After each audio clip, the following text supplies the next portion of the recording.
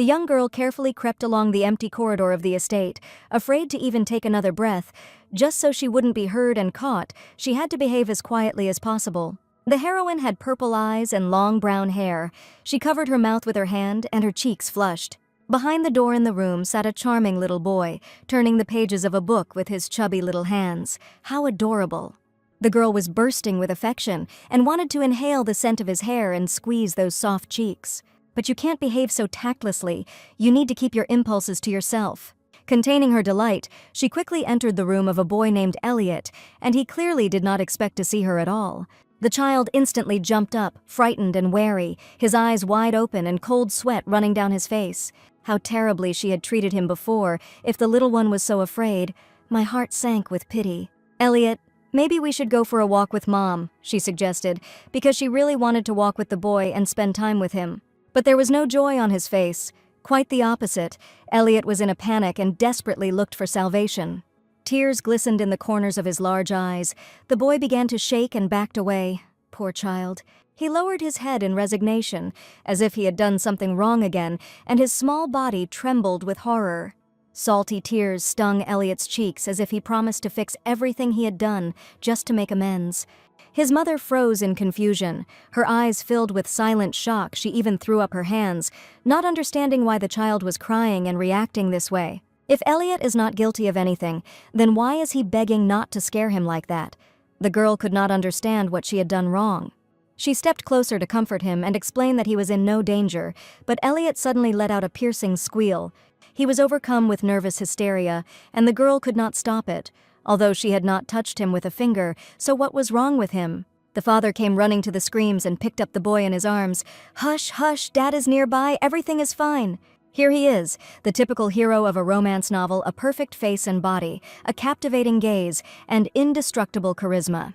A young man of incredible beauty stood before her, and she involuntarily gasped, as if he had been torn from the pages of a fairy tale. It's impossible to get used to such a face. Elliot's beauty seems to be the result of impeccable genes. He looks so much like his father.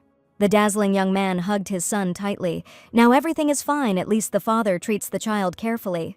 And then he cast a furious glance at Elliot's mother, his eyes filled with steel and resentment for her son. The girl seemed to hear the same words again. "He irritates me, doesn't he?" And backing away, she felt his anger literally crushing the air. Even if the child is annoying, why can't she have at least a drop of warmth after all? He is her own son. What a cruel injustice, because in fact the girl adored this little one and loved him with all her soul, unlike the character. Is it her fault that she ended up in this particular body? She herself is disgusted by this heroine, but she has no choice. She would like to explain everything to Elliot's father, but would he believe it? The young man had already carried the baby out of the room. Why, of all the options, did she end up with this damned body? Why did she become that terrible mother-in-law? One day she opened her eyes and realized she was in the body of the vile mother-in-law from the novel she had read the day before. And by this time, this woman's husband and son had already managed to accumulate mountains of hatred towards her, and quite deservedly so. What should the poor girl do now, who herself hated this nasty mother-in-law while reading the novel? She could try to mend her relationship with her charming son, but the attempt failed, and she didn't even have the courage to make peace with her husband. If she was destined to be here, why wasn't she thrown into this body before the wedding? Now everyone hates her. And what to do about it? She herself would not have believed a single word from such a mother-in-law, especially about sudden love and mercy for the family. And why did this mother-in-law even live like that? Her name was Arinel, and she hated her own little son and barely tolerated her husband. Arinel von Valois is that same terrible mother-in-law from the love fantasy Lily in Your Arms. She was born into the aristocratic house of the Marquise of Saxe and was the embodiment of arrogance, considering herself the main decoration of society. She had no regard for anyone of lower rank and spoke only to those who were her equals. Her pathetic arrogance angered many, among them Baron von Valois, Arinel's husband and Elliot's father. Baron didn't understand why commoners should be humiliated, but to his wife they were just plebeians and expendable. As soon as he became indignant, he heard in response, "What? Do you treat shoes and furniture the same way as people?"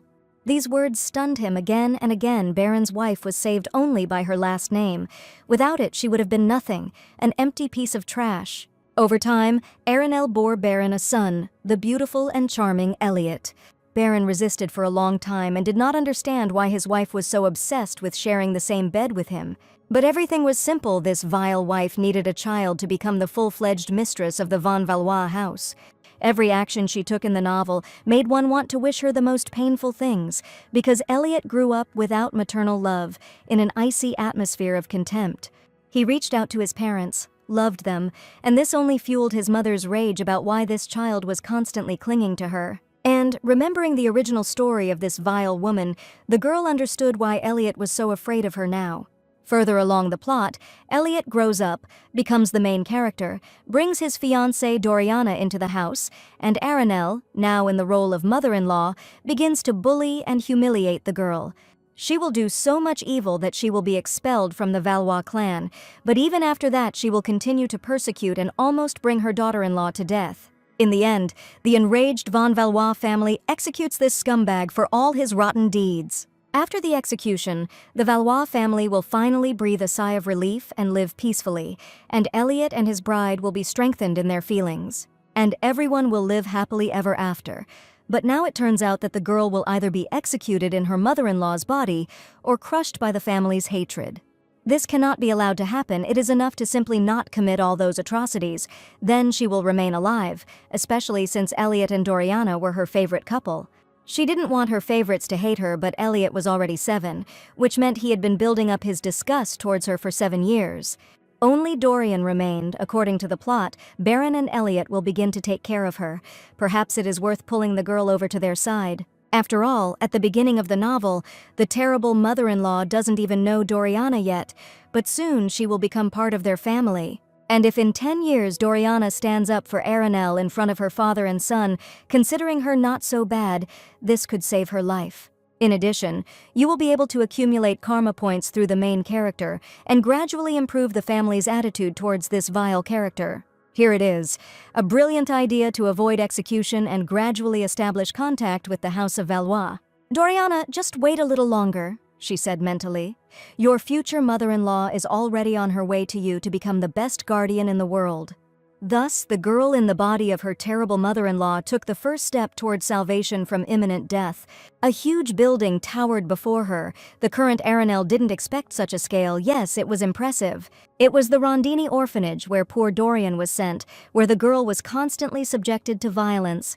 The lovely little girl was the only daughter of the Duke Everett clan, not the most influential, but an ancient and respected family.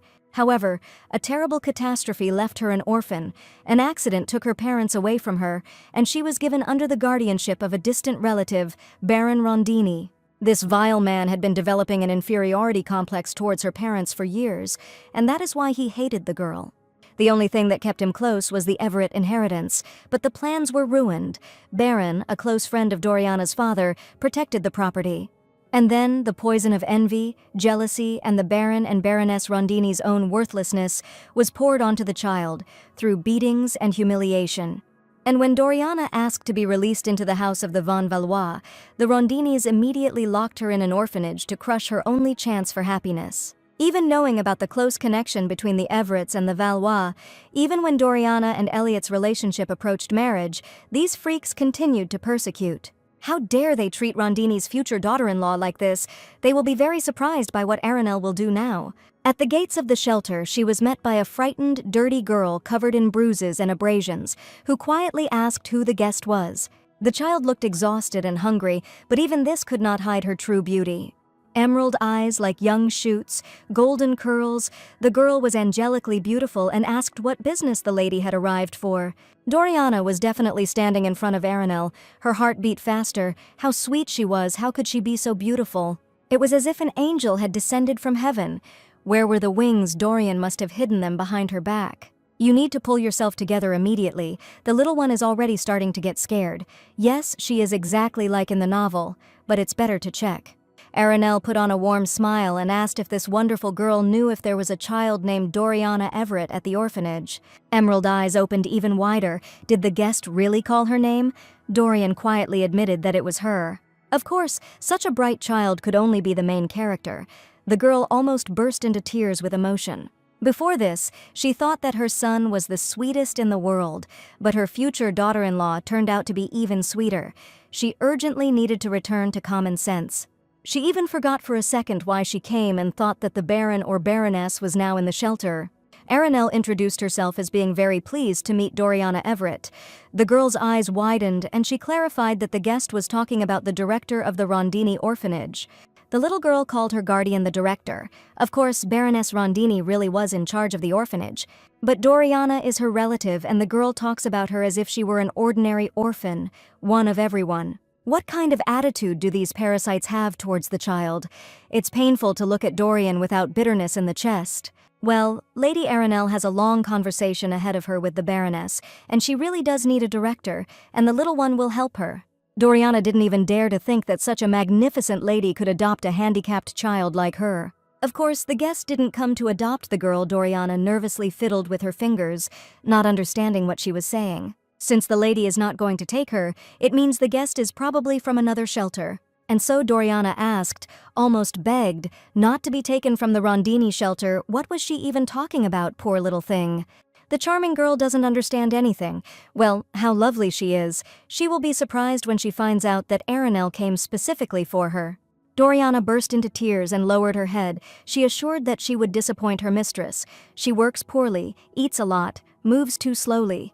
This wonderful girl was taught that she was worthless, a burden, and that her normal needs were insolence and whims. She was afraid to even say that she was hungry or tired, not to mention the feelings, fears, and pain inside. The little main character was sure that no one needed someone like her, and no one would ever come for her. She broke into a trembling whisper. If Lady Aranel takes her, she will have to spend a lot of money on food. What was this sweet child so afraid of? Why was her voice trembling so much? Where was all this anxiety coming from?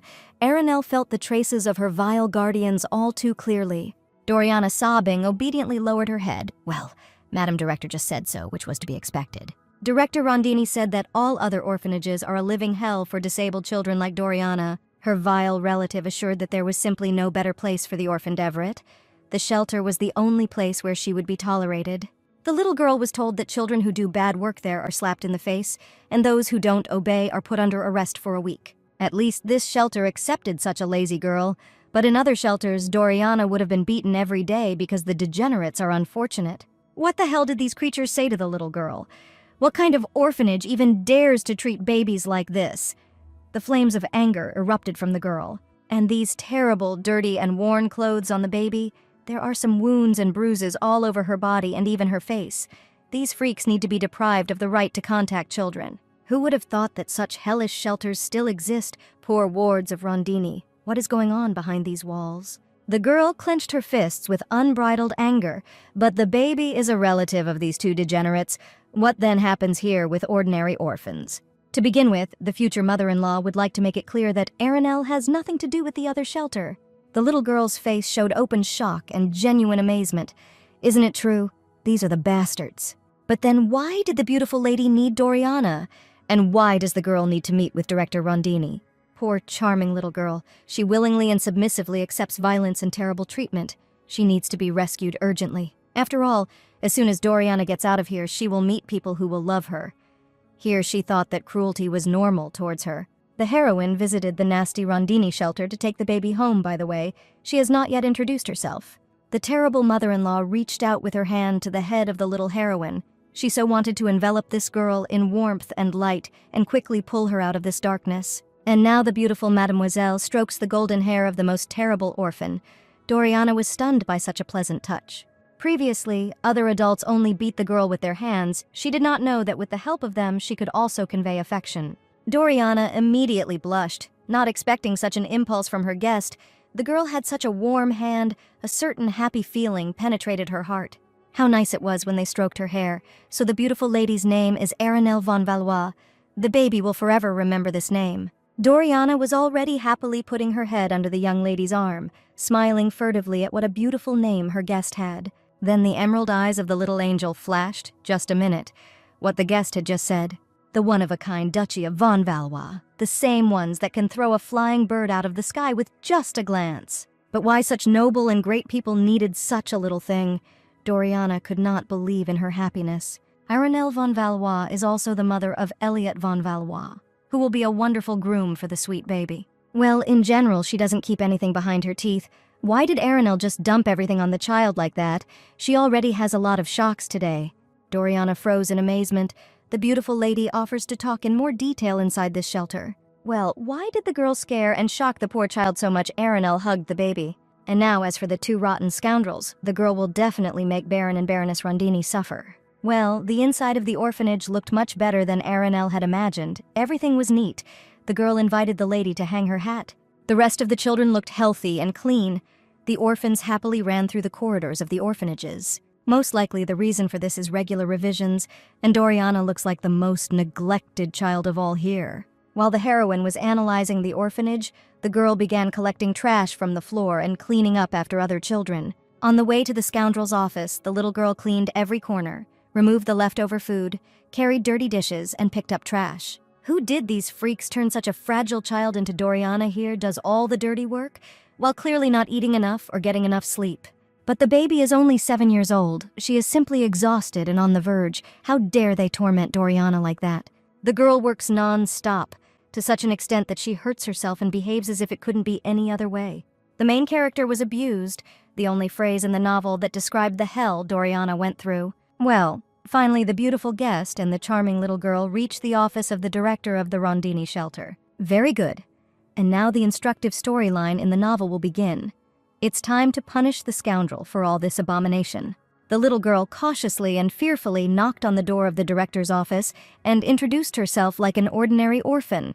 The office door immediately swung open furiously. What a useless creature. How dare this brat disturb the Baroness? The little girl immediately cowered, apparently preparing to receive another blow from the hands of the vile headmistress. Didn't this stupid brat understand that she shouldn't disturb Headmistress Rondini when her daughter came to see her? Arenelle threw a furious look at the insignificant reptile, filled with steel and the desire to smash her head against her own door. The Baroness finally, after a long-winded tirade of insults, turned her attention to the arriving guest, recognizing her as the Duchess of von Valois. So the pathetic reptile must work hard to explain to the Duchess why her daughter-in-law lives not in the Baron's estate, but in an orphanage. Cold sweat flowed down the bastard's face. Why is Doriana a relative of the Baroness? But he calls the director of the orphanage like an orphan. The Baroness suggested moving on to the discussion in her office and not in the corridor of the shelter in front of numerous witnesses. This still will not protect this reptile from the wrath of her terrible mother-in-law. The Baroness is apparently confident that she will be able to negotiate everything with the girl. In the headmistress's office, a little girl in expensive jewelry and a luxurious outfit was sitting on the sofa. Apparently, this is the daughter of Baroness Rondini. The youngest heiress, Rondini, was presented with excellent desserts. There were a lot of them, and they were all intended for her. Doriana hardly eats more than once a day, and this reptile feeds her daughter all this with the money of the baby's father. What a creature. So the daughter of the vile Baroness, right in front of the Duchess, enjoys aromatic tea and expensive sweet desserts. The girl's hair is full of luxurious jewelry and bows. Her daughter's outfit is clearly made from expensive materials and fabrics. Arenelle carefully examined her future daughter-in-law and then threw a withering glance at the scoundrel Rondini. So why the hell does little Dorian walk around in rags and rags? Here the maid's clothes are intact and better than the girl's. Sticky sweat was running down the Baroness's face. The headmistress will explain everything to the Duchess of von Valois and fix everything, of course. The bastard really thinks that Lady von Valois will allow this after everything that she could see here. Arenelle was furious. The Baroness swallowed in fear. But what came over Lady von Valois, what the eminent guest was now seeking in general, Rondini was confused. Previously, the wife of the noble Duke von Valois was not at all interested in the fate of this brat, what she eats, what she is wearing, and how she feels. As much money as Baroness Rondini had to give to shut everyone's mouths, one maid, Meg, had to give a lot for her assistance. This maid assured the Baroness that the Duke of Valois trusted her most. She was supposedly his friend and Elliot's nanny. Didn't Baroness Rondini enter into an agreement backed by a financial investment with that upstart Meg? In addition, Headmistress Rondini herself wrote fake good reports to Duke von Valois every day so as not to arouse suspicion. There was no reason to cause any problems, so what is the mistress of the noble estate of von Valois doing here? So Mrs. Arenelle informs the director of the orphanage that from now on she is taking the baby from this hell. How does this take away? What is Duchess von Valois even talking about? Because Baron and Baroness Rondini are relatives of Doriana. Well, for that matter, Madame von Valois is going to become the future mother-in-law of little Everett, so the question of kinship disappears. The Baroness really considers the words of the Duchess of Valois not serious. Why does the scoundrel consider herself to have the right to challenge the lady's decisions? After everything that the girl happened to see here, taking into account the disgusting attitude towards the baby, why does the Baroness continue to hold on to her? So the headmistress has already told the Duchess of von Valois that this will not happen again. The girl heard the words of the Baroness, didn't she? And since the relative of the rich heiress won't do this anymore, then there are no problems. And Doriana won't want to leave them either, by the way. The Baroness roared, not wanting to say goodbye to the luxurious life, the source of which was the girl she had been jealous of the rich all her life. The girl was dumbfounded by such obvious greed. How could the Baroness dare say such a thing out loud? This carrion is definitely not a person. The bastard grabbed the baby by the shoulders and began to put pressure on her. Doriana is the Baroness's relatives, isn't she? The girl knows everything herself. After which the headmistress tightly squeezed the girl's shoulder, a painful grimace appeared on Doriana's face. The Baroness was raising her relative. What a stupidity to leave your relatives right now, isn't it? Because the girl thinks exactly so. Let her share her opinion with her aunt. Aranelle menacingly put her hand on the scoundrel's shoulder, imperiously ordering her to take a few steps back from the little girl. After which the girl turned the pitiful creature to face her. The reptile had just dared to manipulate the girl right in front of the Duchess. What are we even talking about?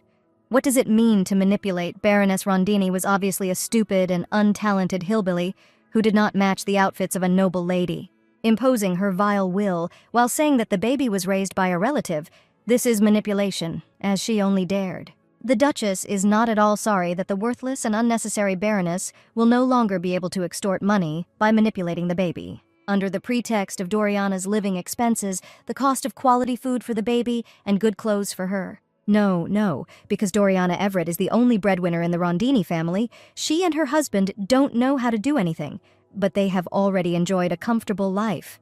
The scoundrel fell to her knees in front of Aranelle. The Baroness begged to leave the brat in the shelter. They need her. What will the family do without her funding? A grimace of disgust appeared on Lady von Valois' face, where Baroness Rondini could have fallen even lower. It was already sickening to stand next to her. The future mother-in-law instantly turned away from the culprit of all the baby's troubles and turned to the angelic Doriana.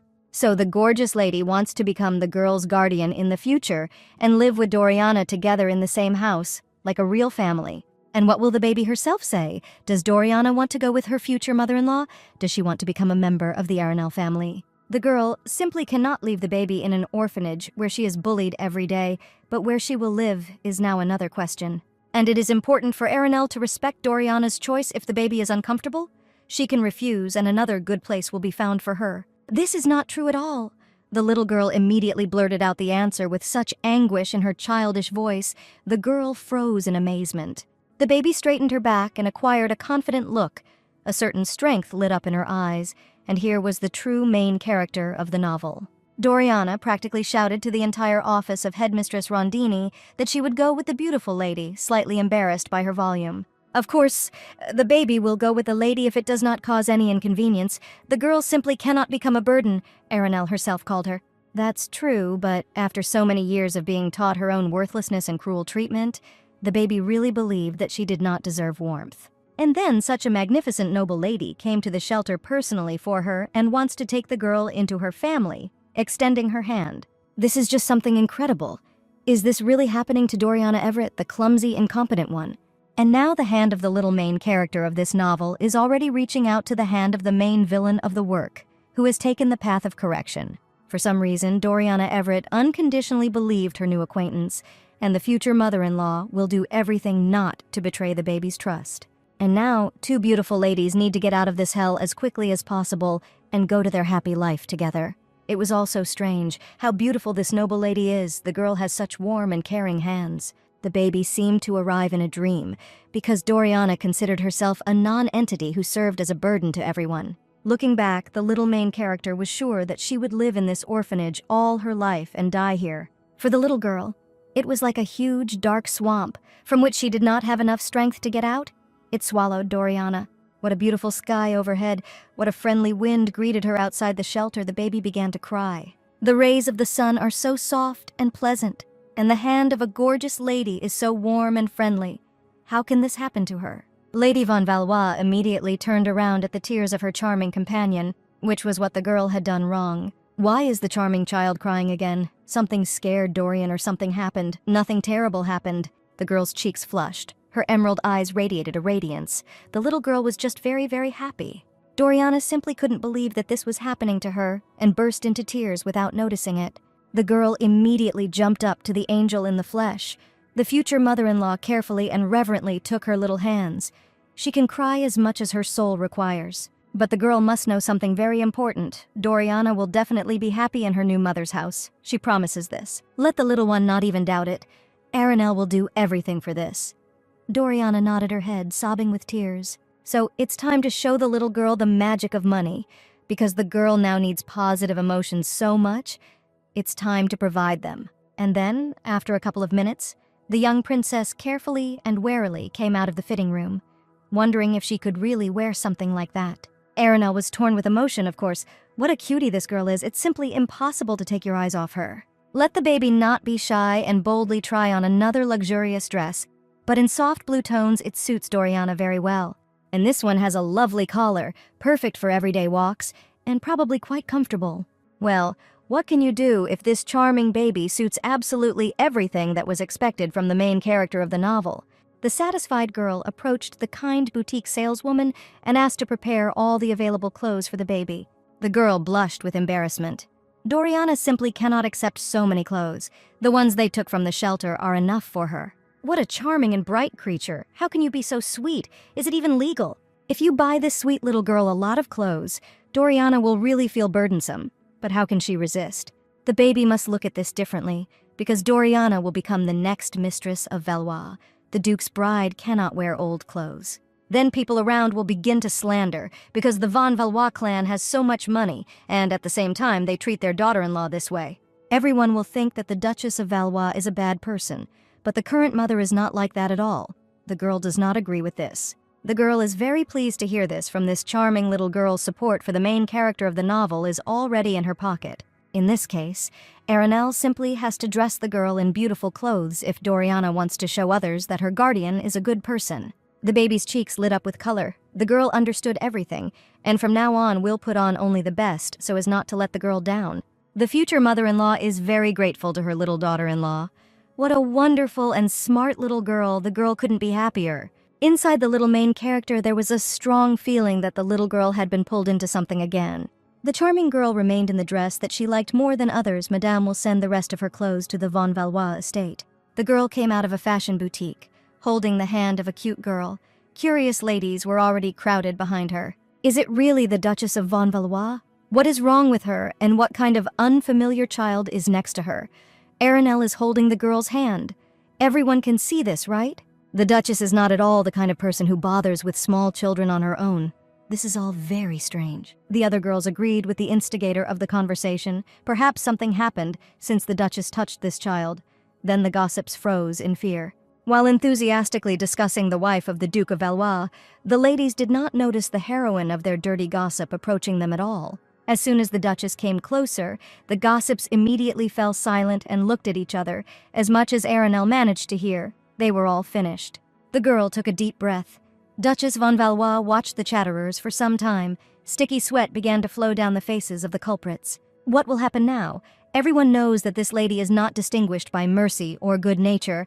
Aranel is capable of making their lives unbearable. Well, the girl understands everything perfectly. Because her Doriana is incredibly sweet and beautiful, it is impossible to take your eyes off her. Therefore, the girl understands why the ladies were staring at the girl. Aranel thought that there was no one sweeter than her son, but there was another cute child. So here's the very famous family estate of the great von Valois family, in which the main character of the novel, and now the main character, grows up. The little girl gasped in amazement, unable to restrain her emotions. Wow, a mansion, and Doriana will now live in this estate. This is the castle of a real princess. Everything is so. The girl is a real princess. Aranel was touched by the reaction of her daughter-in-law. Inside, the decoration of the von Valois estate was even more luxurious than it might seem from the outside. Everything shone with wealth. The little girl was simply bursting with delight and amazement. How is this even possible? This is the palace of the Empress, and she is a clumsy incompetent standing right here. Well, what a cutie the main character of this novel is. How can you even control your emotions next to Doriana? Then the girl's attention was attracted by some rustling at the front door. Aranel immediately turned around towards the sound and saw the top of the head of inky hair. The small protagonist leaned out warily from the doorway, his purple eyes penetrating into the very soul. The girl immediately experienced another attack of emotion. You can't be so charming? Her poor heart simply cannot withstand such shocks. By the way, this time the adorable little boy does not try to run away from his mother, does not cry at all, and does not look scared. It's simply amazing because just a couple of hours ago the baby couldn't stand their privacy and was terribly afraid of his own mother. Then the girl's gaze shifted to the sweet and beautiful Doriana. Her eyes, the color of young shoots, flashed, and her golden hair was blown by a gentle wind. The cutie immediately captivated the young heir of von Valois and penetrated into the very heart of the boy. And here is the fatal meeting of the two main characters of the novel. What a charming scene, two of the cutest children in the whole world. Such charmers really only exist in novels. Well, the girl is ready to say goodbye to everyone alive. Her heart simply cannot withstand such a high level of tenderness. Aranel leaves this world with doom because the girl simply cannot bear the charm of her angelic children. Just a minute. But the girl's goal in this work was to survive at any cost, correcting her situation and not to die at all. Duchess von Valois activated instant resurrection. So let the girl introduce herself. In front of her is the younger Duke von Valois. His name is Elliot. Doriana immediately looked in amazement at the cute boy. Could it be that the heir of the greatest family was standing in front of her? The little girl immediately bowed respectfully before the younger von Valois in an elegant curtsy and greeted the main character. After which the main character stood up and straightened her back. The little girl called herself Doriana Everett. She was very pleased to meet you. The embarrassed boy immediately blushed. His face glowed with heat. His eyes stared at the charming guest. These two decided to kill their mother with their angelic appearance as Elliot's face turned red. In front of him was the bride of the younger von Valois. How is this a bride? But doesn't the baby still know that a bride has already been predetermined for the youngest heir to the Duchy of von Valois? The boy was incredibly embarrassed and charming in his confusion, of course. Elliot already knows that he has a fiancée. It's just that the baby didn't expect that his future destiny was so beautiful. Doriana is simply angelically beautiful. The girl grinned contentedly. Because the boy had everything he was thinking about written all over his face, Elliot should take care of his bride from now on. As the mother wishes, the baby could not even raise his eyes to the future bride, but now he answers directly, and without tears, to Aranel. The effect of the main character is truly the best means of influencing the heroes of the novel. Simply an amazing result. After which, the boy came closer to the main character to ask the girl something. Aranel froze with interest. The younger Duke von Valois leaned over the charming baby's ear and whispered in a quiet voice that she needed to be careful with her mother. Elliot wanted to know if the Duchess of von Valois was already angry with the sweet girl, or maybe she was just scolding her, irritated by her presence. But the future husband of the main character continued, knowing his mother well. Maybe Aranel pushed the girl or drove her away. That's a harmful little thing. His mother actually stands nearby and hears all this. But what did she want, on the other hand? Her character bullied her son for years. Here, Doriana flushed with the intensity of a real hero in general. My mother didn't do anything like that. She is very kind to the girl. Elliot stretched his face in amazement. As if the Duchess had not done anything like that. The poor baby had never seen anything else from his mother. But the little girl continued to deny all the words of the young heiress. Her mother is very caring and attentive to Doriana, although this is not deserved. The girl covered her mouth with her hands. What an angel in a dress. The little girl is already standing strong for her new mother. Actually, Elliot's mother took the young main character from a terrible place and personally chose the dress she is wearing now. But before the charming baby had time to finish her line of defense, a rumbling sound in her stomach was heard throughout the entire estate. The girl immediately gasped, "Wow." Aranel didn't even know all this time that the poor baby was so hungry. The face of the young main character immediately turned red. The little girl lowered her eyes in shame. She needed to quickly eat something. It was late evening, and the venerable butler was already greeting his master in the living room of the estate of the Duchy of von Valois. Its owner came into the luxurious mansion today. Duke von Valois was much late. The young man really had to stay late. In fact, today the head of the great family was faced with much more work than the young man expected. The young man grinned. The butler was very perceptive, since he showed concern for his master's condition. The Duke needs to spend more time mastering facial control, since even the employee thought the young man was tired. The younger Duke has long fallen asleep in her room. The gentleman is heading to the cabin. He still needs to sort out something and needs coffee. The butler carefully called out to his tired Duke the servant needed to tell him something right now. Today, the wife of Duke von Valois brought a young orphan named Doriana Everett to the family estate and placed her in a room. The owner of the estate heard everything correctly. His cold-blooded and cruel wife took the orphan under the care of the von Valois family. A frown appeared on the young man's face, and his eyes reflected the understanding of what the hell this woman was up to. After which the young Duke von Valois took the lamp and climbed the stairs towards the room of his beloved son. There have been too many strange things lately.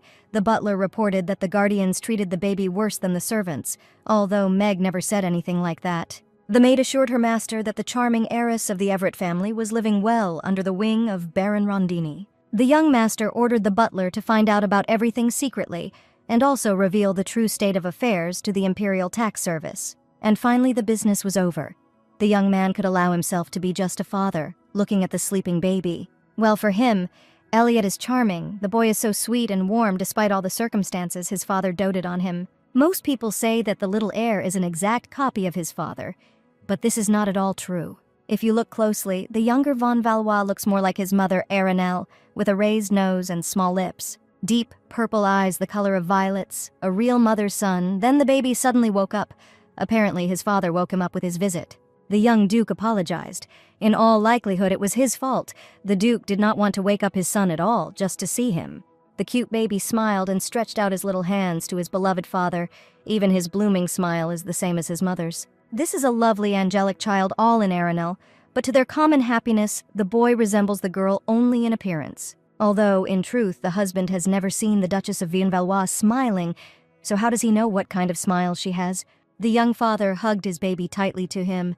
If only this baby would always smile and be surrounded by true happiness. How lucky the Duke is with his son. He is a real miracle. And what is that mug on his bedside table? Elliot timidly replied that the baby drank a glass of cocoa before going to bed. That sweets were forbidden in their house at night. What was it with the maid Meg? Meg already has serious questions regarding baby Doriana, but she coped well with the role of nanny. Indeed, if not for the presence of the nanny, the boy would have been completely lonely. It was not Meg who gave Elliot the cocoa. The father looked in amazement at his sleepy son, but who then handed him this drink before bed, if not his nanny. The eyes of the little protagonist flashed. The baby timidly replied that in fact, before going to bed, Elliot's mother came to see him and brought this cocoa. The head of the greatest family froze in amazement as the mother brought cocoa for her son. Just like that, she took it and brought the drink herself and not a servant. What's wrong with this woman? Why does his wife continue to do things that are completely out of character for her? It's not at all like her. Duke von Valois shook his head.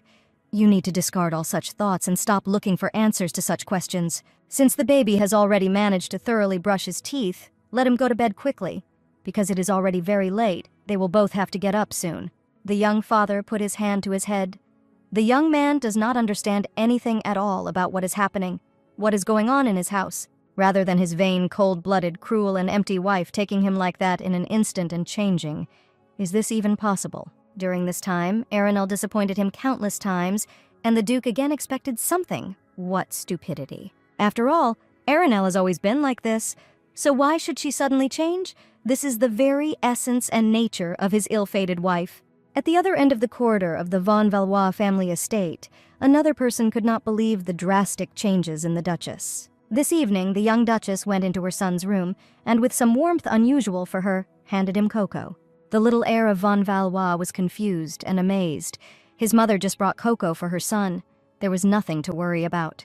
And also the mother came to wish pleasant dreams to her boy. Elliot was puzzled by this behavior and told Meg about it.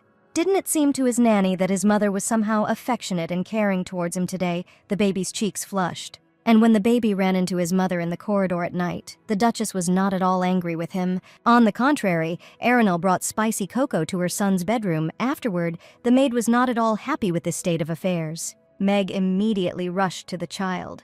The maid really hopes that the little gentleman will no longer suffer because of this woman. Let the baby remember how his mother usually treats Elliot. It's not clear why Aranel suddenly changed. This could be a trick. The baby will trust his mother again, and then he will be upset and suffer. But Meg will always be with the boy. She is very worried about him. The boy smiled modestly. Well, at least the nanny will always be with him. But still, his mother has become different, he feels. In the nanny's head, everything is exactly as it should be. No Aranel, by the way. The young heir was upset. Why is Elliot upset? But his mother is so worried about this Dorian. What is it like for her son, whom her caring attitude has bypassed? The little protagonist didn't understand at all why he had to be upset. His purple eyes flashed.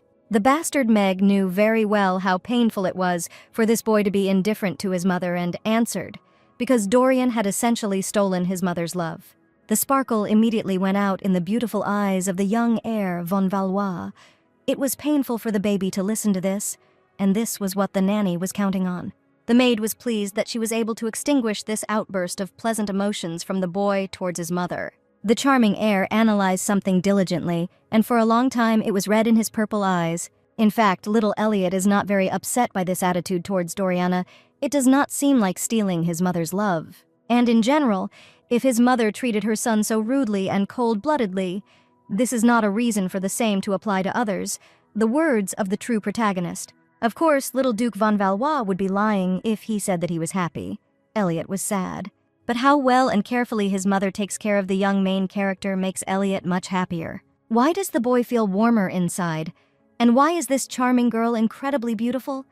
The baby covered his face in embarrassment. Let the baby give this unfortunate cocoa to his nanny and go to bed. It's too late for conversations. Why give away the cocoa? Meg will pour it out. It's already cold and tasteless anyway, but the boy didn't allow it. Elliot will drink the drink in any form. The kid took this mug in his little hands with great warmth and trepidation, because this was the first cocoa from his mother. Enraged by this state of affairs, the nanny hit the table with her fist as if this was all out of time. That's why this lady suddenly decided to become good. And the younger Duke von Valois is already beginning to doubt his mother's indifference. And this should not be the case at all. Then someone knocked on the room of the chief maid and nanny of the little heir of a great family. Let them come in. A crowd of worried service personnel immediately ran into Meg's room. The maids urgently needed a maid. Well, what else happened? Why all this worried fuss? The fact is that the maids just saw the Duchess in the kitchen. Then the maids discussed little Doriana. The girl was supposed to become Elliot's bride.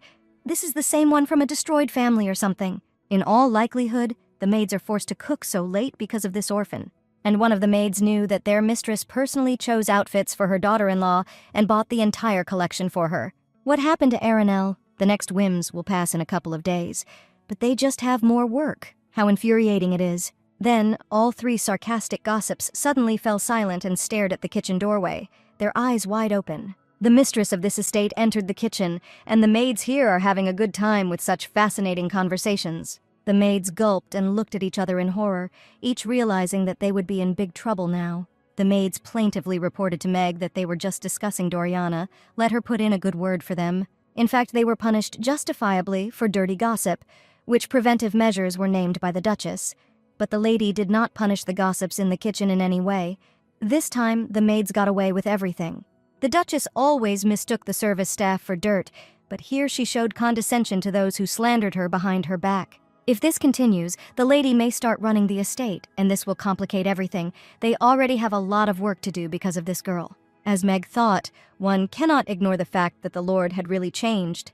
The nanny knew this for sure. Until now, Meg had freedom in running the household and the status of chief maid, but only because Aranel did not care about it. And if the young Duchess continues in the same spirit and begins to manage everything here, then her position will immediately collapse.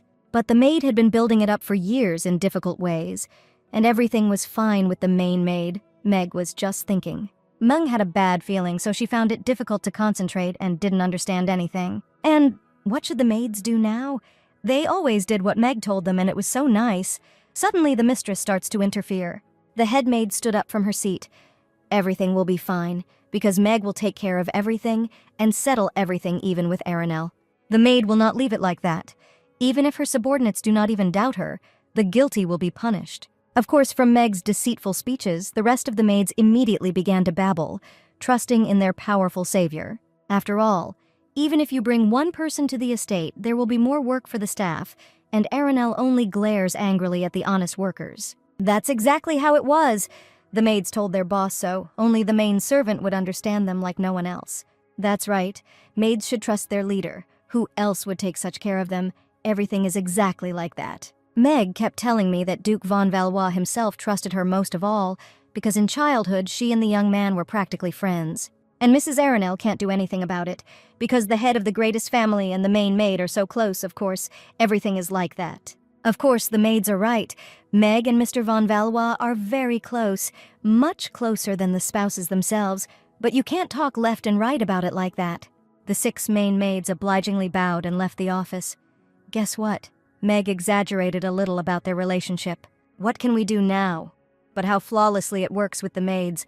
Let Arenel grow cold towards the family. There must be a way. A friendly and sunny morning arrived. The Duchess of von Valois rose from her bed and reluctantly yawned. Then, half asleep, the girl felt that something was moving next to her in her bed. Arenel turned around warily. Then the purple eyes of the mistress of the estate were filled with warmth and light, and a special smile appeared on her face. Next to her future mother-in-law lay a charming, sleeping baby. How lovely she is, it's impossible to contain herself. Arenel had completely forgotten that last night a frightened girl came to her bedroom and asked to spend the night with her mother. After all, the little girl was so scared to fall asleep alone in an empty room in an unfamiliar house, and the girl suggested that they sleep together. And just like that, the terrible mother-in-law and her beautiful daughter-in-law fell asleep together. And in the morning, Arenel was already admiring her rosy cheeks. The girl could not stop the flow of tears, because the main character slept warm and with a full stomach. She was proud of herself. Definitely becoming the main villain in the novel is the best thing that happened to her, and Dorian Everett herself woke up.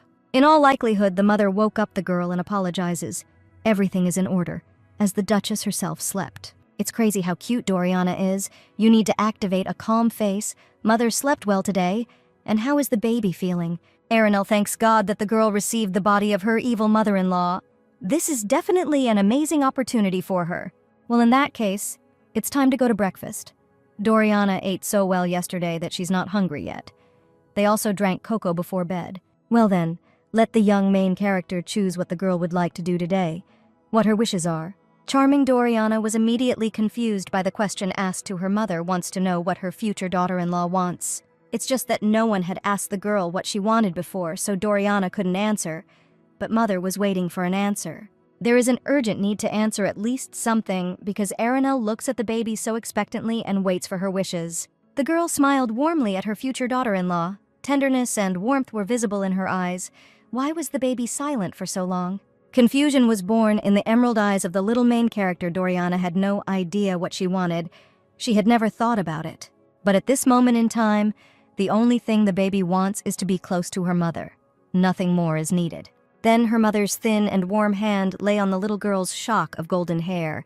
What kind of nonsense is this child talking about? Is this really all a girl wants? Doriana must have dreams or hobbies. The little girl shook her head. If the girl embarrasses the mistress, then nothing can be done, but she will try not to interfere. She will just stand next to her, and this will make her happy. After all, Arenel is also very pleasant to spend time with her. On the contrary, if the girl is with her, she will make her mother happier and will not interfere at all. You definitely need some kind of safe hobby so that Arenel can do something with the baby, and she should like it. Here's a great idea. The mistress of the estate invites the girl to start making sweet cookies with her. Doriana immediately blurted out that she agreed with this idea. The answer came too quickly. The girl did not think at all before answering. Apparently the baby would have liked it, even if her mother suggested that Doriana weed, but that's not possible. After a couple of hours of pleasant joint preparations, charming crispy cookies of various types lay on the tray. The little main character and her mother were absolutely delighted with the result, because they did it very beautifully. Doriana was so happy and amazed that they themselves managed to create something so cute. The girl had never made cookies before. Well, how much charm this main character still has. The girl's poor heart can no longer cope with such pressure. It was a very good and correct decision to kick all the service staff out of the kitchen and take it over. Then the attention of the terrible mother-in-law was attracted by a loud sound from the direction of the kitchen corridor. The girl immediately turned to him. On the floor in front of the door to the kitchen, the young protagonist stood on all fours and embarrassedly looked up at his mother. Tears began to appear in the eyes of the charming baby. It was just that there was such a sweet smell from here, and the boy, without realizing it, came here. Elliot asks his mother for forgiveness for such behavior. What is this kid doing that he's even apologizing for? The girl immediately ran up to the child. He didn't do anything wrong, so there's no need to apologize. Elliot fell. He's fine. The young heir to the Duchy of von Falk just dropped his books. Everything is fine. The boy was not even injured. The terrible mother-in-law caught her son's gaze and saw indecision in him. The boy clearly wanted to say something. Here, the little protagonist finally took a deep breath and thanked his mother for yesterday's cocoa before bed. Well, what a cutie. You just want to squeeze his soft cheeks. There is no need to thank your mother for the cocoa. The best gratitude is that Elliot drank it with pleasure. Then a cute little girl intervened in the conversation. Elliot came into the kitchen to them because of the smell. They prepared cookies. Let the boy help himself. The little Duke's cheeks flushed red. A special sparkle appeared in his eyes. The boy would be happy to try it. The aroma of the cookies was captivating and spicy. The young protagonist blew on it and took a bite of the sweet treat. Immediately, Elliot's purple eyes lit up. The cookies were incredibly delicious, so crispy and sweet. The young Duke's praise made Doriana very happy. It was great. It means everything worked out for the girl and her mother, since Elliot liked it. The charming little girl immediately turned to Arinel. Since they turned out delicious, it means they need to make even more cookies and share them. This girl is truly an angel. Such a kind soul, they will do just that. But first the mother and the children will eat everything that is already ready. Here, the little main character began to glance towards the door. The girl immediately noticed what was wrong with Elliot. The boy looked at his mother with big puppy eyes, and they could treat their dad to these delicious cookies. A nervous tremor went through the girl's body. The baby wants to treat Baron, who can destroy her character with one glance. But on the other hand, you don't have to take the cookies to the Duke of von Valois yourself, you can ask someone. The enraged image of her husband immediately appeared before Arinel's eyes, accusing her of turning Elliot into her messenger. We need to get this over with quickly and take these unfortunate cookies to our husband. The girl took the tray and announced that she would be back soon. The little protagonist's face was frozen with the question of why his mother suddenly decided to carry the treat herself and didn't ask the maid. But inside the spoiled character was a citizen of modern Korea who did not even think about servants. Arinel felt a surge of excitement. Maybe she should just leave the cookies at the door, but it was too late. Baron knew that someone was stomping around in indecision behind the door. The terrible mother-in-law stood motionless, and the head of the clan still felt her presence. So Baron is truly a great warrior. The girl responded to the voice of her young husband and introduced herself. Arinel would literally take her husband away from his affairs for a short time. The handsome Duke turned around in amazement. Looking up from his work, his wife had indeed come to the head of the duchy. Apparently, this spender again does not have enough money for the next useless purchases, so she came to receive another amount. His wife entered the Duke of Valois' office with a tray in her hands, and an oppressive silence reigned in the room above the young people. The Duchess felt that she was beginning to suffocate under Baron's gaze. She needed to quickly leave the cookies and get out of here. Finally, the girl caught her husband's desk, and Arinel, with relief, placed a tray with treats on it. Baron coldly and suspiciously clarified that Arinel had just been placed on his work chair, and hot tea and sweet cookies were waiting for him on a tray. And for what reason did Duchess von Valois herself personally bring this treat to Baron's office? Why not the maid? This is a vindictive guy. The girl understands everything perfectly. The real Arinel was a real punishment, but such neglect is clearly rude. Cookies are usually eaten. What a stupid question. The Duke already knows that his wife came for money. Why waste time and distract him from work? Arinel rolled her eyes. The girl did not add poison to the sweet treat. The young man can calmly eat it. The girl is not the kind of person who would use food for such purposes. There is no need to look at her so harshly. On the tray, there are only harmless, crispy cookies and fresh black tea. The Duke sighed heavily. He didn't mean that at all. That is, the Duchess wants to say that she really came with pure intentions to her husband, just to give him cookies. For obvious reasons, Arinel's actions aroused Baron's suspicions, but it was still possible not to be such a rude person. It was imperative to voice your dislike out loud. Duke von Valois is too rude to his wife today. The head of the greatest family froze in amazement, staring at his wife, whom he no longer recognized as a girl. Arinel really came to give the cookies to her husband. This treat is special for her. They prepared it together with Doriana. The girl understands perfectly well that her husband hates her, but there is no need to neglect the baby. Did they really prepare a treat together? And there is some kind of problem with this. It turns out that the Duchess of von Valois essentially prepared the cookies herself. A oppressive and testing silence once again hung over the young people. The Duke carefully peered into his wife's face. The girl turned around and began to leave. Since he hated the treat so much, let him throw it away. She kept her promise. Before the girl managed to leave her office, Baron Valois called out to his wife the young man was indeed too rude, and therefore for the wrong actions and inappropriate words addressed to his wife, Duke von Valois apologizes. After which the beautiful young man bent down in an apologetic bow to his wife. Arenelle accepted her husband's apology, although in fact the girl was very surprised that the Duke himself decided to apologize to her after all. The girl's purple eyes opened wide apparently. It was very unusual for the young man himself to ask for forgiveness from Arenelle. Well, what did the girl expect from the relationship between Baron and her terrible character? They never even communicated normally. In addition to the vile nature of the Duchess of von Valois, the young man is completely absorbed in his laborious work. Every day a huge pile of documents awaits the young Duke. Baron is probably always very tired. After all, yesterday the head of the greatest clan returned home so late after work, and then this mountain of documents was waiting for him at home. What kind of reaction did Arenelle have? Why did his wife suddenly become attentive to him? Where did the concern for his condition come from? The Duchess's purple eyes looked somehow different. They showed concern and compassion. Maybe the girl could help with something. Duke von Valois completely lost control of his facial expressions and opened his mouth in surprise.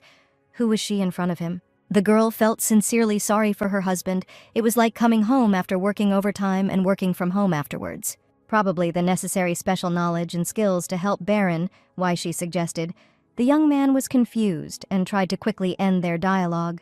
But still, before leaving the young man's office, the girl asked her husband not to overdo it. After all, health is the most important thing in everyone's life. This girl showed concern for him and just left without anything. The Duchess never even mentioned any expenses for her latest whims. But what's really wrong with her? This girl really seemed to have become a completely different person. But what is the likelihood that the soul in the body could change? But this is simply impossible. But in this case, what happened to his young wife? What are the real reasons? In the head of the greatest family, many different guesses and thoughts were born, and nothing found real confirmation. The young head of the duchy has been observing the behavior of his wife for many years, but it feels like Baron is seeing this girl for the first time. The look of the completely confused young man fell on the tray with fresh cookies and tea she made it herself. Duke von Valois reached for the crunchy and sweet treat. The cookies smelled really nice, like hot black tea. His young wife offendedly assured the Duke that there was no poison in the food. It turned out awkwardly. Baron brought the cookies with a captivating spicy smell to his face. They really look very nice. Meanwhile, in the kitchen, the little main character admired her mother. Her future mother-in-law is simply an incredible woman. It was the first time the girl had seen such a kind and bright girl, with such a reverent attitude towards the child. Elliot did not understand these words. After all, nothing like this happened to him. If you listen to Doriana from the outside, you would think that Arenelle is her mother. But the charming hero still could not understand why the girl always praises his mother for what such manifestations. While the little girl did not understand the question of her future groom at all, because everything was so obvious why Elliot was asking. In fact, the Crown Duke does not at all understand the admiration of his bride, her attitude towards Elliot's mother. After all, from the very birth of his dear gentleman, his mother showed only indifference to him, and sometimes even cruelty. It was painful for Dorian to hear this from the boy, how such a kind and pure person could treat his own child in this way. After all, for the little main character, the Duchess of von Valois is a superman, her savior. The girl became the only person who showed sincerity towards the girl, and such care that the little girl was able to believe in that same happiness. It was Elliot's mother who was the first to take the clumsy and inept Doriana by the hand, and was the first to show her warmth and affection. Duchess von Valois was the only one who asked what the baby herself wanted, and found a job that she liked. Therefore, Arenelle is like a real miracle for the Duke's young bride here. The girl's emerald eyes filled with sadness. Since the little girl saw that her future groom was saddened by her story, Elliot was clearly hurt and sad. If you think about it, Mother has really changed a lot lately. She is constantly trying to talk to her son, and yesterday she actually brought cocoa before bed. But how can one and the same person behave in such an opposite way, as if he were not the same person at all? As if these were two completely opposite girls trapped in one body. The baby did not understand anything. Well, the young Duke thought about his own things and completely forgot to pay attention to dear Doriana. The girl was clearly upset. Apparently, his fiancé thought that it was because of her that the boy's mood deteriorated. Elliot is fine. It doesn't matter to him at all. But Doriana felt even worse. The girl turned away from Elliot and hugged herself with her arms. She forgot herself and said so much. Well, now Elliot won't be able to fix anything. The purple eyes of the little protagonist flashed. The only correct idea to solve the situation was born in them.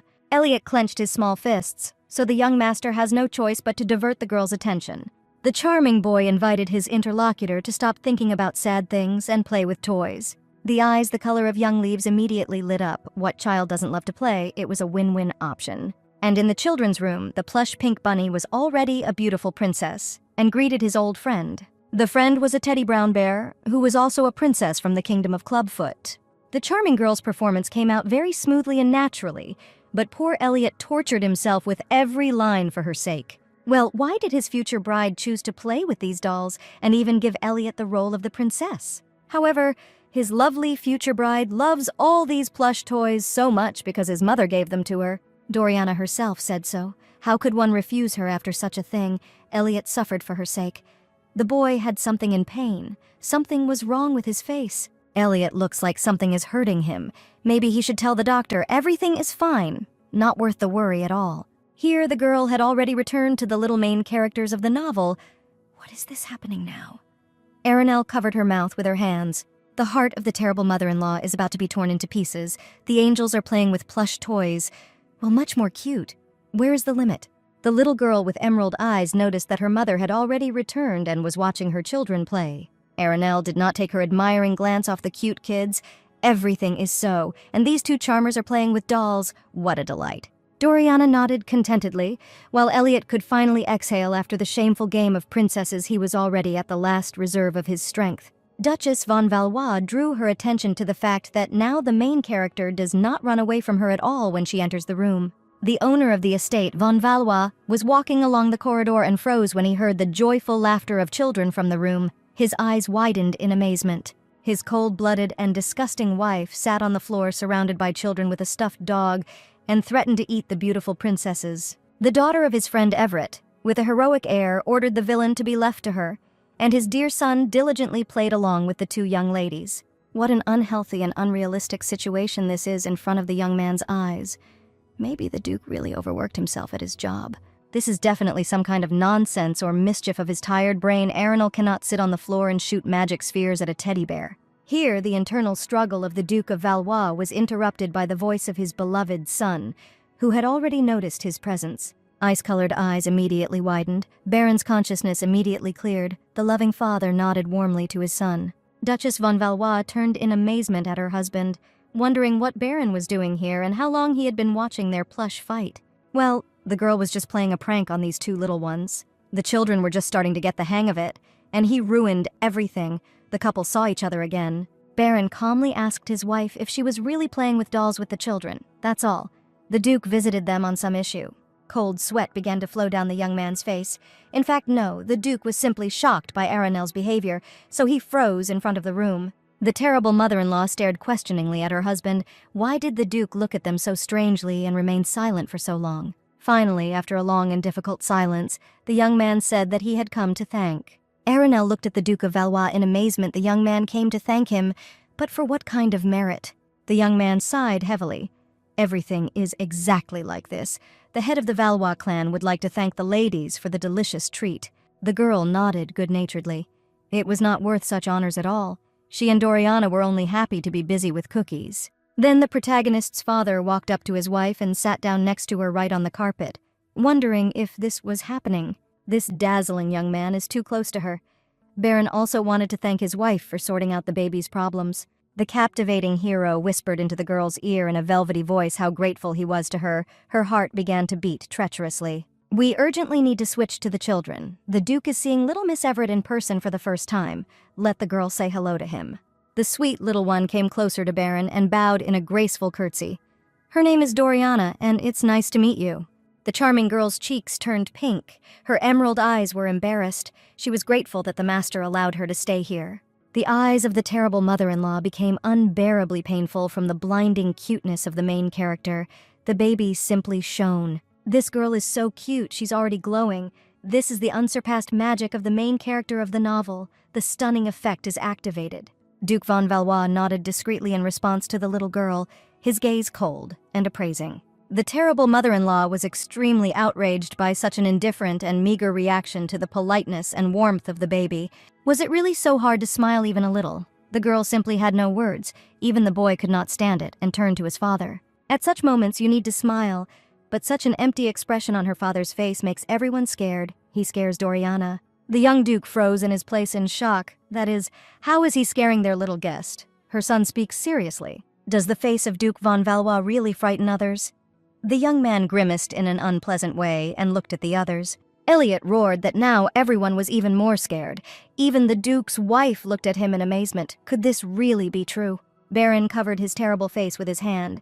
The young man understood everything, and from now on pay more attention to his expression and facial expressions. The duke was in his thoughts, and was already having difficulty understanding what was happening around him. The young man was called out by dear Dorian. The girl's cheeks were burning. The baby didn't want the master to bother about her. She wouldn't become a burden. For this reason, even if young Miss Everett becomes afraid of the duke's expression, the girl will endure everything. Aranel laughed. What nonsense, this cannot be tolerated under any circumstances. Let the girl forget even to think about such a thing. The little main character supported his mother, it's true. You don't need to restrain yourself if you're suddenly afraid of something. Baron continued to watch everything with open surprise. What kind of atmosphere was going on here? Something completely new. As if the room suddenly filled with warmth and the walls filled with light. A certain atmosphere of comfort. Serenelle invited the children to go to dinner, after which the terrible mother-in-law called out to her thoughtful husband. The Duke of Valois did not want to go to the table with him. After all, it's time to have dinner. Everyone present will be pleased if Baron has dinner with them. The young man was at a loss. The young man had not yet had time to realize reality. He was already being invited to a family dinner. This had never happened before either, so the Duke wouldn't mind having dinner together. The girl was sure that he would refuse. And this did not escape the attentive eyes of the former military man. Why the wife was so surprised, Aranel believed that her husband would refuse. How this young man found out about everything, it was as if he had read her thoughts. In no case, the girl was just very happy. Then the girl came across the persistent gaze of her son, and why was the young master looking at her so strangely and suspiciously? After which a warm smile appeared on the face of the terrible mother-in-law. Because Baron is not a bad young man, this is simply the result of her character's disgusting attitude towards him. For the first time, the young head of the duchy saw a smile on his wife's face. She really looked blooming as he had imagined. So what exactly made the atmosphere at the family estate so warm and cozy was the Duchess's smile. The young man thoughtfully looked after his wife and children. His soul felt somehow good and calm. Now it is simply impossible to deny that the girl has really changed and has become a completely different person. And the most amazing thing is that the new atmosphere made all the people around me very happy. It was just some kind of magic. The little protagonist turned to his father in amazement. He really didn't think he was smiling now. On the other hand, the charming boy himself asked the Duke to smile, but his father still looked strange. After a wonderful and hearty dinner, the butler announced that the baby's room was ready for use. Doriana froze in amazement. Wow, the girl will have her own room. Mother offered to look at it together. The young master approached Aranel and asked to take him with him. Elliot also wants to look at the room of the future bride. Is it possible for the younger gentleman to go with his mother and Doriana to see her new room, of course? Here the Duke stepped in. The young man will also look at Miss Everett's first private room. Everything needs to be checked carefully. The charming little girl froze in silent shock. Her cheeks were burning. Her eyes were running in different directions. Everything was simply amazing. A huge room in powder tones with luxurious furniture and countless decorations awaited the girl. Baron Valois nodded. Everything looks fine, but the young man would add more ribbons and flowers, but Aranel is sure that this would be too much. An embarrassed girl approached her mother, lowering her emerald eyes. What happened? Isn't Doriana happy? The little main character sighed sadly. Since the girl now has her own room, it means she will no longer be able to sleep with her mother. Well, what a delight. How sweet and necessary this child is. What is the baby even talking about? They can sleep together whenever they want. After which the terrible mother-in-law turned to Baron. Everything is true. They still use separate rooms with the Duke. Well, why is this guy frozen? Let him quickly agree. Baron nodded restrainedly. His wife says everything correctly. Doriana heard what Mr. von Valois said. She and her mother can sleep together at any time. There is no obstacle to this. Cold sweat began to flow down the young man's face. Why did this make him angry? Baron does not understand anything, but what is happening to him? The Duke of Valois angrily clenched his fists and turned away. What was wrong with him? The young man's offense did not escape the tenacious eyes of his son. The little protagonist glared coldly and contemptuously at his father. Arenelle was surprised why the boy was looking at the Duke so strangely. Outside the window of the main character's cozy bedroom, there was already a golden sunset. Doriana watched with interest, after which the sweet girl with emerald eyes once again looked around her own room. It was still difficult for the baby to believe that all this now belonged to her. Everything was so beautiful and pleasant. To be honest, in recent days there have been so many good and happy events that the girl did not have time to feel them, and to figure out to the end whether this is really happening to an ordinary orphan from an orphanage, or is it a dream. Sometimes Doriana becomes very scared at this thought. What if the girl blinks a couple of times and it all just disappears? And all these miracles that happen to her, those wonderful people and happy moments will simply disappear, and she will return to hell. How much grief and pain she experienced in Dorian's orphanage. The girl lived there in constant fear and hated every new day. The little main character was so afraid that if she opened her eyes and saw Baroness Rondini again, she would be beaten and bullied again. But opening her emerald eyes, the baby was still in her personal pink room with luxurious decorations and flowers. The future daughter-in-law's bedroom was so beautifully decorated, and these stunning fabrics were so delicate. When a girl touches something in her room, it seems to her that this is exactly the place where she should be. Finally, the little girl can breathe a sigh of relief, which she couldn't afford for a long time. Then terrible screams and swearing were heard from the corridor. Some woman scolded another for ineptitude and sluggishness. Why the new girl was so worthless and stupid. This time, all the newcomers are incredibly mediocre, doing nothing but adding work to the rest of the maids. The poor maid apologized. Meg doesn't need her apology. This incompetence is getting in the way of everyone here and wasting her time. After which the vile Meg pushed the poor new girl with force. The girl fell to the floor, and laundry from the basket scattered along the corridor. The little main character froze in horror. Who is this terrible woman, and by what right does she treat the maid so cruelly? A young maid was lying on the floor. The main maid was hovering over her. The scoundrel ordered her to immediately get up and clean up here. This terrible picture reminded the girl so much of her own past. How the headmistress Rondini beat her half to death all the time. The pain from old wounds and insults froze in the baby's emerald eyes. Doriana was beaten for her own pleasure. The girl clenched her fists and growled at Meg to stop immediately and leave the girl alone. How can you even beat a person? No one is given such a right. Why behave so cruelly and callously? The rotten person did not expect such an outburst from the little girl. She did not expect to bump into anyone at all. Meanwhile, the confused and frightened maid had already risen to her feet and was rubbing her shoulder after the blow. You can't do this. You can always reach an agreement through words, and violence is the way of stupid weaklings. The core of the main character was formed inside the girl.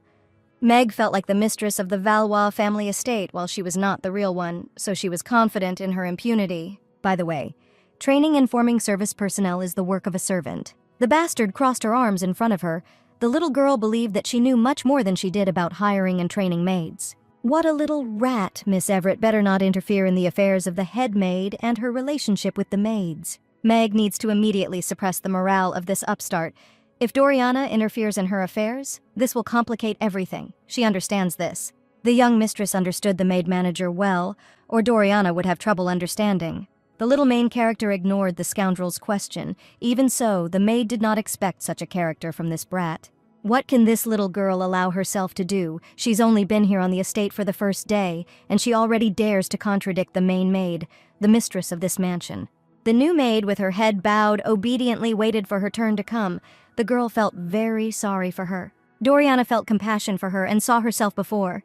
The little girl was weak-willed, intimidated, and accepted everything. If someone sees something wrong, then it is necessary to correct it immediately. Anyone can do this. Just look at this impudent brat. Who does she think she is, the mistress of the estate?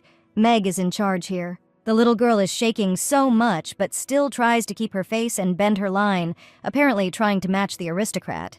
The vile head of the maids bared her teeth angrily. She did not pave her way to this position in order to be reprimanded by this little fellow. How infuriating this upstart is. Why does everyone here think that Meg is better? She did this in order to snatch at least a piece of power in the house. She should be afraid. That is, Miss Everett wants to say that she will continue to interfere in the affairs of the head maid and maids. The girl intends to continue to interfere with housekeeping in the house of the family that accepted Miss Doriana, doesn't she? This is not what the little girl is talking about at all. Since the young lady had no such intentions, but she still becomes a nuisance. Well, if so, then the little main character is simply obliged to apologize to the main maid. Meg showed her teeth. Doriana opened her eyes in amazement. Why should this girl apologize to this terrible woman? She behaved unworthily. So Miss Everett is from an aristocratic family and cannot apologize to a commoner, that's how it is. What nonsense is this evil woman saying? Doriana can't apologize because she didn't do anything wrong. If the little one was wrong or did something bad, she would no doubt apologize to Meg. Then she waits. Then the vile lady was called out by her young master. What was his nanny doing here? The maid immediately swallowed. The little main character does not understand at all what this strange situation is. It seems his nanny needs to explain. On what basis should Miss Everett apologize to the maid? There was steel and indignation in his eyes. Meg immediately began to chirp. There was a misunderstanding. Nothing serious happened. The girl just began to disturb her. So what exactly did the future Duchess of Von Valois do? The maid never gave a clear explanation to her master's question. Dorian said not to hit or push other people. What's wrong with that? Their voices could be heard throughout the corridor, even if Meg doesn't even think about avoiding the answer. Cold sweat was running down the headmaid's face. Because of this brat, Meg did not have time to look around and make sure that no one was nearby. The young heir of Von Valois approached Doriana and asked how she was. Everything was okay. That frightened servant was much more important now. This is the situation. The young master's impression of her urgently needs to be corrected. Meg began to make excuses again. However, the little gentleman did not allow her to do this. Elliot did not want to hear anything. The nanny was shocked by the boy's disdainful appearance. The younger master continued. The disrespect she showed Doriana could not be justified in any way. Everything inside the impudent woman shrank. Her master had never been so dismissive of her in his life and had not spoken to her with disgust in his eyes. In addition, Doriana is the future bride of the Crown Duke von Valois, that is, the future Duchess of the family. Therefore, let Meg mean that being rude to Miss Everett is equivalent to being rude to himself. If the nanny has nothing more to say, the little gentleman hopes that this will not happen again in front of Doriana's room. Meg was furious. She had been Elliot's nanny and cared for him for so many years, and the boy had treated her so coldly. And in general, it is the maid Meg who should be the most important person for the young Crown Duke and his father. The younger Duke has changed so much. It was not enough for the Duchess herself, but now also her ward, who must be faithful to her. What is happening in this ill-fated estate? How did these strange changes begin with the inhabitants of this house? The maid simply needs to eliminate their catalyst. Without this, she can be the mistress of this mansion, and for this she has already done so much. It's all about the scoundrel Everett, because it was with her appearance that all the changes began to occur in the Valois estate. If it weren't for the servant's low position, she would have calmly killed this brat, even with some pleasure showing her who was in charge here. But for now, she can't act directly. She needs to get rid of Doriana with someone else's hands. Meg headed to her sixes. So, the main maid was busy all these days with hard work, and could not pay due attention to her subordinates, because with the appearance of the girl, it became so difficult for everyone. In fact, the maid never did anything or worked. She only lied about her unbearable fatigue and hard work, which aroused the admiration of others. Only Meg cares about her maids, but Miss Everett doesn't care at all about the service staff. Finally, the hard day gave way to a friendly, sunny morning. The girl went to the window and admired the beautiful landscape. Today, the weather is simply amazing. It will be great to spend time outside in the fragrant garden or take a walk around the neighborhood. Doriana didn't even know that the estate of the Duchy of Von Valois had a garden, but the girl really loves to walk. Moreover, we are talking about a difficult walk along the alleys, and about a walk with Mother, of course. Miss Everett is delighted with the idea. The terrible mother-in-law, together with her future daughter-in-law, left the room and headed down the corridor towards the garden. Young Elliot noticed them. The kid immediately called out to the future bride, and where were the two beautiful ladies going early in the morning? Suddenly he could go with them. The charming girl replied that she and her mother were going for a walk in the garden, and if Elliot was not doing anything, he could join them. When these two began to become so close friends and communicate, how quickly this happens in children, Aranel simply cannot get enough of them. Doriana joyfully shouted for the little Duke to come down to them quickly, because the sun had long since gone out. Elliot hurriedly walked up the stairs. The boy did not want to make himself wait for the young ladies and was already rushing towards them. The terrible mother-in-law's cheeks lit up. A sparkle appeared in her eyes. How could she fight the approaching wave of tenderness? These two angelic babies are like a black and yellow chicken, so cute and bright, with charm in every movement. The girl asked the children to go to the garden first, and why should Miss Everett and the young master go alone? Mother just wanted to take a fascinating book with different fairy tales with her for a walk, and left it in her room. Thinking about little chickens, Aranelle just remembered this book. She will need to read it so that the kids remember it. The younger Duke looked in surprise after his mother as she retreated. Mother was still behaving strangely. So the two little main characters headed to the beautiful garden on their own without adults. Maybe the girl wants an apple pie. The pies from the Von Valois kitchen are incredibly delicious. Let Miss Everett wait a little. Elliot will bring it now. He looked so much like his mother at that moment. In order not to keep the lady waiting, the young gentleman switched to running, but Elliot could fall like that. Doriana is worried about him. And what is this new and such a warm feeling ripening inside the young lady? The girl was pleased to feel it. It is definitely connected with Elliot. In addition, now so many miracles are happening to the baby, so many bright and good things, that her soul is healing and seems to glow with happiness. After all, everyone cares so much about Elliot's future bride, treating her with trepidation and adoration, and her mother surrounded her with such love. Everyone is trying so hard to do something for Doriana. The girl's cheeks turned red. This makes the little girl feel the happiest in the world. Here, in the garden behind one of the hedges, I heard the female voice of a maid who wailed that it was unbearably hard for her. The girl was immediately interested in these sounds. Someone was feeling bad, and suddenly something serious had happened and she needed help. The little girl looked out from behind a bush. 2 sixes of the main maids stood nearby and complained about their work. After cooking, the whole kitchen was covered in dough and cookie crumbs, which means they were talking about the Duchess and the girl, but they cleaned everything up and were neat. It was so difficult to clean all this up. The main maid even began to have muscle pain after this. What was this going on? After all, the service staff already had a lot of work to do, and now so much more has been added. Everything is exactly like that. And all these difficulties began to occur precisely because of Doriana. Because of her, everyone suffers. With her appearance, it became so difficult. How is this possible? Why did the girl become the cause of someone's misfortunes because Doriana does no harm to anyone at all and does not want to be a burden? After the girl moved in, there was so much work at once that it was not at all easy to serve another person.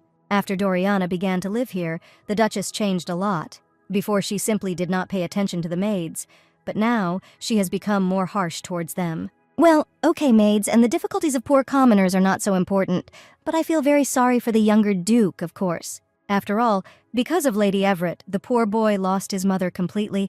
The Duchess was always cold towards him, but suddenly she treated the girl so warmly. Honestly, all their troubles are because of the new guest at the Von Valois estate. This girl destroyed and ruined everything. Bitter tears flowed from Emerald eyes. How could the girl not notice all these horrors? Was it really all because of her? The young lady's painful thoughts were interrupted by a familiar female voice which accused the 2 scoundrels of lying. It was the new maid who checked the kitchen after cooking, and everything was neat and clean. There was no dough or crumbs anywhere. And the charming baby does not cause problems for anyone here. No one got a new job with her appearance. What nonsense. The little main character immediately remembered her intercessor. It was her who was hit by that terrible woman in the corridor in front of her bedroom. Relations between the Duchess and her son were cold before the appearance of this girl, but with her appearance, on the contrary, they began to improve. Therefore, all the nasty things that the vile gossips have just voiced are complete and dirty lies.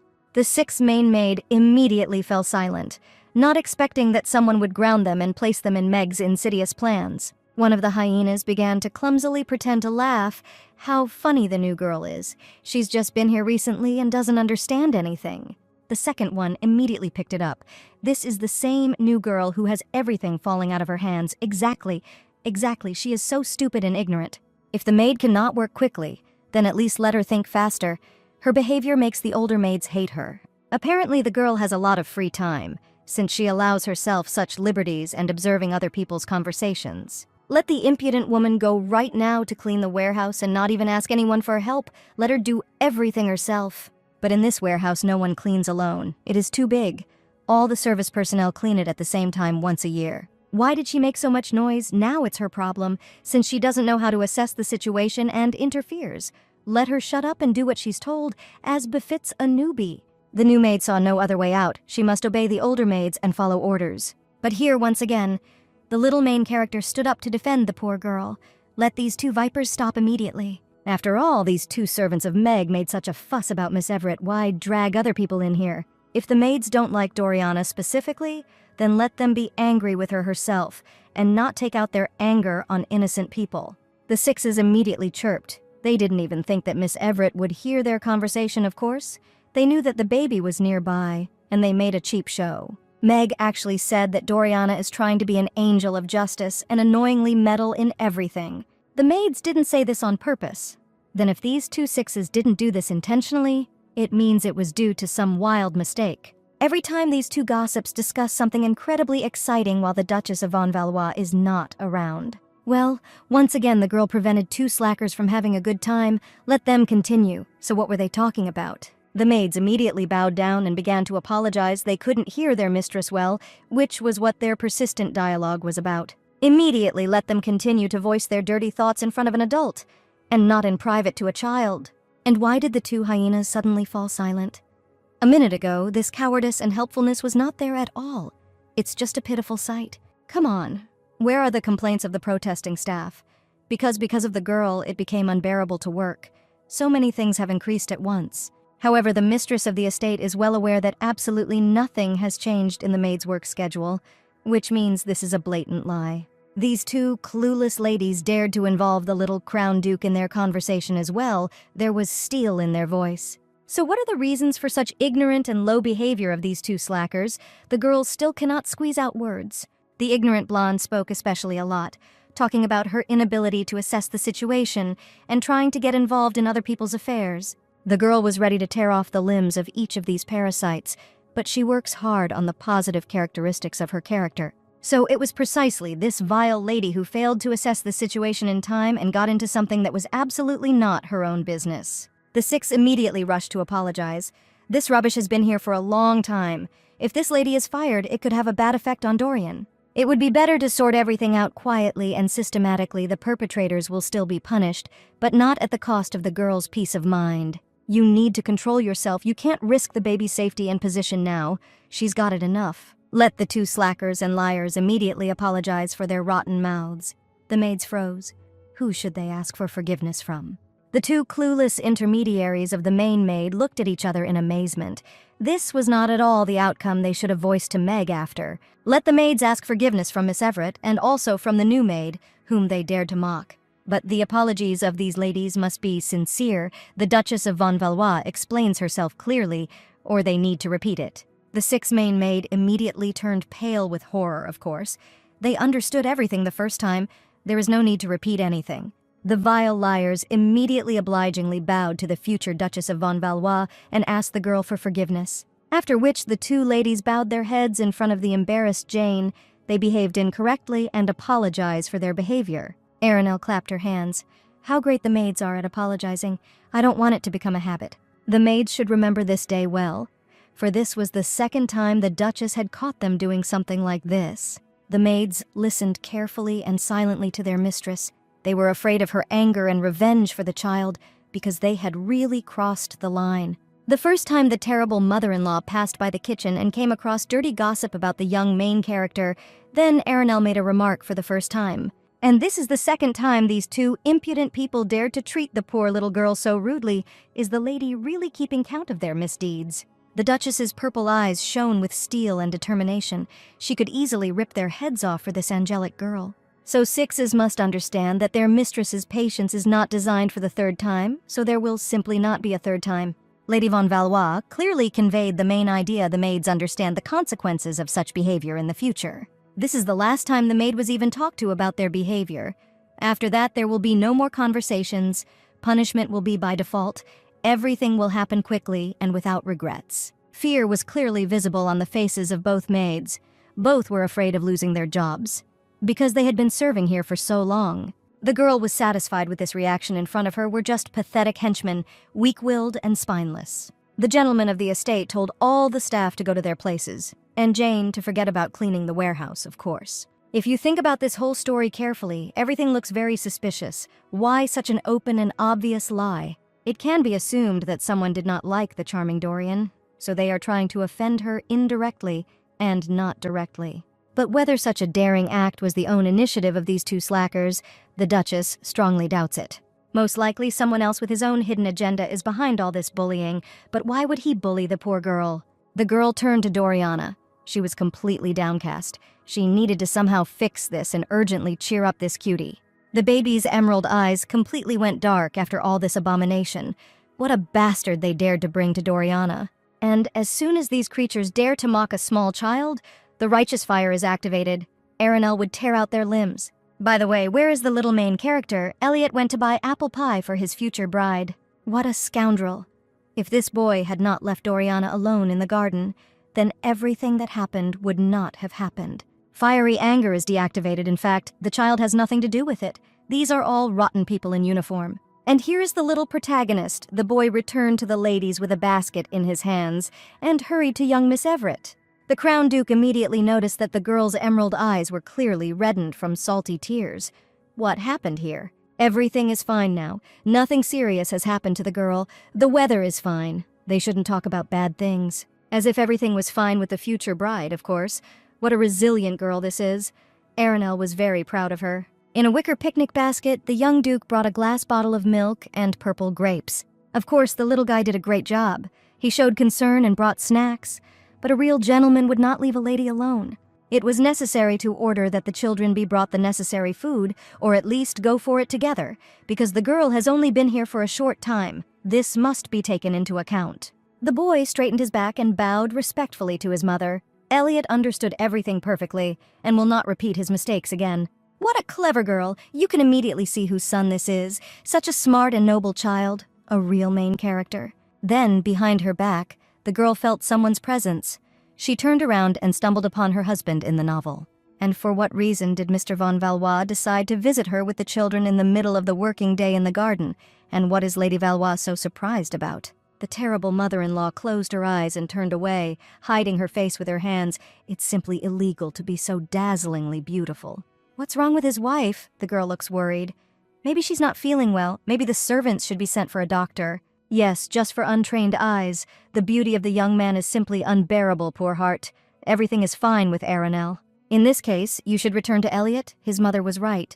You shouldn't be so careless towards the little lady. This is completely wrong. Did the young Duke really use moralizing for his son as an excuse to approach them? Aranel really never ceases to amaze him. How dignified and impressive the mistress of the estate dealt with the two impudent people. Her answer was the true answer of the Duchess. It's simply incredible how much beauty was hidden in Aranel, so the children want to finally hear their mother's fairy tale, of course. The terrible mother-in-law began to reveal herself from different sides, and each of them was distinguished by its beauty. Who was this girl? And now, at the sight of yet another new image of his wife, Duke von Valois was simply unable to take his eyes off the girl. On the face of the head of the greatest family appeared that same pleasant and warm smile that Elliot had been waiting for from Father Elliot. His wife was so beautiful. The terrible mother-in-law made a terrible bloodthirsty grimace and promised to eat 2 small chickens in one bite, a very multifaceted personality, after which the mother began to make terrible growling sounds. Let the chickens be careful. The monster is already very close. What a horror, but they will be saved. The little protagonist looked towards his father. Maybe the Duke would agree to read some fairy tale for the children. Baron von Valois looked dumbfounded at his beloved son. The boy definitely wants him to read this book for them. But the young Duke had never done this before. The young ladies activated their puppy dog eyes. Well, since everyone wants it so much, what can they do? The protagonist's father was simply left without a choice. The young man cleared his throat and corrected his voice, from this place where the chicken Ari appeared. While the young man looked with his eyes at the place where his wife had stopped, an expectant silence hung. Everyone waited for him to begin. In a baritone, terrifying voice, Ari called himself the bravest chicken. The chick never gives up for anything. In a creaky and frightening voice, the young man continued, "The protective level of pon-pon magic is activated." The girl, with all her strength, restrained herself not to laugh. In a monotonous voice, Baron continued, "He will stop the star tiger with the candy of justice. Let the cloud shed the light of justice." Here, the young master could no longer restrain himself and ordered his beloved father to stop this test. He had had enough. The kid tore out a book with fairy tales and headed to his mother. It would be better if she read to them. It was a huge mistake. A blush appeared on the girl's cheeks. She almost exploded with laughter. How clumsy the Duke is. So where did they stop? The young man was embarrassed by the reaction of his listeners. The Duke believed that he had perfectly adapted to the role of the galactic chicken, the savior. The girl couldn't help but joke about her prim husband. She believed that the Duke was good at absolutely everything he did. Apparently, it was not worth laughing at such a thing. Was the beautiful young man really offended by her words? Aranel seemed to have overdone it. The Duke covered his face with his hand and did not answer his wife in all likelihood. The girl really crossed the line. Was the beautiful young man really so angry because of his wife's words? After all, this was just a harmless joke. However, the young man continued to hold his head, sweat dripping down his forehead, his eyes deliberately ignoring the girl. You need to take a deep breath and calm down. It's just that Duke von Valois has been working too much lately, so his mind has become naughty. The head of the great family again glanced at the terrible mother-in-law to dispel all his doubts, but she was still so beautiful that she glowed. What is this? What a dazzling radiance his wife emits. The young man began to rub his eyes, which were clearly letting him down. It's simply impossible to endure this anymore. The young man turned sharply and walked away. He has a lot of work today. The image of his wife did not leave his head, even though Baron tried diligently to throw it out. What came over him at all? This had never happened before. And in general, why did the Duchess of von Valois suddenly become so beautiful?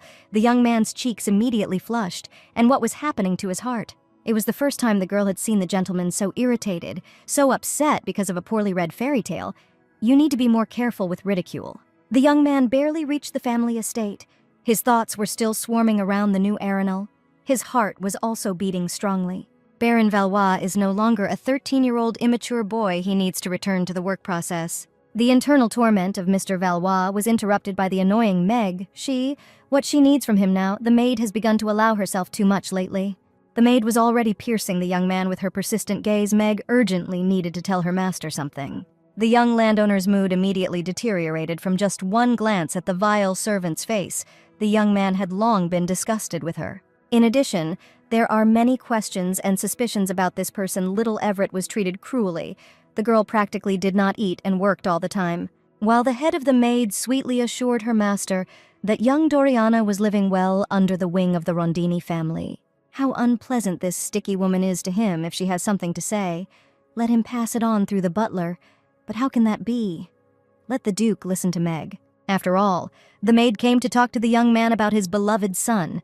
Meg began to worry about the younger master. In this case, let the maid not waste time and quickly tell what happened to Elliot. The vile person beamed. The Duke singles her out so much. The maids are not given the right to communicate with the master directly, but she is allowed to do so. The girl's cheeks immediately turned pink. It had been a long time since young people had been left alone like this, as in the good old days. What is this annoying lady talking about? Meg is even addressing him now. The Duke did not understand a single word of hers. Meg continued her sick delirium. It brings back thoughts of the past days when she cared for Baron, as she now cares for his beloved son. The maid so wants to return to that happy and carefree time. The Duke bared his teeth in disgust. It's time to end this absurdity. The maid said that she had something to tell about the young master. Either let her tell her already, or get out of his sight. Meg was immediately taken aback. Why talk to her so rudely and coldly? The girl cares so much about the Duke and his son. Well, as his lordship pleases. Cold sweat flowed down the maid's forehead. We will talk about the Duchess of von Valois. Aranel only cares about Miss Everett and does not devote any of her time to the younger gentleman. His nanny is very worried. After all, this can hurt the baby so much. It is obvious that Madame Valois' favorite is this girl, not her own son. Some maids said the same thing a while ago. The Duke was curious where these dirty rumors came from, but it turns out it was the head maid. This is the real problem. If the young master really realizes that Meg is behind all this persecution, then she will be thrown out of here. The bastard immediately threw herself on her knees. She was not at all to blame, because this was a delicate issue, so she decided to share it with the young man. The maid, after all, is Elliot's nanny, and came here because she is very worried about the boy. How she can spread rumors. It's nonsense to make Meg herself guilty. On the contrary. It's worth paying attention to the words of the main maid. After all, since the rest of the maids are of the same opinion, it means that it is clearly obvious to everyone how horribly the mistress treats her own son. Baron Valois growled so that the maid knew her place. It was her maids who were arrogant towards Doriana, of course. His wife had to devote more time to the girl. Nothing would have happened if Meg had trained the working staff well. The impudent one does not even understand that she is now insulting the Duke's wife on his own estate. If the maid is dissatisfied with the Duchess, then it is her duty as a nanny to inform her directly, but she stuck to the Duke that she is not allowed and says such things. The maid dares to accuse and denigrate the name of the mistress of the duchy, and the head of a great family is obliged to explain such things to the staff manager. Let Meg get away immediately before the young man takes serious measures to improve the quality of the service staff. From now on, the maid is forbidden to pursue the Duke. Let her pass all her questions through the butler. Meg quickly ran out of the office. The maid was in total shock. It's simply impossible how the Duke can treat her like that. This is the same Meg, his Meg. After all, the maid has been next to the charming Baron since childhood. The master simply cannot treat her like that. The change in the Duchess becomes more and more problematic for the servant. All her thoughts and rotten plans begin to crumble. Until now, the vile person could have significant influence as a personnel manager, but only because Arenelle did not care about her duties, and she was simply lucky enough to become the mistress of Valois. She is from the insignificant family of the Marquis. She abandoned all her affairs, and now she is pretending to be a duchess. While the maid followed the Duke all her life and did not even dream of becoming his wife, even though they clearly have feelings for each other. That is why the maid decided to devote herself to work in the von Valois family estate, sometimes colliding with Baron. And when Meg, with the help of lies and the absence of other candidates, achieved this position, she began to feel like the mistress here. And this was exactly what Meg wanted, and now the scoundrel decided to take this joy away from her. What an insatiable woman she is. The head of staff clenched her fists. She couldn't fight the Duchess now. But she wasn't going to just go with the flow. Initially, the maid wanted to slowly deal with everyone, but since this happened, Meg simply had no choice. Her subordinate caught the eye of the head of the maids. Meg told her to immediately convene a council of all staff in the break room. Let the maids immediately gather in the hall and wait for instructions from their manager. They now have an important task that needs to be solved. Meanwhile, in her bedroom, the girl was drying her wet hair after her bath. A beautiful day with her cute kids. In addition, today Arenelle was lucky enough to see a new and unexpected side of the Duke of von Valois. It was very funny. But at the same time, all his behavior and embarrassment seemed definitely sweet and pleasant to the terrible mother-in-law. So stop. Why does a girl even think about her husband before going to bed? She needs to go to bed immediately. She is overtired. Arenelle climbed into a cozy and fresh bed. What a soft and pleasant pillow, just a fluffy cloud. Then there was a persistent knock on the door of her bedroom. What could happen at such a time? The same maid named Jane entered the room. The new maid, whom the Duchess had seen in the garden, came to tell her very important news. She could not wait until the morning. In fact, the lady herself wanted to thank this maid, and then the girl came to her herself. Everything is going well. Jane froze in amazement, not expecting such words from Lady von Valois, as if she were talking about a new maid. Of course, Arenelle, as a mother, wanted to thank the maid for taking Doriana's side and defending her in front of the other maids. Jane simply said what she had to say, but that requires courage and nobility, doesn't it? So, what is the reason for such a late and worried visit of the young maid? The girl is clearly upset about something. Sticky sweat began to drip down Jane's face. The girl's eyes began to dart. The maid was clearly afraid of the consequences of her action. The terrible mother-in-law understands perfectly well that if the maid decided to contact her at such a late hour, something serious had happened. The next day, early in the morning, the mistress of the duchy called her faithful butler, which made the man nervous. The butler, Raymond, arrived at her ladyship's chambers. The lady apologized for having to call the employee so early. The employee was surprised. The Duchess never asked for forgiveness, and even for favors, and the girl's eyes began to look somehow softer. Raymond immediately became upset and didn't even know what to answer to his mistress. She had nothing to apologize for. Let the butler not stand, but sit down opposite. The Duchess suggested sitting down. Raymond is already comfortable. The mistress of the von Valois estate slowly and gracefully put the porcelain cup on the table. The girl would like to talk about something important. But his mistress is not comfortable with him standing. Let him sit down. But what is she going to say that has come over this woman? The reason why the Duchess had to turn to Raymond was because she was spying on the head maid and needed to keep an eye on her. What a coincidence, because Duke von Valois also ordered the butler to follow Maggie to secretly find out about the Rondini family. His lordship's order completely coincides with the order of his wife. Is Arenelle also suspicious of Meg? Or the vengeful Duchess decided in this way to simply substitute the head of the maids, who she simply did not like? Given the nature of the Duchess and her behavior so far, most likely it is the second option. It is unlikely that Arenelle is conducting her investigation. What is the butler thinking so hard about? Maybe the employee will share his thoughts with his mistress. Raymond has been serving the von Valois family for a long time, so he wants to ask the mistress of the estate about something. There is no other way out. What is this woman thinking about when she gives such an order to the butler? Probably about some other vile things. Raymond doesn't understand his mistress's true intentions, so it's worth asking directly, even if it angers her. The employee asks permission to ask an indiscreet question. The lady is trying to mock the maid out of personal hostility, isn't she? Let her ladyship understand her faithful servant correctly. The butler would not at all want to become a participant in the bullying. After all, the direct duty of an employee in this house is to prevent such disturbances. He simply cannot become their instigator. The butler told everything as it is. Even if he is now afraid for his position and the anger of his mistress, the dishes will probably fly at him. Therefore, you should prepare for the standard reaction to your insolence, since you yourself provoked her ladyship's anger. Well, the butler's opinion is justified and quite understandable. Raymond's eyes widened. The lady heard her employee. She calmly sipped tea from her mug. Should she take this as a refusal? And this is all the reaction of the terrible mother-in-law. And where is the hysterical scream, threats to his life, broken dishes, and blows? How can a butler refuse? He's just worried. The girl understands everything. There's no need to repeat the reasons. Everything is obvious. Besides, Raymond is the only one who decided to warn his mistress against unnecessary conflicts, isn't he? Arinelle did not even allow the thought that the employee decided to test her patience with his harsh words. Did she really understand? This young lady considered the true intentions and main thoughts of the butler in just a minute. Where did such insight come from? Raymond said everything correctly.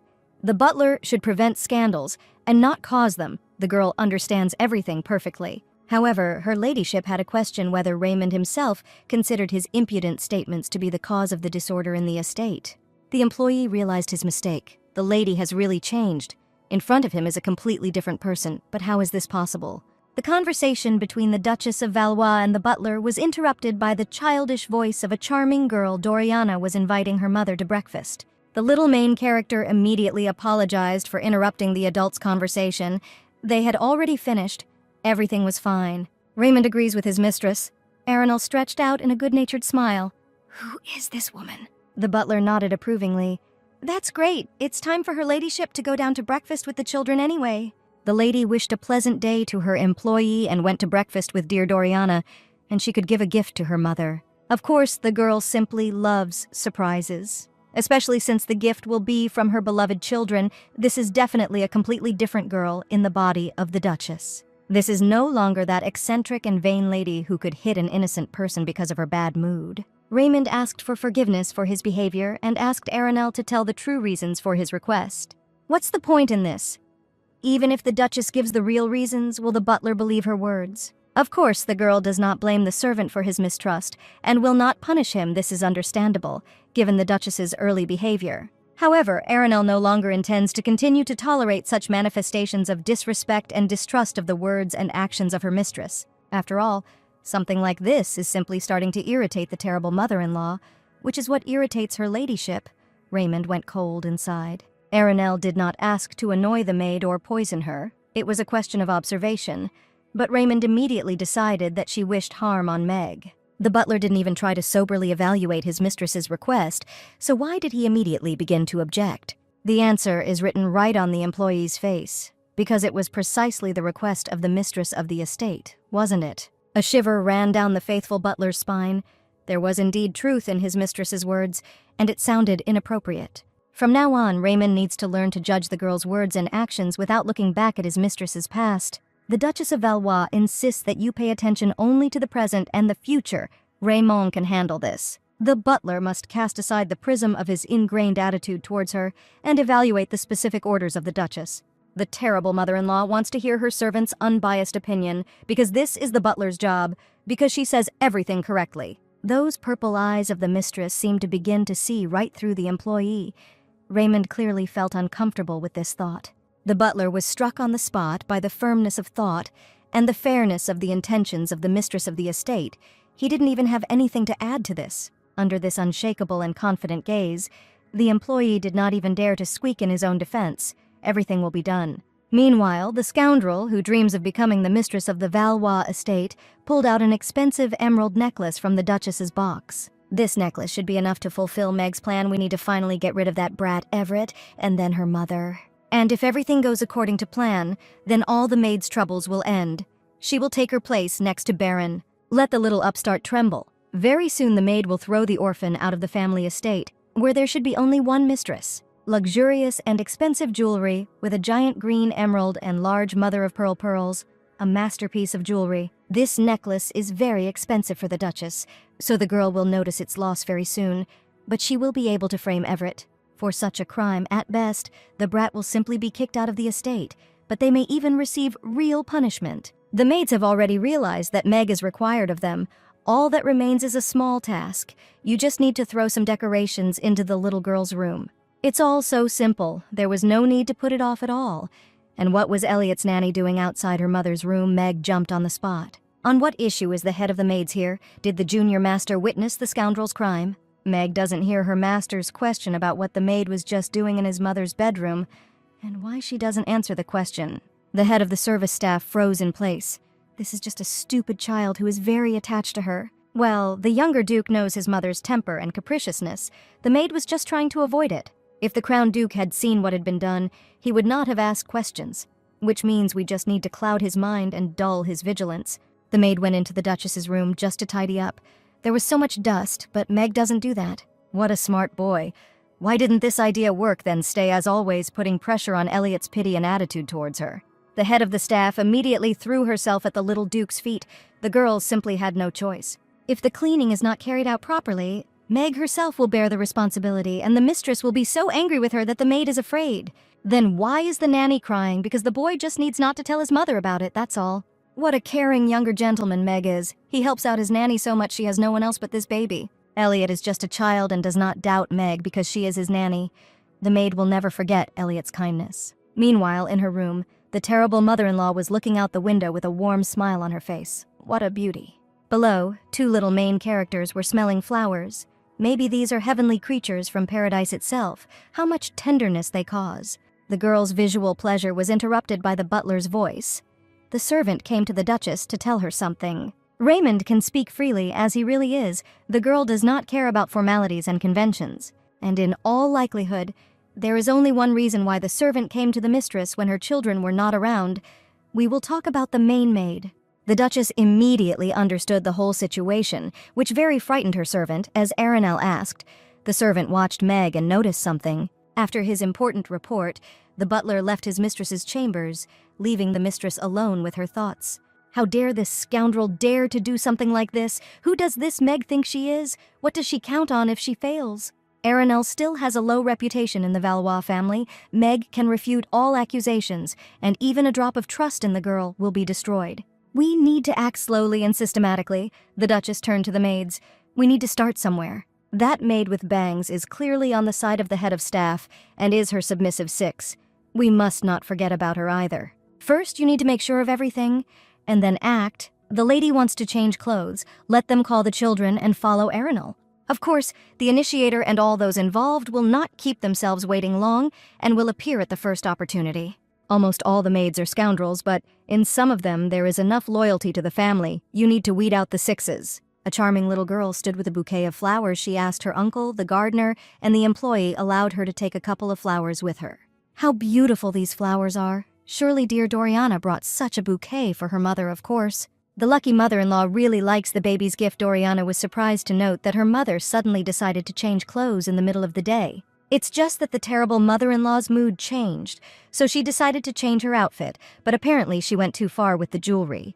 It was difficult for Aranel to put on a smile for several hours, but thanks to communication with Meg's maids, she managed to find out what the scoundrel stole from her jewelry box. The Duchess went to her chambers and went to the dressing table, where there was a beautiful chest with luxurious jewelry.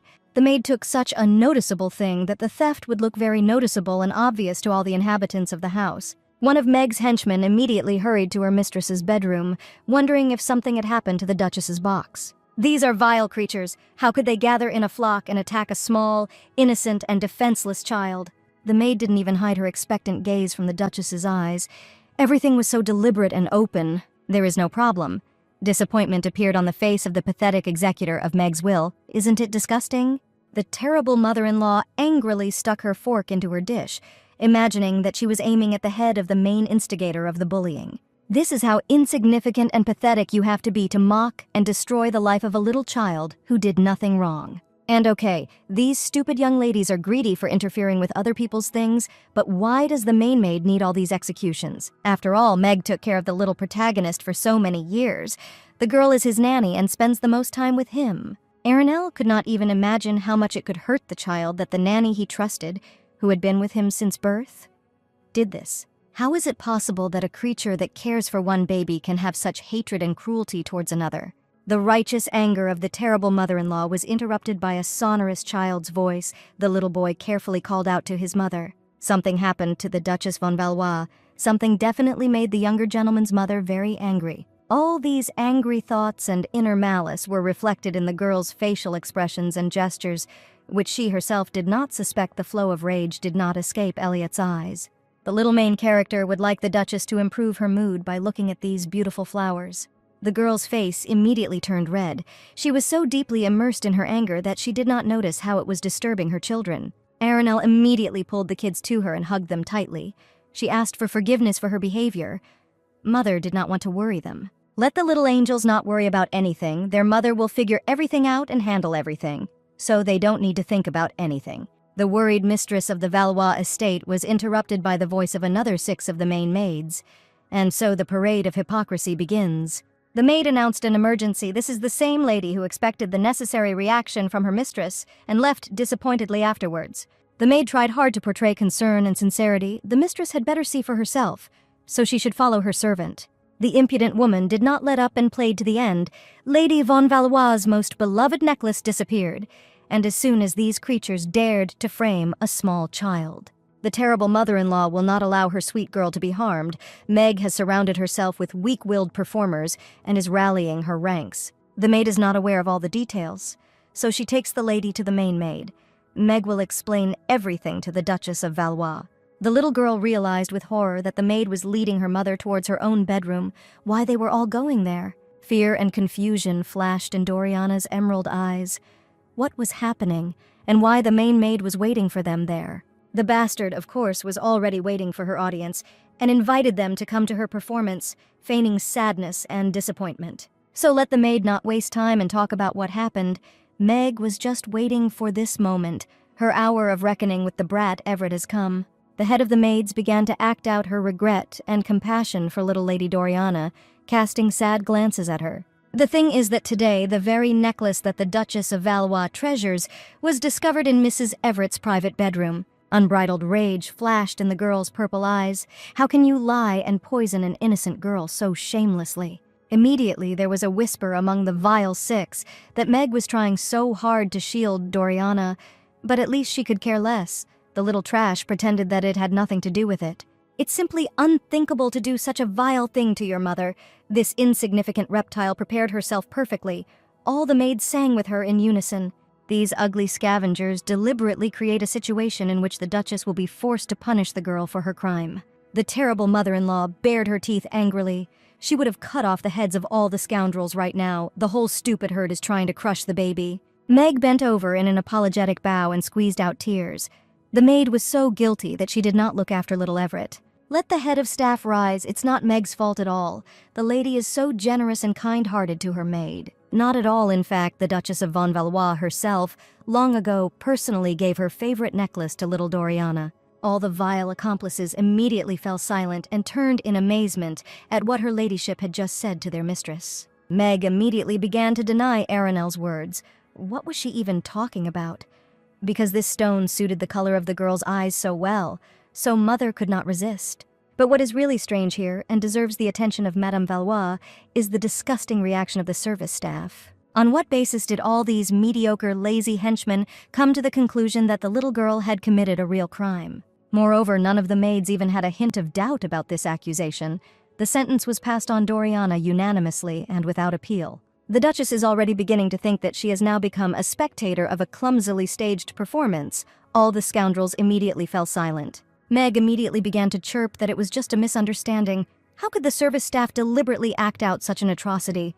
It was simply unthinkable. Opposite, the head of the maids tried so hard to cover up poor Miss Everett and take the trouble away from her.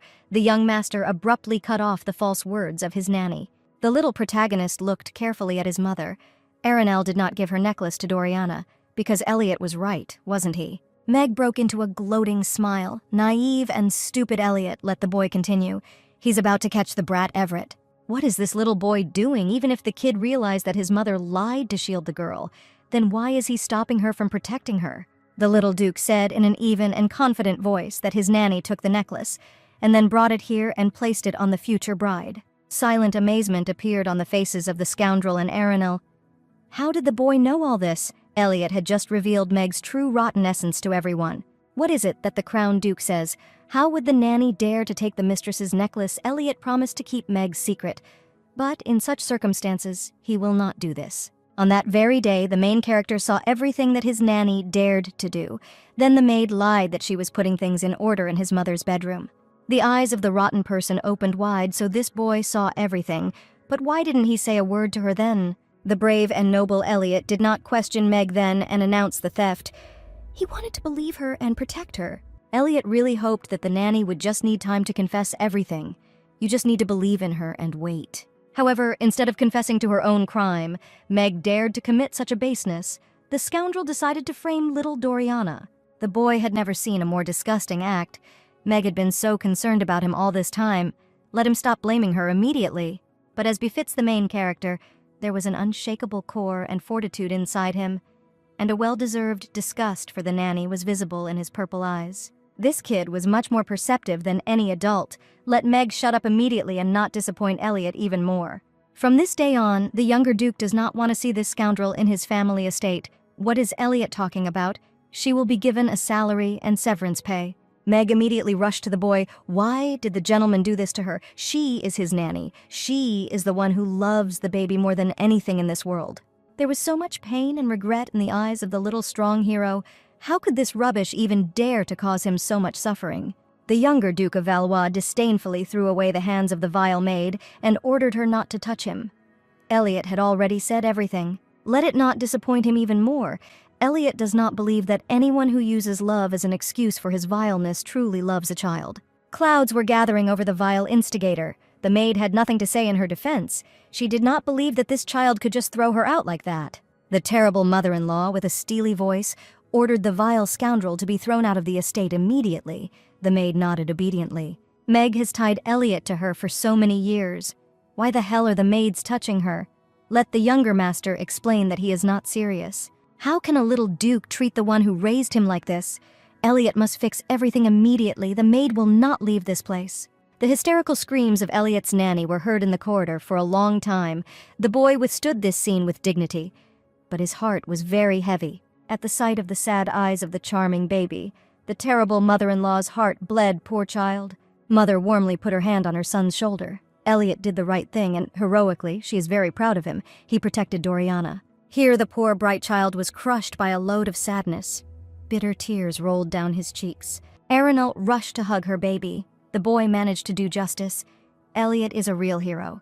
His heart is filled with light and honesty. How much courage and honor there was in this small body, and how painful it was for Elliot to make his decision.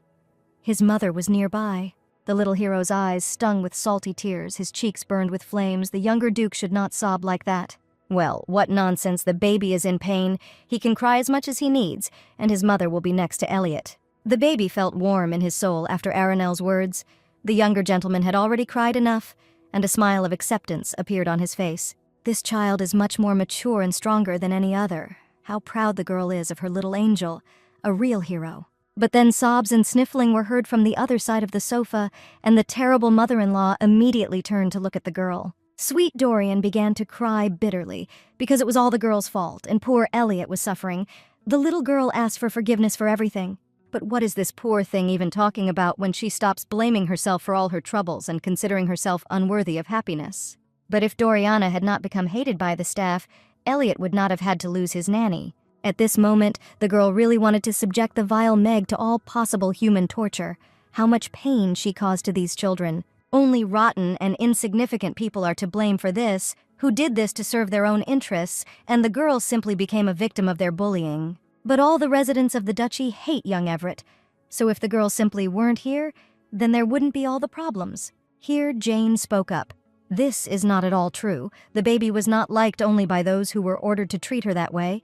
In fact, everyone in the estate adores Doriana. The terrible mother-in-law is not overjoyed at the new maid. Jane is just smart. She chose the right words for the baby in time. Miss Everett is very brave and fair, so people who don't like her are just pathetic cowards. The little girl shook her head. She was not brave at all, but she was the one who helped Jane then. Then, in the corridor of the estate in front of the baby's private bedroom, Meg mocked the new girl, and Doriana defended her, and it was very brave. After all, Doriana did not think for a minute about her well-being and abandoned protecting the innocent maid, despite her fear and consequences. But then it was the younger gentleman who saved Jane, but the girl stood up for her before he arrived. The baby is incredible, she just needs to notice it. Now Miss Everett is admired and loved by many people, and in the future there will be many more such people. Duchess von Valois supported the words of the new maid. Everything is exactly like that. Mother also loves Doriana, and Elliot adores her. A light flashed in the girl's emerald eyes.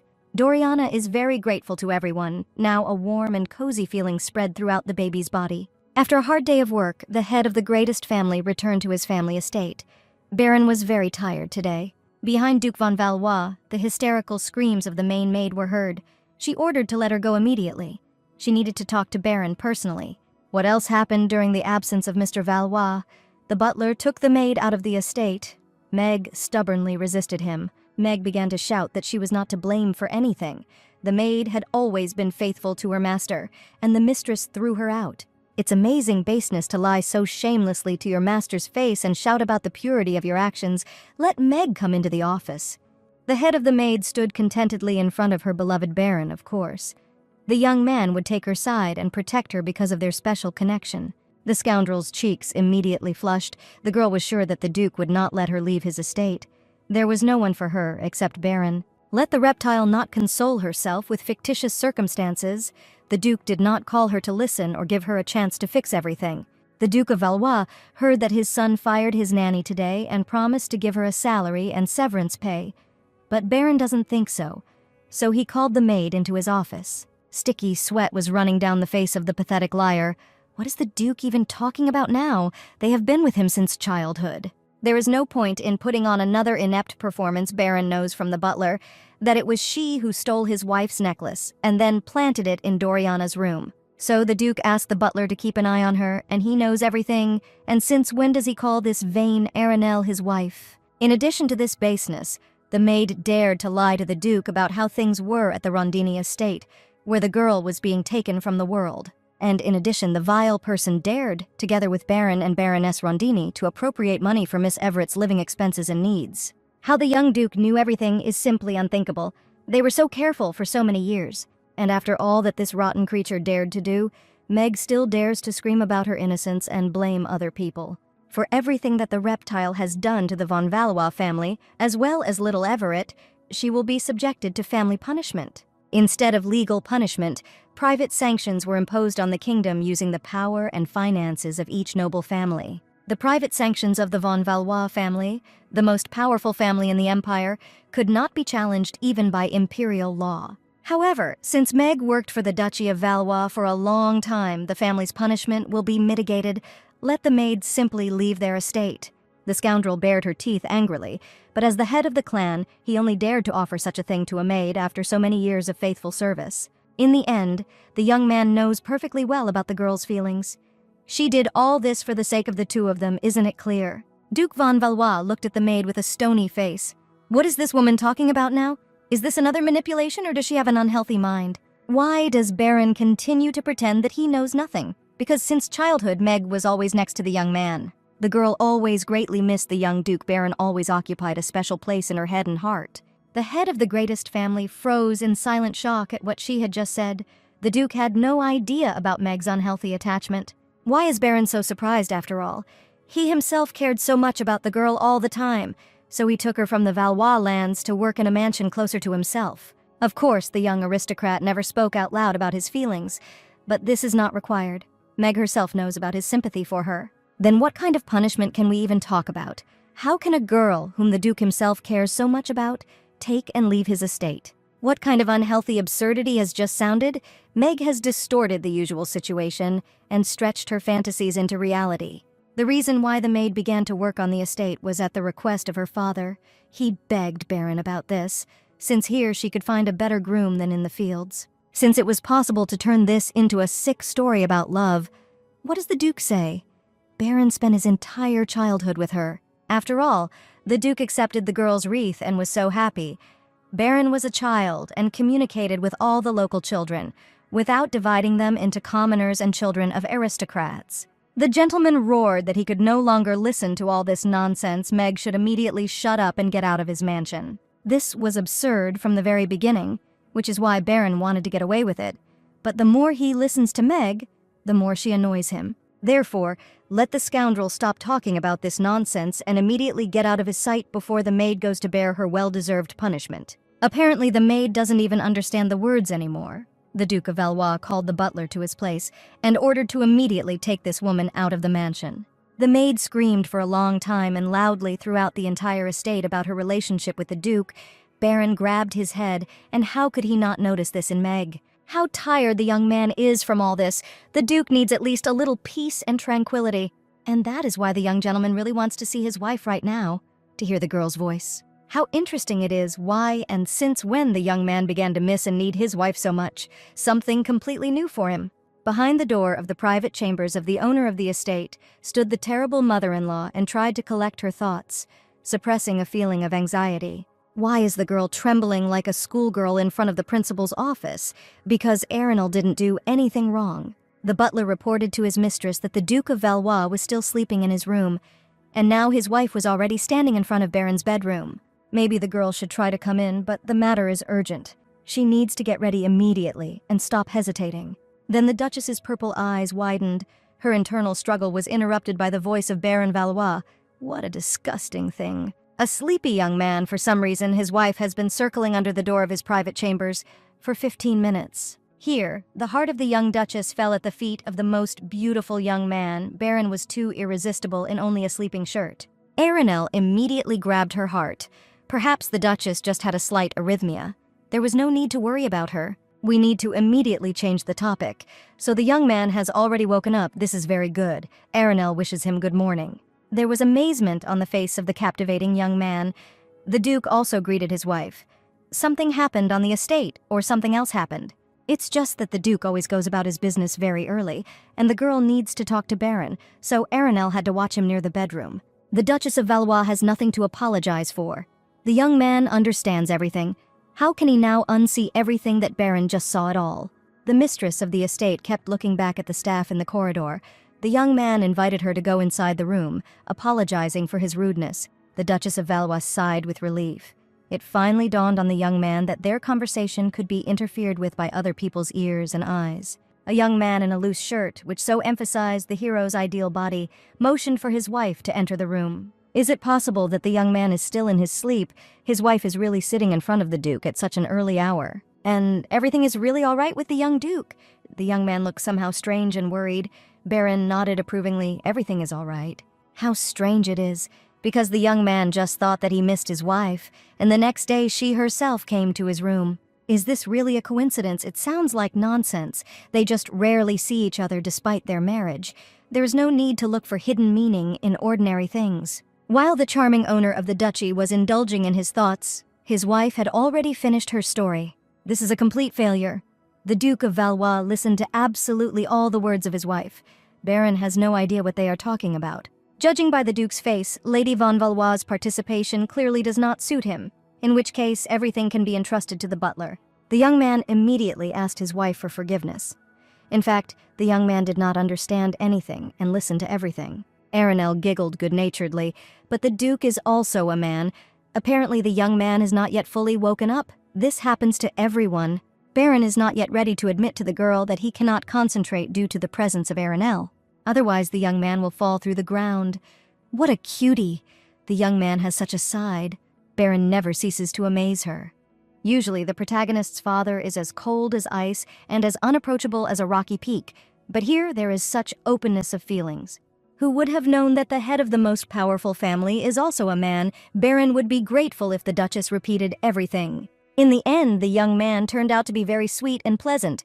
So what is the girl thinking about? We need to return to their conversation. So the mistress of the estate would like to clean up the ranks of the service personnel. The young man was stunned. The girl only meant dismissal. They need to deal with those maids who bullied Dorian under Meg's leadership. Aranel found out the names of all her henchmen. The young man burst out laughing. The Duke completely agreed with his wife. The beautiful smile of Baron von Valois is simply a crime. He is generally a man. It is completely dishonest. We need to get together. His lordship agrees with the girl's proposal, of course. Baron himself intended to do this. We will have to change quite a few maids due to the massive change of personnel. Housekeeping will stop indefinitely. You need to discuss this with the butler. This is his area of responsibility. The girl understands her husband's words, because she ignored the household before, but she is not so frivolous. The Duchess did not at all intend to first add more work to everyone, and then carefreely remain on the sidelines, which is what Aranel wants to mean by this. Let it be late, but nevertheless the girl takes on all the obligations of the mistress of the estate from this moment on. As a duchess should do if the head of the duchy has nothing against her decision, of course. It's not too sudden. Is everything going to be okay? The girl will study. The boy's mistrust is understandable. Aranel will try his best. The Duke did not mean this at all in this case. If the young man agrees, then let him smile at his wife again as just recently. The young man froze in silent shock. The Duke simply did not have time to comprehend all the information that the girl voiced. In this case, the girl will try even better, because they say that a handsome man's smile is the best reward. And with such an irresistible and captivating smile, the Duchess of Valois feels that she will definitely become more productive. The purple eyes of the young lady looked straight into the soul of the Duke of Valois, or so it seemed to him. The young man, with a sense of full responsibility, stated that he would try very hard to work on his smile. The girl immediately burst into loud laughter. What a charm! Why did the young man take her words so literally and seriously? And by the way, why did Aranel suddenly ask her husband to smile? Something was clearly happening inside the girl. So the terrible mother-in-law now loaded herself with work. The butler could not believe his happiness and thanked his mistress for it. Mountains of documents were already towering in front of the girl. Here was the budget of the estate. Here was the estimate for all the lands of the duchy and reports on the surrounding territories. There was so much work here, and not one person was doing it. Before she had time to come to her senses, the butler wished her a pleasant job. The employee immediately quickly ran to the exit. Finally, Raymond would be able to sleep more than 5 hours a day. These are rubbles, but what did the girl want, after all? This is the most powerful and largest duchy in the empire. What's done is done. It's time to become a good duchess and a positive hero of the novel, so it's time to delve into it. Aranel started with the estate's budget. It wasn't even luxury expenses. Her purple eyes widened. Why does such a gigantic sum of money go into the pockets of the family of the Marquis of Saxena, since the Aranel family is not in poverty anyway? So what did the girl manage to read about the family of her terrible mother-in-law on the pages of this novel? Now the Marquis of Saxon is Aranel's younger brother named Kyle. All the people of the estate cherished him as the future heir of the family. While Aranel herself received no time or attention, she ended up growing up in such conditions that even her younger brother looked down on her. And apparently Kyle Saxena's domineering relationship with his older sister continued to this day. After a couple of minutes of thought, the girl had already made a fair and pleasant decision for herself. The Saxe family already lives comfortably. Why do they also need money from the Duchy of von Valois? Kyle will not receive another penny from the Duchess. And this is just one signed document. The girl has a long and hard day ahead. This is what the life of the Duchess of Valois looks like. The owner of the von Valois estate studied with genuine interest the documents that his wife was now in charge of. To the great surprise of the young Duke, Miss Aranel actually sorted out all the paperwork. All recordings were made very carefully and diligently. The girl really put all her efforts into her work. But if this continues, then the young man simply will not be able to approach his wife under the pretext of help, because problems with documents simply will not arise. So what is the Duke even thinking about? His wife has finally taken responsibility for running the household, and Baron is upset that she is doing well because of her personal interests. The coachman interrupted his young master's thoughts and announced to him that his carriage had arrived at the imperial palace. Lately, the young man has often been having strange thoughts. Baron is going to a meeting. This is not the time for something like this. He needs to pull himself together. Then, behind the handsome young man, a familiar, creaky, vile voice was heard. He greeted his lordship. Is this really the head of the greatest family? Marquis Kyle Saxon stood in front of the young man. What an unexpected meeting of young people. It's unexpected that Kyle decided to visit the imperial palace. It's probably not because of today's meeting of aristocrats. After all, the current Marquis last appeared there a year ago.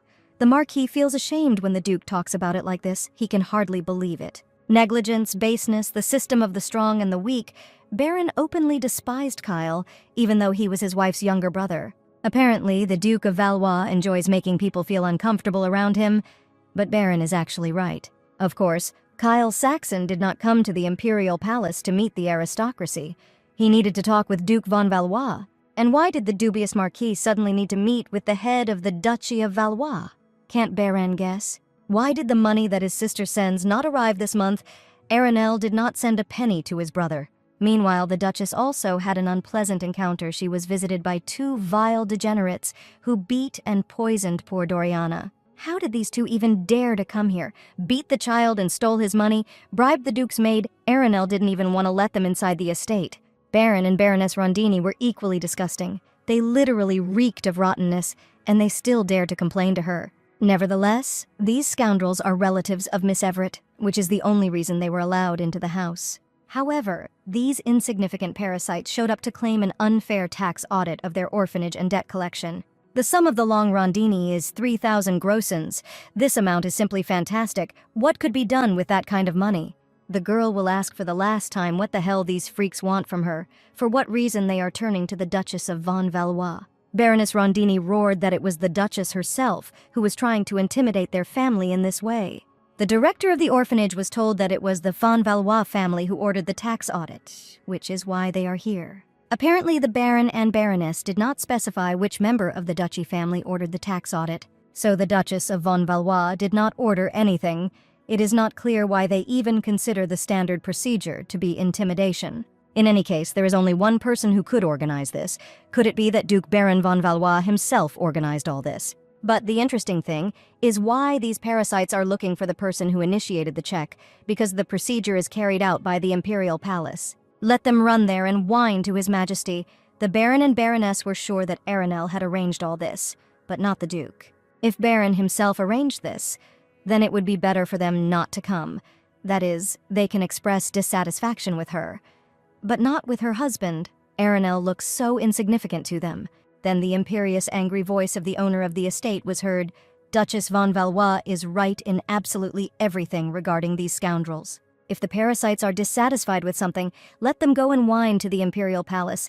Let them no longer come here to demonstrate their ugliness. At what point in time the owner of the estate returned, literally just now, the Duke missed today's meeting. Since the young man met a disgusting slug like these two at the Imperial Palace, his mood soured, and Baron returned. The mistress of the place carefully asked the head of the duchy who exactly upset her husband today at the palace. Kyle Saxon waylaid the head of a powerful family and asked him to convince his sister to send his little brother his money. The handsome Duke bared his teeth angrily. If Baron had not been an aristocrat, he would definitely have broken this brat's nose. Baron respects the decision of his wife. The words of the petty parasite are total impudence, so he ignored Kyle, let him ask Arenelle for money, not him. Who knew that vultures would be waiting at home for the Duke? Who neglected his wife? How dare they come here in person and demonstrate such an attitude? Let these two parasites be immediately swept out of the lands of the duchy. Baron is not in a good mood today. They will greatly regret it if they linger here. It was as if a terrible thunderstorm thundered in the Valois estate. The head of the family was beside himself with anger. How did these little people dare to insult his wife so much? There was a roar and the sound of dull blows. The terrible mother-in-law turned in amazement towards the uninvited guests. The Baron and Baroness Rondini cowered in their chairs and begged for forgiveness. They would leave the Valois estate now and never return. If Baron had not called out to his wife, the Duke would have seen off these parasites with blows until they left the mansion. His lordship immediately rushed to his wife and asked for forgiveness. The young man was unable to control his emotions. Everything is in order. The girl guessed that such a fit of indignation was caused by the fact that the young man felt offended on behalf of his wife, and he stood up for her. For this reason, the terrible mother-in-law decided to thank her patron for his actions, her cheeks turning red. The girl was very pleased to know that her husband thought about her and her feelings, that he so fiercely defended the honor of Arenelle. Ice-colored eyes opened wide, which means the girl understood everything, and she was even pleased that her husband stood up for her. In fact, there was an extravaganza of delight inside the Duchess, and her heart skipped so many beats when the young man began to worry about her emotions. Did the young man understand everything correctly, or did the girl go too far and arouse suspicion regarding her feelings? We need to change the topic, and what a terrible person her wife happened to meet in the Imperial Palace. It was Kyle Saxon. This impudent man began to lament that his older sister left him without money this month, and this infuriated the young man. It turned out awkward, which means the young man was already driving here in an angry mood, and then there were these Rondini. Of course, the head of the clan gets angry when a financial issue arises between relatives. It always ends badly. Duchess von Valois took a deep breath, so the girl should ask her husband for forgiveness for the behavior of her family, and also for the fact that all this time Aranel was sending money to her brother. The Duchess should have told about it right away and apologizes sincerely. It is very rude and ugly for the owner of the estate to remain silent about personal payments, especially of such a scale. The handsome young man jumped up to his wife and, in an even tone, asked Aranel not to apologize for this again. After all, his wife didn't do anything wrong. The girl will now lose consciousness from the heat of this young man. He is too close and probably hears that her heart is about to jump out. The young man does not blame the Duchess of Valois for anything, so she does not need to apologize for anything. A little more and she will simply fly into the air. The girl was exhausted from the eruption of feelings. She felt the strong and reliable hands of the young man, his hot breath next to her face. The terrible mother-in-law pushed her husband away in horror. This guy is driving her crazy and driving her into a frenzy. You can't lose control in an affair? In the romantic genre, all the men are so flawless and stunning. This one is definitely everyone's cherished dream. The girl grabbed her chest. You need to calm your poor heart. Everything will pass. He just has too much criminal charisma. The Duchess of Valois began to apologize. She pushed her husband away, not because he was disgusting to her. It just became unbearably hot here. The scattered Lady Valois was still haunted by the aftertaste of Baron's touches, the depth of his blue eyes. The Duke of Valois himself blushed from his own initiative. His cheeks were burning. So why let your hands go if you feel embarrassed? After all, Aranel will definitely die of a heart attack. Doesn't this guy know that his perfect face is dangerous for ordinary people? In any case, Aranel should hold an explanatory conversation with his brother. He himself should understand such things, given the mountain of money he received. We need to become more responsible, as befits a duchess in her place, at least from now on. This will not happen again, Aranel promises. Apparently, the wife did not understand what the young man was trying to convey. He did not need her reporting on spending money. Aranel is the Duchess of von Valois. For this reason, all matters regarding the use of the duchy's financial resources are her business alone. If the wife of the owner of the estate decided to spend the money or send it, then the girl had her own reasons for this. That's what it meant when the Duke said that his wife had done nothing wrong. She didn't need to apologize at all, and even more so to justify their expenses, because the day of the dukedom is hers too. Let her use them at her own discretion. After all, this is what financial resources are for, isn't it? At this point, questions regarding their spending are declared closed. The girl fundamentally disagrees with this. The Duke simply does not understand what amounts we are talking about. Kyle received too much money. Why does the head of the Duchy of Valois say this so easily? And what if his wife spends a really large amount? The charming young man stretched out a captivating smile and laughed. Let the Duchess spend as much as she pleases. This magnet should accurately warn that she's about to smile. Her heart is clearly living its last days. The duchy will not become impoverished, even if Aranel buys up all the lands around. However, she herself noticed this while working with the accounting department. And just as soon as she could forget that we were talking about the family of the novel's protagonist, the amount in the reports was indeed indecently large. How handsome is this gloomy guy? Chiseled facial features, sensual eyes, perfect athletic body. He is like a masterpiece of a brilliant artist. Moreover, with a lot of money that you can spend as you want, these are the parameters of the ideal hero of the novel. But what if Aranel became the main character? The Duchess immediately added that she needed to discuss one more important thing with her husband. The young man listened attentively. The mistress of the estate really wants to find a good teacher for young Miss Everett. What does the Duke think about it? After a long conversation with his wife, the handsome young man plopped down heavily on his soft bed. The blue eyes of the young man were still replaying the conversation between the two spouses. Now their communication was completely different.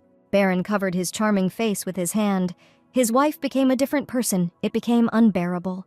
The young man said that she could buy up all the lands around, and in response she started talking about little Everett. As if the young Duchess had absolutely no desires of her own, the young man jumped up from his bed. Or as if all Aranel really wants, happiness for the children, is simply unthinkable and cannot be comprehended. And today, the young aristocrat himself succumbed to a personal impulse and wrapped his arms around his wife, peering into the depths of her purple eyes. He deliberately kept the Duchess near him longer, trying to find some impulse on her part. The young man peered into his wife's face, waiting for the slightest response. Like never before, he was waiting for the answer in her facial expressions.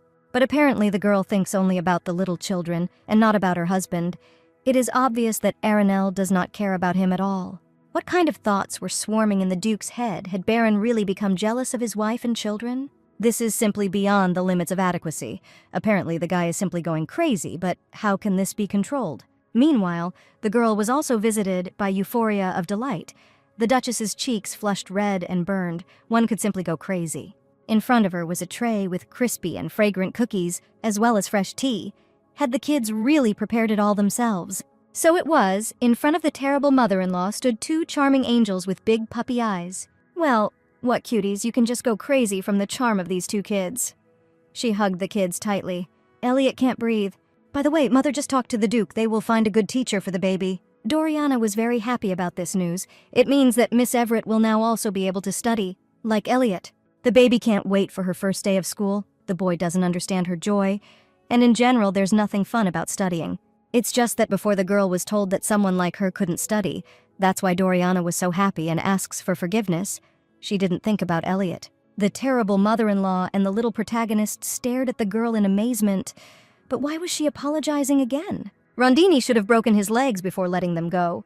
Elliot asked not to apologize to Dorian. Studying is very good. So 3 days have passed since the Duchess of Valois began to look for a teacher for Miss Everett, but the required teacher was still not found.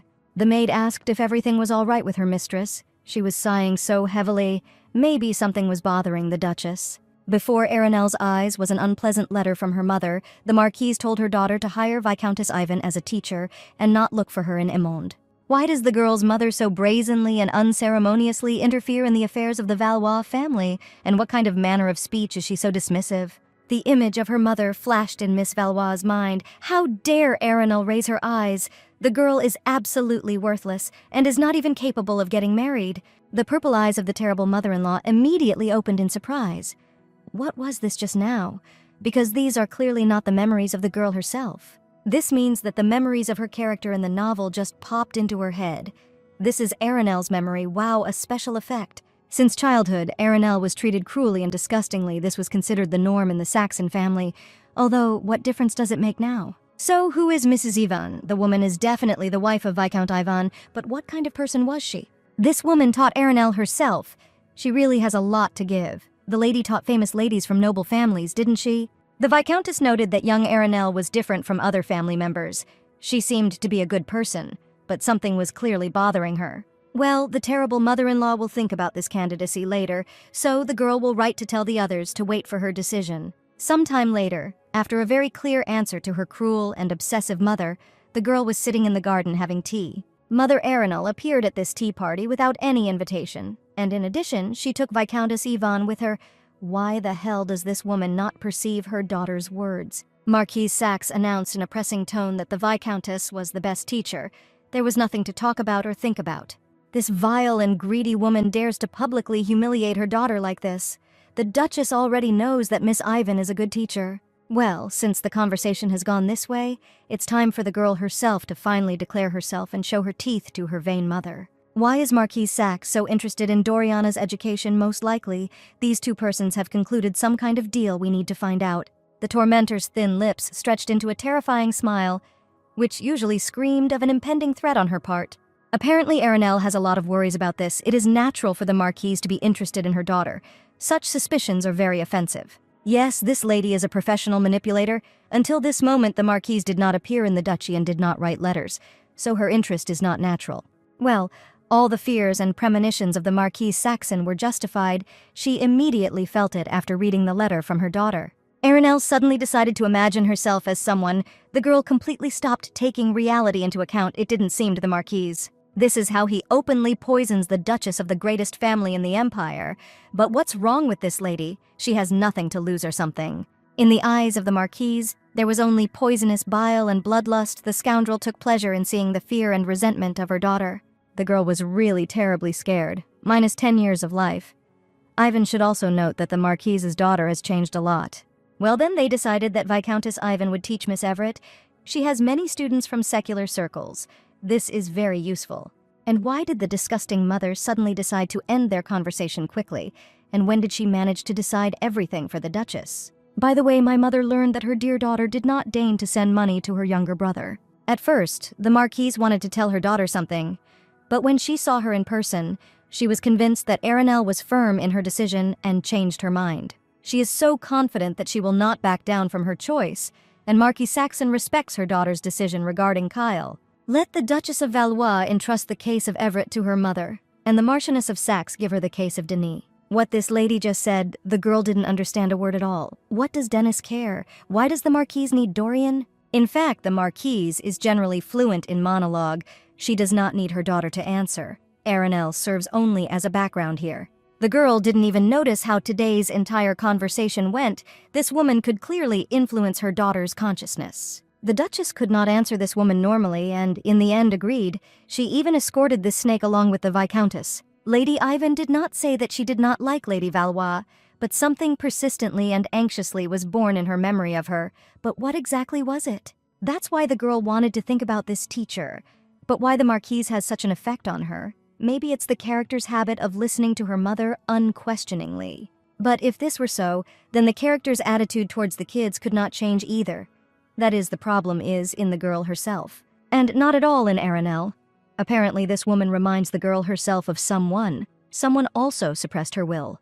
An imperious and ruthless look, a steely, indifferent voice, a constant feeling of anxiety next to this woman. Marquise Saxon assured her daughter that no matter how hard she tried to live her own life, she would never be able to disown blood ties. But it's true that a girl really can't get rid of such a vile mother and a worthless younger brother. They won't leave her, obviously. This look, the manner of speech, the movements and body language of this woman, all these markers were incredibly familiar to the girl in the body of her character. Suddenly, the terrible mother-in-law covered her mouth with her hand. She finally felt the necessary awareness. For her, it was natural maternal dominance. It was her own habit in real life. Her mother always insisted that she was her daughter.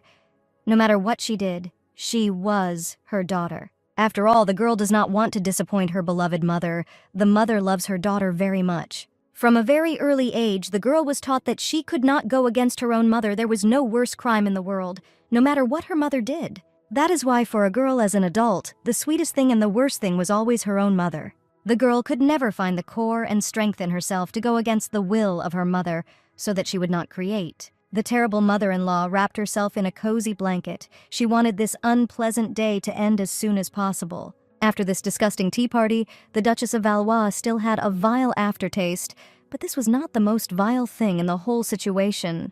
The worst feeling came to Aranel right now, lying in her bed.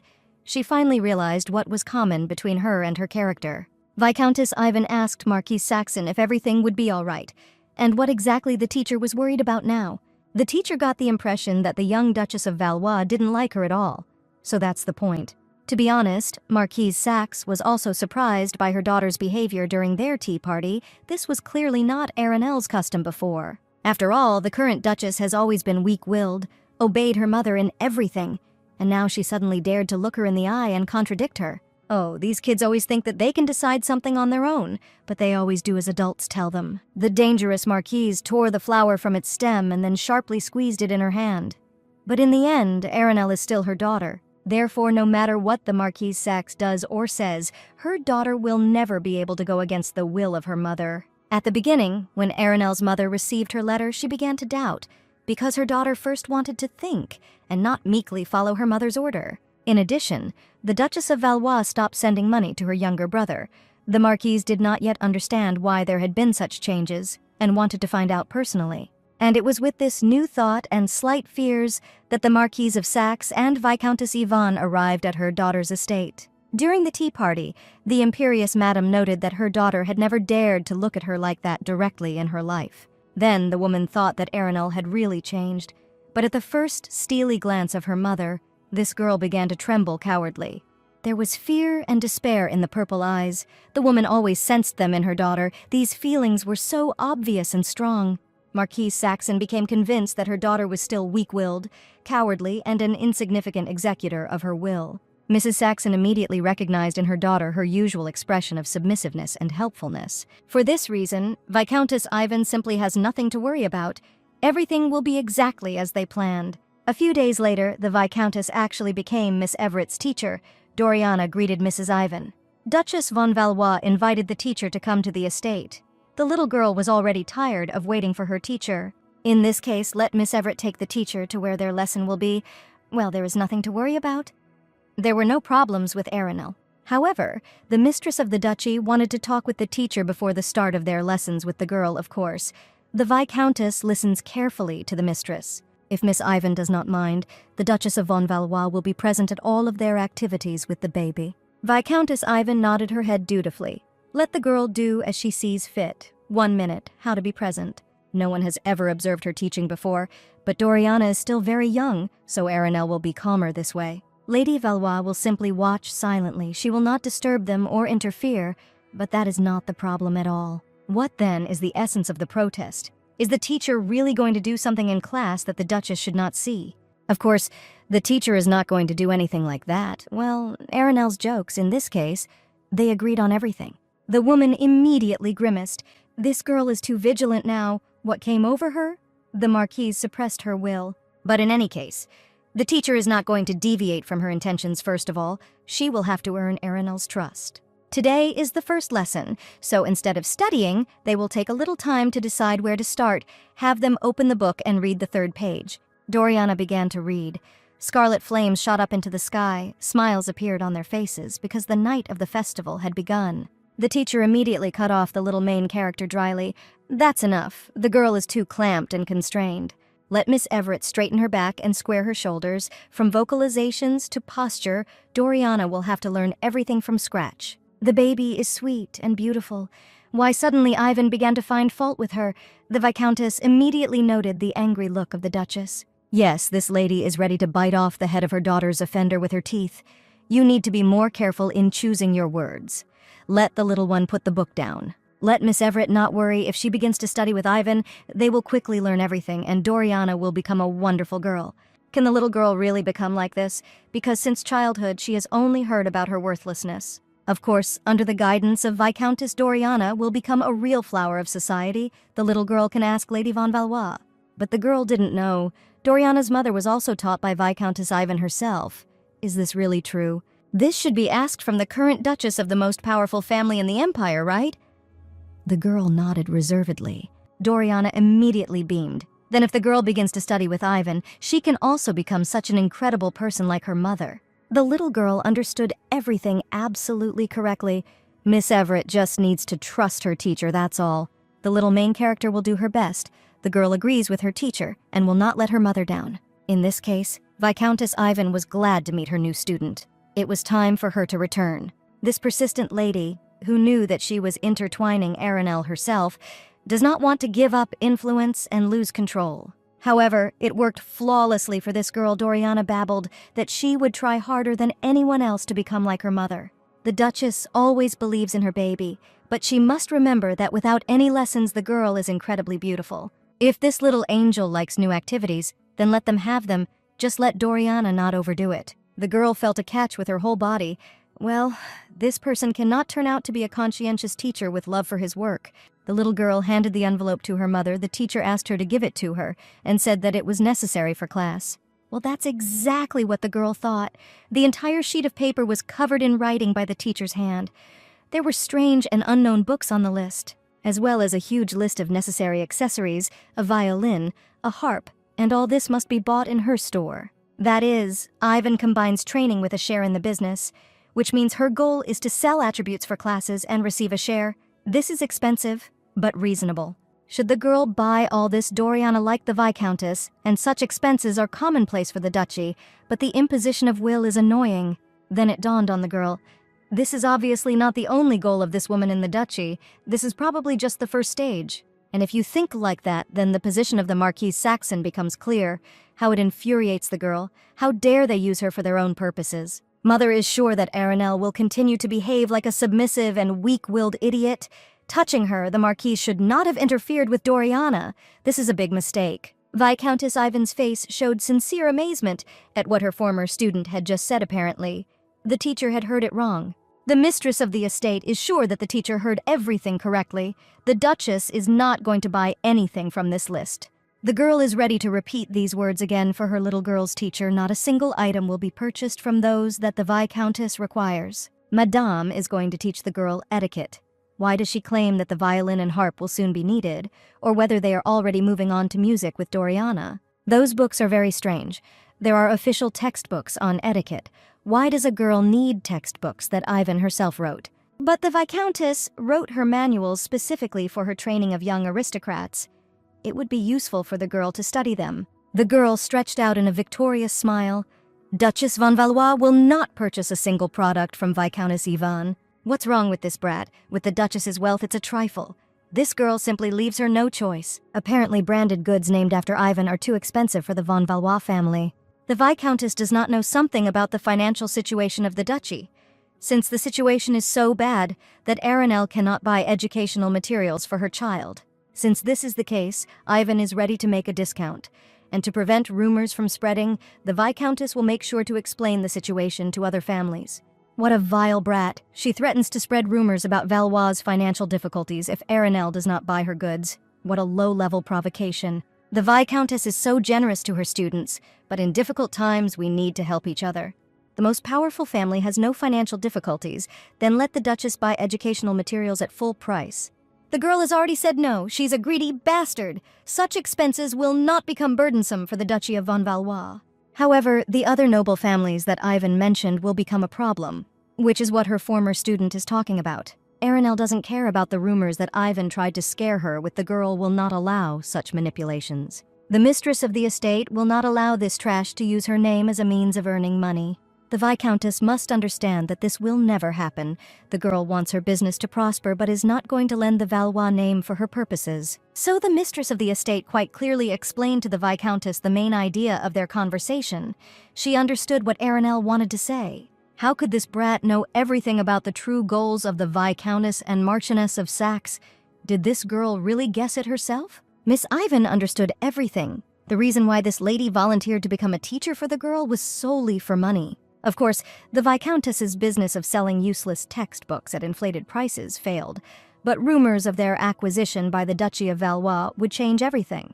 And Marquise Saxon obviously has something to do with the Viscountess's inept business, which is why she insisted on training with Ivan. It would be better if this rotten woman openly declared that she decided to raise Ivan's business, and she used the child for her dark machinations. And what will the Viscountess do now, having not achieved the goal? Will the little girl leave her position as a teacher? But Ivan announced the official start of the exercises. An unexpected move. Does this reptile really have a strong sense of responsibility? Doriana looked at the textbook she gave.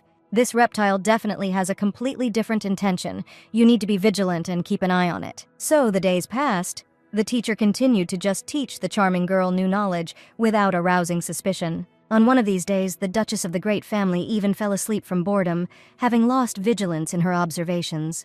The girl was awakened by the voice of Viscountess Ivan. The woman announced that she and Doriana had finished today's lesson. So 2 weeks have already passed, and no more problems have been received from the Viscountess about whether this snake has really gone to the bottom. The main character approached the Duchess von Valois warily every day. The girl became more and more charming. Mother shouldn't worry so much about Doriana. The girl will really handle everything, she promises that. Therefore, the Duchess should not force herself to watch Miss Everett. When Mother is so tired, Doriana will not let her down. Well, now the little girl thinks that the girl is watching her, and not the vile Viscountess Ivan. It turned out awkward. However, the mistress of the estate simply cannot tell the little girl that her teacher is actually a generator of greed and manipulation. Since the little girl started talking herself, it might be worth considering classes in the future without the participation of Lord Valois. Let the girl think about her girl, because this is very burdensome for the baby. She is trying with all her might to jump over her head. The head of the most powerful family agreed with Viscountess Ivan, the law teacher, about the girl's behavior. It often happens that children cannot concentrate due to the close supervision of their parents. After all, in the end, The girl is sure that her mother is walking around and watching her, and as a result, she complicates Doriana's life. Baron asked anxiously and puzzledly whether his wife was sleeping well and feeling well lately, and why this question at all now. The strong and warm hand of the charming young man slowly reached out to his wife's face. The girl did not dodge or move away. Duke von Valois has long had the impression that something is persistently tormenting and bothering the mistress of the estate. However, the girl must understand one simple truth. There is no such person who would be good from the very beginning. For this reason, Arenal should not torture herself so much. It is enough to just slowly move towards her goal. Therefore, the captivating young man really hopes that his wife will take care of herself at least a little. The young man also asks that his request be understood correctly, even if it seems selfish to the Duchess of Valois. Why should the young master's words seem selfish to his wife? Because the young man cares about her in this way. It's just that lately the girl's whole head has been filled with worry about dear Dorian, but Arenal has learned everything.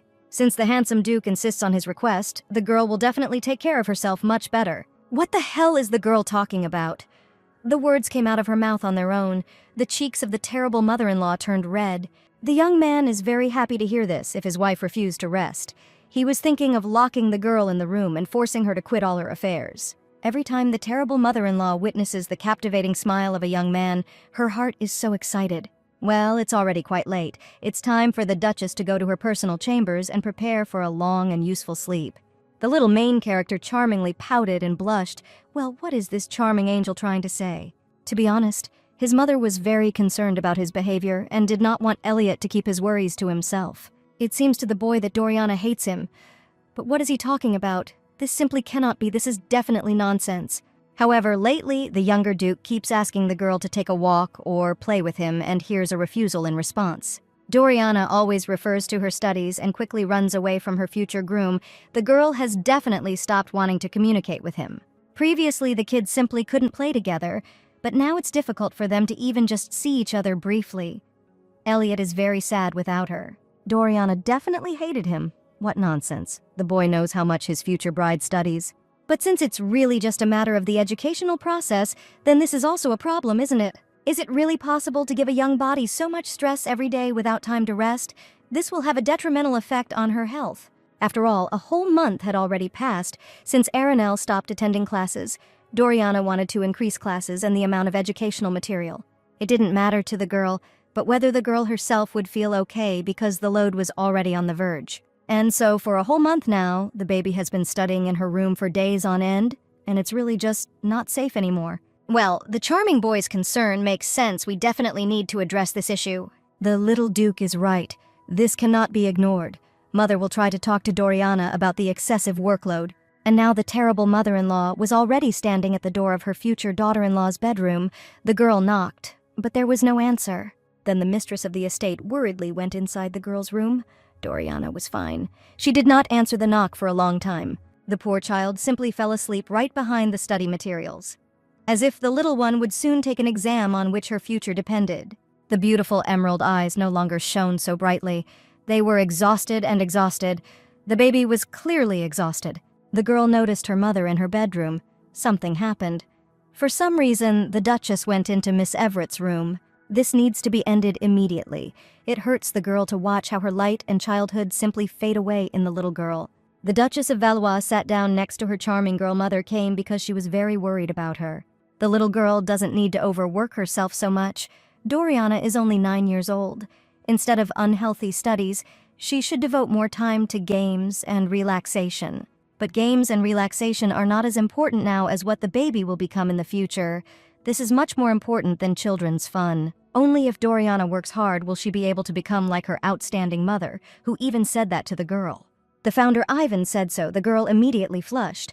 Arenal knew that this reptile tried hard. Such a fierce flame emanated from the owner of the place that it burned those around her. What a vile person she is. And how does a girl imagine an outstanding adult? Well, he should listen carefully and praise and also read fairy tales well.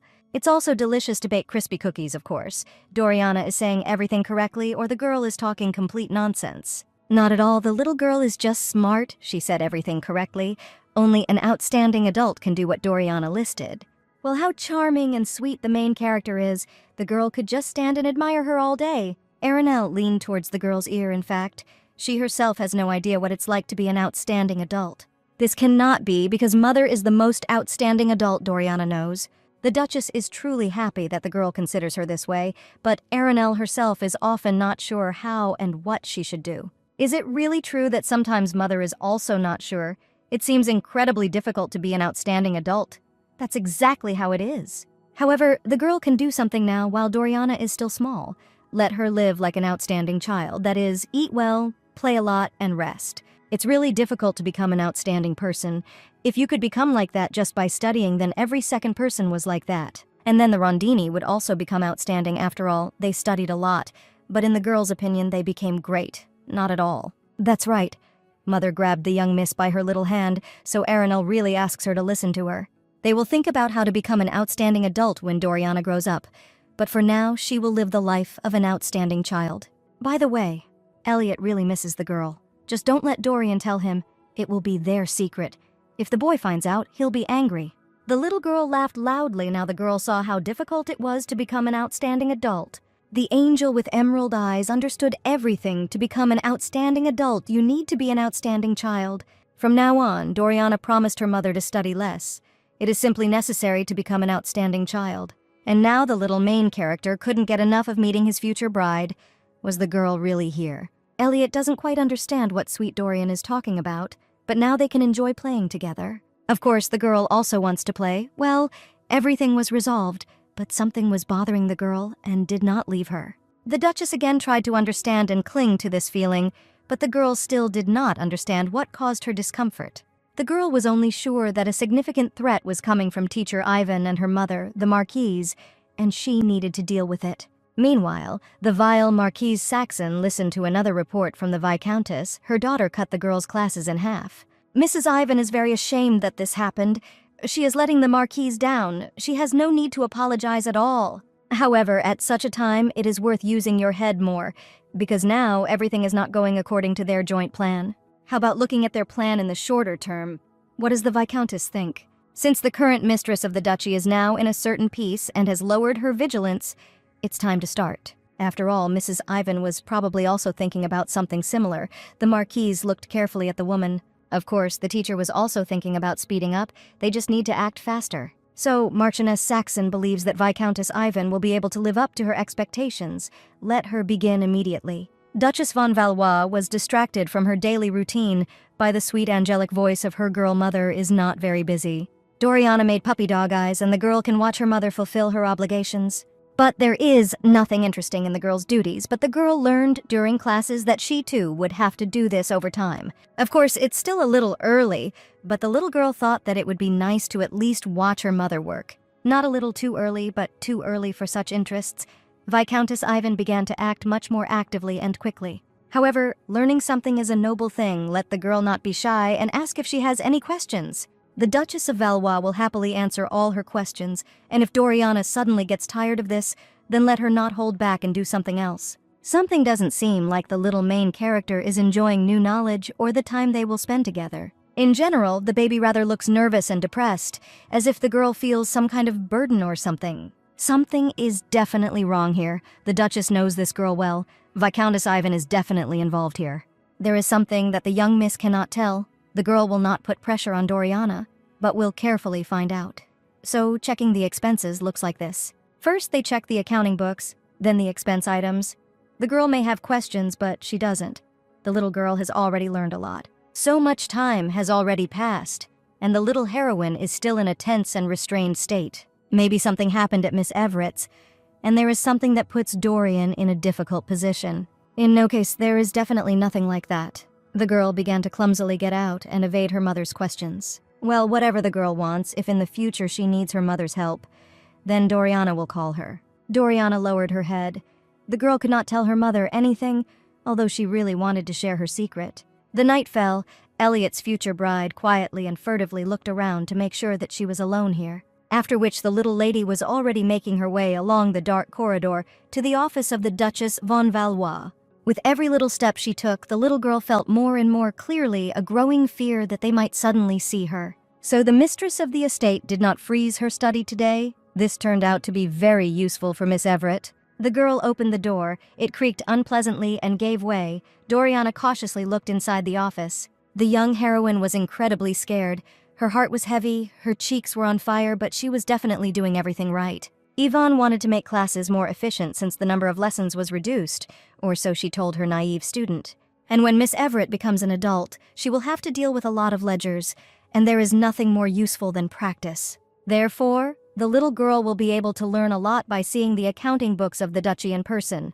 The teacher is sure of this. And so the little main character sneaked under the cover of darkness into her mother's study to fulfill the edification of the vile Ivan. The more important the ledger, the better it will be for studying, but the girl won't be able to get it just like that. She needs to watch her mother. Find out where these reports are kept. Then insert the key into the lock of the second drawer and turn it. The most important documents are there. The rotten reptile gave very clear instructions on how to steal the ledgers of the Duchy of Von Valois. The girl remembered that her mother put the key to the second box with books in the top one. You just need to look for it there. And here is the very key that will open the way for Miss Everett to new knowledge and make her an outstanding personality. Teacher Ivan told the girl to be very careful. No one should notice that Doriana was taking these books. And finally, the second box gave way and rolled forward. Did the little heroine really succeed? Before the little girl's eyes were the stern and demanding eyes of her mentor, the woman ordered Doriana to bring her these books. The young student really turned out to be very obedient and diligent. She quickly completed her task. Now she needs to take the materials to Miss Ivan. However, the charming girl could not shake the feeling that she was doing something wrong, because this was not a good act. In fact, this is a full-fledged theft. Doriana really wanted to tell her mother about everything, at least now. But if the future Duchess tells the whole story, she will have to admit that she tried to commit a crime. But Duchess von Valois was always on Miss Everett's side, always unconditionally took her side and trusted her boundlessly. And the last time, when vile maids tried to frame the girl herself and accuse her of theft, Mother didn't even listen to anyone. Aranel was always confident in her girl and never doubted her for a second the girl protected her from their first meeting. Bitter tears of self-loathing and regret for what she had done rolled down the little main character's cheeks. How could a girl do this to her mother, because the Duchess always cared so much about the baby? But she neglected it like that. Doriana constantly brings nothing but trouble to her guardian, and this is in response to the endless kindness and love of the mistress of the estate. Now, if only Mother would again help the baby get out of this black hole of doubt, help her find a way out and the right solution. The girl was crying bitterly in the middle of her mother's study under the cover of darkness. Then a voice interrupted Doriana's torment. The girl would have recognized this feminine, caring voice from a million others her adored mother came into the office. Duchess von Valois heard everything correctly now. The future daughter-in-law needs her help and participation, doesn't she? The terrible mother-in-law heard her girl correctly. Doriana needs Aranel and therefore called her for help. The astonished girl dropped her mother's ledger on the floor in surprise, but how could Aranel read her thoughts and immediately appear next to her? Doriana begged to forgive her and save her. The girl had done a terrible crime and was ready to take full responsibility for her actions. The baby is so guilty before her guardian, but she will never do this again. Let her mother forgive her just once. The terrible mother-in-law rushed to the frightened child and began to hug Miss Everett tightly. What nonsense. Everything is fine. The girl should stop torturing herself and punishing herself. The girl is nearby and still loves her. After all, her baby had such a hard time. It was all her mother's fault. The Duchess of Valois should have guessed about everything earlier. The sweet girl's face turned red and stung from salty tears. Her mother is so kind and bright. Even now she blames herself for Doriana's misdeed. Miss Everett is well aware of the gravity of her action. This is a full-fledged crime, so the little girl is ready for her punishment. The young heroine must clearly understand that Doriana's current behavior is not her fault. The little girl is naive and open to people, and due to her wonderful childhood qualities, the girl was used by a bad adult. However, this is really the fault of the mother herself, because Aranel, as an adult, was obliged to stop all this in time. So the girl has nothing to worry about, much less reproach herself. Adults are to blame for everything, but not a naive child. The terrible mother-in-law plopped down heavily on her bed. How could the girl allow this to happen, being confident in the treachery of this woman? After all, her ladyship understood perfectly well that the snake was only biding its time, and would not stop. All the facts pointed to this. How could Aranel be so careless? The girl was so proud that she was able to unravel the Viscountess's hidden intentions at the very beginning. The terrible mother-in-law should have been more careful and paid more attention to this, but she simply stepped aside, considering herself the smartest. And now Doriana has a real trauma to her soul. The girl will feel vile and guilty for a long time. The little heroine was so frightened, her heart was torn with guilt, and it was all because of the girl herself. At first, Aranel could not object to her mother and let her accomplice into the house, realizing that this was not good, and then she simply stepped aside. The next morning, the terrible mother-in-law was also tormented by disturbing thoughts and awareness of her own guilt. Baron's voice was heard. The captivating young man was already standing right in front of the girl and worriedly asking if his wife was okay. The head of the great family knocked several times, but there was no answer from the girl, and the young man decided to enter. He apologizes for his rudeness. The head of the duchy has heard rumors about what Viscountess Ivan dared to do. This woman has no excuses. The teacher crossed the line and took advantage of the little fragile consciousness of the girl. This is simply unthinkable. Stealing documents is already a serious crime. Aranel sent a warning letter from the duchy, and also a separate letter asking for a severe punishment to His Majesty the Emperor. She duplicated the letter of protest. But the girl is worried. The Duke of Valois can handle this better initially. Everything should have been discussed with her husband, but Aranel involuntarily screwed it up again. The handsome young man called out to his wife and looked into her exhausted purple eyes. The girl must stop. The mistress of the estate already looks sick and weakened. All these situations are not at all worth such torment for Aranel. In addition to everything else, the Duchess of Von Valois again forgot what the head of the great family told her during their last conversation. The terrible mother-in-law really did not remember their last meeting, and the words of the young man at all. All thoughts were only about the girl. Baron, during their last conversation with Aranel, urgently asked his wife to take more care of herself. The young man carefully seated the girl on a chair, but at the moment the Duchess of Valois is taking good care of herself and fulfilling her husband's personal request. The young master has nothing to worry about. The mistress of the estate will sort everything out on her own, and then take good care of herself. Indignation flared in the blue eyes of the beautiful young man. Apparently his wife herself does not know how bad she is at lying. The young Duke of Valois carefully and sensually took the girl by her cold hand. The girl does not know how to deceive at all. In addition, the young Duchess can always immediately see when a girl is nervous and in her own thoughts. The head of the duchy perfectly understands the burden of guilt of his wife, her feelings and thoughts about what happened. And the charming young man did not deserve Aranel's trust, so she claims that everything is fine and under control. The young man had previously admitted to his selfishness, so he would really like for his wife to lean on his shoulder at least sometimes, after which the dream of all girls looked warmly at his wife. What a man. How can you concentrate with him? The girl burst into nervous laughter, which betrayed the brokenness of her inner state, which is what the Duke is talking about. After all, the young Lady Everett and the Crown Duke von Valois are her children, and she is responsible for everything that happens. Aranel needs to control herself and not fall for this superficial kindness towards her character. Apparently, the young man is waiting for the Duchess to become a sobbing child, and is just waiting for Baron to sympathize with his wife just once. The young man is right. The Duchess is not fine. The girl is really very upset and disappointed in herself. But with all this, the mistress of the estate is not such an arrogant person to expect help after everything she did before she knows her place. And in general, how can Lady von Valois count on something like that or flirt with the young Duke? The girl is very grateful for the words about support, but in fact, the very existence of the young man is already a reliable support for Aranel. After all, the wonderful gentleman cares so much about the undeserving Duchess.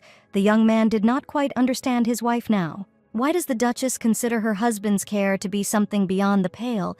And for what reason is Aranel unable to flirt with Baron? After all, they are spouses. Then, judging by the words of the girl herself, the Duke of Valois should also not be nice to his wife. And if this is indeed the case, then apparently the young gentleman is openly crossing this line with his wife. The captivating young man reverently placed the girl's hand in his. What is this guy doing? Baron is unbearably beautiful. Aranel will not withstand such pressure. The head of a great family with special tenderness put his wife's thin hand on his fantastic face, and recently he has been especially tender towards the girl. The girl was already without strength. Where could she get more resources to resist the captivatingness of this hero? But the young man clearly had no intention of stopping. Even now, Baron crosses the line when he asks to talk to him and lean on him. Well, it's simply impossible to even be close to this magnet, of course. Aranel would really like to exhale and succumb to her feelings. But one must not succumb recklessly to this kindness, the warmth of the young man's gaze, the tenderness of his touches to the girl. The terrible mother-in-law can't just take it and cry so pitifully. She can't let the feeling overwhelm her.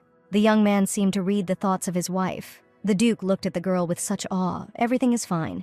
She has nothing to be afraid of. Duke von Valois already knows that his wife is a strong person. The girl can cry and cry as much as she needs. Aranel was sure that she simply could not demonstrate her weakness, but everything changed after one phrase from the young man. In an instant, all the heroine's barriers were broken by the warmth and kindness of the beautiful young man. Emotions filled her entire soul. Why can a girl afford this? A very stupid question. The Duchess may be weak since Baron is next to her. The Duke smiled softly and gave a not entirely clear answer, but after a short time, this answer actually made Aranel feel better. But still, the terrible mother-in-law doesn't think that she really has the right to sit like this and cry now, because everything is because of her. But the young man reached out to her heart and enveloped it. These words fell from her lips on their own and began to choke her in a fit of self-reproach. The girl could not hold back her heavy breathing, but the quiet whisper calmed her. The girl realized that she needed this so much now. The young man allowed her to release all the poison in his body that had tormented Aranel so much. The young man noticed that his wife had already calmed down a little in his strong arms. Everything was just like that. What a disgusting thing. Aranel herself, without noticing it, disappeared into a beautiful young man. We need to get ready. With her tears, she ruined his clothes. The Duchess apologizes and will now find something to wipe her husband's clothes with, and again there will be a barrier between them. The young man hurriedly grabbed his embarrassed wife's hand. Everything was fine with him and his clothes. There was no need for this trouble. However, what is more important at the moment is whether the Duchess of Valois is okay.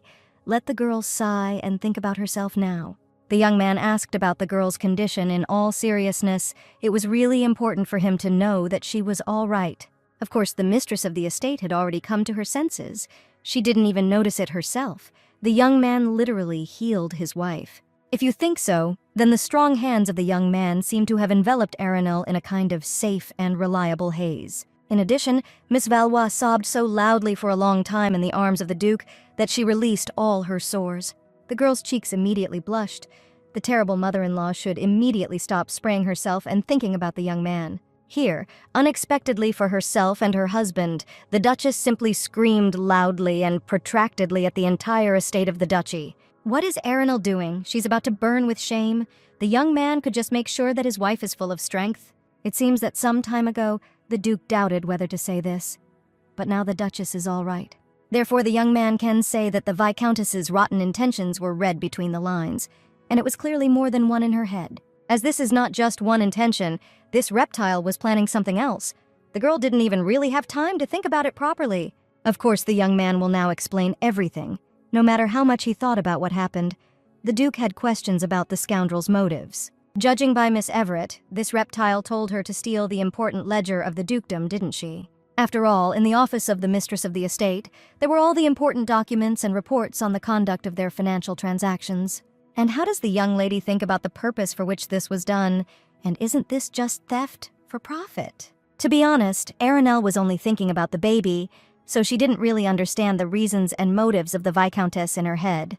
And if Doriana had stolen the book and given it to the Viscountess, then what would Ivan have done with these documents? Well, there are many options. If there is some kind of financial fraud, then the Viscountess could use it. However, if nothing of the kind had been discovered, then this scoundrel could have faked the fraud on her own.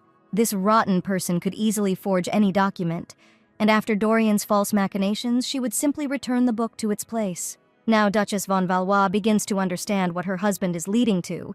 The intentions and possibilities of the Viscountess are crystal clear.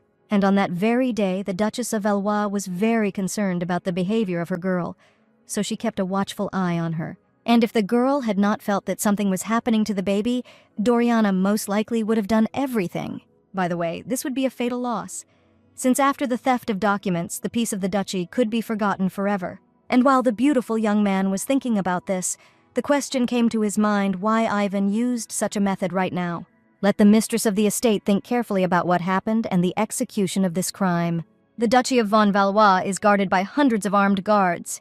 This is known to absolutely everyone in the empire. In addition, the head of a great family and part-time owner of the family estate is the only swordmaster in their state. Therefore, no one even dared to think about touching the documents of the duchy, but using the girl, Ivan almost pulled off everything. Therefore, we can say with confidence that the only weak point in the Duchy of von Valois is the girl. It is Doriana Everett, the future bride of the younger duke, who may be the very hand that can threaten their great family. What does the young master mean? Is it really that the very existence of this charming girl is dangerous for the duchy? But the baby was simply used, of course. That's not what the young man meant. Doriana really isn't guilty of anything. Aranel's purple eyes showed fear for the little girl. She really thought that the duke wanted to get rid of the child. Does the young man really look so cruel and soulless in the eyes of the young master's wife? No, not at all. This girl is a cruel person who provoked the handsome duke to show such an expression. This is a sinner, and the girl would be lying if she said that she didn't like the boy's manifestations. Aranel again with her strange poses. So why did the Viscountess decide to go on a scam using Doriana? It's just that this whole idea sounds very dubious from the very beginning. All this sounds very illogical and does not clash with reality in any way, which is what the head of the duchy means. Ivan is a permanent teacher. This is not her temporary part-time job. She should have spent about 10 years with the girl, if everything was fine. If she wanted to influence the dukedom through Miss Everett, then we can assume that the Viscountess has already achieved her goal. Just a few years next to Ivan, hiding and winning the girl's favor, the teacher could make her puppet. What kind of novel is this? It's scary to be here. That's why the class teacher in the place where the girl herself lived changed every year. The fact that Ivan targeted the dukedom by calmly demanding something like this from the girl speaks more of a loss of control and anxiety. However, the Viscountess had no reason to lose her temper or worry, so it is assumed that these emotions came from another person. Well, everything sounds fair and very logical. Ivan really just started to get used to it and relax, so why the rush? Most likely, the Viscountess was simply rushed and put pressure on her, which means there was also some kind of accomplice or leader. Just a minute, is the young gentleman really leading his wife's thoughts to who exactly the rotten instigator is? The handsome young man nodded evenly and calmly. The girl understood him absolutely correctly. There was only one such person. From the very beginning, only this vile organism showed special interest, when the search for a teacher for the baby was still underway. Meanwhile, the Viscountess was already begging for forgiveness from her mistress. She did not know that everything would turn out this way. The steel-faced Marquise doesn't understand Ivan. The Viscountess must keep her face, what she is trying to say. And if the Viscountess behaves in this way, she thereby puts the Marquise in a difficult position. The Marquise has no idea what the reason for this behavior is. Ivan better return to the mansion and rest. She will find a way to help her. If Ivan can just remain silent, then this will help Saxon a lot. Let the Marquise's servants escort the guest to her estate. The Viscountess shouted that she trusted only the lady. Even if this fool remained silent, everything still looked too obvious. And now how can Marquise Saxon get out of this whole situation? Because the situation is extremely serious and dangerous. Everything inside the vile instigator was burning. Why the hell did this rubbish make such a mistake? Now it will cost both of them too much. This insignificant woman, Saxon ordered her to find a quick way, and she immediately sent the brat to steal the accounts from under her nose. And after all her stupidity, this impudent woman also ran to the Marquise. She had to immediately shout on the street that Sax had organized everything. Damn it. How could you so mediocrely lose your only opportunity? You need to calm down first. The Marquise will always remain innocent. The situation has already happened.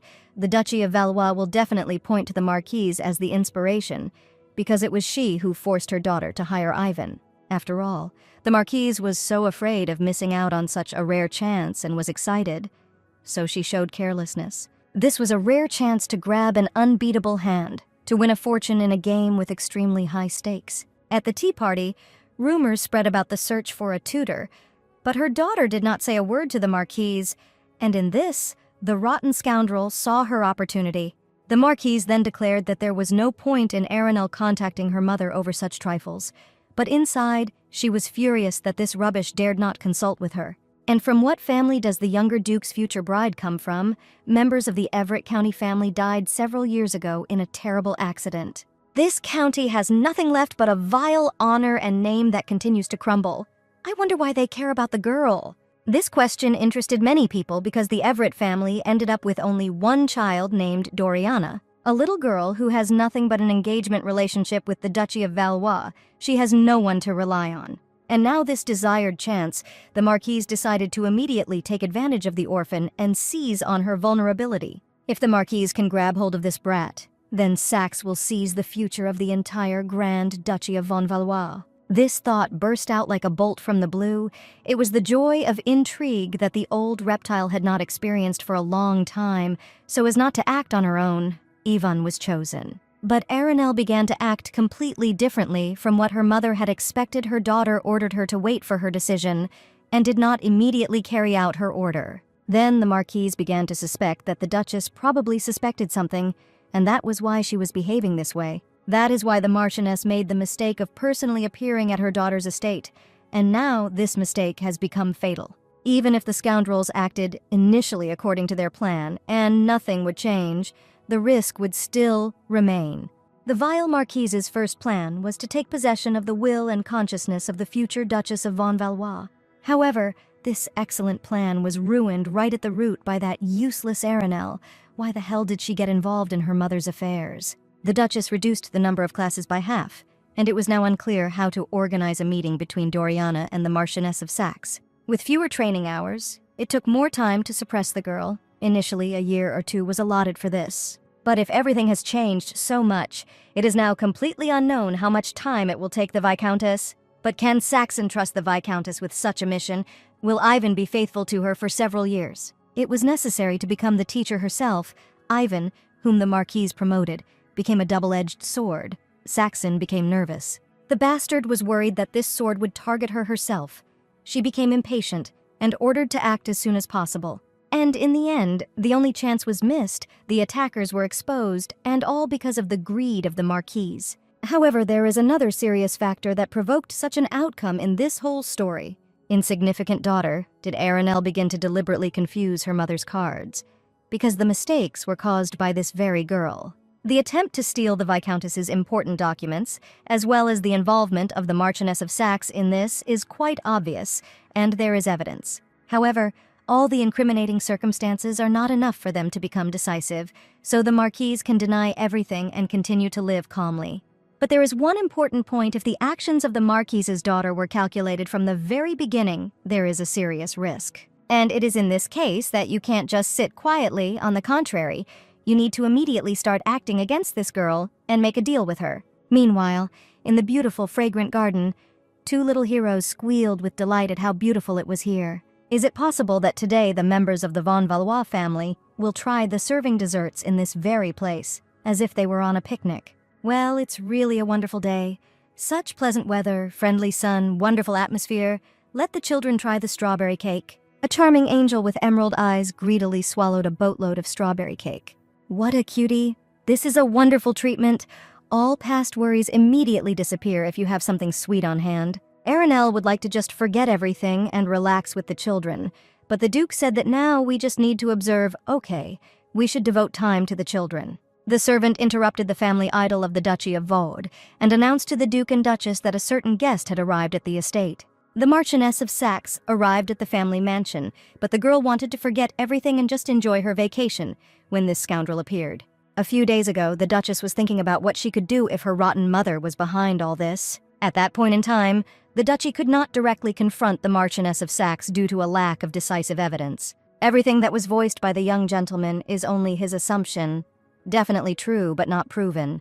As long as the Duchy does not have sufficient evidence, given the way the Viscountess was interrogated, the vile Marquise is unlikely to even open her mouth. It would be best to pretend and let go of the situation. Saxena has always acted carefully, but now she might slip up. Therefore, the Duke and Duchess have no choice but to wait for the main instigator to make her mistake. The terrible mother-in-law agreed with her husband, but understanding the rotten nature of her mother, this did not seem very reliable. However, sometimes the best strategy is to do nothing and wait for the attacker to bury himself. It was unbearably difficult to do anything in such a situation. The scoundrel appeared on their doorstep. Maybe this was the very oversight that Baron was talking about. The girl turned to her most beautiful husband and smiled at him with only purple eyes. Now is the time. His wife had nothing to worry about. The Marquise was always careful and did not come without warning, but here she appeared without an invitation. And in all likelihood, and given all the events taking place, it is the Marquise of Saxe who should be worried now. Wow, the captivating hero is again trying to smile mechanically. Aranel somehow felt creepy. This is a very rude visit, so it's okay if the Duke also sees his mother-in-law. Let the children finish their sweets. The charming young man looked at the girl with an approving glance and invited his wife to go to the estate for a meeting. The young man continued to support his wife without words. They were not needed. Everything was so clear. In fact, the Duchess did not feel at all ready to talk to this reptile, but suddenly this was an opportunity to punish her. Lady von Valois still did not know what would be the right thing to do, whether to call the Marquise a vile criminal or not. What is more important is whether the girl can even stand up to her mother and win such an important battle. We are talking about harm to her family, and she still feels like a doormat. On that very day, Arinelle was afraid to even look at her mother, so she allowed herself to be pushed around and weakly followed her orders. Will the Duchess be able to answer properly this time? The Marchioness is not even a real mother for the girl. However, this vile creature is a full-fledged copy of her own mother. The reliable hand of her husband rested on the girl's shoulder. The charming young man was next to her. She and the Duchess of Valois would go through all this together. She should not worry. The mistress's cheeks immediately burst into flames. The girl is already beginning to get used to such manifestations and enjoy them. Miss Arinelle had just experienced déjà vu in her office. The charming young man had already become a support for her with precisely these same words. The same warm and even look, reliable and sensual touches, correctly chosen words. What's wrong with this embodiment of everyone's dreams? Baron is simply unbearably beautiful. You need to immediately pull yourself together and get it out of your head. Arinelle, without noticing it, began to hit herself on the head. The young man thought that apparently his wife was gathering her thoughts like that. And so the married couple approached the door of the office. The butler announced that the Marchioness of Saxe was already waiting for a meeting. You cannot lose heart and will. Categorically stop agreeing with her on everything and nod at the actions of the scoundrel. The vile reptile was surprised to see her husband, whom the entire empire feared, at a personal meeting with her daughter. Well, the Marquise acted rudely by not warning about her visit, but she is glad that the Duke of Valois decided to greet her personally. This head of the duchy acted rashly, going with his wife to meet his mother, but a lot of time had passed since their last meeting. If Mr. Valois wants to see the Marquise, then nothing prevents this at any other time. Baron will take advantage of this, and so these two immediately began their opposition. Marquise Saxe visited the estate today to speak privately with her beloved daughter. But the Duke stubbornly ignored the reptile. The young man suggested so. Let them not pay attention to him and talk. The scoundrel is sure that with their conversations they will disturb the young master. Not at all. The Duke will be pleased to watch them. The charming hero invited his wife to sit more comfortably on the sofa, but the Marchioness of Saxon imperiously called out to her daughter. The scoundrel does not think that at the moment her daughter is suitable for the role of a good mistress of the estate and Duchess. Arinelle is like a little child who needs a guardian in the form of the Duke of Valois nearby just to talk to his mother. Therefore, the Marquise gets the impression that it is not her daughter who is desperately avoiding being alone with her, and this upsets her mother so much. A painful impulse ran inside the girl. This woman knows where to push. Arinelle's consciousness constantly reacts to her bullying. The handsome Duke was indignant and decided to stand up for the girl, but his wife interrupted him and ordered him to listen to her. The young man looked at his wife in amazement. The girl looked clearly unconfident and depressed, and this is not the best option for winning. However, the Duchess of von Valois urgently asked her husband to leave them with their mother in privacy. Everything is in order. So the head of the duchy listened to the girl and left the room. A heavy and oppressive silence hung in the room. The Marquise is simply surprised that the great Baron von Valois just listened to his careless wife and left them. To be honest, the mother was sure that this young man would not give up until the last moment and would begin to eavesdrop on them. This woman does not consider her daughter to be anyone at all. Arinelle is a complete nonentity for her. Of course, the Marchioness doesn't even think that the Duke decided to share his suspicions with her pathetic and worthless daughter. Most likely, this reptile believes that Baron treats her with suspicion, and her daughter will help her weak-willedly deceive her husband. By calling the Duchess of Valois a small child who needs a guardian to talk to her mother, Saxe clearly provoked her daughter. The bastard, through pressure, provided them with the opportunity to remain alone. The Marquise is now very impatient. This vile woman is trying to do absolutely everything to turn the situation in her favor, committing open manipulations. The Duke warned that the Marquise's patience was clearly running out, and this always leads to total mistakes. The mistress of the estate clenched her fists. The girl must now defend not only herself but also her children and husband and not let them be offended. Therefore, now is the time to force this snake to bury itself. You need to give it a reason to make a fatal mistake.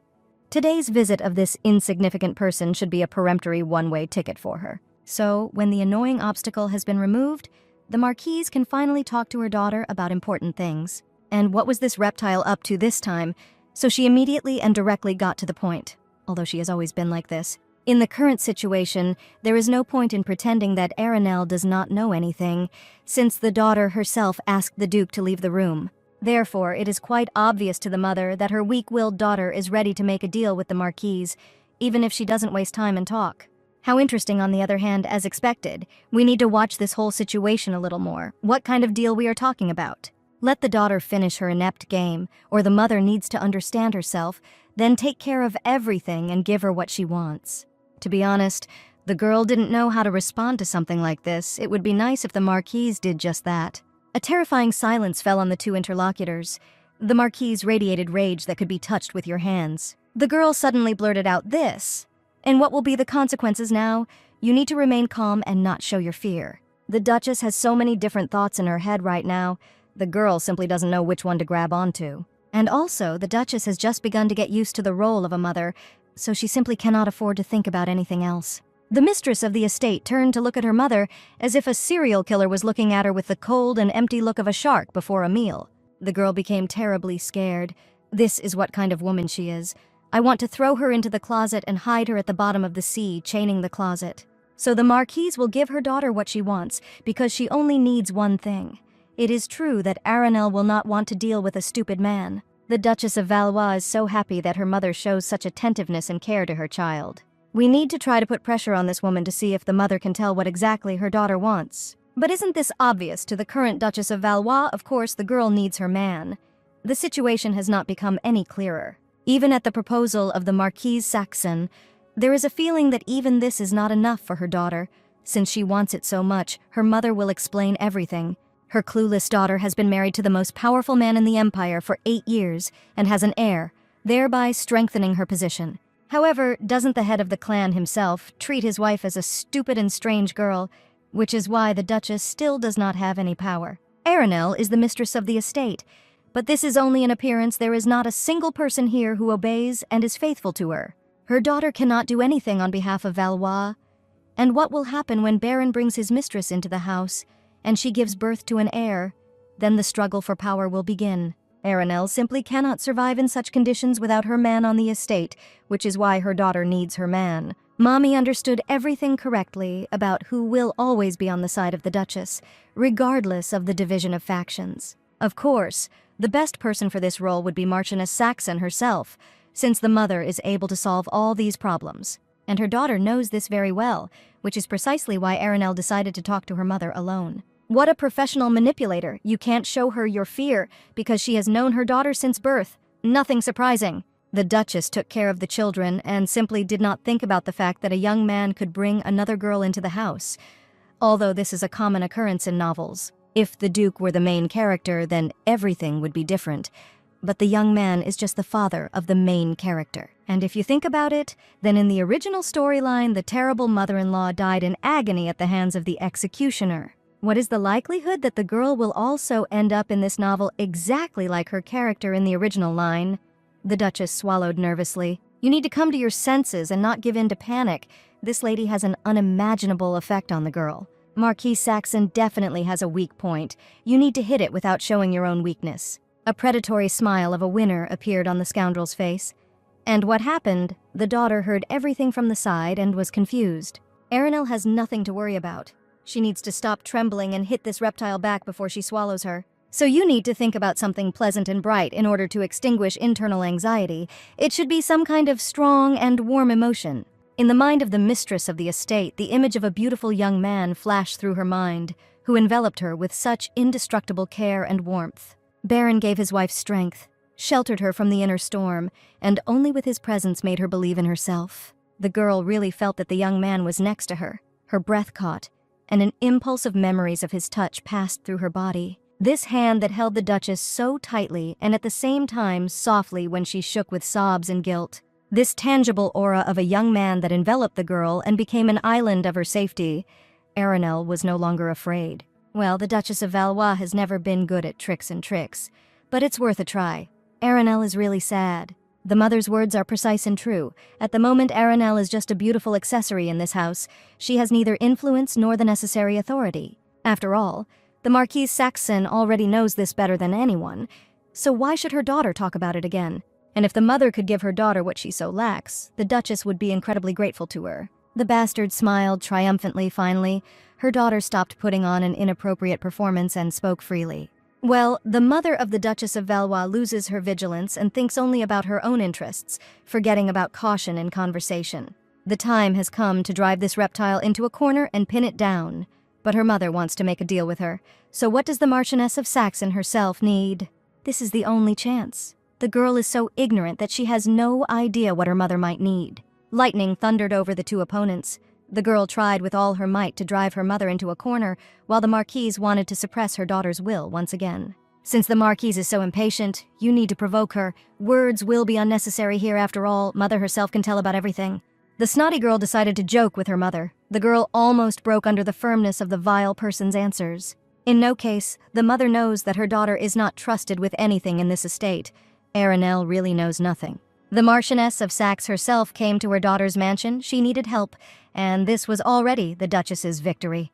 For this reason, let the Marquise stop wasting their collective time and simply get to the point of paying for their transaction. This scoundrel is in a desperate situation, and not her daughter is her last resort.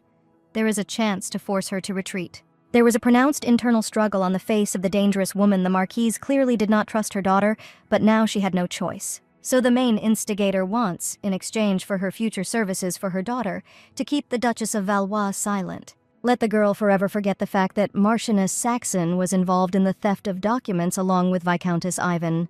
Did this really happen? The cautious and cunning instigator just admitted her involvement in the terrible crime.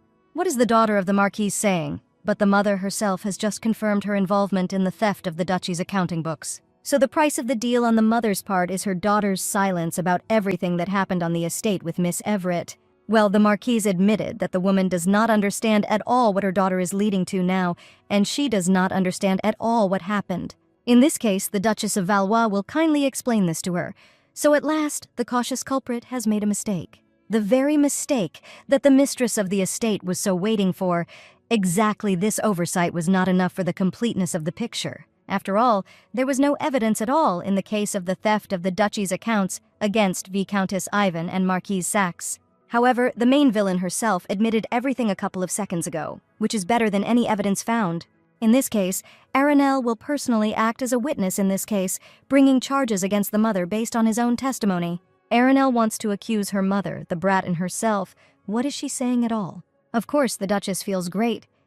The rotten woman immediately jumped up from her seat, looming dangerously over her daughter. Her daughter has been a worthless fool all her life. Isn't it still clear that absolutely everything the Duke drags her into is not doing her any good? There is absolutely nothing here for the girl herself. No one will help Aranel, and the scoundrel decided to abandon her family. How low it is to cover up your rot with blood ties. Each time this woman buries herself deeper and deeper. Yes, it's the same as putting your neck under the blade of a guillotine on your own in the central square. The Marquise was really scared. What an absurdity. The Marquise will help establish her power, but Aranel is already not liked, and a person from her family will arouse even more suspicion. In fact, the girl really likes how everything is going in the Duchy of Valois right now because she's happy here. The Duchess is warmed every day by the smiles of her charming children, their ringing laughter and true happiness in their eyes. And today the girl and children even enjoyed delicious desserts with the handsome Duke, as if they were one family. In their relationship with the Duke, they become each other's support. And if everything continues like this, then the girl won't even ask for more. But for the Marquise, this makes no sense. This woman only recognizes power and money. The rest is all empty. If this greedy and unprincipled woman could distinguish price from value, then all this simply would not have happened. The struggle for influence within the family, the division of a noble family into different factions, is much more important for Saxa than outside trusting relationships. And all because this woman spent her entire worthless and pathetic life taking care of her own interests. Well, the girl agrees with her mother's statements. Aranel really does not have any power or influence, and maybe even she is acting stupid. But even if this is all true, then for what reason should the Duchess of Von Valois follow the will of her mother? Let the woman think for herself. Now the Marquise offers her will as imaginary care for her daughter. But this is so funny, because the Marquise was never truly interested in her daughter, isn't that so? The Marquise deigned to show her interest in her own child only at the moment when talk of a wedding with the greatest family came up. Only then did the scoundrel become curious about her daughter, and after the wedding, the Marquise only needed the money of the duchy. All her life, Arenelle was just a tool for the vile mother, which she counted on, suddenly pretending to be a caring parent. The Marquise really thought that the Duchess of Valois would believe such an obvious lie. Did the scoundrel really want to abandon her own mother? The brat forgot that the Marquise actually gave birth to Arenelle and raised her, and she is going to just abandon her just like that. Was it not thanks to her mother that Arenelle became a duchess? Was it not the Marquise who gave birth to her, fed her, raised her, dressed her, and taught her? The Marquise furiously clenched her fists. The woman still could not realize that her weak-willed and stupid daughter was capable of such a thing. If it weren't for the scoundrel, then this girl wouldn't even be sitting here now. At first she was scared. Now it's a typical manipulation. The girl is well familiar with this. In fact, the heroine could never resist this. But now she knows that any relationship cannot be right on its own. Does the mother really want the girl to respect her unquestioningly, just because she is her mother? So now the Marquise felt better, because she was angry that her daughter did not follow her will, which Arenelle bears. But the mother herself never respected the one she gave birth to, only reproaches and humiliations that were uttered so disgustingly. There is not a single reason to follow a mother a girl should not obey her just because she is her daughter. Victorious calm finally sparkled in the purple eyes. The girl was able to do it. She left the inner cage. The Marquise did not let up, refusing to admit obvious defeat, because in front of her was just the worthless Arenelle. Even if this greatly hurts Arenelle's soul, the heroine will not act as this scoundrel tells her. She will never understand. As already mentioned, no deal will take place. Since the mother has nothing to offer her in return, it is irrevocable. The girl took a deep breath, but Marquise Saxon must promise that this will not happen again, and if the Marquise politely asks for forgiveness, then her daughter will try to ask the Duke not to let the matter go to trial. Now, this may seem difficult for the Marquise. For this reason, the girl will give her mother time to think. Let her meet her daughter when she is ready, but the Duke will not remain on the sidelines for long. He must decide how to deal with this matter. So let the Marchioness not delay her decision and make a wise choice, but now it's time for the Duchess to say goodbye. After which the mistress of the estate defiantly left and slammed the door. Numerous dirty insults were heard from the room in her direction. It was very loud. In the corridor, the girl was met by a worried young man. Everything was fine with his wife. Everything is fine with the girl as never before. There is a very important thing that the Duchess understood today during the conversation. The girl walked around the entire luxurious estate of the duchy and finally found her children, regaining her breath. After all, Arenelle herself became a real mother in this novel, and all this time she had a child who did not know her love from birth. The poor baby was alone for so many years, and the girl immediately switched to Doriana because it was easier and simpler. Elliot froze in amazement that his mother was doing this. The boy didn't even know how to react to her behavior in such a situation. The Duchess feels so guilty about her baby and asks for forgiveness for ignoring and disappointing her child all this time. The girl suddenly dumps this on her child. She understands that Elliot is confused, but his mother had to say it. She didn't know why her character avoided his own son, but she could see exactly how much pain Elliot was in. Arenelle will never be able to correct the past, but she promises to be much more attentive to her beloved son. Mother promises to simply love her boy, because now she has become a real mother for him without any conditions. And Lady von Valois is grateful to God for such an amazing child. Elliot is the kindest and brightest boy in the world. So his mother is simply fantastically lucky to be the mother of such a wonderful boy, because it is such happiness. Absolutely not needing anything in return, the girl will give him love, even if it means tearing her own heart out of her chest. The girl did not receive love herself, but she will give so much of it that this feeling overwhelms this beautiful child. In fact, the boy wanted only one thing all the time. Arenelle froze expectantly. She would do anything. Let Elliot just say, she will give the boy the whole world. Maybe we are talking about a gift. What if the child wants a diamond? Or maybe we're talking about a whole mine. The girl will do absolutely anything for this baby. Elliot will have everything he wants. The little protagonist looked carefully at his mother and asked if he could now call her his mother. A direct hit on the girl's unprotected heart. What is this angelic child even doing to her? She needs to experience all these flashes of tenderness. Well, what kind of madness is this cutie just killing the girl or saving her? It's not yet clear from her psychological state. Just let the people of the world look at this treasure, bright and kind, the best boy on the planet. And this is her son. Of course, if Mother doesn't like this kind of treatment, then Elliot won't call her that, of course. Aranel likes it. Elliot hears this sound. Her heart is about to jump out of her chest from total happiness. Doriana blushed. The little heroine was so happy for the boy. She always believed that their connection would improve between Elliot and his mother. How nice it is to watch how families are filled with warmth and love. And why is the girl standing on the sidelines? Aranel called her to her. Let the baby also come closer to them as a baby. Well, the girl just didn't want to interfere with the family reunion. The terrible mother-in-law tightly and tenderly hugged two incredible angels to her. This is what happiness looks like for her. The butler brought the necessary documents to his master. The Viscountess was sent to prison. Her family renounced their title and left for the provinces. Initially, they all faced the death penalty, but the duchy asked for clemency, so it all ended that way. And it was Aranel who filed a petition for pardon. She was worried about the girl. And what if she was accused of people dying because of her participation? The bright little girl simply cannot live with such a burden of responsibility and guilt, and this cannot be allowed. How will Doriana live with such thoughts because it is unbearable and will simply destroy the poor girl from the inside? Here the young people agreed that such irreversible actions would bring Miss Everett to mental anguish. Of course, the head of the duchy is simply disgusted by Viscountess Ivan, but the Duchess of Valois was indeed right. If a more severe punishment were imposed, the girl would blame herself for everything, even if she had nothing to do with it, or feel sorry for the Viscountess. For this reason, ending this disgusting story without bloodshed would be the best solution. And the Marquis of Saxe sent a letter to His Grace and the Duchess of Valois with an apology. Aranel said that this would be enough. As his wife asked, Duke von Valois will not bring the matter to trial. Just a minute. And why does the butler inform his master about this, and not the Duchess von Valois herself?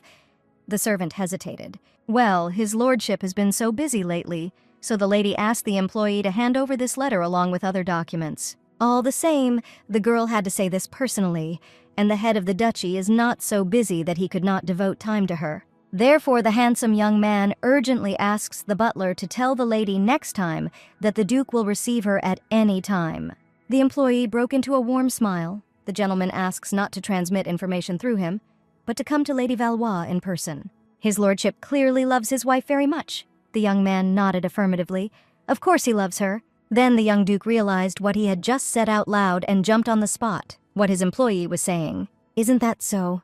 Well, such a strong and deep feeling cannot arise so suddenly and immediately. However, even such an old man as the faithful servant of the Duke of Valois clearly sees that the young man has begun to treat his wife much more tenderly. But this is how it should be in the relationship between two spouses, because Baron is, after all, Aranel's husband. Therefore, the young man simply fulfills his marital duty, because the Duchess has begun to take her responsibilities more seriously. In fact, the young master himself often wondered what had changed in his attitude towards Aranel. But to hear so openly and directly about such a secret and very incomprehensible feeling, which the young man himself had not yet comprehended, was unbearable. The butler smiled. Well, how to understand this expression on Raymond's face? The butler can go. The handsome young man began to seethe with indignation and shame. The butler left his office contentedly. It was the first time he had such fun working here. Why is this happening to the head of a great family? The young man raised his voice without even noticing it, and this was a strange embarrassment. Raymond believes that Baron loves his wife, but this is impossible. This is just absurd nonsense. This cannot be. Actually, the Duke and the girl had been married for 8 years, and then suddenly his wife became close to him. Well, this is nonsense. This is precisely absurd. So the young man was confused and could not give an answer right away, because this is so crazy for his reality. And in general, Duchess Aranel simply cannot please her husband, since the young man has never experienced such feelings for anyone. Therefore, even now, the young master cannot be overwhelmed by such childish and stupid emotions, because Baron does not even believe in it. The owner of the estate really began to treat his wife more carefully and tenderly, but this is part of his obligations. Baron began to want to see his wife more often, to care and do more for the Duchess, because he wants to fulfill his duties properly. But this does not mean that the transformation of his attitude has turned into feelings, because being disappointed in your own emotion towards a person is much more painful than just in his image. The little main character was gloomier than the rainy sky, but what happened to the sweet girl? Was she really offended? Probably it's all about the new teacher, Miss Everett. The teacher did something bad, not at all. The new teacher is very good. It's all about the girl herself. Doriana is simply useless and worthless trash. She is not capable of anything. Who dared to say such a thing at all? The baby is incredibly talented and smart. Where did Doriana get such thoughts in the first place? So the little girl was so upset only because she painted the picture poorly. Mother was already scared. Well, you can't reproach yourself like that. You don't have to be able to draw, you shouldn't get hung up on it. But a lady's education is so important, not at all if it causes pain. And according to the Duchess of Valois, the baby's picture turned out to be very beautiful. These are powerful and majestic lions. Doriana did an excellent job and drew everything well. The girl actually depicted flowers, but why do they have eyes and noses then? Surely the girl just hadn't colored everything completely yet, so Mother didn't understand. But the little girl colored everything. Now the girl saw such beautiful flowers. Then the saving sounds of sword strikes were heard outside the window. The young heir to the duchy is currently training on the parade ground. Maybe Doriana wants to go and watch his training. Of course, the girl had never seen sword training before. What a relief. The little girl completely forgot about her drawing, thanks to Elliot. The sound of blows echoed throughout the training arena as the little duke persistently swung his wooden sword. The knight directed every movement of the young swordsman. The boy distributes his weight incorrectly. Before striking, it is necessary to transfer it to the other leg. The teacher explained to Elliot that the younger gentleman's movements were too sweeping and would create a gap in his defense. That's why the little knight said that he doesn't understand at what moment he needs to swing the sword. It just comes out that way. Well, how does such a spectacle feel? The little girl is not bored just standing and watching Elliot's battles. Not at all. Doriana really likes it. But the mistress of the estate began to worry about her beloved boy. He might get hurt. But isn't this knight's teaching methods too harsh for such kids? The teacher wants the child to suffer or something. Doesn't the Uncle Knight look too aggressive for a little lady? No, it's difficult for the teacher. The Duchess of Valois looked at the baby in amazement. The movements that she was trying to teach young Elliot as a knight simply did not suit him at all. Most likely, the uncle is trying to show how to properly transfer force, and the boy just continues to swing the sword. However, if the younger gentleman continues to do this, he will get tired faster. The girl began to talk a lot out of excitement. The charming little girl fell silent and turned to look at her mother. And why was the Duchess of Valois looking at the little girl like that? The girl covered her mouth with her hands. Yes, this little girl is simply a genius. The girl is incredibly insightful. So can the baby practice swords with the younger master?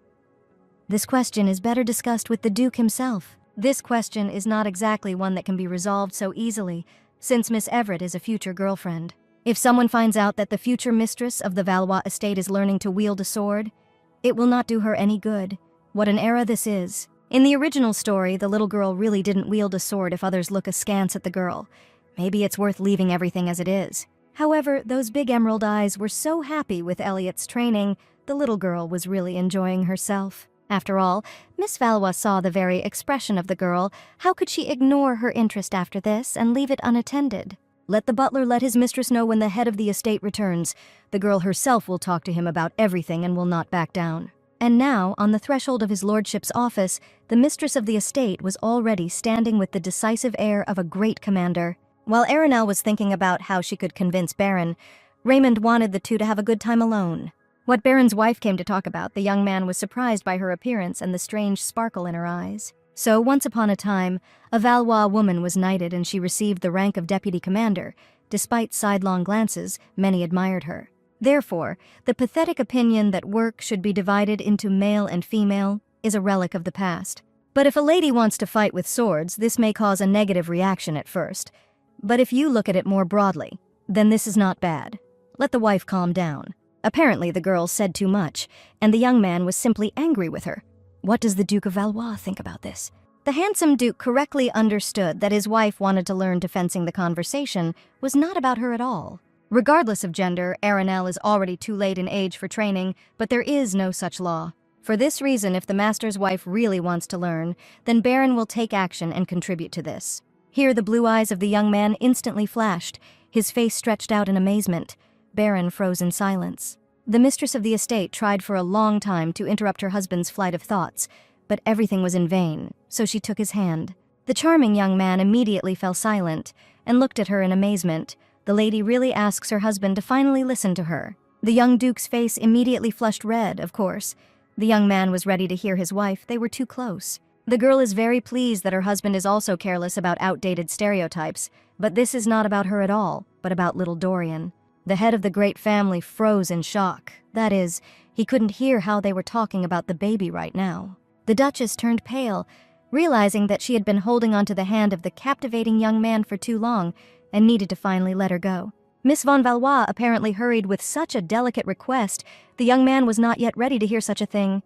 Everything is in order. In fact, the Duke believes that nothing bad will happen if the little girl suddenly wants to learn sword fighting. The handsome young man looked at his empty hand, which still remembered the warmth of his wife. A strange sensation. Baron understood everything. First, he will need to determine at what level Dorian is for the Duke. This is a very difficult decision. Does the young man really want to say that the girl can really wield a sword? Since Arenelle can, then there's no point in talking about Dorian. By the way, Baron von Valois personally conducted the award ceremony for the woman who became an outstanding knight. Therefore, the young man is simply unable to put a gender restriction on the study of fencing. Everything inside the Duchess of Valois began to tremble. What kind of strange feeling is spreading throughout her body? Arenelle feels good. Of course, everything is fine with the girl. There is no reason to worry. Just something was clearly happening inside her. To begin with, the young man himself will meet with the girl, but he is a sword master himself and is generally very busy with work right now. Despite his busy schedule, the young Duke must always take care of his family. Doesn't the girl agree with this? And Doriana is now also part of their family. Why the lady's heart continues to beat so furiously in her chest, Baron can hear. And then the day came when the greatest sword master of the Empire met a new recruit in a skirt. The picture was very impressive for that era. The captivating young man looks as unlawfully attractive as always, his gaze focused on the baby with a sword in her hands. The little main character had a heroic appearance, a confident look, stamina, and assertiveness in her every move. The younger gentleman watched in amazement from the stands of the training arena along with his mother. His future bride just stands there and doesn't move, but he has a clear feeling that something has clearly changed in the girl. The thing is that Miss Everett had put on pants, so they were all a little unfamiliar with Doriana's new image. This girl is so cute in those funny workout shorts, the girl can't help but cry. Elliot glares at her with a straight face. So how does a future Valois bride feel about holding a wooden sword? The weapon is not too heavy for a girl, everything is fine.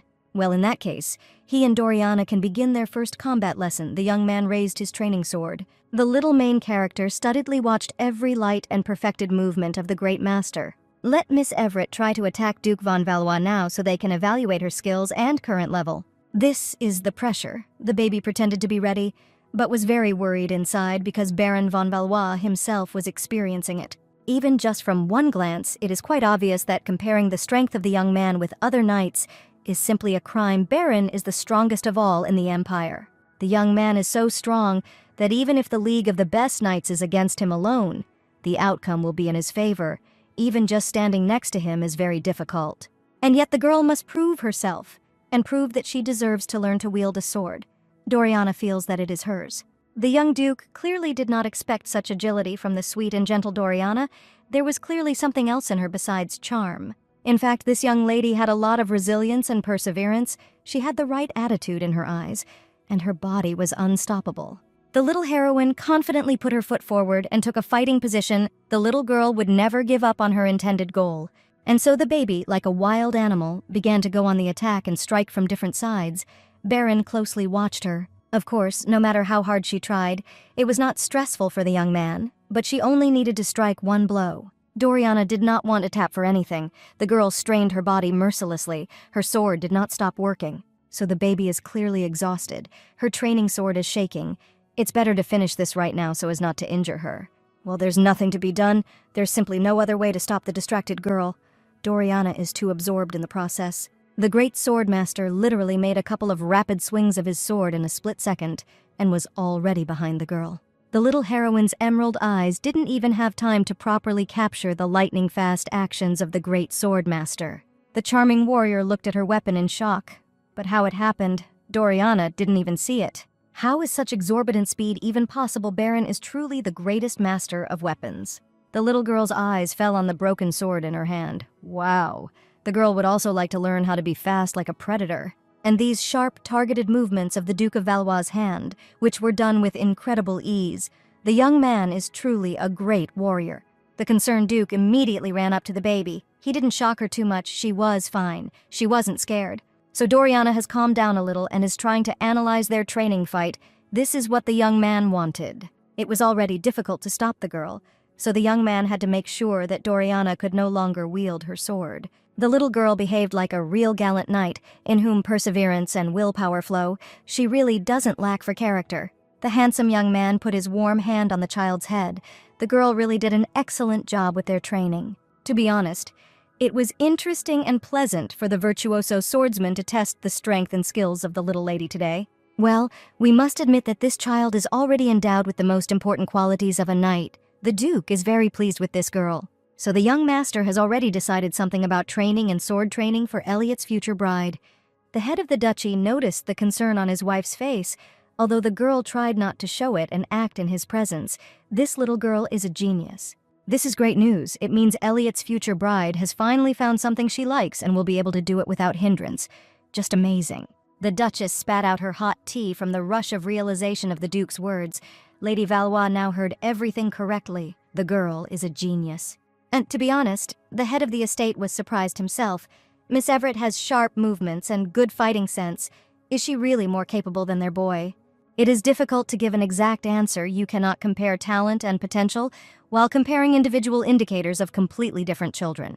However, there is one knightly quality that Doriana has that Elliot lacks, and that is the desire to win. The frantic desire to defeat the enemy is what gives courage. The girl is not easily frightened. She is ready to attack fiercely, sparing no effort.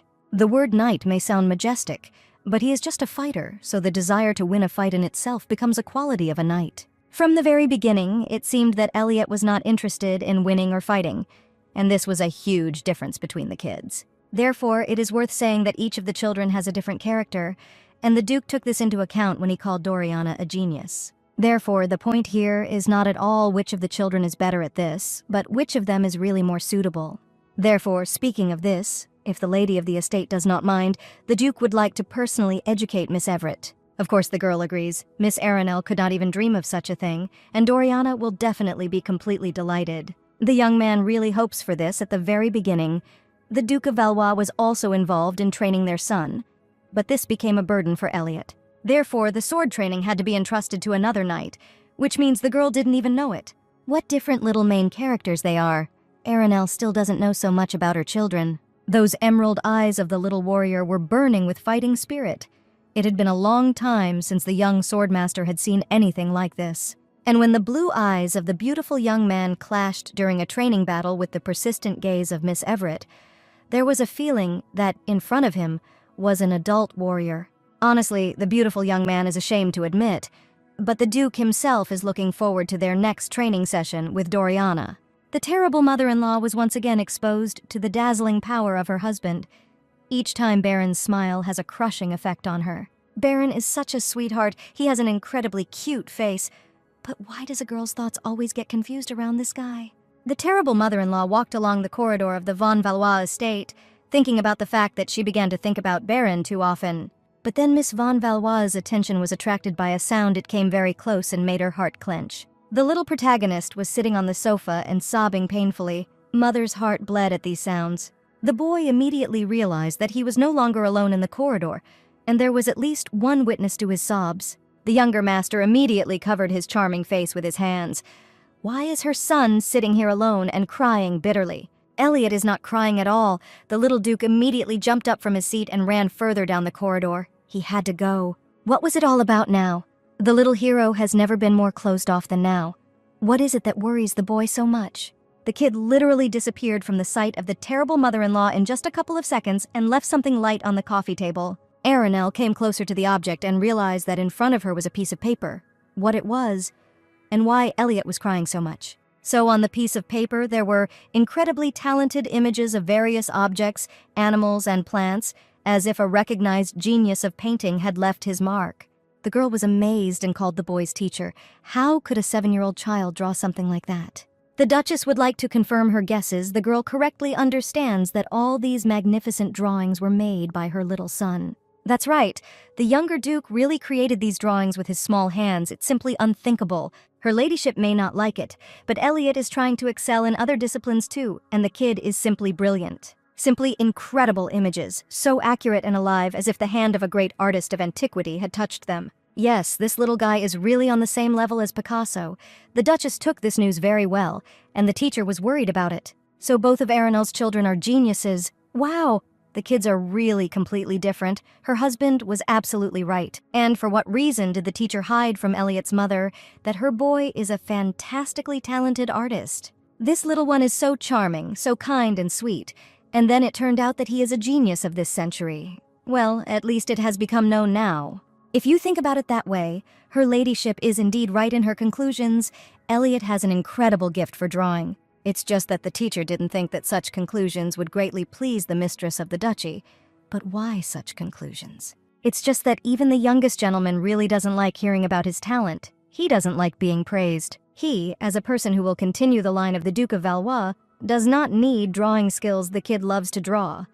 But he has to be careful not to become a laughing stock. At such moments, the charming boy is burdened by a sense of duty to his beloved father and his dukedom, of course.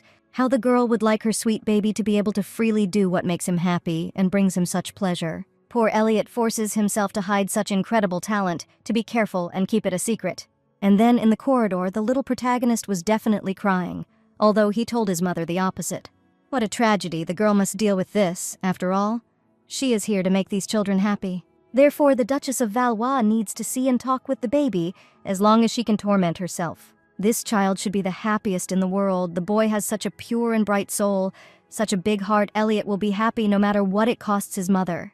Arenelle decided everything and immediately headed to her son's bedroom, but she forgot that it was already the dead of midnight, and the boy was probably already asleep. But it still wouldn't hurt to check your speculations. The Duchess of Valois was already standing at the door of the younger gentleman's bedroom anyway. However, nothing will stop the mistress of the estate from making sure of this. The girl carefully creaked the door and looked inside. In the little gentleman's personal chambers, the light was still on. The boy himself was sitting at his desk. Why Elliot still hadn't gone to bed yet? It was already late. The younger duke believes that he needs to study more and harder while sacrificing hours of sleep because this is harmful to Elliot's health. Well, in fact, at the moment, the future heir of the family is having a hard time wielding a sword, so he focused on other things. There are still a bunch of skills and disciplines that the head of the duchy must learn, so the kid focused on them. After all, the younger duke must be responsible, the poor little one. Did the boy feel worse when he saw Doriana training? Apparently, the kid began to compare his skills with the innate talent of the future bride and began to think that he was incapable. The little genius didn't do anything like that at all. The boy immediately lowered his head in resignation. Apparently, the baby's feelings and experiences still got the better of Elliot, and he roared that this was not at all because of Doriana. The girl was confused by this reaction. She so wanted to help her charming boy and put everything in order for him. Only the younger gentleman himself is to blame for everything. His future bride is not to blame for anything. She is just smart. But the little duke is simply a stupid and hopeless incompetent who can't do anything and can't cope with anything. What does the best boy in the world say? Elliot is a real dream. His inner qualities alone are the greatest gift. The most powerful family in the empire, the von Valois, has always been a family of knights and great swordsmen, but Elliot does not know how to fence at all. The kid always knew and understood this, no matter how hard he tried, and when Elliot saw Doriana, he was only finally convinced of this. The girl has nothing to do with it, all because the boy himself is a klutz, so the younger gentleman took up the study of other disciplines. The terrible mother-in-law instantly wiped the bitter tears from the face of the adorable baby. Elliot was completely wrong about himself. Arenelle will tell his son something. He is simply incredible, and it doesn't matter at all what the boy does and what doesn't. It's enough for a sweet child to just be himself, because Arenelle couldn't even dream of such a boy. No matter what her baby chooses, no matter why he refuses, his mother will always love Elliot and be immensely proud. The younger master should stop being so hard on himself when the boy calls himself names and humiliates himself like that. Arenelle becomes hurt. Tears appeared in the mother's purple eyes. It was unbearable for her to see how the baby belittles himself and does not see the obvious. But how can a boy just be himself? Because Elliot is the next duke of the greatest family in the empire. The head of the von Valois family must be an outstanding person, must be able to easily understand all disciplines and skillfully wield a sword. Well, who decided this? Did the father really say this to his son? Maybe the emperor gave such a decree? Not at all. Then maybe it is written somewhere that all hereditary dukes of the Valois family simply must be excellent swordsmen. but there is no such thing. The kid must understand that no one is angry with him. It is normal for a person not to be able to do something because everyone is given their own. Mother really wants the boy not to create false rules for himself and not to forget about himself for a moment. The girl understands everything perfectly, having studied the history of the Valois family. The kid thought that he simply had to be like his ancestors. But this is stupidity because the history of the family is just the past of its eminent family, and Elliot is its future. The charming boy looked at his mother with a certain adult awareness. It seems that Elliot is beginning to understand Aranel's main idea. The past is just a given. It does not determine the present at all. The boy understands what his mother is trying to convey to him. But then what can the younger gentleman do with all this? Elliot made a clear plan in his head, and now it turns out that he is not needed. Aranel is simply sure that the little duke needs to do what the boy himself likes. And his loving parents will always support their adored son, and both will be only happy if the boy receives sincere pleasure from his choice. The terrible mother-in-law's privacy was violated by her future daughter-in-law. Doriana was puzzled by Elliot's behavior lately. What happened to the little heroine? There was clearly concern and anxiety on her childish face. They are so friendly with Elliot. The younger gentleman was behaving very strangely. The mother looked at the girl in amazement. Why did she decide that? It's just that the boy began to constantly secretly observe his future bride.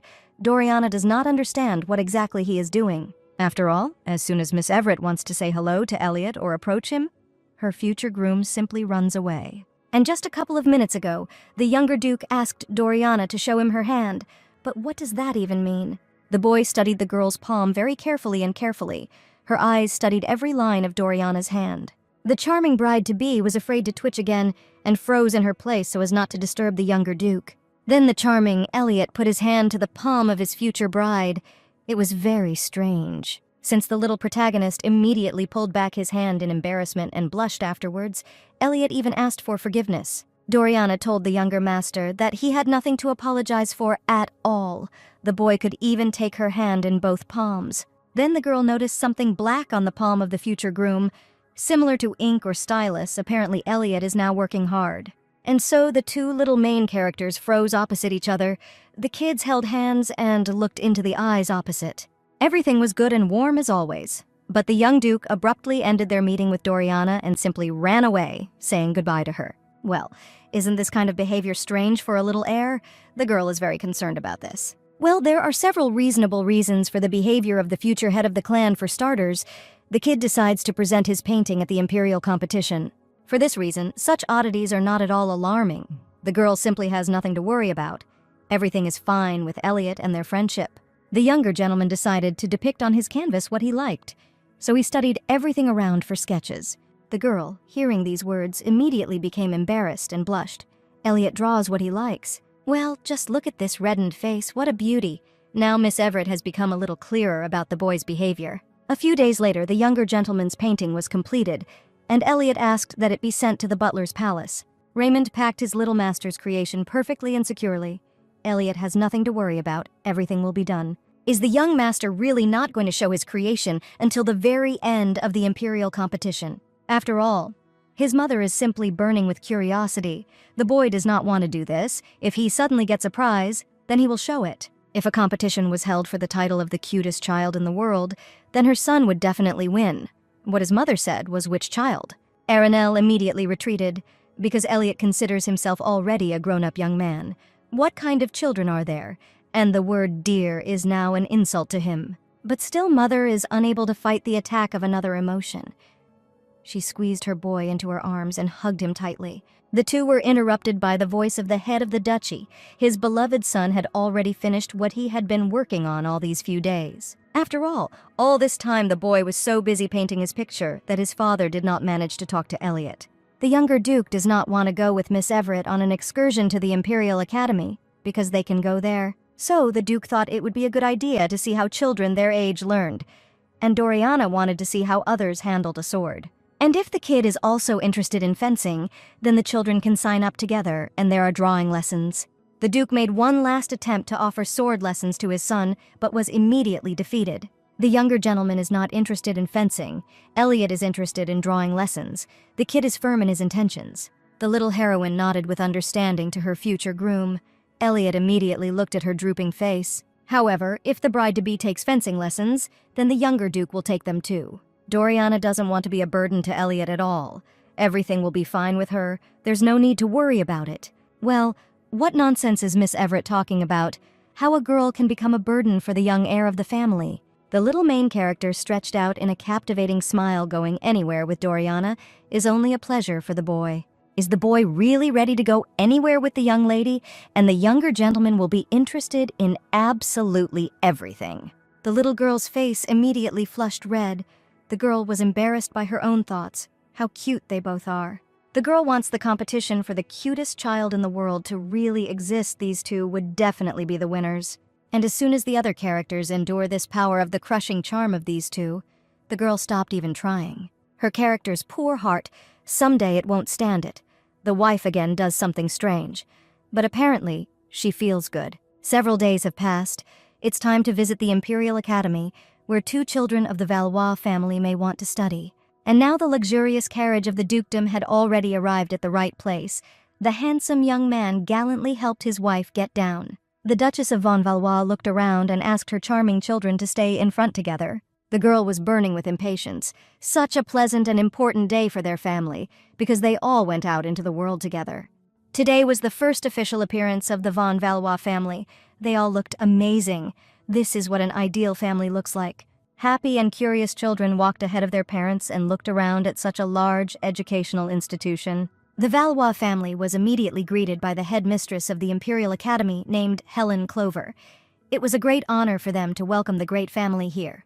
The head of the duchy asked the headmistress to behave naturally and stop fussing just for the sake of Valois, but this was impossible. After all, their academy was visited by the most influential person in the empire, were there places that the guests wanted to see at the beginning, of course. The Duchess of Von Valois first of all wants to inspect the children's dining room, and kitchen nutrition at this age is very important. Of course, no problem. The head of the Imperial Academy leads his visitors to the children's canteen. Doriana conveyed through Elliot that she wanted to see the fencing class as soon as possible. Aranel was completely out of her mind.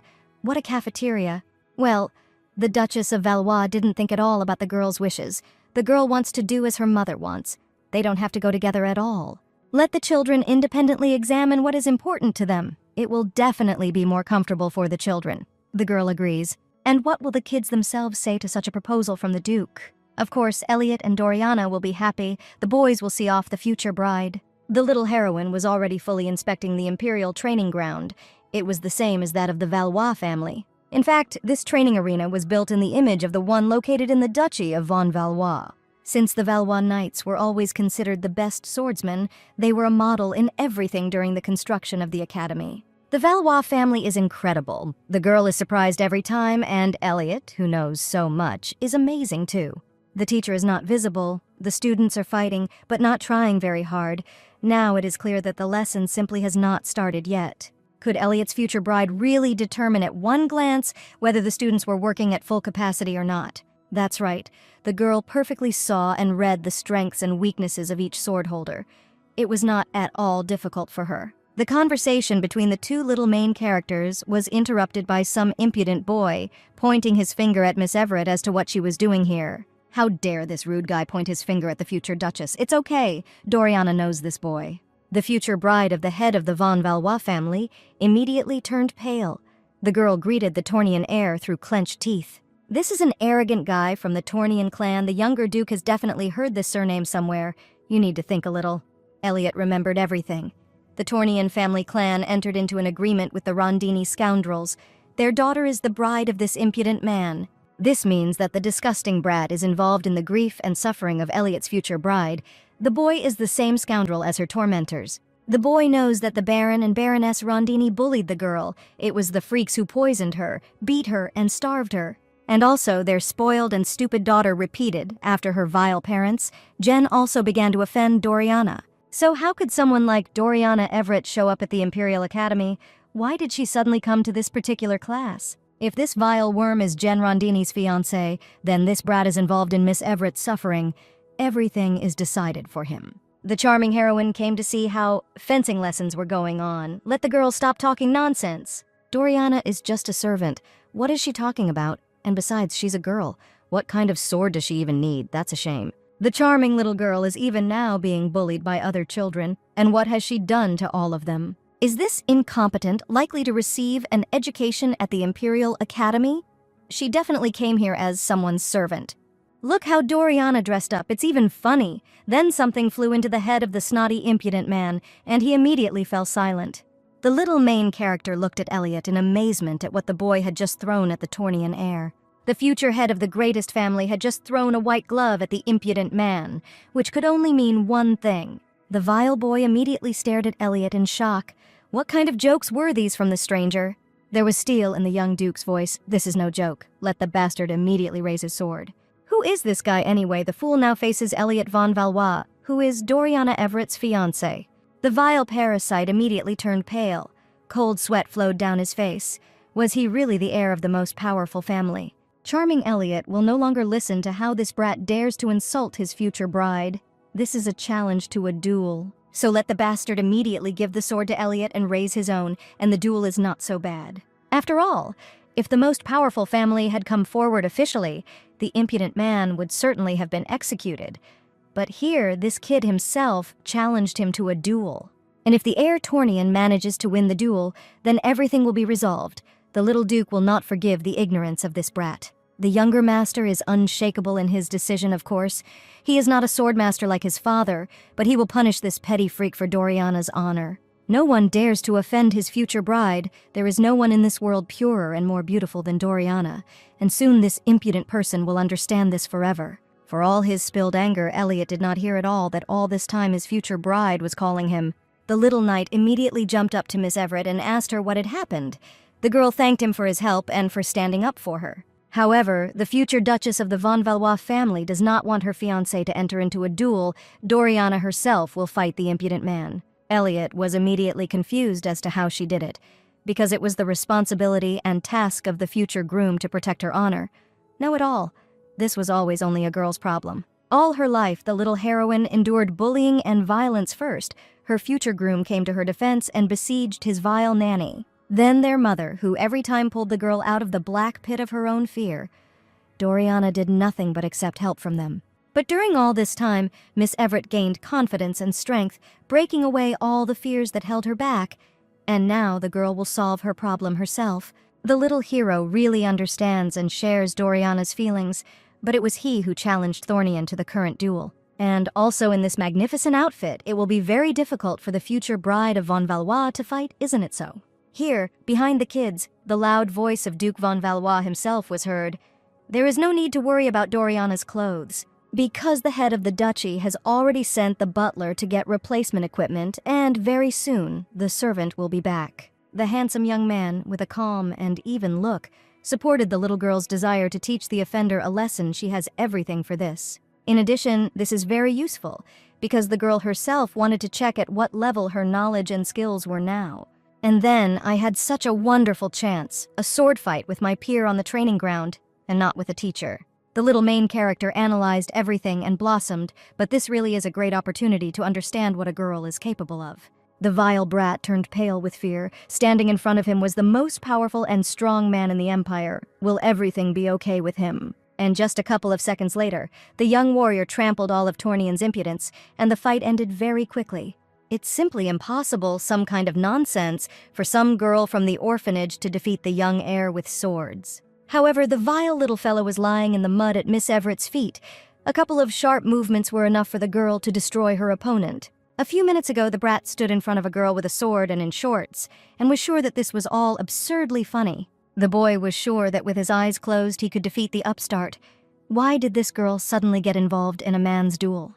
How many tears will be shed after? Doriana doesn't even know how to hold a sword, but challenges Peter Thornian. It would be better if she remained a servant in the orphanage. So, since the impudent one is in no hurry to start their duel, in this case Miss Everett herself will start the duel.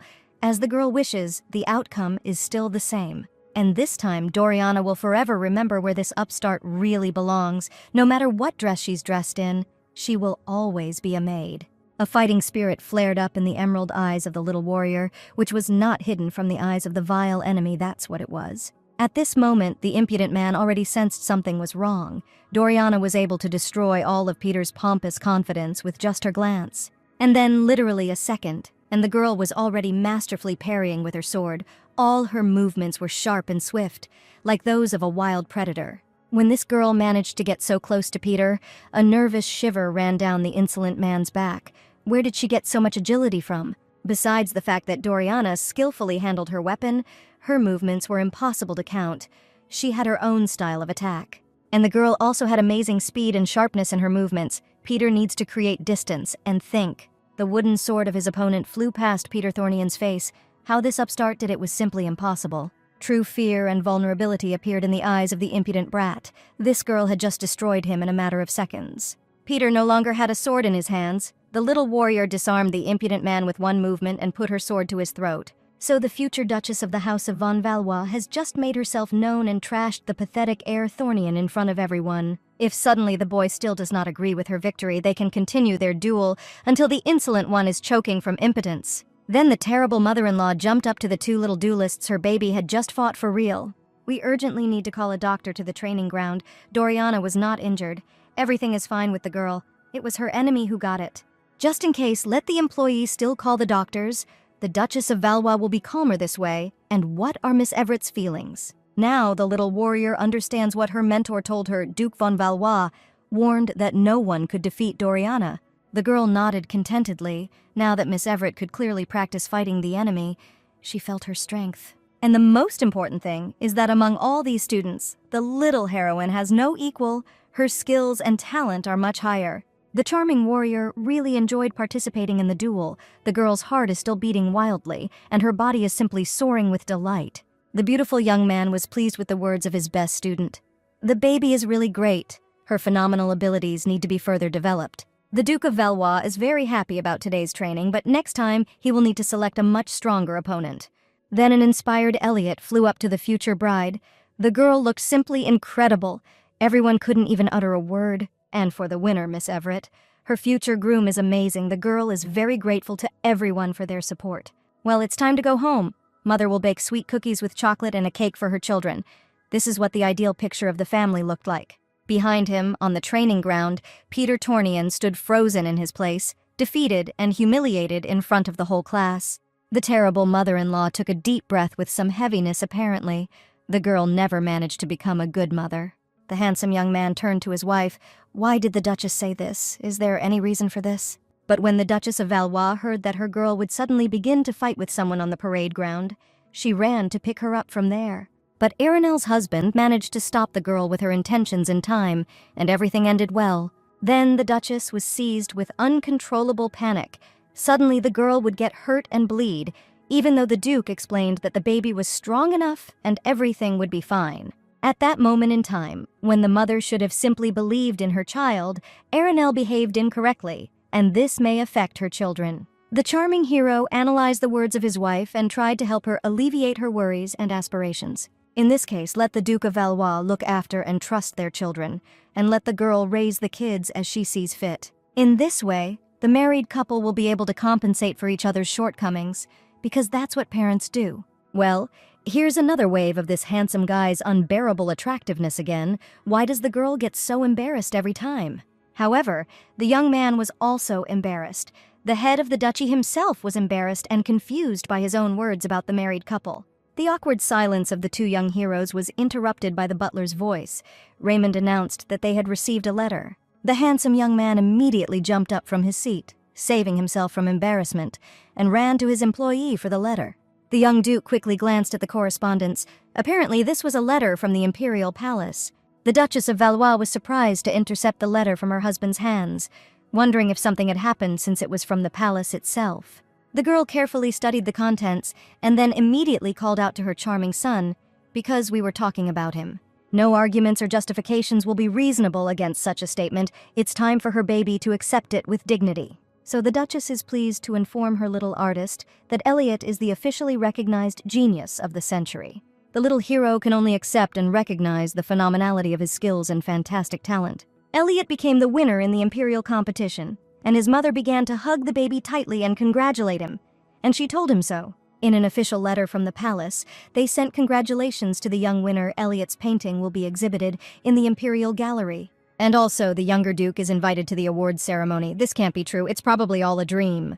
To be honest, the younger Duke still does not believe that he not only took part in the imperial painting competition, but also became its winner. His bride immediately jumped up to her future groom. "Wow, Elliot really is a genius of this century?" The boy said that Doriana was incredible on the training ground, but to her, Elliot is the most incredible. Doriana was so beautiful. How can a person be so beautiful? The youngest heir had already forgotten that he had won the competition. And a few days later, the official solemn awarding of the winner took place in the Imperial Gallery. The two little main characters attended the award ceremony in luxurious outfits. The kids were delighted by the Emperor's huge gallery. Together with their incredible children, their parents arrived.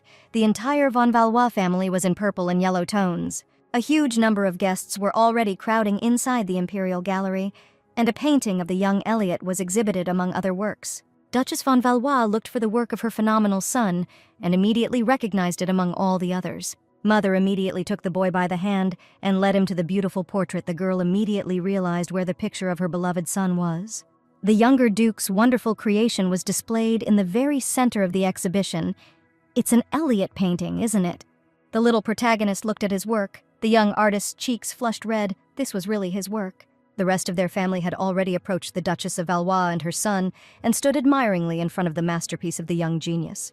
So, the heart of the Imperial exhibition was a work called Happiness by Elliot von Valois. It was awarded the main prize. Arinelle rushed to her son. Her boy is a genius. His mother has already said this 10 times, and this is still not enough. The girl will say it 1,000,000 more times. The Duke of Valois put his hand on the head of his son. In his painting, the gap between the viewer and the work disappears. It seems that the viewer becomes part of this happiness. The little artist really did a great job. This is a real masterpiece with the right values, and the young man had no idea about his son's talent. The father is so proud of his boy. Elliot did not expect this at all, believing that the Duke would rather be upset by his hobby. At this point, tears appeared in the younger gentleman's purple eyes, and the parents immediately froze in amazement, looking at their child. Why is the baby crying? The girl attacked her husband. Does this mean that the young Duke has never praised his son before? This is not true at all. The little artist immediately pulled back his angry mother. The boy was simply moved that he could continue to draw further. After all, the young heir did not fully believe that he would be allowed to do what was close to his soul. And this thought spread with a pleasant warmth throughout the boy's entire body and raised a heap of feelings. Elliot was simply infinitely happy, so he began to cry. The touched mother leaned towards her charming son. What a charming boy! The Duke watched these two in amazement. In fact, the Duchess of von Valois is also immensely happy that she sees her child happy, because this is the most important thing for a mother. The most beautiful young man watched with surprise what was happening. There was such warmth and comfort between them. Who would have thought? Arinelle was thinking the same thing. Before, this baby would run away at the sight of his mother.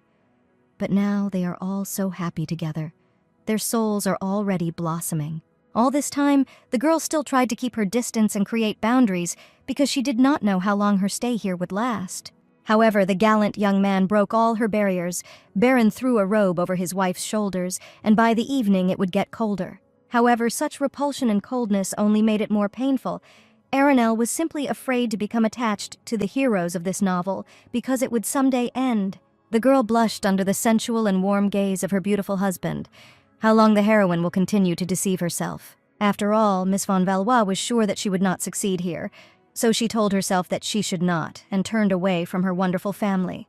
But seeing the smiles on the faces of Arinelle's family members was true happiness. For the girl, Elliot ran up to her and hugged his mother for the first time. The little protagonist is so grateful to his mother for her support and help in everything, because it was she who defended his wishes. And now, in the purple eyes of a charming child, genuine happiness shines, which is enough for the entire continent.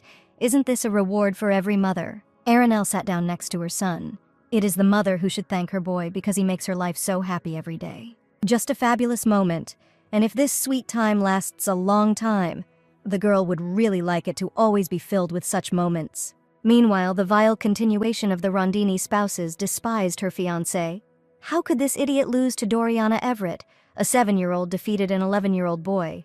Because of this pathetic weakling, the reputation of his future bride suffered. What now Peter intends to do about it? Let him answer immediately. Here Peter's sister intervened. Anita was also ashamed to show up at the Royal Academy because of her stupid brother. Therefore, his sister perfectly understands the feelings of her friend and is also angry at this worm.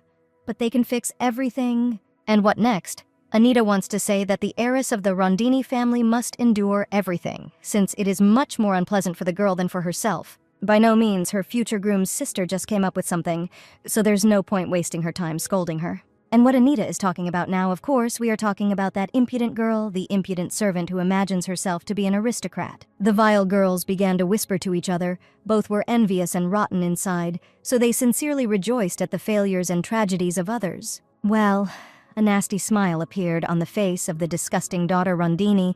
Anita proposed a really good idea. She likes it. Meanwhile, in the imperial palace, the butler brought his meal to the crown prince's chambers.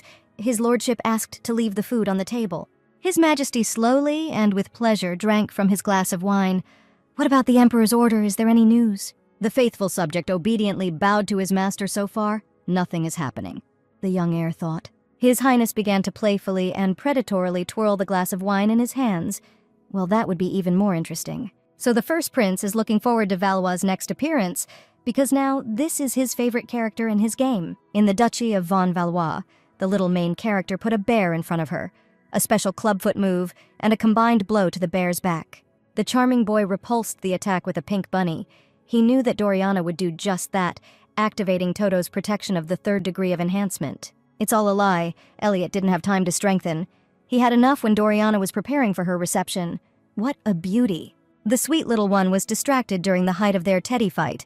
The butler reported that young Lady Everett had received a letter, after which Raymond bowed respectfully to his little mistress. This is the news from whom the young lady received her first letter. The future Duchess of Valois carefully opened the letter and froze in amazement. This message was addressed to the girl from Lady Anita Thornian. Anita is the younger sister of that scoundrel, whom Doriana defeated at the academy in front of all the students. Mother worriedly approached her dear girl. And what does this Anita Thornian write? Peter's sister invited Doriana to her tea party. The girl had a very clear impression that this little reptile was planning something bad to take revenge for her brother's crushing loss. What does young Lady Everett herself think about this? If the girl doesn't want to go to Anita's tea party, it would be quite logical. Doriana decided to go to the tea party, and everything would be fine with her. She had already met with Anita before, and now the little girl can stand up for herself and will not run away from problems. This charming girl has grown up so quickly. Time is simply merciless to Aranel. If only her children would remain so small and cute forever. And a few days later, the little heroine dressed up in an emerald dress before her first tea party at the Thornian mansion. Duchess von Valois collapsed on the floor. This girl is so charming. Everything is fine with her mother. The girl is simply dizzy. And according to the mistress of the estate, Miss Everett looks good enough to attend Anita's tea party. How good it is, the baby looks much more than amazing and fantastic. Doriana is truly the most beautiful girl in the world. Well, how can this girl be such a sweetheart? The baby is definitely not a person. Maybe she is a magical fairy. And everything is fine with Mother. Why is the Duchess crying and covering her face? Doriana is just unbearably beautiful and sweet. Well, if everything is fine with the mistress of the estate, and the little lady looks worthy for a tea party, it's time to go to the Tornians. Well, let the charming little girl have a lot of fun there and have a good time with other kids. However, something inside her mother greatly disturbed her soul. The girl hopes that everything will go peacefully at the tea party. And now the little main character has already headed to the lair of the vile Torians, assuring herself that everything will be fine with her. When the girl lived in the Rondini orphanage, Anita Tornian, along with Janet Rondini, brutally abused Doriana. Therefore, it is possible that Peter's sister regrets what she did. The girl probably wants to apologize. They will talk and probably get along. Although, to tell the truth, the little heroine is not at ease. The girl does not think that everything will be so simple and rosy, so she was scared. The crew of the Duchy of Valois had already arrived at the Thornian estate. A certain man smiled and greeted the young Lady Everett. The butler promised the girl to wait for her here, but Raymond was not obligated at all. The strangers said that they had a special room for staff. And now the little heroine had already approached the doors of the hall. Miss Everett's arrival had already been announced, and the girl was invited to come inside. In the center of general attention, the vile instigator of today's event was already spreading a poisonous smile, as they had not seen Everett for a long time. Anita is so happy to see her old friend. How Lady Everett is doing. Did the girl really welcome Doriana? Let Doriana not stand in the doorway, but walk through and sit down at their common table. Anita gives the girl a warm welcome. This cannot be. Then the vile heiress Rondini came out. And where does the smell come from? And apparently from Doriana. What a terrible smell. What was the girl thinking about once again? What a warm welcome. With regard to these two scavengers, everything remains the same. No one told Lady Everett that the vile Janet Rondini was coming to today's tea party. After all, this trash mocked Doriana along with her rotten and greedy family, and was always especially cruel and soulless. Of course, Anita Thornian intends to invite Miss Everett to her tea party without informing Janet of her arrival in order to take her by surprise. The little heroine obediently sat down at the table. Mrs. Everett did not hear what the heiress Rondini said to her. "She stinks of sweat." Jenny smiled predatorily. She heard that Doriana began to master sword fighting. Now it's clear why the girl smells so bad. And the future bride is not ashamed in front of the Crown Duke of Valois, although since these two are already engaged, the younger gentleman is probably pretending that he simply does not notice this stench. Doriana clenched her teeth and remained silent, unable to answer anything to her offender. Her cheeks flushed red. She definitely did not expect this. Janet enjoyed her triumph. This pathetic girl can't even argue with her. What a worthless and cowardly creature she is. But everything is going according to her friend Tornian's plan. Then Anita whispered to Janet that it would be very cool to see Doriana in person. Anita will invite Miss Everett to her tea party and will not intentionally inform her that Janet will also be at the event. They will invite this upstart and disgrace her. Because Doriana has always groveled in front of Janet, she will dress up, but in the end she will be humiliated. The vile heiress Rodini immediately liked the idea, because the dirty little thing always cowardly endured all her beatings and humiliations. Janet expected today's tea party to be boring, but Anita should be commended for having a great time here. Doriana can wear anything, but she will still forever remain a dirty and smelly servant. Janet felt so good in her soul, watching Everett's humiliation. Here Miss Everett finally took the floor. The girl is very sorry that Jenny is so sensitive it must be very difficult for her to live. The little heroine put a charming box on the table. Her mother bought a wonderful dessert today and told her to give it to the girls. 3 conspiring Galenas stared in amazement at the familiar box. Everyone in the Empire knows this bakery. What's inside? Is this really the same famous roll from Doreen's bakery?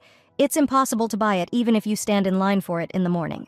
Did Doriana really bring such a delicious roll to treat them? Of course, but Janet wouldn't get anything in case the smell of Doriana's sweat remained there. Therefore, Miss Everett will eat such a wonderful dessert with the rest of the girls without Janet. The bastard immediately began to stink of poison, after which the pathetic, envious woman grabbed this damn roll in front of all the invited ladies. Doriana froze in horror. Janet threw the dessert right at Doriana. She wouldn't eat it even at the hands of that dirty girl. It was simply insulting. Doriana forgot where her real place is or something. No roll will change that. The girl will not hide her essence behind it. The little heroine froze in fear. This roll is as useless as the stinking maid herself.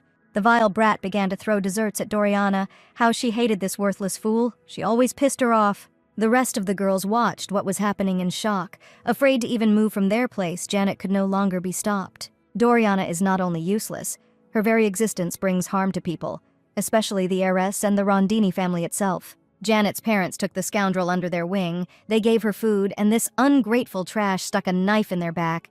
Because of Doriana, the vile Rondini clan was mired in debt. What else does this mean? The little heroine was completely at a loss. The girl really could not answer her offender and only accepted her rotten speeches. Let this fool not pretend that she doesn't know. Social services came to the shelter with an inspection and imposed huge fines, because it was Doriana who set them on. What kind of false accusations are these? This is the first time the young heroine is hearing about this. To whom and what she could have said. The patience of the pathetic and worthless heiress of a vile family ran out. Janet grabbed the girl by her dress and pulled her towards her. Let the maid listen to Janet attentively. It only seems to her that now the whole world is at her feet, but soon this time will pass. Of course, the great family of von Valois is still putting up with this stinking incompetence, but very soon they will throw her out, as is the right thing to do with an unnecessary thing. The words of the vile Janet continued to envelop Doriana's soul. The girl was destined to die alone. The worried mother had been calling the girl for several minutes, but she had not heard her at all, that this had happened to Doriana. The girl is sure that everyone is like that. Something happened at the ill-fated tea party, but the little girl assured her that everything was fine with her. Nothing happened. An ordinary and boring tea party for heiresses of noble families of the Empire. Doriana feels fine. The little girl quickly said goodbye and ran to her personal chambers. If suddenly the girl needed something, just let her say it. Obviously, the reason for the girl's upset lies precisely in this event. The mother entered the girl's bedroom with crispy cookies. Mother froze in amazement at the door. Her radiant child completely drooped. She had never seen a girl so sad. The little main character sat doomedly on her bed and looked out the window. Her posture and body gestures spoke of the exorbitant burden on her soul. Doriana took a deep breath and put on her usual smile. The girl was glad to see her mother. This is not good at all. The girl is trying to hide her anxiety and pain from her mother. This should not be done to a child. This is what parents are for. You can't hide such a destructive feeling inside yourself. It won't go away anyway. It would be better to share it. Give away your pain.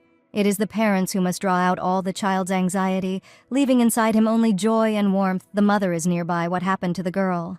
Doriana already realized that it was useless to deny. Aranel already understood everything. Nothing like that. It's just that Janet Rondini was also at the tea party. The same Janet, an ugly girl with a worthless and pathetic soul, corresponding to her vile parents. Nothing happened to the girl. The little girl began to deny it, afraid to voice out loud what frightened her so much in the scoundrel's words. It's just that this Janet said that Doriana would be useless and useless all her life. She clenched her little fists. And no matter what outfit the girl hides her worthless essence in, her current guardians will still see it and throw her out of the house. Salty tears began to flow down the young lady's sprayed cheeks. The girl doesn't think so at all, but for some reason she felt so bad. Doriana could no longer hold back the flow of her emotions and tears. Her small body began to shake. The girl knows that her mother will not leave her. And the girl loves her mother and her family very much, of course. She believes them all. She herself doesn't understand what's going on now. The baby really knows that Aranel loves her and will not throw her away, but something inside worries her. The mother hugged her child. It's called fear. Everything is okay. It's normal to be afraid. Every person experiences this unpleasant and most often uncontrollable feeling. It's normal that Doriana is afraid. At such moments, the girl will always be with her. She will hug her tightly and repeat these words to the baby. No matter what the young heroine has to go through, her mother will always be there, and they will go through all the storms and adversities together. Doriana must remember mother will never abandon this charming little girl. After all, she is her family. That same day, late in the evening, the head of the duchy returned to the estate. The young man was again very tired. It seemed that Baron was only spending the night in the mansion. A lot of thoughts were born in the head of the young duke. The young man had absolutely no time for Enric, so he needed to come up with something. Then, further down the corridor, the handsome duke saw a light. Who else could be awake in the estate at such a late hour? His wife approached the young head of the duchy with a lamp in her hands. The duke had already returned. Aranel was just waiting for him. It was somehow creepy from such a dark atmosphere. But why did the Duchess of von Valois lie down with her husband? Had something really happened? The Duke of Valois is probably tired after work, but the matter is really urgent. Today at a tea party, the vile daughter of the Rondini clan treated Doriana very cruelly. What upsets Aranel most is that she had to extract this from the poor child. Doriana did not want to share it at all. For this reason, the girl wants to become a more reliable support for the girl. The Duke smiled warmly, but she already is. The mistress of the estate sharply cut off her husband. This is not enough at all, since something like this is happening to her girl. The Duchess of Valois thought it over carefully and decided to deal once and for all with the rotten Rondini. She would like her husband to help her with this. The girl opened her eyes in surprise. That is, how can it be to do nothing in such a situation, to just sit and watch? This is unthinkable. The Duke's wife, von Valois, understood everything correctly. If the mistress of the estate wants retribution for her children, then Baron will destroy Rondini. In general, if a girl really wants some kind of justice for the girl and to make these freaks pay, then she shouldn't get her hands dirty. Everything will happen anyway. The young man in the picture folded his fingers in front of him. His wife has nothing to worry about. Each of the culprits will get what they deserve. So Marie Tournian is an ordinary aristocrat and the mother of 2 vile children. She was sure that she would live happily and richly all her life. Exactly, until she received a letter from the Duchess of von Valois herself with a request to meet about a certain estate, which she soon plans to take over. Marie Tournian was tormented by various guesses why Aranel von Valois expressed a desire to meet with her. They didn't even know each other. And what kind of estate are we talking about? And Marie herself here, because the woman is not involved in housing or renting. Everything is so vague. Here the aristocrat's anxious thoughts were interrupted by the loud cry of the coachman and the loud clatter of horses' hooves. A luxurious carriage arrived. Marie immediately straightened her back and pulled calm onto her expression. She just had to bear it. Lady Thornian arrived at the meeting place very early. The Duchess of Von Valois did not at all expect that they would be waiting for her. Marie has just arrived. Then she does not mind if further conversation continues in the carriage. First, they need to visit the estate, and then move on to the discussion. It must be a very beautiful place if Lady Aranel is in such a hurry to go to it. Miss Thornian herself will understand everything as soon as she sees it. So these unnecessary embarrassments are completely unnecessary here. As Mrs. Von Valois wishes, what does this woman want from Marie? If you think about it this way, this is the first time the aristocrat sees the Duchess from such a close distance. Everyone said that she is a woman of incredible beauty. Even in her ridiculous pose, grace can be traced. Every movement and gesture is filled with grace and ease, and such a deep look. Then Madame Valois caught Marie's gaze. The girl wants to tell her something. Under no circumstances. It's just that, because of such a sudden invitation, Lady Thornian is very excited, and the Duchess of Valois herself looks very happy. The instinct of self-preservation told the aristocrat that she would never in her life be comparable to this woman. The luxurious carriage stopped finally. The two young ladies arrived at their desired destination. It was time for them to leave the carriage. Marie Thornian cautiously and with some apprehension stepped out of the carriage and carefully looked around. This was the orphanage of the Rondini family. Everything is exactly like that. Alarming thoughts immediately began to swarm in the lady's head. Why did Duchess Von Valois bring Lady Thornian here? After all, Baron and Baroness Rondini would never sell their mansion for any need. Marie should not worry about this at all. Because as of today, the estate intended to house orphans no longer belongs to members of the Rondini clan. That is, how does it not belong to Baron and Baroness Rondini? What exactly is Duchess Von Valois trying to say now with her statement? Here, not far from the orphanage, a piercing and vile screech was heard from the former headmistress Rondini. What the hell is going on here? How dare this impudent mob even touch the noble aristocrats? What these people allow themselves, and Baroness Rondini will sue each of them. This is all a big mistake. In front of the employees are Baron and Baroness Rondini. His Majesty has issued a decree to arrest the two spouses. Marie Thornian looked back at the Duchess of Von Valois in horror. Cold sweat began to flow down her face.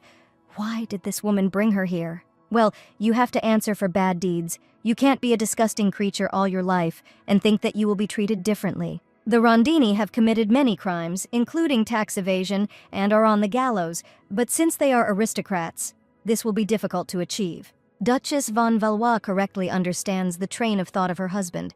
Everything is exactly like that. It is necessary to attract His Highness to carry out the punishment. Wow, the situation, the head of a great family has agreed to meet with the Emperor tomorrow at dawn. And why so suddenly? There are so many events happening around her lately that the girl does not have time to keep track of the progress of each of them. The blue eyes of the handsome young man looked carefully and thoughtfully at the mistress of the estate. It seemed to the girl that they were looking straight into her soul. Why is the young Duke watching his wife so closely? Why did she just say such a thing? Why does His Majesty suddenly accept their family so immediately? The captivating young man immediately smiled contentedly. It's all about the special position of the great Von Valois family. His Highness cannot refuse them because of their privileges. These are the possibilities for the characters of Von Valois. It now sounded as if His Imperial Majesty would not dare to refuse the duchy their request. And here is a threatening, frightening smile on the face of the charming Duke. The girl already had the opportunity to meet her. The young head of the duchy smiles like that every time when he realizes that his enemy or attacker has come to an inevitable and categorical end. Then, on the day of the uninvited visit of the Marquise of Saxe, the handsome young man smiled in the same way, looking at the Duchess of Von Valois. The girl remembered for a long time the corners of those lips, which screamed about the young man's triumphant victory, but that's not about that now. Regarding the meeting with His Imperial Highness, the girl understands its necessity and agrees with the need for his intervention. However, the mistress of the estate would like to take over all the other details of their structured extermination of the scoundrels. So Duchess Von Valois would like to continue the conversation with Marie. She already knows that Citta Rondini has now been arrested in disgrace, and the orphanage, which they perverted, is now under the direct care of the Emperor, as is already clear. Nothing is impossible for the Duchy of Von Valois. As for the orphanage, the girl has many questions regarding it. Lady Thornian does not want to tell Lady Valois anything. Aranel was so interested to learn more about the orphanage, because like the vile Thornian children, their mother also had close contact with Rondini. Marie began to shake, and as much as this Duchess of Valois knew, There was a clear and tangible threat from this girl. The aristocrat began to get nervous. This girl clearly knows everything, and such a demonstrative visit serves as the last warning from the Duchess of von Valois. She will tear anyone apart for her family. The Duchy of von Valois in her person erupted almost material danger. Their family is capable of erasing everyone from the face of the empire, and even the emperor will not be able to resist this. And Marie Tournian feels with all her cells that there will simply not be a second warning from Aranel. For this reason, the vile Lady Thornian should heed the warning of the Duchess of Valois at the first attempt. This girl will not joke, and will not delay the punishment of the culprit. Either everything will happen quickly and without any regrets. Marie Thornian began to obligingly bow and cowardly beg for forgiveness. An aristocrat would never dare to be involved in such a crime. The Thornian family will no longer have anything to do with the vile Rondini. That's what Lady Aranel needs now. The bastard needs to look as sincere as possible. The engagement of Marie's son, Peter Tournian, will also be broken off with Janet Rondini. She has no place in their home. The mistress of the situation put on a routine smile. Miss Valois already knows this. The Duchess is grateful to Marie for such understanding. What a relief that the Thornian family has nothing to do with all Rondini's crimes, so Aranel will hand everything over to these scoundrels. Marie Thornian bowed low to her mistress. Had the aristocrat really just been blown away? How good it was that her head would not fly off her shoulders. Two cowardly and insignificant creatures immediately chirped to the Duchess of von Valois to stop this madness. How dare these people mock the aristocrats like that? Let Madame Valois look at what they did to the Rondini clan. The rotten person whined about being bullied, even though she had mercilessly bullied and beaten the child for so many years, and she herself turned out to be such a pathetic weakling. So the Rondini freaks have a record of tax evasion, bribery and fraud, robbery in kind, and that's just a small part. Is this a mockery of the citizens of the Empire as well as of His Majesty himself? How does Miss Valois know all this? In front of the two worthless parasites stands the Duchess of von Valois herself. This surname will break through any barrier and crush every ignorant idiot. The great family of the Duchy of Valois is a force with which no other clan in the Empire can compete. In addition, the greedy and pathetic scavengers dared to disrespect not only the Valois family, didn't they? For this reason, the most powerful clan has already reported all the crimes committed to His Imperial Majesty. Now, these two parasites finally understand that the final verdict will be pronounced on behalf of the Emperor himself. The bastard immediately turned white with horror. But how is this even possible? Baroness Rondini never expected that she would ever lose everything that she had so diligently plundered. And this time, no one will be able to prevent the triumph of justice? The vile person immediately began to scream hysterically and curse everyone around. Well, the girl did her part of the job and got exactly what she came here for. The spectacle turned out to be pleasant. Well, now the Duchess of von Valois has nothing to do here. The culprits will be assigned to the imperial court, and the accomplices are shaking with fear in the corner. Aranel slowly and majestically left the scene of her battle, leaving behind her a trail of imminent threat to all those who would try to harm her family. So time flies quite unnoticed. The Duchess of von Valois, together with her charming baby, set off in a carriage to one place. Sometime later, the Duchess of Valois was riding in a carriage with her charming girl. Doriana called out to her. The little main character wanted to ask where she and her mother were going today. Is this really a secret? Of course, mother can tell the baby everything, but then it won't be interesting at all. The charming heroine was diligently thinking about something. Well, in this case, she will make every effort to overcome her curiosity. Well, what a cuteness. And every day the charm of this girl is growing more and more. How much more can the girl endure? The luxurious carriage stopped. The coachman announced that they had arrived at the place, and it was time to get out of the carriage. Let the girl be braver. Doriana cautiously stepped out of the carriage and froze in horror. Had she and her mother really returned to the Rondini orphanage? Two little girls immediately rushed to the charming baby. Their sweet sister Doriana came to visit them. The little heroine froze in amazement. Did Mary and Sophie really know that the girl would arrive today? But even Doriana didn't know this. One of the lovely little girls said that she realized this a couple of days ago. They really missed their kind older sister. The kids were really looking forward to Doriana's return. She's amazing. Miss Everett froze in shock that they were saying such a thing. Sophie pointed her little finger at the central part of the orphanage. Let Doriana look there. Now the orphanage has changed its name, and the Everett Asylum now nobly displays on the main sign. The little main character doesn't understand anything at all. Why her name is now written on the sign? What's going on here? The girl's mother said that she had prepared a real surprise for Doriana. But she could not even think that it was about her old shelter. So this is what the Duchess of Von Valois meant when she spoke about the surprise. Everything is exactly like that. The girl likes what her mother has prepared. But the little girl simply cannot accept this. This is too great an honor for her. Doriana spent so much time here. And with such courage, she accepted all the trials of life, while leaving her heart kind. All the children remember and love her. Doriana deserved it. Meanwhile, in the imperial palace, His Highness lounged imposingly on a sofa in his personal chambers studying documents. This means that the Rondini family changed the name of their orphanage, and now the orphanage bears the well-known surname Everett. His Highness had not heard or seen this surname for a very long time. His Majesty's eyes flashed with a dangerous brilliance. So he ignored the words of the first crown prince and all these daring acts for the sake of some orphanage. What is happening to him? His lordship is incredibly curious how far he dares to go for his goals. He is keeping an eye on Valois. Well, Duchess von Valois can do everything. You just need to calm down and go inside. Let Arenelle come in at last. So, what exactly does the Duchess of von Valois want to say to her husband? And why does the girl worry so much every time alone with Baron? Deep breath, the terrible mother-in-law will prepare everything necessary for Miss Everett's engagement to Crown Duke Elliot. The girl thinks that the time has come to announce to all the aristocrats that their children will get married, doesn't it? Otherwise, the poor little girl will continue to be bullied. Her kindness and decency will be neglected. This needs to stop. The announcement of the solemn engagement ceremony will show everyone that Doriana is under the wing of a great family. The handsome young man looked at his wife with some warmth. Everything is correct. A married couple will do just that. Did this guy really agree so easily? The Duke didn't ask a single question. It was even somehow awkward from such a quick agreement. The Duchess had already managed to come up with something. But not yet. At first, the girl wanted to discuss everything with her husband, in which case the young people could take a walk and decide everything together. Arenelle froze in amazement at what this young man just said. She didn't hear it. The young man had just invited her to take a walk. The two little main characters froze in amazement. Wow, this place is so beautiful here, simply incredible. Emerald greenery was spread out around in the rays of the welcoming sun. The crystal surface of the water shimmered beautifully. The charming little boy pointed his finger into the water. There is a real swan in the distance. Can the kids go and see everything here? Of course.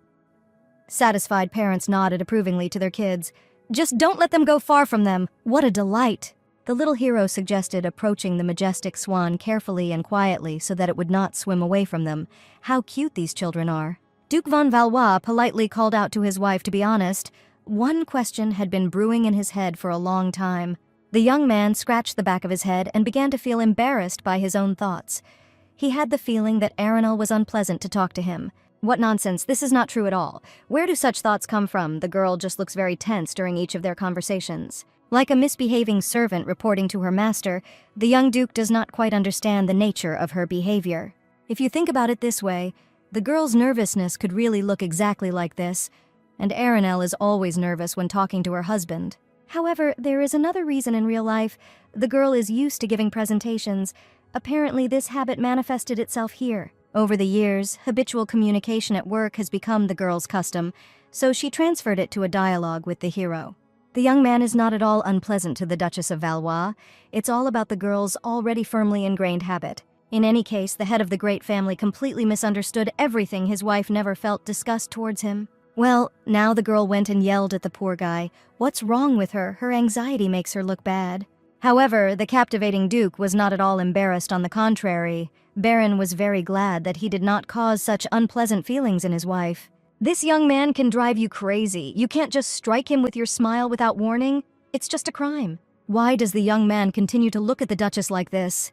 Arenelle's face flushed red. She will now die of embarrassment. Just as the wonderful hero was about to start a conversation with his wife, his son interrupted him, and Elliot discovered the boat. To be honest, the Duchess doesn't even know whether the little main characters can take a boat ride on this lake. Well, the boat looks quite safe, but still let the children be careful at the edge of their small vessel. And why is the father angry? Everything is in order.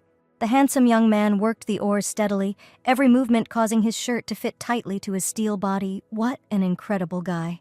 Baron is like a marble statue of an ancient artist. Not a single flaw, sheer perfection. The girl was lucky. So, apparently, the young man noticed that Arenelle had not taken his eyes off him for several minutes. What a shame. And those piercing blue eyes, the color of the sea, There was a time when the young Duchess felt that they were completely indifferent and cold. But not now. The gaze of the head of the duchy radiated a certain special warmth. There was always kindness and tenderness in them. It was difficult to imagine that someday a girl would fall into the body of a disgusting hero from a novel and find true happiness here. It sounds crazy. After all, at the very beginning of her transformation into a terrible mother-in-law, she hated her heroine and thought that she would die in the work from fear and loneliness. But since the appearance of the new Aranel, so much has happened and so much has changed. The girl has never been so happy. For the first time in her entire life, the girl felt completely safe, so she was able to relax and just be happy. The girl's cheeks turned red, how good she felt in her soul. But then the inner peace was interrupted by the girl's heart-rending, childish cry. The little main character quickly fell over the side of the boat into the cold water. Dorian squealed in horror. Does Elliot really know how to swim? Animal fear froze in the boy's purple eyes. The last word that the little hero managed to utter was the word mom. After which the baby collapsed heavily and was immediately swallowed up by the water surface. The girl jumped up in horror and began shouting the name of her son. A few minutes ago, a charming boy noticed a large turtle in the water and wanted to show it to Doriana. There's a huge turtle over there on the right. Apparently it just swam away, but it was definitely there. Elliot is sure of it. Standing like that at the edge is very unsafe. The loving father did not take his eyes off his son. Daddy had nothing to worry about. Everything was fine with the younger Duke. Then the boat hit the water ripples, and it began to bounce as if on bumps. The young heir was unable to maintain his balance and began to fall overboard. The handsome young man screamed in horror the name of his son, but it was too late. The little hero had already fallen out of the boat. There was a loud splash of water, and the Duke immediately ran to the place where his son was still standing a few seconds ago.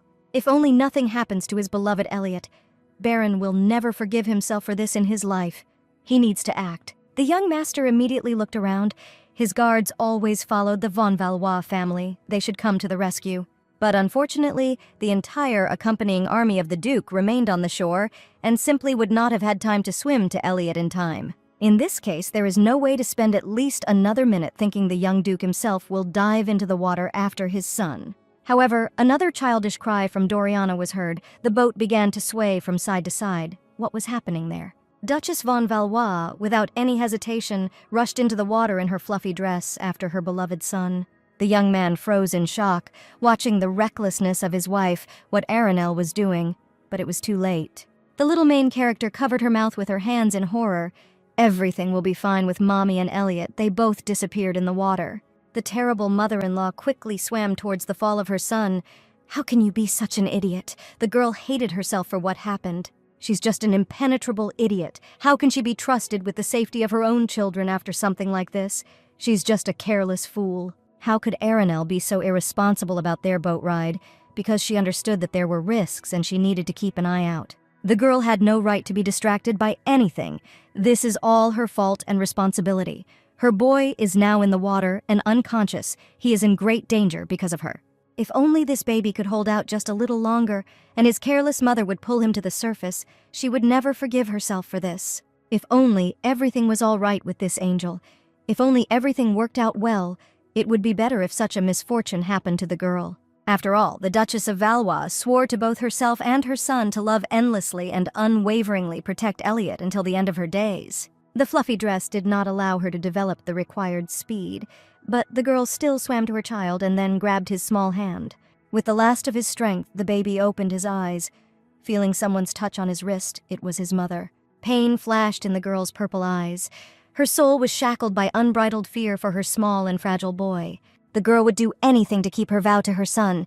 Aranel held her baby tightly to her. Some time later, the wet Duchess, with a guilty look, looked through her husband's eyes to see what she had done, how shameful it was. In the shade of a tree, leaning against its trunk, a beautiful young man sat detachedly.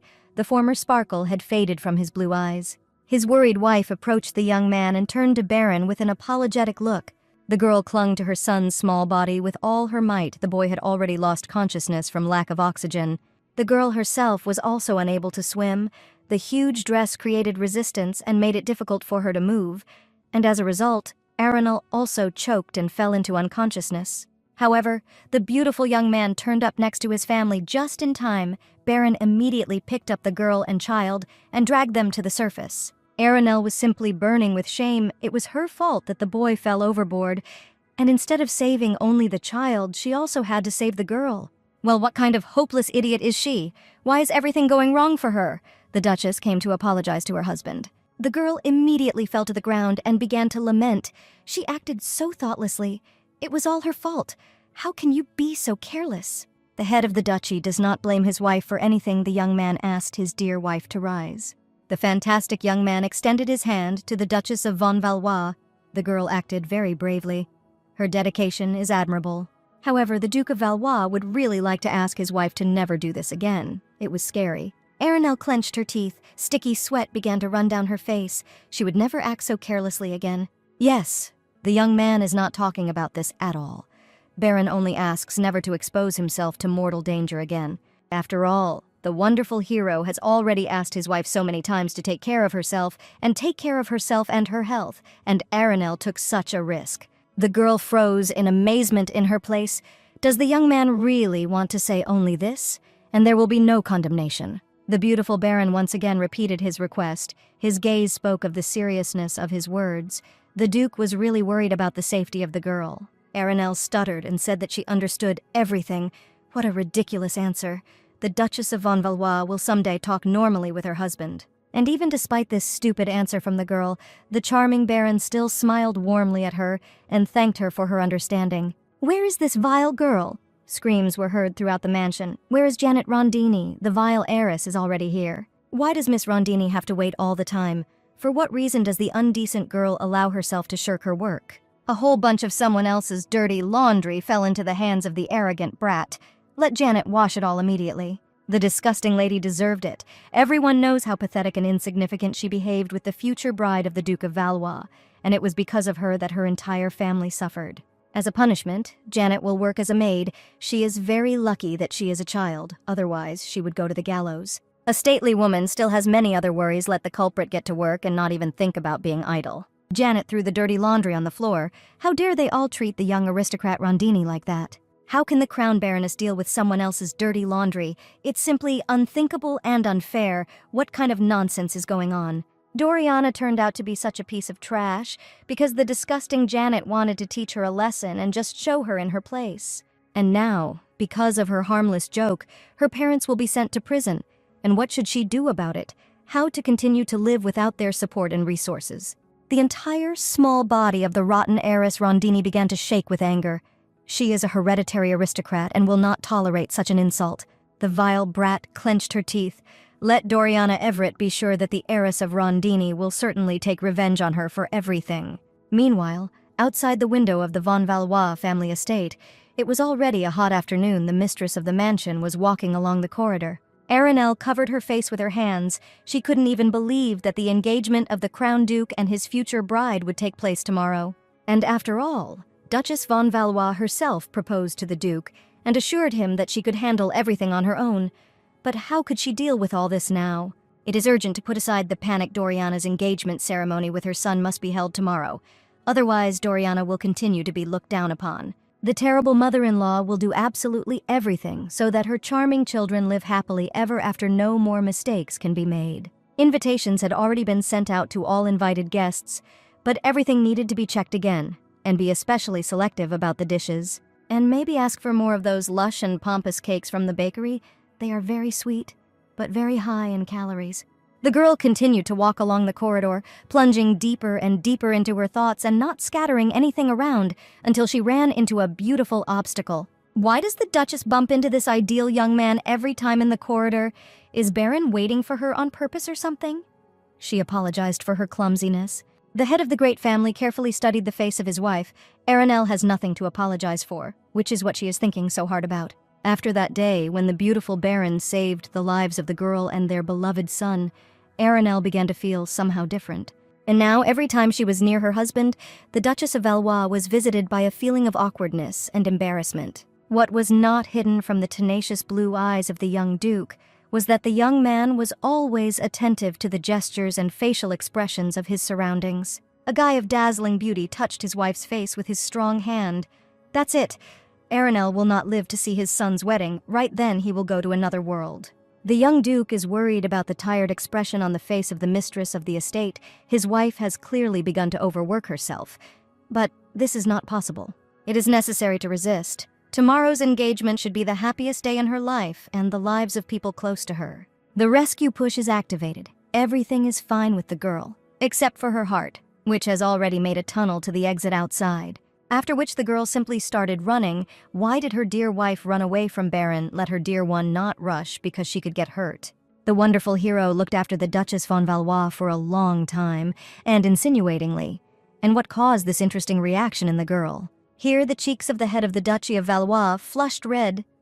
But why is the young man himself doing such a thing? Baron is clearly showing some kind of disposition towards her. And now this significant day has come. The day of Miss Doriana Everett's wedding engagement to the Crown Duke of von Valois has arrived. Guests are already crowding in anticipation of the ceremony. The invited society ladies and noble aristocrats were delighted with the interior festive decoration of the estate. Everything was so carefully and exquisitely decorated. The butler solemnly announced the arrival of the hosts of today's celebration, the Duke and Duchess von Valois, in the ballroom. The lovely mistress of the estate stretched out in a festive smile. The girl thanks everyone present for honoring them with her engagement visit. After which the hostess of the celebration turned to her husband. And when Duke von Valois froze, the young man was also supposed to say a few words of his own. However, all the attention of the handsome Duke was captured by his charming wife.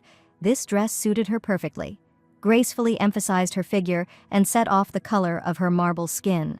The girl could no longer stand it and looked intently at Baron.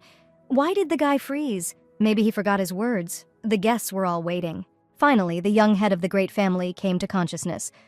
The Duke is also grateful to all those who managed to share today's holiday with his family. The handsome young man really hopes that each of the invited guests will bless the marriage of his son with his future bride. However, all the guests were in silent shock. Duke von Valois had just stared at his wife and was speechless. Everyone was so amazed that they did not pay attention to his words. All the invited aristocrats and noble persons discussed what had happened. The girl asked the guests for a couple of minutes of their attention. Aranel stepped into the center of the noble audience and announced that the future Crown Duke Elliot would perform his first dance with his future bride Doriana. And so the little protagonist goes to the center of the ballroom and gracefully bows to all the invited adults. The hostess of today's ceremony then announces the arrival of her adorable son's bride-to-be, Doriana Everett, with a graceful curtsy. Then the girl's emerald eyes looked straight into the eyes of her future groom. The baby looked simply amazing. Like a little angel in a ball gown, the embarrassed Crown Duke was at a loss for words. How beautiful Elliot's future bride is. Not a single word in the world can fully express her beauty. The charming baby's hands began to shake. His body became disobedient and clumsy. Elliot was afraid to look the girl in the eyes. Sweet Lady Everett immediately noticed the obvious excitement in her young partner. Well, there would be so many gazes. We need to support him. The bride-to-be was instantly next to the younger master. Elliot had nothing to worry about. They would do this dance just fine. And the young lady will lead their dance together so the little groom can safely rely on her and not think about anything. The little Duke was still impressed by Doriana's beauty. How wonderful she was. In addition to the fact that the girl is fabulously beautiful, the future bride is also incredibly kind. So Elliot is her future groom. So he simply does not have the right to disgrace both of them today. He urgently needs to get his act together. The emerald eyes of the dance partner carefully studied the changes in the face and posture of the younger gentleman. Something had changed. So the charming partner had already stopped trembling. The boy confidently straightened his back. Concentration appeared in his purple eyes. How quickly the little Crown Duke gathers all his will into a fist. One can only learn from his control over his own emotions. And now the little main characters are already gracefully dancing in the center of the invited crowd of guests. These two were simply amazing. It was impossible to take your eyes off. This is what happens when the younger Duke pulls himself together. It seemed that there was nothing in the world that this little gentleman could not handle. The little dancers quickly twirled and performed various lifts with unprecedented ease, as if they had been doing this all their lives. The baby's cheeks flushed red. What is this strange growing feeling inside her? The girl is experiencing it for the first time. The charming dance of the future bride and groom was interrupted by the butler's screams from the corridor. He couldn't just let the guest through. He had to ask the owner. What other permission does an estate employee need? The kids stopped their dance and stared in amazement at the door to the ballroom. If an uninvited guest wants to get somewhere, he will simply do it. The terrible mother-in-law also stared in surprise at the front door. Because the first crown prince does not require any invitations to attend any events within his empire. The predatory eyes of the imperial heir firmly grabbed the Duke of Valois. The prince is also sure that the owner of the estate will agree with him. Did the crown prince say something wrong? What does the young head of the Duchy von Valois think about this? A strained smile appeared on the face of the owner of the Valois estate. Baron bit his lip, clearly not expecting such an appearance. After which the head of the most powerful family bowed to the young man. It was a great honor for him to welcome the first crown prince to his estate. What did the husband of the Duchess of Valois just say? What other first crown prince? There was definitely no such character in the novel. Perhaps some of the pages of the novel have begun to be forgotten, but certainly not such key characters. The girl knows exactly each of them. Arinelle perfectly remembers every line of this work, and in the short story only the emperor himself was mentioned. There were no princes. Then a wave of terrible realization washed over the girl, unless now all the characters are in the past before the beginning of all the events described in the book. Arinelle began to take a closer look at the first crown prince, piercing red eyes, golden hair, and that cocky grin. Duchess von Valois immediately bowed gracefully before the future ruler. It was a great honor for her to greet the son of the empire. And this same person who in the future will become a generator of big problems for young Elliot and Doriana is exactly this red-eyed guy. Here the blood-colored eyes tenaciously stared at the Duchess of Valois. The crown prince peered intently and did not look away. Well, how interesting it is. All the numerous rumors about the wife of the Duke of the great family really turned out to be true, which was quite unexpected for the prince. After which the first heir of the emperor approached the girl with lightning speed, like a predator. Everyone was talking about the amazing changes in Arinelle. He was curious how much. The Duchess stared at the prince in amazement at how much the notorious Lady Valois had changed. And this simply amazes the consciousness of the emperor's heir, because it's as if a different person is standing in front of the young man now. The girl's purple eyes opened wide. This guy couldn't have known about the substitution of souls in her character's body. That's out of the question. The first crown prince was unforgivably close to the mistress of the estate. What was he doing? Then Baron extended his hand to his wife, after which he quickly pulled Arinelle to him, the young duke grateful to the future emperor for the compliment to his wife. And also, the head of the duchy, von Valois, would like to ask why he should lean so close to his duchess. Red eyes froze in amazement, watching the reaction of the Duke of Valois.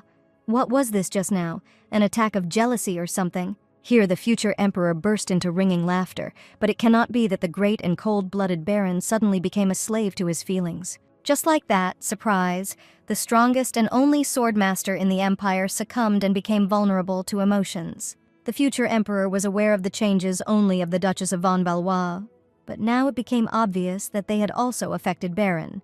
This situation is extremely funny. His lordship did not expect this at all. For the first time, the unapproachable Duke showed his feelings. So the great and invincible Duke von Valois himself, the head of the most powerful family, lost his head from love. Well, what a lovely drama. But the head of the duchy evenly and confidently clarified the reasons for the visit of the crown prince. Why is this, after all? The young duke already knows the reason for his visit. Isn't it so? We are talking about that deal. Maybe Baron von Valois will finally give his answer. And the previous answers are not enough for the first contender to the throne of the emperor. Baron is starting to get tired of it. The girl immediately froze warily and began to listen to every word, asking what kind of deal they were talking about. The head of the great family coldly announced that he had previously given his answer. The duke refuses the deal with the first crown prince. And if this is all for the future emperor, then the owner of the estate would like to take his leave and continue the engagement ceremony of his children. Many contradictory impulses emanated from the heir to the throne. The prince lowered his red eyes and thought about something. In this case, the next ruler will answer Duke von Valois the same way as in their last conversation. Let Baron think carefully about his proposal again. After which, the first crown prince turned sharply and headed towards the exit from the Valois family estate. Let Baron not forget about it. The Duchess of Valois looked in amazement after the retreating guest. This guy is still a mystery to her, but some kind of danger definitely emanates from him. And what kind of deal did His Majesty just try to talk about with the head of the duchy? But there's nothing special about it. The young man will explain everything later. Moreover, since no one bothers the young spouses anymore, Baron would like to invite the Duchess of Valois to a dance. The young man gallantly extended his hand to her. The girl froze in amazement. Was the married couple even going to dance today? Because the young man would again be dangerously close. Here, behind the hostess of the solemn celebration, the growing whispers of the invited guests were heard. Noble aristocrats kept saying that the first crown prince left dissatisfied. It was quite creepy. Everyone was wondering what they were talking about. The invited vultures discussed what happened between the two young men and noted the external characteristics of both young men and what was wrong with them in general. We found a reason for discussion on such a bright day. This is the engagement of the Crown Duke and his future bride. Why spoil the holiday for the children? This red-eyed, arrogant major needed to create such a fuss around himself. This day is dedicated to her children and nothing more. Here, the dissatisfied thoughts of the Duchess of Valois were interrupted by her beautiful husband. Let the girl decide, quickly standing with her outstretched hand is completely awkward. Aranel had already forgotten that the charming young man offered to dance to his wife in order to defuse the tense situation. Well, this idea is really quite good and will be very useful, although it will be difficult for the Duchess to restrain herself around him. And now two lovely young spouses are twirling in the center of everyone's attention in an elegant, slow dance, causing admiration among the guests. Among the invited nobility, there was immediately an astonished roar of wonder at how good the Duke and Duchess were, just like at their own wedding. What a relief! Finally, the focus of the aristocrats has switched entirely to the hosts of the event. No one is talking about the crown prince anymore. So this red-eyed narcissist has not yet become an emperor, but he's already preventing dear Elliot and charming Dorian from living in peace. And if the girl now leaves everything as it is, then all the plot lines of the original novel will repeat, and the prince will do everything to weaken the influence of Valois. This arrogant heir will spoil and poison the lives of the precious children of the terrible mother-in-law. She doesn't think so. In this case, Aranel simply will not allow this bastard to become emperor. Perhaps she should take action now. Here, Duchess von Valois stumbled and began to lose her balance. The girl realized late that she was about to fall in front of the entire audience. However, she didn't have to worry. The captivating young man immediately picked her up with his strong and reliable hand. How could she not go crazy? The handsome young man whispered that he was now right in front of his wife and hoped that she did not imagine someone else in his place. There is no way at all where such thoughts can come from. Baron is simply an ideal in all his manifestations. Everything inside the terrible mother-in-law was burning. How could she tolerate such intimacy? This guy is too dangerous for her. Well, you can't overstrain a fragile female body like that. She doesn't have an emergency cooling system. Meanwhile, the first crown prince was riding in the imperial carriage and thinking about the events of today. The future emperor was amazed by the changes of the Duchess von Valois. How can people change so radically and literally in an instant? Some memories seemed to flash before his red eyes. The young man did not stop comparing the former and current Aranel. She used to be like a wild flower in a gorge, thriving alone in a place hidden from prying eyes. This wild flower did not notice anyone around, but was desperately trying to stretch its stem as high as possible. However, now the current Duchess of von Valois rather reminded the first heir to the throne of a butterfly. It's as if all you have to do is turn away and this butterfly will fly away into unknown distances. It's incredible how intriguing it all is. Duke von Valois bowed gracefully and thanked his charming wife for the dance. The girl curtsied lightly. The head of the Grand Duchy thanked all the guests present for their attention, and now everyone can enjoy the festive banquet.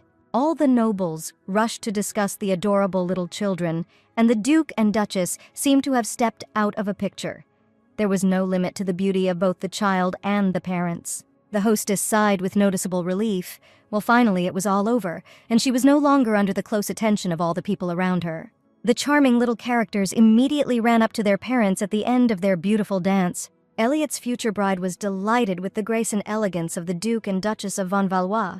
If only their parents had taught them this dance. What a charm.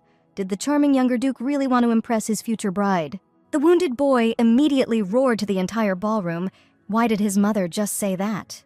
She had disgraced him. In fact, due to the oppressive experiences, the girl's consciousness was already completely clouded. Aranel was very tired. This did not escape the attentive eyes of her husband. Even though the Duchess of von Valois goes to rest, the Duke will take care of their children. Of course, nothing was hidden from the attentive and tenacious blue ones. The beautiful young man immediately realized that the girl needed to restore her strength. Wow, how insightful this guy is. This comes in handy. The girl really needs some rest. Lately, the girl has really forgotten about rest, and now she can quite afford it. Baron is simply amazing because Aranel only stopped for a second, and the beautiful young man immediately felt her fatigue. Salty tears flowed down the cheeks of the terrible mother-in-law, wondering if the charming Duke was too kind to his wife. Not even just kind, Baron cares very much about his wife. The young master told her not to even think about others. How strange and incredibly pleasant it all is. You need to stop thinking about the young man. Lately, he has been occupying too much space in Aranel's mind. Why doesn't the girl's poor heart completely disobey? She told him not to beat so hard. Someone might hear it. Why is the heroine's heart being exposed to her mistress like this? Because they both know that this wonderful guy will never, ever love the Duchess. All the politeness and care of Baron occurs only because the Duke considers it his duty, because he and Aranel are spouses. Therefore, this captivating and piercing smile on the face of a perfect young man appears only out of polite formality. Well, how is that possible? And at what point in time did the heroine decide to weaken her protective barrier and make such a heartfelt mistake? And now the girl feels wounded and very worried. How can you be so stupid? Because she already knows everything from the pages of the novel. On the other hand, in her place, absolutely everyone succumbed to the charms of this ideal man, so it's not surprising. It is necessary to immediately stop torturing himself. The Duke of Beren must leave the head of the Duchess of Von Valois and not occupy her thoughts. Well, Aranel has rested. The hostess of the festival simply doesn't have more time to slack off. She needs to complete the children's engagement. Then the attention of the mistress of the estate was attracted by hysterical screams in the corridor. What else could happen on such a day? Behind the door stood the vile little brother Aranel. The vile young man grinned predatorily at the sight of his sister. He thought that she was here now. Marquise Kyle Saxon cannot burst into his mistress's bedroom so shamelessly.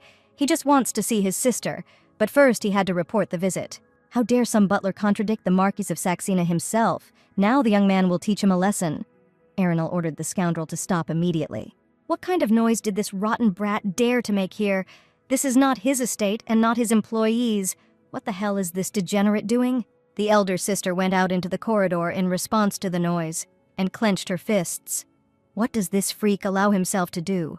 Today is such an important day for the Von Valois family. Well, how frustrating is the younger brother's indignation. Can't Kyle just see his relative without any formalities? Of course, the vile heir Sax cannot just pay a visit to the Valois estate, because he has never been here before. And that's right, the impudent young man squeezed into his sister's personal chambers and closed the doors to her bedroom behind him, which was clearly not good. And now they will talk without false formality. It would be better if the stupid sister initially did everything so that she and Kyle would not see each other. Let the sister give money to her younger brother.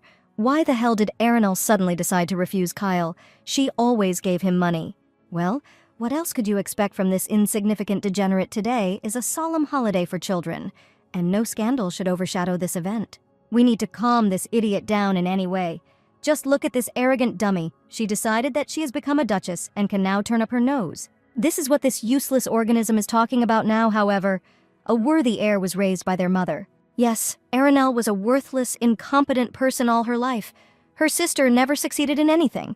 She was always worse than her younger brother. Whether it was writing, horse riding, or rhetoric, there was nothing his sister was good at, and now she's happily married and thinks she can look down on Kyle.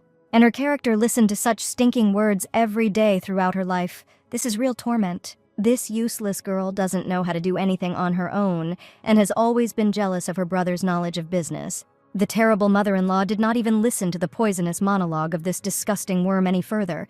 A stream of water rushed into the air. And now the angry, impudent man was already standing in the middle of his older sister's private chambers, all wet. What was that just now? Not only did the stupid sister become rude and began to turn up her nose, but this mediocrity also lost her mind.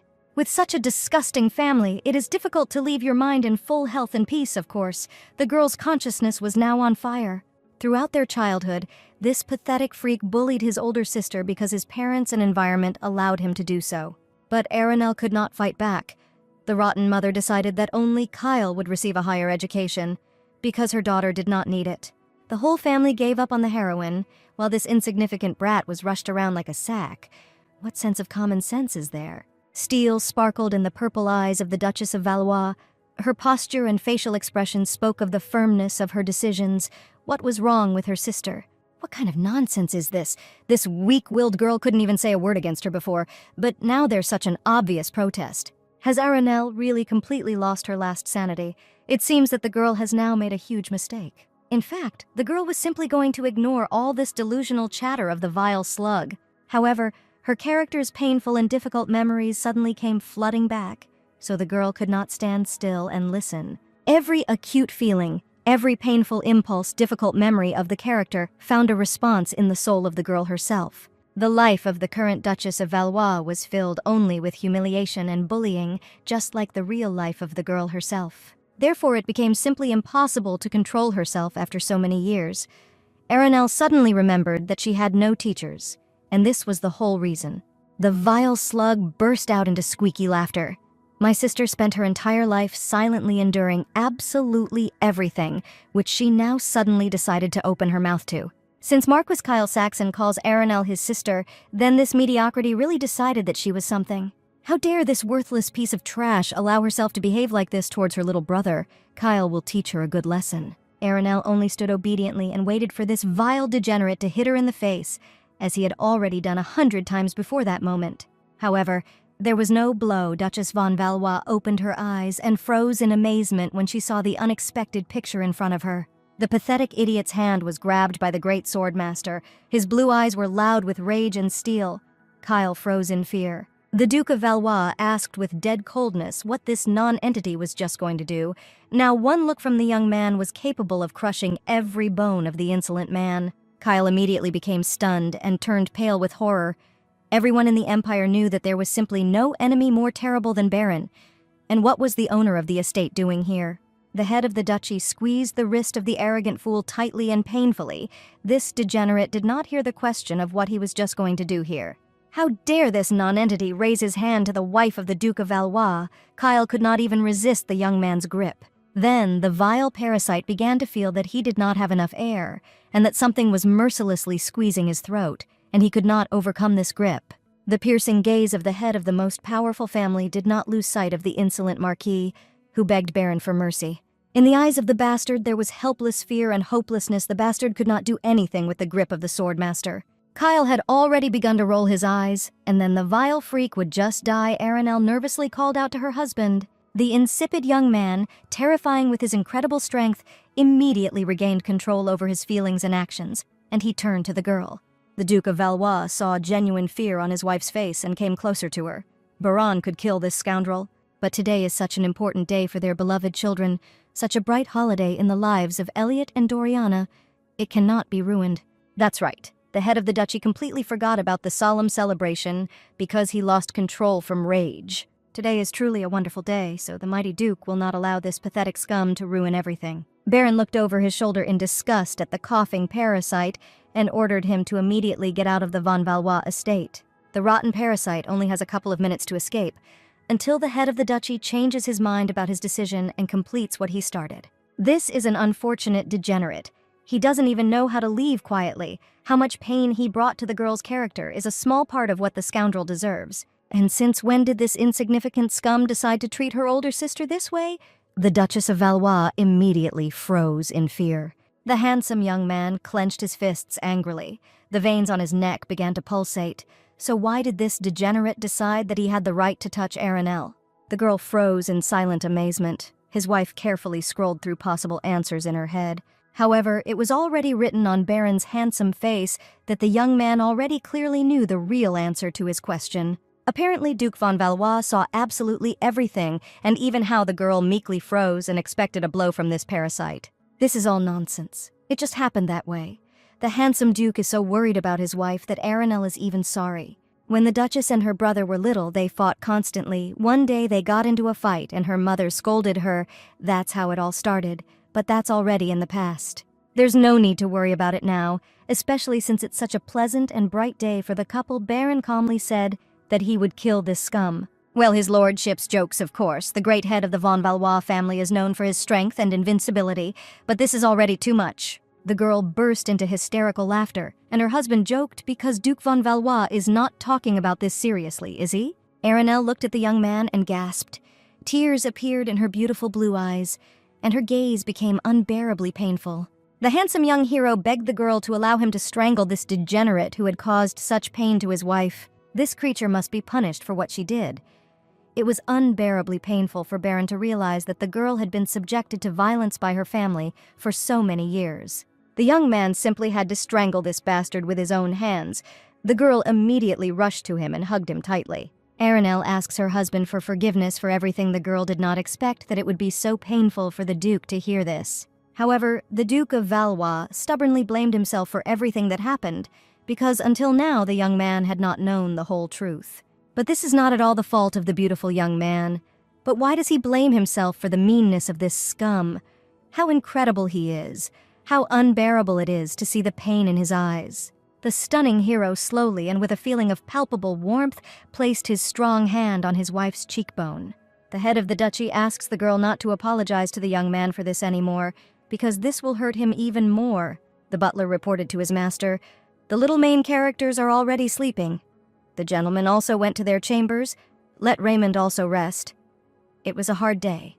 On an unusually difficult and eventful day, today the solemn engagement of his beloved son to dear Doriana has already taken place. But as soon as the wonderful hero just thought about how this girl suffered, he could no longer think about anything else. The mere realization that Arinelle was hurt and scared in her own home tore the young man's heart to shreds. To know and understand that your loved one was left with such wounds on their soul and heart is simply unbearable and heartbreaking. Here the young gentleman burst into hysterical laughter. "This cannot be," the young man responded to the back of his chair. So it turns out that all this time the head of a great family loved his wife. This feeling was always inside him. How painful it is to realize and feel, because for so many years Baron felt true love for Arinelle. At the same time, the Duchess of Von Valois was lying in her cozy bed and was tormented by the fact that she could not finally fall asleep after a hard day. The girl had been tossing and turning from side to side for a long time, after which she decided to wrap her head in her soft blanket. Before her eyes there was an incredibly sensual and pleasant memory of why she suddenly decided to hug her husband. The girl must have gone completely crazy, but this wonderful guy was crying so much because of her, she couldn't just look at it. Who could stand to watch indifferently as tears rolled from those blue eyes? The girl wanted to take away all his pain. But it was already too much. How can you be so noble and beautiful, with such a beautiful and pure soul? A very strange feeling. While everyone around did not care about the pain and fear of the Duchess of Valois, the girl herself did not seem to notice this sentiment and was calm.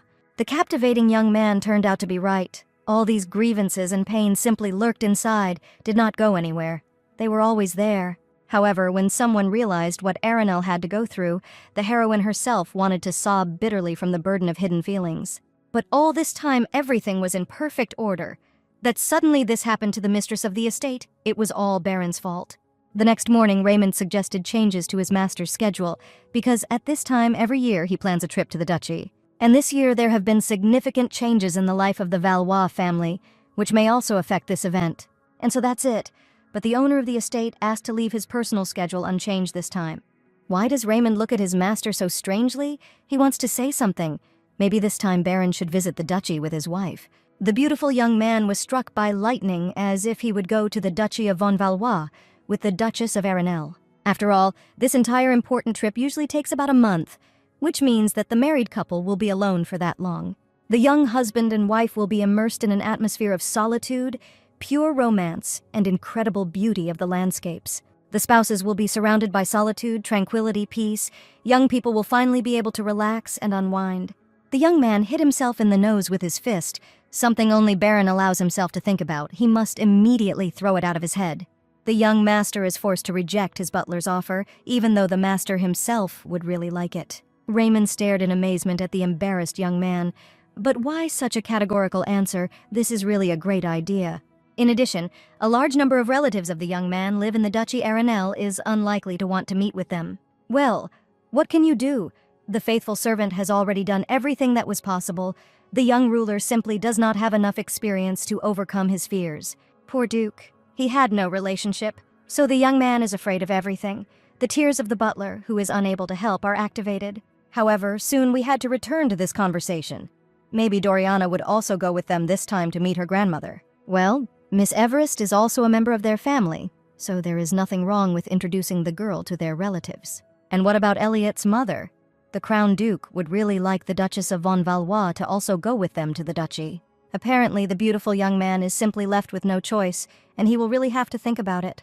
Previously, the Duke of Valois could have simply asked his wife if she would like to go with them, but now everything is completely different. Well, nothing can be done. Let Elliot himself tell his mother about this. He dumped all the responsibility on the child.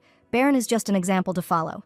On the other hand, this was the idea of an innocent child, so let the baby tell his mother about everything. Here, the tense thoughts of the owner of the estate were interrupted by the young man's beloved female voice. His wife stood in front of him. Wow, what a surprise! And how long had his dear wife been here? Baron immediately burst into embarrassment, after which there was an awkward, intense silence. Both young men had strong feelings for each other, although they did not want to admit them. Each of them was timid and embarrassed at the sight of the other. What a painful feeling of awkwardness. It was simply impossible to be around. The terrible mother-in-law tried for a long time to overcome her urges and desires. After that sensual hug, she always wanted to touch her husband, and the girl uncontrollably reached out with her hand towards the beautiful young man, but her action was interrupted by Baron's voice. Frightened Arenelle immediately pulled back her hand and pretended that nothing had happened. The Duke of Valois had to tell her something. The Duchess of the great family pretended to be absolutely serene, as if she had not just tried to show her affection for her husband. So, very soon, the head of the great clan goes on a long trip to the native lands of the duchy and will spend about a month there. However, the captivating young man does not want to be separated from his wife for so long, so he offers Arenelle to go to the duchy with him. Wow, news! Arenelle would be interested in exploring the lands of their duchy, seeing the local surroundings and residents. The girl looked away in embarrassment, of course. The Duchess would be happy to go on a trip with the young man. She had long wanted to go there. The handsome Duke immediately jumped up to his wife, not believing what she answered. Is it really true? Arenelle will so easily go on a trip with him. The young man's face flushed, and this was quite easy, in which case the Duke would report everything to the butler. Choking in his own feelings, the scattered young man simply disappeared from the girl's field of vision in an instant, as if he had been blown away by the wind. Well, how could one refuse this captivating guy? He is so beautiful in soul and appearance. And how sweet Baron is when he gets embarrassed. It's simply unimaginable. Here the answer to all his questions can only be positive. The young man said that he did not want to be separated from his wife for so long.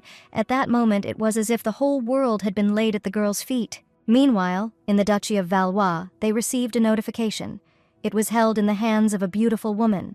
She was glad to see Baron arrive. In addition, for the first time after the wedding, she would see her daughter-in-law. And so the luxurious crew of the Duchy of Von Valois set off on a long journey to the lands of the great family. The junior Crown Duke stared admiringly out the carriage window, and here was his beloved castle of the Von Valois family. Ahead stood a majestic snow-white palace with rich decorations and columns, a real architectural masterpiece. The little main character opened her eyes in amazement. What a fairy tale palace! Elliot nodded in satisfaction. It really is very beautiful. This luxurious castle of the Von Valois family is so magnificent that it has gone down in the history of imperial architecture. The terrible mother-in-law ignored all the words. The girl was very scared. Cold sweat flowed down her face. And why did Duchess Von Valois agree to this trip to the family lands? Arenelle was terribly afraid of meeting Madame Valois. What if the mistress doesn't like her, because she is now in the body of a terrible character? What can she even say? After all, Arenelle Von Valois was distinguished by excellent rudeness and vanity. How many times she was offered to go to the lands of the duchy, and each time she was refused. Her character invited Madame Valois to come to the estate on her own, since she wanted to meet her daughter-in-law. What a vile person she is. And now the girl herself will take the rap for all her rudeness. Here the beautiful young man laid his hands on the cold ones, shaking with fear. Then the charming Duke looked warmly at his wife and asked her not to worry about anything. The young man would be by her side. After all, the young head of the duchy himself invited the Duchess to go with her husband, so the young man will not leave her in trouble if it happens. The Duchess really has nothing to worry about. Let her stop tormenting herself needlessly. Besides, they have already arrived in the Valois lands. A warm smile appeared on the face of the most beautiful young man. What a lovely creature. His sense of smell simply knocks you off your feet. And so the girl again fell for this handsome face. On the other hand, in her place, no one would have been able to refuse this handsome man. And now the entire Von Valois family enters the family estate, where they are already met and greeted by a stately butler. The servant asked his master if the family would like to have dinner after the journey. Baron wants to greet his mother first. The servant will convey this to the mistress. Here the butler abruptly switched to the Duchess of von Valois, and in his gaze there was palpable contempt and even hatred. And why is this employee suddenly staring at the girl so hard? What else has Aranel managed to do in this body? What a disgusting thing. This servant definitely has some dislike for the girl's character. The man simply does not open his angry eyes from her. After which the butler bowed just as sharply to Madame Valois. What was it just now? What was wrong with this man? Most likely, the girl just imagined it, and there wasn't that steely gaze. But why would the servant suddenly treat her like that? And here's the mother of Duke von Valois herself. This woman was incredibly beautiful, steel black hair, bright lemon eyes. The younger gentleman immediately rushed to his adored grandmother. The boy began to hug her. The lady was also happy about her beloved grandson.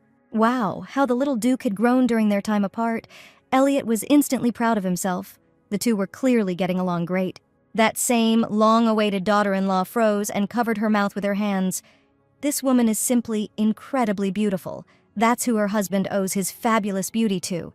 It is so urgent to pull yourself together. Such an important and responsible moment.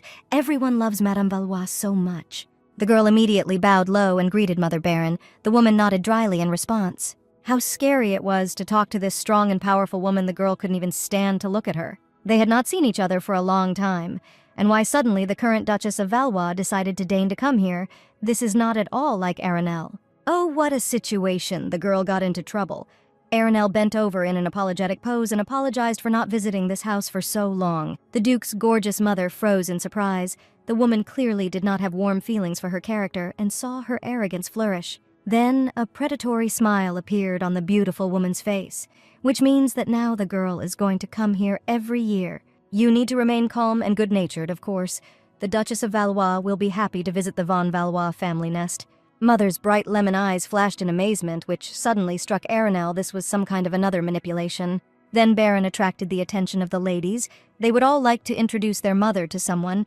A charming girl came forward and introduced herself as Doriana Everett. The lady froze, in all likelihood not expecting to meet the future bride of the Crown Duke. This means that the sweet little girl is the future Duchess of the von Valois clan. Doriana was very afraid to even move. Then the beautiful woman placed her warm palm on the sweet child's cheek.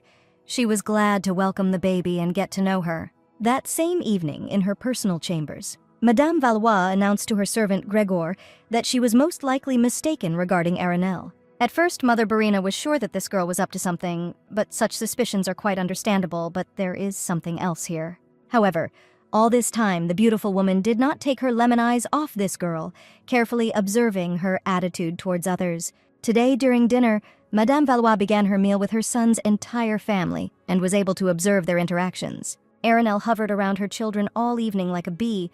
The girl carefully watched their food. She persuaded Elliot to eat tomatoes. The current Duchess noticed that the girl ate too little, although she assured that she was full, but children should eat well. The Duke's mother watched the children's attitude towards her and Baron's interference, and all this was apparently part of their custom. Madame Valois' daughter-in-law herself did not touch her food at all. She devoted all her time to the children, and it looked very natural. Well, wow, the woman hardly admitted that Aranel had become a real mother, although no one really hoped. And this sight reminded the lady of how she herself was absorbed in motherly chores when Baron was still a child. However, the servant abruptly interrupted his mistress, and hadn't the Duchess kicked out his beloved daughter in such a heartless manner recently? So, it's too early to judge Aranel's intentions, and Gregor means that smart girl named Meg. It's a pity that it turned out that way. However, the Duchess of von Valois could have real reasons for this. They do not know what happened there on their estate. The butler clearly did not like this answer from the lady, but it's really too early to draw conclusions. They will be watching Aranel. The servant left his mistress's room with a heavy soul. He will never forgive this girl for depriving his daughter of her future. As expected, this daughter of Marquis Saxena is simply not simple and is capable of fooling other people's heads. Gregor clenched his fists angrily, but the butler himself is of a very cunning turn of mind, and he will make the scoundrel regret what she did to his daughter. His girl did not deserve to be kicked out of the family estate, where she held a high position among the other servants. That same evening, the tired girl plopped down heavily on her bed. What a hard day it had been. Like all the last days in this short story, actually, but it's okay, the girl will figure it out. At times, the behavior of Baron's mother frightened Aranel a little, but it seems to her that this woman is still a good and kind person. You just need to sleep a little and gain strength, and a new day will bring with it new decisions. Aranel closed her eyes and immediately fell into deep sleep. The next day, the vile butler was already thinking about how he could quarrel between family members in order to avenge his daughter. This vile Duchess of Valois must definitely have enough reasons for her mother-in-law to hate the girl. Then the employee's eyes stared at the little girl who was wielding a wooden sword at full speed on the training ground. And there it was. And here is an excellent opportunity for Gregor to set his principled and conservative mistress against the negligent mistress of the estate. So why did Gregor so quickly ask the mistress to visit the training ground? It would be better for the mistress to see everything with her own eyes. Is the little Crown Duke really training? Well, this is a great reason to praise the baby. They see him so rarely. But then Madame Valois froze in amazement when she reached the training arena. It was not the younger gentleman waving a sword. The training is carried out for Elliot's future bride. The small main character in shorts runs around the parade ground and strikes the trainer with a sword. Culture shock has been activated. A silent grimace of horror is frozen on the woman's face. What is this even happening now? A few minutes later, the mistress had already called her daughter-in-law to her. Something had happened. Why did Mother call Aranel? She didn't seem to have time to do anything yet. However, the facial expressions of Baron's mother confirmed the opposite. Today, Madame Valois witnessed the incomprehensible. So let the Duchess explain why his future bride is fencing instead of the Crown Duke. After all, someday Doriana will become the mistress of the duchy, and she is wallowing in the mud like a boy, and Aranel considers this normal for a young lady. A powerful and strong woman furiously hit the table with her fist. This is a blatant disgrace. Such licentiousness is simply unacceptable. In addition, Madame Valois learned that Elliot himself devotes more of his time to drawing than to sword lessons. How the hell does a girl raise children, behind whom lies the future of the entire most powerful duchy of Von Valois? This means that what bothered Mother so much about her husband, you need to respond nobly, saving face and honor, and also make it clear that they are not enemies at all. The Duchess of Valois is very sorry that her mother is so upset, but the girl does not consider being female to be a death sentence for the baby. In this case, gender cannot be a reason why a future bride should not take fencing lessons. The little heroes, who are the future of the great family, have phenomenal talent and sincere interest in what they do. What does the Duchess of Valois say? In the great clan of their family, there is already a woman, a knight, and she has become an honorary member of high society. And the woman's outstanding ability to wield a sword did not in any way prevent her from being a competent and wise manager. If the reason for a woman's anger is in stereotypical statements, but this is not the case at all, we are talking about the dignity of the Valois clan. After all, if the future Duchess shows herself in such a role, the reputation of their entire family will suffer. How can one not think about it? Madame Valois froze in amazement and opened her lemon eyes, clearly not expecting such answers from her daughter-in-law. Duchess von Valois really cares about the happiness of her children, but she does not forget about the importance of a diverse education for them. And Mother seriously believes that the harmless hobbies of young children can harm the honor and dignity of the great Valois family. The girl managed to grab the focus of attention. She needs to continue, so Doriana is a real smart girl. It's difficult to keep up with the little girl in applied sciences. Just like little Elliot, this child is capable of solving complex problems in his head and is also well-versed in literature. These children can solve math problems in half a day, while other children take the whole day to solve similar problems. In addition to studying basic disciplines, children also attend additional classes to develop their talents, so their hobbies can only become an advantage. But there is no way to discredit the reputation of the family, and the kids show simply phenomenal results, as this can negatively affect the honor of the family. The daughter-in-law smiled warmly at her mother-in-law. The woman was still not completely convinced by her daughter-in-law's words, and this needed to be resolved. Aranel did not want to end their conversation with Baron's mother like this. She couldn't stop there. After all, the girl is not here to quarrel with Madame Valois. Aranel really understands the concern of their grandmother. After all, the lady has lived her whole life, trying to live up to the status of a noble lady and still copes with this role flawlessly. However, not all people can be like Mother Barina herself, and even if you think so, they don't have to be the same. All people are different. Each of them has their own path, so Aranel tries to do everything possible so that the children follow the path that they pave for themselves. And finally, the final thread of the conversation. It will be great if the grandmother devotes time to her grandchildren and just watches everything from the side. The woman froze in amazement, and if suddenly even after this Madame Valois remains unconvinced, then let her let the Duchess know. After all, a girl simply cannot cope with the issue of educating her beloved children without the help of their grandmother, right? These words will make it clear that Aranel does not want to quarrel, that they are allies. She needs the support of her mistress, she agrees. So why didn't the wife of the head of the great family tell him anything about the fact that his mother was very angry with the girl this afternoon? The Duke of Valois himself would have settled everything with his mother, but everything ended quite peacefully. So why all this fuss? In addition, the head of the duchy is always full of other worries, but the beautiful young man simply does not want his wife to be bothered by anything. After all, it was Baron who invited his wife to go on this trip with him, which means he should also be responsible for everything that happens. And in general, Aranel went on this trip in order to relax and enjoy the local views, and not to bother herself even more. Is the young man really that worried about the girl, how charming and so sweet he is? It's already late. It would be better for the Duke of Valois to just rest. Well, what another burst of a wave of affection. You need to stop with this if the girl wants to live to see her own children's wedding. Baron sighed doomedly, as his wife would like, but if suddenly something like this happens again, let Aranel inform her husband about it. What a charming young man in his emotions. Baron immediately becomes so embarrassed and excited, just a sight for sore eyes. What a relief that today's dispute with Madame Valois was resolved peacefully, because she is a very strong character. With such a life, there is no need for any gambling. Despite everything, Mother is distinguished by common sense. There is no smell of bad character there at all, fortunately for her daughter-in-law. However, it is still too early to relax, because the girl understands perfectly well that the conflict itself was not provoked by her beautiful mother-in-law. There is definitely another person behind all this potential conflict today. We need to deal with it. And Aranel naturally guesses who is the culprit of the imaginary scandal that Butler was strange and disgusted from the very beginning.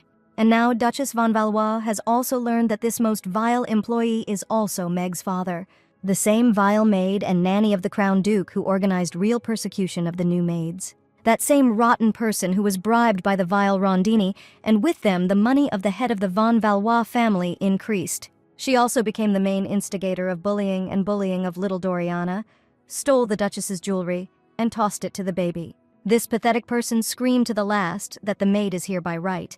Meg should be the mistress of the Valois estate. Obvious insanity on her face. It's scary to imagine what her father was capable of. Then apparently the scoundrel got the role of the main maid, only because she was the daughter of the butler in the main house. And all these vile acts were revealed directly by the Duchess of Valois. Now it is clear why her daddy hates Aranel so much.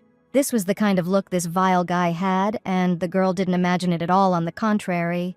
She immediately realized that she shouldn't expect anything good from him. That's how Mother could have known that Doriana was practicing with the sword, because it was probably the butler who reported everything to her. You need to be extremely careful and not show your weaknesses. Once again, it is better not to get involved with the ill-fated butler. In the corridor, there was a loud cry from that same butler. Why did Duchess von Valois treat Gregor like that? The young mistress despises the servant because he is the father of the maid Meg. Apparently, Aranel did not think everything through very well. And this provocateur put on a real show, just like his rotten daughter at the Valois estate. Their methods of achieving goals are the same. Well, that's how it happened. What an unfair situation. And again, the girl will have to deal with the trail of consequences. A few minutes ago, the Duchess of Valois asked the maid to bring documents. She wants to get acquainted with the accounting data. What's so complicated about it? Why are the necessary documents and accounts still not visible on the desktop of the Duchess von Valois? Or the maid wants to say that the girl cannot look at the documents. It's time for Aranel to do something useful and not sit idle. However, the conversation was then interrupted by the head of a great family and asked his wife to simply enjoy their vacation together. The cry of the soul was activated because a real girl is not a duchess. She simply cannot wander around like that all day long with nothing to do. After all, the Duchess of Valois can start keeping records of income and expenses. Doesn't the girl have the right to do this? Did Mother Barina really order not to show the documents? Not at all. It's just that Madame Valois herself fills them out, and then the butler checks them. For this reason, all documents related to the accounting of income and expenses can only be obtained from his hands. This means how and why there is an ordinary employee here in the main house. How interesting everything is arranged here." And after that, the Duchess turned to this same butler, but Gregor refused her and did not give her the necessary accounting documents. Well, she just decided not to get involved with this guy. Why is the butler complicating everything so much? Why can't she just hand over the documents to her? What does it mean that the servant cannot give her documents? The butler considers the girl a stranger in the house or something. The butler is obliged to follow the rules, and which one prohibits handing over documents to the Duchess? Gregor's eyes flashed furiously. This vile guy narrowed his eyes furiously. The employee was clearly up to no good, and how at that moment he looked like his vile daughter. Why does Madame Valois treat her faithful butler this way? She hates him because he is Meg's father. What a dramatic concert this scoundrel has just staged. He is clearly going off topic and setting up the Duchess. She had to listen to her wonderful husband and not get involved in anything. She wanted what was best, but it turned out as always. Wait a minute, the girl actually didn't do anything wrong. Why the hell is this vile pretender making her feel guilty?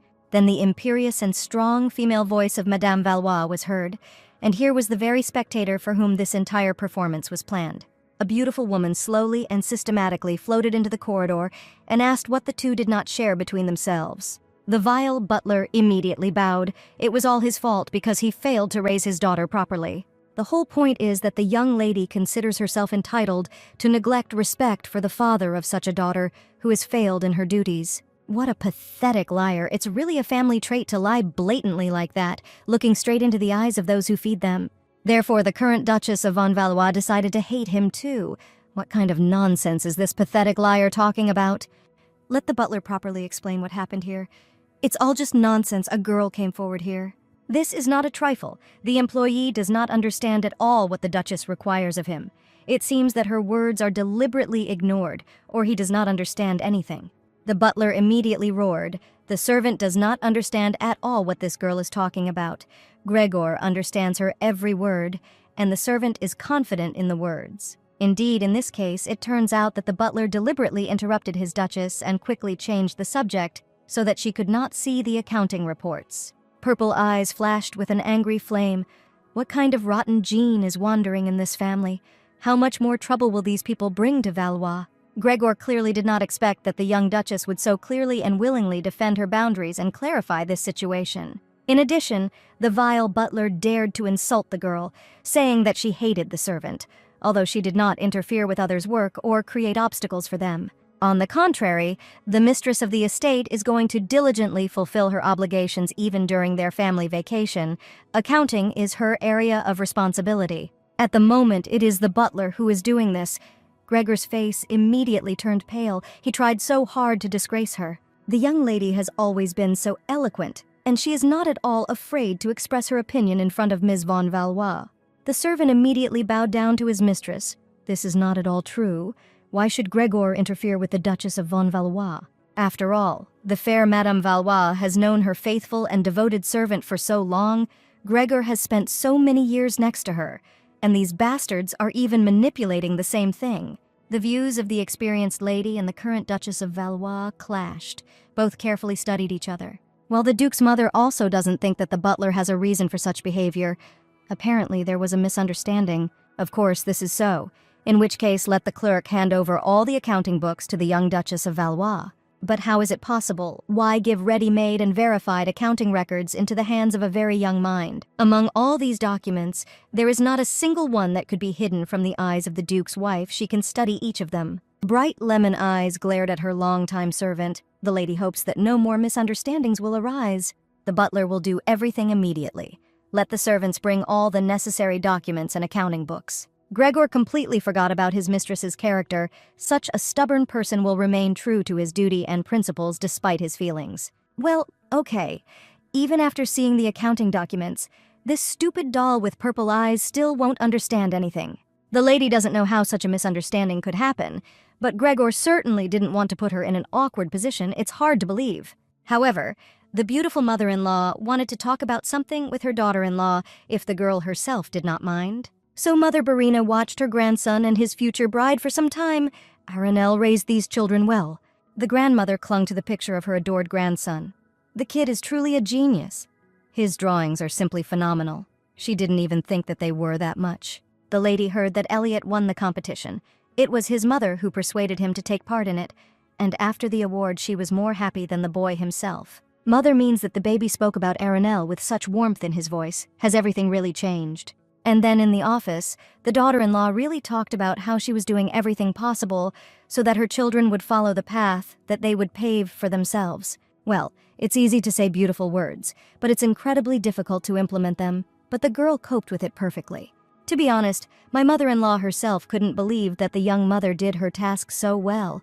Aranel really surprised her. Of course, Madame Valois did not forget about the controversial passion of the future bride for her charming grandson. And this little girl is back in the training arena. Who would doubt it? The little girl really lives this hobby. Emerald eyes sparkled with fighting spirit and carefully analyzed her opponent, predicting her every move. The movements of Elliot's future bride were incredibly fast and precise. The sword was an extension of Doriana's hand. At that time, the woman did not notice, but the baby really was an excellent fencer. Delphine knew this, because from an early age, she watched the lessons of her son Baron. Then the little girl's attention was attracted by an unexpected visitor. Doriana even stopped her fight, which was in full swing. The baby immediately rushed to the woman and greeted her grandmother. Didn't Delphine stop the young warrior? Then Madame Valois noticed that Doriana was afraid to look into her eyes and also began to shake at the sight of a woman. The baby shouldn't be afraid of her grandmother at all. So what?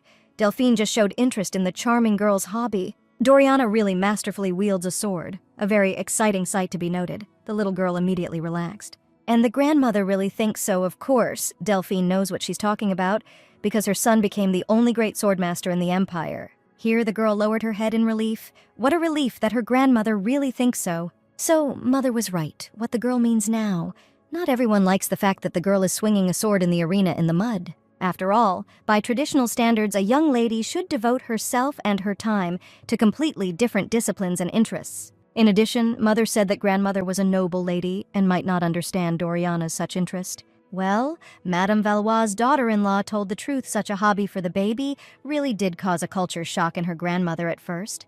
However, the baby should not worry about this at all, since the grandmother is definitely a good person. Mother said so, and a good and kind person will always understand the right intentions accordingly. And if the future bride of the Crown Duke trains hard, she will definitely be able to achieve recognition from her grandmother. Madame Valois' lemon eyes opened wide. The woman was amazed to the depths of her soul, expecting to see the exact opposite today. Well, the charming girl will continue to try hard. The woman was very impressed. Undisguised warmth and affection appeared in the grandmother's bright eyes. Doriana is such a sweet girl. An interesting situation. It means that Madame Valois' daughter-in-law considers her a good person, a very unexpected statement. The woman noted that the children really look very happy and are also developing comprehensively, which is also important. And what the current Duchess of von Valois said about her mother-in-law, the woman immediately bit her tongue. This is probably the end of their conversation. Let the girl go about her business. Aranel stared in amazement at the woman. What was it just now? Did the heart of the strong-willed mother-in-law really tremble, and the woman begins to thaw towards her daughter-in-law? After which she quickly flew out of her mother-in-law's office. What was it that she was now watching behind these doors? Was this beautiful and strong woman just embarrassed by Aranel's words addressed to her? What a surprise. Well, how cute Delphine is, it's just crazy to think that the main weapon of this family is a cute face, and not a fantastic and blinding beauty. It is simply unthinkable that now the girl is surrounded by danger everywhere. There are so many unbearably sweet and beautiful people around. The maid asked if everything was fine with the young mistress, of course. It was simply unbearable to look at them every day. For a minute, along with all this tenderness, the girl had already forgotten that a whole stack of documents was waiting for the Duchess. Not the least bit nice accounting reports received from not the least bit nice butler. I really don't want to do this now. However, obtaining these records was not at all easy, which means that everything must be carefully studied. Well, why are there so many letters in these reports? They don't have a printer or typewriter? Why write so much? And as soon as the hand doesn't fall off. So after 5 hours of careful and painful study of the accounting document flow, no errors were found. The girl had already studied every line of every document in accounting. All the documents were also verified with each other. There were no errors. However, the Duchess still had the feeling that something was clearly wrong here. Everything was not clean with this guy. Then the door to the study opened sharply and loudly. A handsome young man furiously burst in. What the hell was his wife doing here? The girl was terrified. Why break in like that? She wasn't opening a safe in her office. Why was Aranel working on something again? Baron had already asked several times for the girl to finally take care of herself, and the Duchess again took on another burden. Arenel smiled warmly at the caring man. She simply cannot sit idly by, and accounting is her responsibility. The captivating blue eyes of the young Duke were immediately filled with some kind of incomprehensible sadness and melancholy. Well, what happened to this angelically handsome and sweet young man? You can't put such merciless pressure on a girl's mortal heart. Why is this guy in the picture looking at his wife like an offended puppy? Her heart is about to break. No, this is simply unbearable. What does Baron want from her? She is ready to do anything, so long as the young man does not tear her soul apart. Well, how sweet he is. What does a young man seek from a girl? Tests her strength. As soon as you look at him once, everything inside is filled with emotions. And this is a fantastic, beautiful face that does not lose its beauty when showing any human emotion. Baron immediately called out to his dear wife. The girl immediately jumped up as if she had been caught red-handed at the scene of a crime. The girl immediately interrupted her charming husband. Could the Duke look at these documents? Arenel is confused about something. These are the Valois accounting records that the girl demanded today, and there's clearly something strange down there. The head of the great family will study them right away. That right here and here, this takes a lot of time and effort. Baron began to read the documents. The charming young man studied accounting after accounting at lightning speed and announced that there were too many landscape design projects. So the girl repeats this. It took her 5 whole agonizing seconds, and Baron only about 10 seconds. It can be assumed that construction work on the territory of the estate was carried out so often, but still the documents on it were drawn up very strangely. Duchess von Valois completely agrees with the opinion of her husband. In addition, all these imaginary projects were trusted only to one single company. The handsome gentleman looked at the latest documents, but this is obviously suspicious. The girl is absolutely right in her judgment. And it looks like the young couple should also figure everything out here. They have excellent teamwork. The improvement project was entrusted to several companies, but there was only one broker in each contract. So that this would not be noticed, the drafters of the documents changed the name. Everything is exactly like this, but the broker's address is absolutely identical everywhere, although no one pays attention to it. So all the numerous accounting reports were carefully studied by the two spouses, and the name of a certain Lisa Ferguson appeared in each of them. The Duke knows something about this person. Baron has never heard of her, and has never seen this lady's signature on work documents. But most likely the name and address on all the documents are fake. A secret investigation needs to be conducted. Of course, it will be very difficult to find the main culprit of this crime. The trail is well entangled, as expected. The most wonderful guy thanked his wife. Thanks to her, he learned about a problem that he did not even suspect about. The Duke of Valois would not even think of looking at these records, but this is all because the young man is busy with complaints from the inhabitants of the duchy that have accumulated over the whole year. However, Duchess von Valois is really glad that she was able to help Baron in some way. This is a very pleasant feeling. This is true. The young man clearly wanted to add something, but instead asked his wife to go to bed quickly. What a charm! Baron is so caring and attentive. He treats his wife's condition with such trepidation. The girl alone thinks about the fatigue and busyness of the beautiful young man. He also needs rest and recuperation. Well, the young master is already too busy with numerous responsibilities in the duchy. She should take care of this matter herself. Meanwhile, in his office, the young head of the duchy nervously hit the table with his fist. How all this upsets him. After all, Baron himself told his wife that Arenel could rest here and gain strength, but in the end she still works. Well, what a misfortune this is. So much has fallen on Arenel in his native estate. Why is this happening here too? Initially, there were no problems with managing the family estate, and in the young man's imagination, his girlfriend should just relax. His charming wife was only supposed to have fun and enjoy their joint trip to the Duke's native lands. This is how everything should have turned out now. The young man has no idea who this Lisa Ferguson is. This person is definitely involved in fraud and misappropriation of the financial resources of the duchy. All that remains is to find the scoundrel. But because of this person, his wife had to study stupid documents all night. The young man can hardly imagine a happy and rested Arenel. Duke von Valois will certainly find and punish the culprit for disturbing his precious Arenel. At this moment, numerous cold goosebumps ran through the body of that same Arenel. The girl hugged herself with her arms. And if you think about it like that vile butler tried his best to prevent the Duchess from reading those accounting documents. What if the mother-in-law herself knows something about all these violations and phony deals? It's hard to believe. The next day, the beautiful mother-in-law checked with her daughter-in-law whether everything was in order with the accounting documents she had received. Madame Valois sees some kind of understatement on the Duchess's face. That's how she does it. Aranel hasn't said a word to her yet. It's very simple. Yesterday, the daughter-in-law requested accounting documents, and not the next day she wants to talk to her mother-in-law in private. Nothing can be hidden from this insightful woman. The girl is admired by her attentiveness and tenacious gaze. The Duchess of Valois closed her eyes and took a deep breath. It would not be easy for her to break bad news about her mother-in-law's longtime subordinates. Well, this woman is incredibly wise. There is no point in beating around the bush. You need to speak directly and openly. Deep breath, the girl is not doing anything wrong. She is only protecting her family, so mother knows who Lisa Ferguson is. Of course, Madame Valois knows how this lady is like this. Is it really true?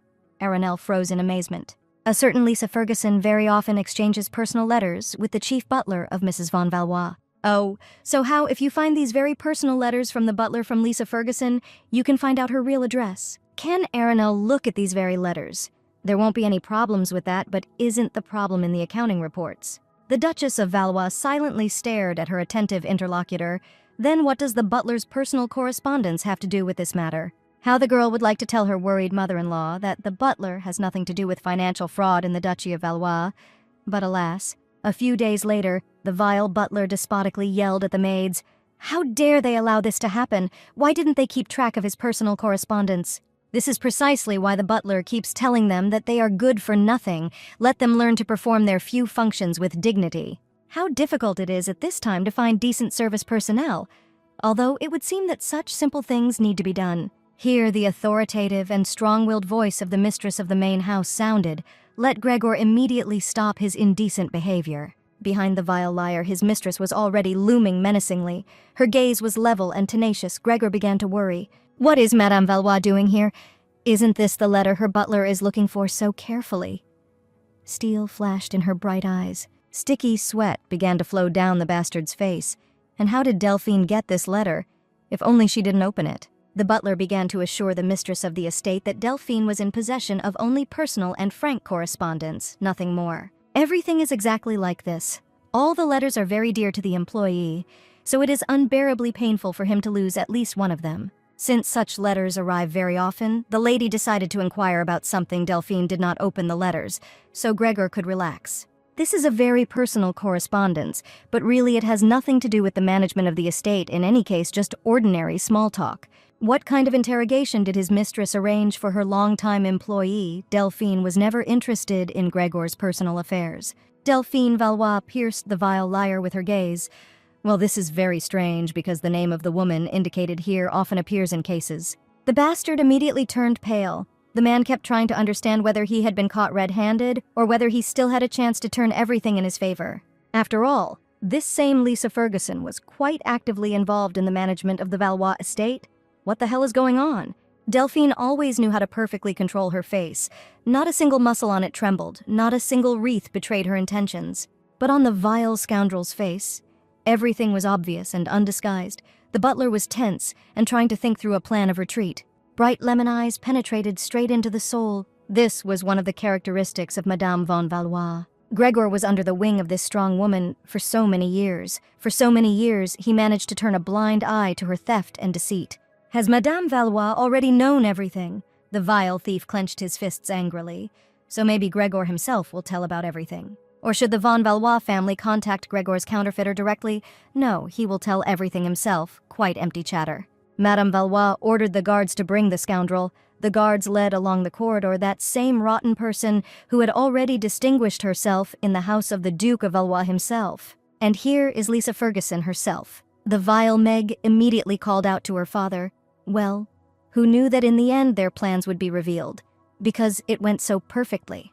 The butler, with horror in his eyes, realized that simply talking his mistress out once again simply would not work.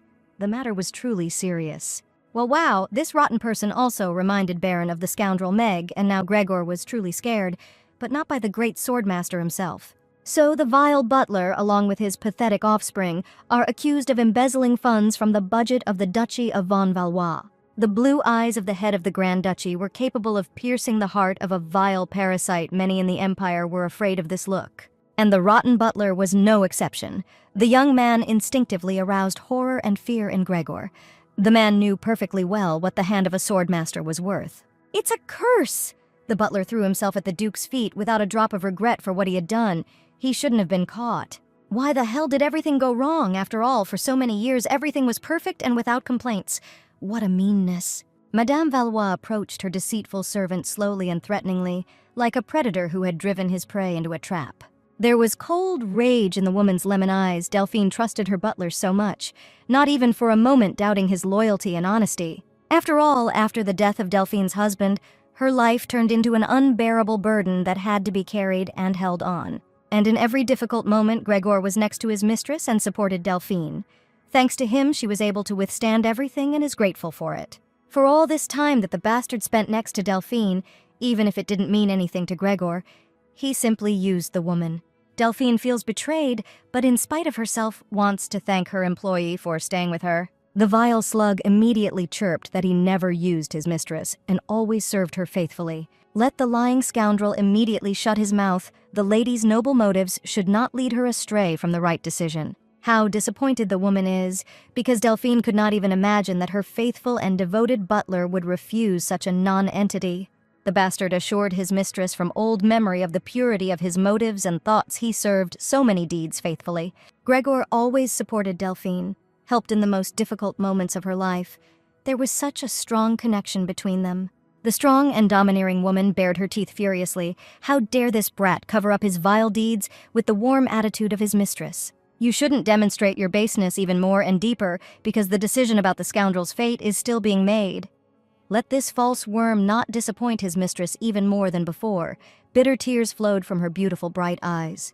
Gregor couldn't believe his old eyes. They were probably just letting him down because of stress. His strong-willed mistress was shedding tears for an ordinary servant. The butler did not even expect such affection from his lord. From when did it all start in the first place? This beautiful and powerful woman always separated work from her personal life, but suddenly she stopped being impartial. Delphine was stubborn and always stuck to her principles. She became unpleasant because of her excessive arrogance. Gregor decided to be simply a support for this woman, who was always there and looked at her straight and stately back. However, at some point, the butler got tired of looking at his mistress's back, and he began to develop other values and interests in life. Of course, we were talking about money, which could bring happiness, recognition, and influence to the vile traitor. The gold coins that fell into the hands of the vile scum completely conquered all internal moral protests. Of course, there was no talk of any pride or honor, only poisonous greed and worthless envy. Well, the butler was blinded by selfish desires and committed an unforgivable act. Let him be killed as soon as possible. And this burden of unbearable responsibility for the fate of a person due to his own unforgivable act must fall on the victim of his deception. Delphine von Valois flashed her bright eyes one last time towards her betrayed employee. The beautiful woman peered at the vile traitor for a long time. That's all for today. Delphine is tired and leaves the punishment to her son. However, Madame Valois did not go to her personal chambers at all.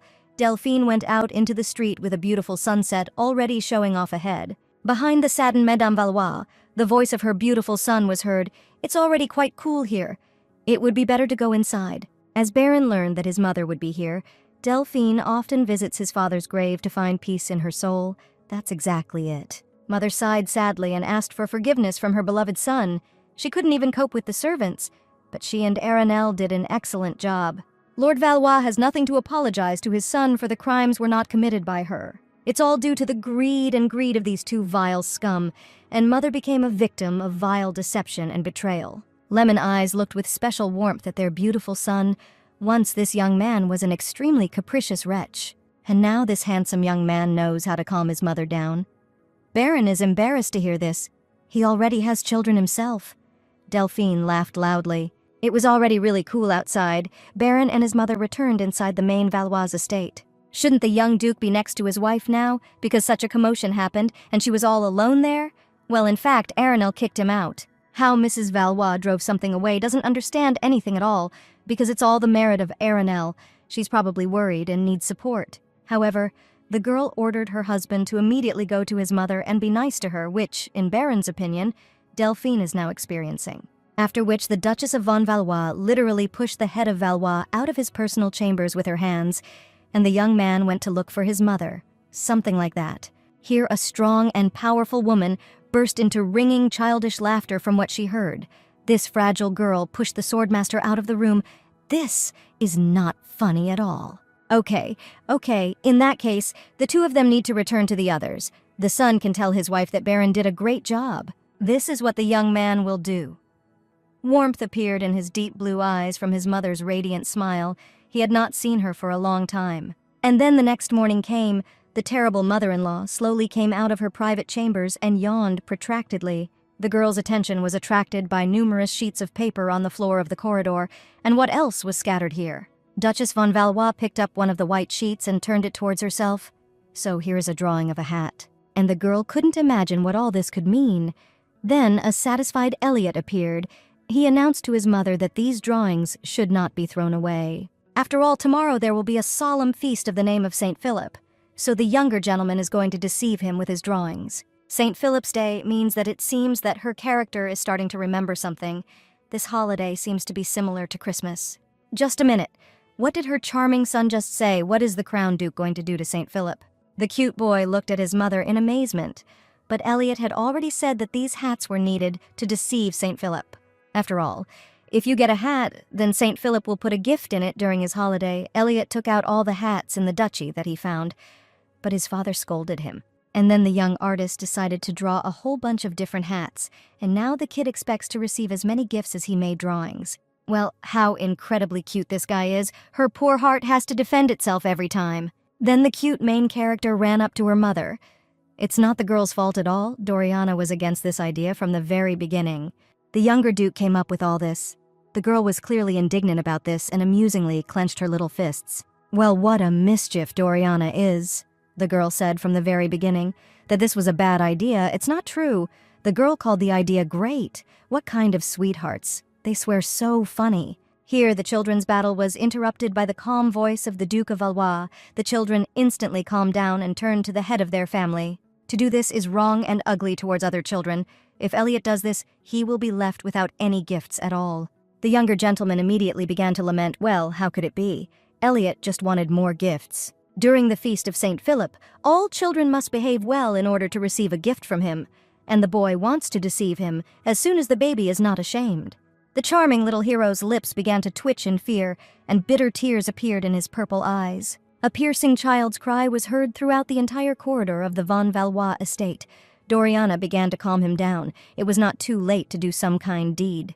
The little girl just suggested a great idea. How about helping other people? What the children will say. After all, in the Duchy of von Valois there is a nursing home, and in this place kind hearts help the elderly and take care of them. The little main character immediately thought a place that helps the elderly means the girl really wants to go there. Elliot immediately beamed.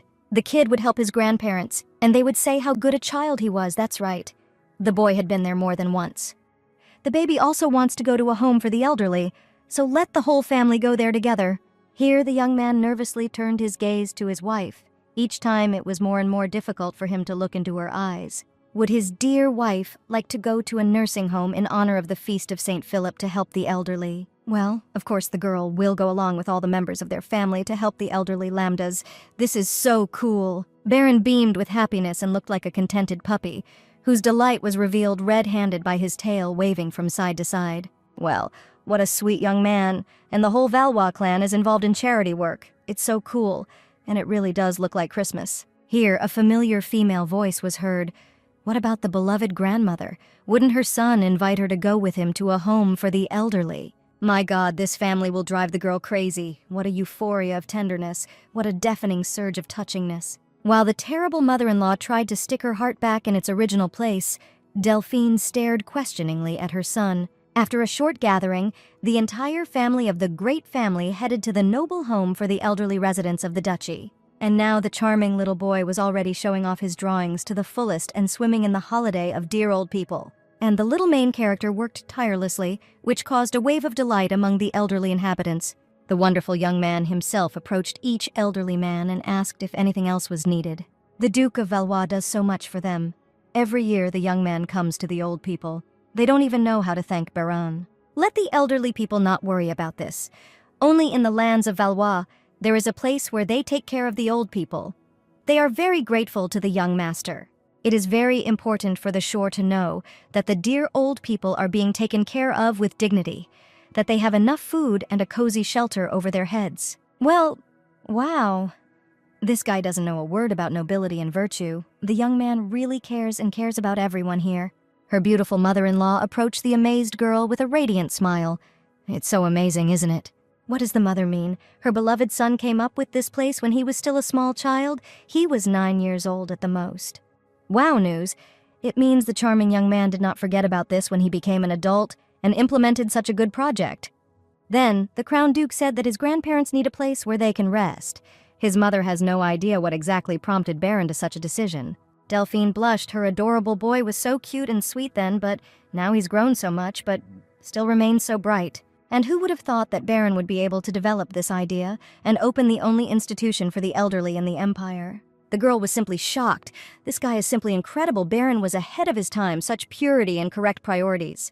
After all these characters now live in an era when material wealth is taken for granted by people. At this time, on the pages of the novel, noble aristocrats only want to enrich themselves even more, strengthen their influence and power. That's all their motives and values. If you think about it, the girl is from the modern world, where charity has been thriving for a long time, and yet she hasn't done anything. But in the real world, so many things have been invented to improve the lives of the population and people in need of help. After all, the girl has been occupying the body of her terrible mother-in-law for quite a long time and has already been able to go through and overcome so much in this novel.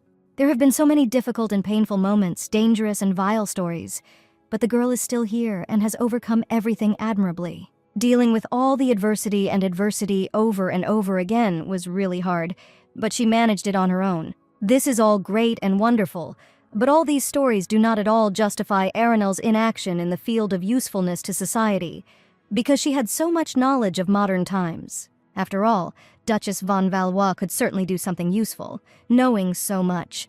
A child's voice called out to the girl. A charming little heroine approached her mother. Well, what happened to the girl? Everything is fine. The little girl just wanted to ask permission from the Duchess of Valois if Doriana could send gifts to the orphanage where she lived. Well, what a sweet child. Because now this shelter is named after Doriana, so the baby can do absolutely anything. Arenel could not get enough of the kind heart and pure soul of this angel in a pink dress. She also thanked the Lord for the fact that it was the girl who got the role of the mother of this charming baby. After all, this is a real gift from above. Arenel is very proud of the girl's intentions and motives. She is simply smart. The cheeks of this cutie in a pink dress immediately turned pink. As the girl was pleased to hear this, she will do so. In this case, the sweet little girl will run back to her grandparents, of course. Her mother flashed her a warm smile. Well, the little main character must have been thinking about the same thing as the girl herself, which means she too will come up with a way to help someone. You just need to believe in yourself, and the Duchess will succeed too. She simply must help the local residents. In the evening, the von Valois family visited a wonderful local fair everywhere. There were shops with aromatic street food and souvenirs. The charming children did not miss a single cozy store. Little Elliot brought the future bride a sweet treat on a skewer. The head of the great family, von Valois, proudly put on his New Year's cap and walked with an important air through his lands. The charming little boy did not forget about his beloved granny and gave her a wonderful warm scarf so that she would not freeze. Time flew by so quickly and imperceptibly behind a series of such fun. Delphine was horrified. It was already completely dark. She almost forgot.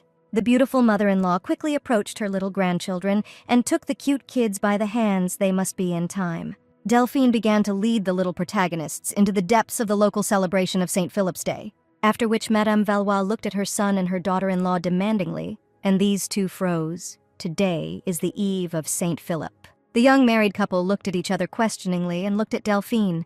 The lady rolled her eyes. Let the couple spend the holiday together. Why is this woman doing this? Young people absolutely cannot be left alone with each other. The young people didn't even blink. Why expose two adults to such embarrassment and embarrassment?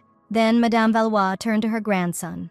Elliot said something. The boy did not say anything, but his grandmother understood everything without words. So the little gentleman said that he wanted a younger brother or sister as a gift, the lady clearly explained. The young couple stared in shock at Lady Delphine Valois. What was she doing? They were both about to explode with shame and embarrassment, after which the strong woman grabbed the small children and dragged them away. They would all see each other at the estate. The beautiful young man asked his mother for a long time to come back and undo the last words, but it was too late. And then a crushing wave of embarrassment fell on these two poor fellows. The faces of the young spouses were heated to the limit. The handsome young man was the first to dare to break the oppressive silence. Fireworks will be set off nearby. Maybe Aranel wants to watch it. The handsome young man would be very happy if his charming wife would join him this evening. This is a great idea. Well, they cleared up the situation a little. Otherwise, between the two of them, it was already possible to fry marshmallows on a stick. Well, what should these two do now alone? How awkward it all is, because both spouses cannot even look each other in the eye. By the way, how long is Duchess von Valois going to treat her husband with respect? The girl stretched out in amazement, but how then should Aranel address the insipid young man? She thought it was right. It would be wonderful if Madame Valois called her husband simply by his first name. Baron smiled contentedly at the thought. The girl slowly said the name of the charming duke out loud, and why Aranel was so embarrassed to do this. The young head of the clan is very pleased to hear his name from the lips of his wife. It sounds somehow special. After which the captivating hero of all the girl's dreams bent close over his wife, in which case can Baron call the girl Nela. The terrible mother-in-law's face began to boil like a thermometer in boiling water, and the girl immediately jumped away from this magnet. Aranel literally shouted, "Over there, they're already launching fireworks in full blast. We need to hurry." Colorful flashes thundered across the night sky. All the fireworks were truly fantastic. Aranel tried to eliminate her heart attack and return her body temperature to normal.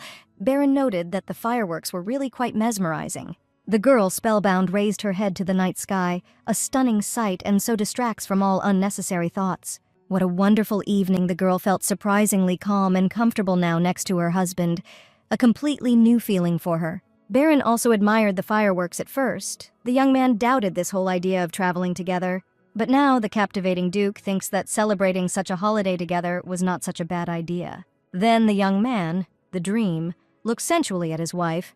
Baron is grateful for all these impressions of Nela. An involuntary smile appeared on the face of Duchess von Valois. This girl should thank her husband for everything. Everything was so magical and bewitching. The girl really seemed to be in a fairy tale. And something tells the girl that she will carry this magical moment throughout her life. It's just some kind of fairy tale. A couple of minutes after the end of the festive fireworks, the terrible mother-in-law was exhausted. Her body decided to protest. Yes, this moment will definitely be engraved in her memory forever. Aranel's legs are filled with lead. Everything is fine with the Duchess. Well, practically. Well, why did Aranel decide to go on a walking marathon today with her physical fitness? And even in this heavy dress and heels? The girl was so absorbed in her emotions from everything that was happening that she didn't sit down for 3 hours of walking tomorrow. She risks not getting out of bed at all. But young people didn't walk that much. Why not their legs? Apparently in old age you shouldn't count on them at all. Thinking about her old age, the girl immediately remembered those dear old people from the orphanage and their various difficulties. After all, the world is full of people who have a much harder time if a girl gets tired. She can simply jump into a carriage. And most of the local residents have to travel on foot even over very long distances, and even with children in their arms. What a pity that there is no public transport here. Just a minute. This is how a girl can be useful to other people. This will definitely improve the quality of life of local residents, help and save time, energy, and health. And who knows, perhaps something really useful will come out of this idea, like a shelter for the elderly. The young couple returned to the family estate quite late. All the household inhabitants were probably already asleep in their rooms. But not everyone was sleeping in their beds. Bright lemon eyes sparkled in the darkness of the corridor. The young people screamed in fear. Apparently, the Duke and Duchess had a great walk through the local lands. Mother-in-law Aranel is very happy about this. And now it's time to spend the night time in an appropriate manner. Madame Valois forcibly pushed these two into the common bedchamber. Then she stuck her head into the bedroom of the two spouses. Since today is such a bright holiday, let the young people not forget about their son's wish. What else is Elliot's wish? The young people have already completely forgotten about their mother's wish, or rather the wish of the Crown Duke. Then, on the square, Delphine clearly said that the boy wanted a brother or sister as a gift. Aranel immediately jumped up and roared as if scalded. It was really getting unbearably hot here. You can't lock this handsome guy up with her. Well, again, his mother took up her task. The young man took his wife by the shoulders. The Duchess need not worry about this. Baron looked doomedly after the retreating Madame Valois. The head of the duchy escorted the girl to her private chambers. The girl was incredibly shy about her captivating husband, but today she was visited by a new feeling, which was almost obvious. Aranel kept trying to cling to him. For some reason, suddenly the girl did not want to leave the bedroom. The young man's reaction hurt her. That is, the Duke of Valois, or rather simply Beren, does not want to sleep with Arenelle. This question escaped uncontrollably from the girl's lips. The handsome young man stared at his wife in surprise, an unexpectedly frank question from Arenelle. The Duchess immediately grabbed her head. She had gone completely crazy from the rushing wave of excitement or something, and, well, she had disgraced herself. We need to run away from here immediately, of course. The beautiful young man does not want to sleep with his wife. What a stupid question. Arenelle asks for forgiveness and is already running away from here in shame. However, the captivating Duke immediately stopped the girl with one movement, carefully grabbing Arenelle by her thin wrist. Well, why does Nelia talk about him like that? Misunderstanding and amazement appeared on the girl's face as to what he meant. An unimaginable melancholy appeared in Beren's blue, sensual eyes. After all, the young man restrains himself and his impulses every day. For some reason, the girl has completely lost the essence of the story. What the beautiful young man wants to say with this, what is he holding himself back from? Then the girl let out a piercing screech to the entire main estate of the Valois clan. Is this happening at all now? The most beautiful young man easily lifted his wife into his arms and carried him towards their bed. Well, Nayla herself is to blame for everything that follows. How it was her own fault, and the girl herself didn't even understand her intentions. Arenelle began to scream heart-rendingly. What is this guy doing? How have they already moved to a horizontal position on this huge bed? How to stop all this? An undisguised desire appeared in the blue eyes. Even though Nayla would rather say what she wanted, Beren is no longer able to restrain himself. Well, in general, the girl wanted to say. To be honest, her thoughts began to get completely confused. Then the girl's eyes focused in one place. Sweat began to flow down Arenelle's face, as the young man had just said that he could hardly restrain himself. But you can't tell from this thing, it's about to rip his pants. Let someone immediately save these two from potential madness. The girl pushed away this temptation. They must take a bath first. As his wife pleases, Beren will wait for the girl exactly as long as she needs. The young man moved away from his wife. Well, in that case, let Nayla go first to take a bath. The captivating young man will wait for her. At the end of the day, the girl needed to get into even more trouble. Why did she suddenly decide to talk to the young man about bed? She was completely maddened by his captivation. And the water in the bathroom is definitely cold. Why does the girl still feel like hot lava? What should she do now? And so the girl obediently sits on the bed and waits for her dream. Maybe she should sneak away before the young man returns, because then she herself will no longer be able to restrain herself. But it was too late. The voice of a beautiful husband was heard from the bathroom. Beren had already washed himself. Nayla waited for her husband for a long time. The young man came out of the bath steaming. There were drops of water on his beautiful face and stately body. Who the hell is he? It's that Apollo himself came to the girl. Let the 7 of them hold her. Otherwise nothing will save the young man. Arenelle was speechless from what she saw. Beren froze, looking at his spellbound wife. The girl looked like a cat in a fish shop, drool flowing down her chin. The young man knelt down in front of the girl. Nayla is not at all obliged to force herself. Beren does not want this at all. The charming god of love bit his lower lip, so if Arenelle doesn't want to continue the evening with him, then that's okay. Purple eyes were already difficult to discern anything other than the beautiful ancient Greek athlete created from marble. Beren thinks that he puts too much pressure on his wife, so the girl can safely tell him no. He has turned into a puppy again. What is this guy talking about? He doesn't even know that no girl will say no to him. Nayla grabbed her husband's hand, and she literally screamed in his face that she had never said such nonsense in her life. Who could refuse such a sweetheart? Honestly speaking, if we talk frankly about his sensations and feelings, then the young man generally evokes them from his wife. In fact, the girl even really likes Beren, so she did it, poured out her feelings right in the face of this handsome man. The head of a great family froze in amazement, staring at his flushed wife. How beautiful she was. Can Beren really believe Nelia's words? Of course, she just confessed. Apollo evenly pulled Arenelle's slender wrist towards him, gently massaging her hand with his warm fingers, after which Apollo gently and carefully put the girl's thin hand to his face. These words cannot but please her husband. To be honest, the heroine of the story also felt pleasant and light in her soul after admitting her obvious feelings. In this case, Arenelle will allow the captivating young man not to restrain himself. Beren, in one motion, laid his wife on the bed. And why did the Duchess of Valois suddenly stop resisting this? The brain completely deactivated. So just a minute, an important note. If Arenelle's eyes are not deceiving, then there are impressive dimensions hidden under the towel. For this reason, the girl asks the young man to be gentle and careful with her, and not to hurt her. This girl drives Baron crazy, saying such things with such a languid expression on her face. Baron simply doesn't see himself from the outside. That's who is driving him crazy. What did they say in these situations? Let the god of love do whatever he wants with the girl. Something like this. This Apollo's gaze changed dramatically. His blue eyes began to radiate long-hidden desire and the excitement of imminent pleasure. Arinelle was only worried about her life, although on the other hand, what a pleasant death it would be. So what is she even thinking about? And then the young man grabbed his wife with a greedy and sharp kiss. It was impossible to be gentle. The guy went crazy, just like she herself. And then the next morning came. The girl jumped up from her seat, wondering if Arinelle had survived last night. The girl's whole body was throbbing pleasantly and aching with pain showing. It was fantastic. Well, finally Nayla woke up. The girl slowly and embarrassedly turned her head. The most beautiful young man was lying next to her. The Duchess's cheeks immediately flushed treacherously, and the girl wished good morning to the young master. Again, the girl took up the old ways. The captivating dream leaned over and kissed his wife differently. This kiss was gentle and measured. Arinelle had completely forgotten that yesterday she promised her husband to call him simply by his name. Baron smiled his radiant smile. However, the girl can continue in the same spirit, and then Naylu will face punishment in the form of a kiss. What a thoughtful guy, she was duped. This is not a cute puppy at all, but a real wolf. And the heroine, as always, fell for her cute face and big puppy dog eyes. All around there was deception. At breakfast, the younger gentleman enthusiastically asked his mother if Elliot would now have a younger brother or sister. Arinelle spat out her tea.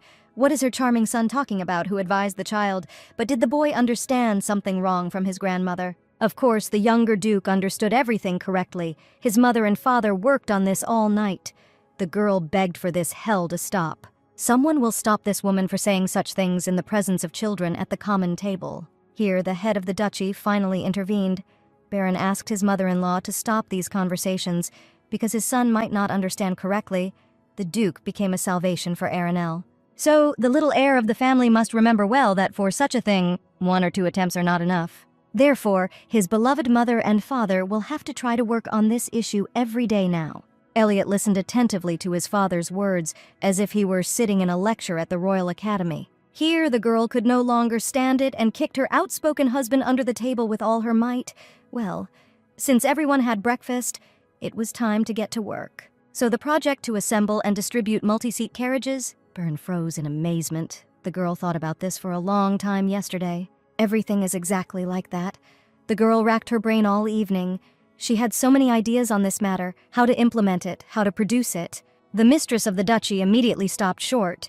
The girl means that she thought about this project while returning from the village, and not in their shared bedroom. In general, according to the Duchess of Valois, it would be great to make multi-seat carriages for people who travel on foot. Baron listened in fascination to his wife's explanation.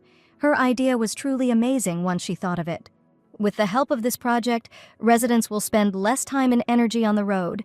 This is simply a great idea. To be honest, such an idea never occurred to the Grand Duke of Valois himself. His wife amazes with her foresight. There is nothing special about this, just real-life experience. Then why shouldn't the girl take up this idea on her own? The handsome Duke is confident that his wife will cope with her project much better than the young man himself. But the Duchess is simply not ready right away. She doesn't know anything about this industry, and there are so many subtleties. This is not at all true. Well, in this case, the head of the duchy is ready to help Nelia with everything she needs. The girl has nothing to worry about. However, it would be nice to try your own strength first. This is what her husband tells the girl. Everything will work out. Well, in general, the head of the duchy is right. The young man is always there and will always help her. She needs to start herself. And Baron, if anything, will save her from falling. Meanwhile, the imperial palace reported that the Duchess of Valois was promoting her project. The crown prince was skeptical about where the woman was and where the business was. Although on the other hand it sounds very fresh and entertaining, a predatory glint has appeared in the bloody eyes. All this becomes very interesting. Rumors were already spreading in the empire about the idea of the Duchess of Valois. Local residents were already discussing that she had decided to create multi-seaters and carriages. Is it really Arinelle von Valois who puts forward and is involved in this project? And not the Duke? This girl didn't seem to care about the common people. This is true, but all the staff of the Duchy of von Valois and its residents are talking about the drastic changes in their mistress. Everyone thought so, but recently strange rumors began to circulate in the state. They say that the girl was imbued with sympathy for the difficult lot of the common people. Wow, no matter how it sounds, this idea with public transport is really very good. On the busy streets, all they kept saying was that multi-seat carriages for the common people were the most discussed news. Local residents of all ages crowded into the main square and awaited the first demonstration of the new transport. Solemn horns sounded, and the head of the great family himself greeted the local residents in a luxurious carriage. However, what caught everyone's attention was that this very cart was driven by a woman. It was just crazy. This is a whole new profession. The girl is a cab driver. It turns out that all the numerous and amazing rumors were not lies at all. Stunned by such innovations, local residents looked at each other. Maybe they should also become a cab driver. It was difficult to contain everyone's delight at what they saw. This was an absolute innovation, a step ahead of its time. Outside the windows of the family estate, the enthusiastic people rejoiced and thanked the Duke and Duchess of Valois while Aranelle was dying in her office. How can she even raise her hands now? The Duchess can't feel any part of her body, as if she had been working in a coal mine all day. The girl did not at all expect that this new project would become so tiring for her. It's good that Baron helps her with everything. The young man came up with a brilliant marketing move and took a test ride in a carriage driven by a woman. Thanks to this idea, multi-seat crews created a real sensation among local residents, which is good news. Be that as it may, the hardest part is over, and now the girl has every right to rest with peace of mind. Aranelle really deserved peace and quiet. The girl had been dreaming about it all week, and it finally happened. However, the potential peace of Mrs. von Valois was interrupted by the cry of a concerned servant. Disaster struck. What else happened at the Valois estate? So little time passed, the first crown prince arrived at the family estate. This is the same troublemaker who almost ruined the solemn engagement of Elliot and Doriana then, and what does this narcissist want at their estate now? And now the first heir of the emperor is already welcoming the von Valois couple to their family estate. This parasite has literally nothing to do. The Valois couple bowed respectfully and greeted the son of the empire, which they owed such an unexpected visit. The crown prince apologized for his sudden arrival, but he was eager to find out about this new mode of transport from the duke's family. In this case, it would be more convenient for everyone to discuss work issues at the table. The von Valois clan was just settling down for lunch. So, as far as the future emperor knew, the design and construction of a new multi-seat crew is in full swing. And such an idea is worthy of praise, because the idea itself is aimed at improving the quality of life of the population of the empire. Duchess von Valois is truly amazing. Her red eyes studied the girl intently and brazenly. Aranelle will now be sick of these nasty eyes of the heir to the empire. There is nothing special about the Duchess's merits. It was obvious that such an arrogant and vile type had clearly not come to such a distance to shower the girl with compliments. What was on his mind, the crown prince noted that they had beautifully improved the territory, but the son of the empire had arrived for his answer. And the future emperor is simply sure that the Grand Duke von Valois already understood this long ago. Isn't the crown prince right in his judgments? Yes, what is happening between the two of them? Apparently we are talking about the same proposal during the engagement ceremony of their children. What is this bastard trying to offer to Aranelle's husband? There was impartial steel in Baron's voice again. And why does this arrogant heir continue to pester the Grand Duke of Valois with his question?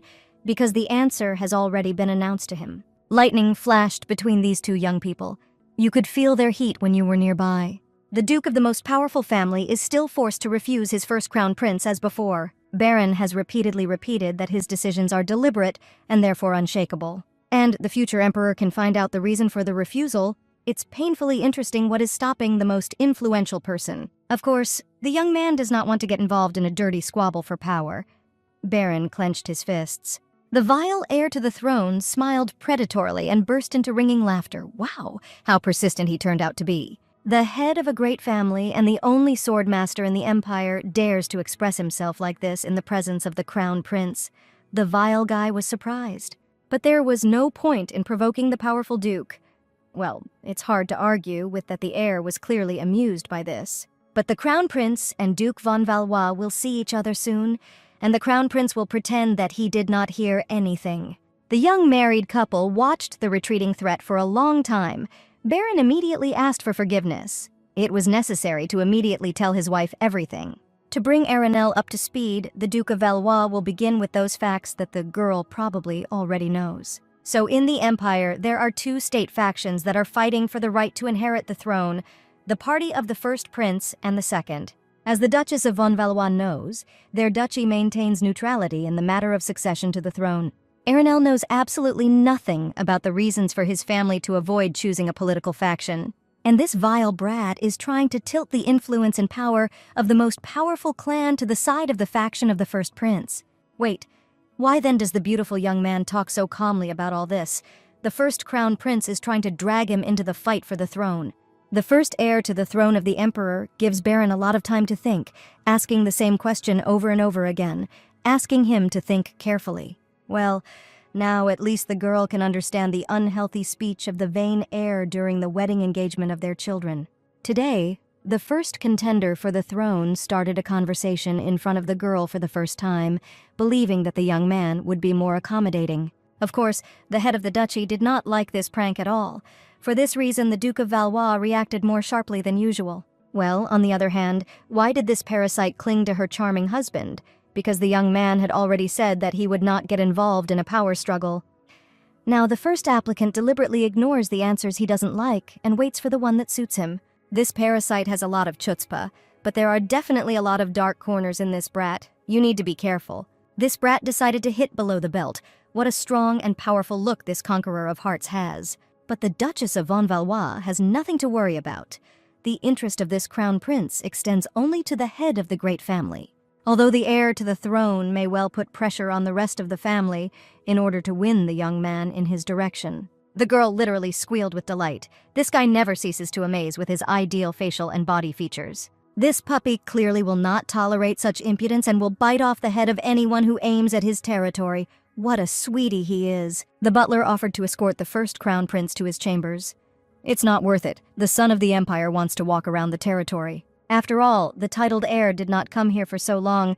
For nothing, the crown prince is pursuing his own goals. Since the future emperor is in the duchy of a great family, it's time to start what he has planned. The heir smiled predatorily. At this time, the mistress of the estate was combing her hair before going to bed. Well, the girl became a participant in palace intrigues in the novel. In her head, many references were born on the pages of the novel about the reign of this hereditary brat. If you follow the original storyline of this novel, then the first crown prince will ascend to the throne of the emperor. And it is for this reason that the future hereditary duke of the great family and his future bride will begin to have serious problems. It would be great to make sure that this lousy scoundrel simply does not get the throne of the emperor. Perhaps the girl herself will be able to change the future of the characters in this story, as well as rewrite the storyline itself. The girl sighed doomedly. What was Arenelle even thinking about, since it was already clear that this was simply impossible? After all, in this short story, her character had a minor role and a completely unenviable fate. The fact that she is still alive is a real miracle. All these heavy thoughts gave the mistress of the estate a headache, and she went out to breathe in the fresh air. Arenelle felt well that something was coming soon. Then the creaky and unpleasant voice of the heir was heard behind her. Well, what an interesting coincidence. The Duchess of von Valois also decided to walk around the territory of the duchy at such a late hour. The girl froze in shock. What was the crown prince doing on the lands of the Duchy of Valois at such a time? The future emperor loves to stay awake at this time, and the girl cannot sleep precisely because of this pompous idiot and is thinking about how to get rid of him. The Duchess of Valois is already tormented by insomnia, so she takes walks before bed recently. The people of the empire have begun to speak well of Arenelle. Why is the first heir to the throne surprised, since the powerful von Valois clan has always had a good reputation? This is a correct remark, but the vain heir now has in mind the Duchess von Valois herself. For what reason did the girl decide to start innovating carriage transport? Because thanks to this idea, people tirelessly praise their mistress. More precisely, it's not even like that. The local people praise not the Duchess von Valois at all, but Arenelle von Valois. There is a difference here. The bloody eyes of the first contender for the throne sparkled with excitement. The young man clearly enjoyed their dialogue. However, the young heroine did not understand at all the interest shown in herself, what this bastard was trying to achieve from her, or perhaps influence on her husband. Let the developer of the new vehicle answer honestly. Arenelle wants power because the crown prince is right. What this power-hungry parasite said, the Duchess, has nothing to do with it at all. She helps people, and that's all. What is this paranoid guy talking about? What other power is there? And the girl doesn't need all this dirty squabbling for nothing. Let her keep it for herself. Well, why pretend the first prince of the throne sees well the thirst for power in other people? Apparently, the boy does not understand her speech. Apparently, this heir does not understand the first time not only the Duke of Valois, but also Arenelle. So the future emperor arrived here today in order to hear the truth he needed. Arenelle stared in amazement at the strange contender for the throne. This is all very strange, was the first prince mistaken about the Duchess. Since the girl really looks different now, the greedy sparkle in her eyes and the envious look have disappeared. Well, apparently the intuition of the son of the empire failed him.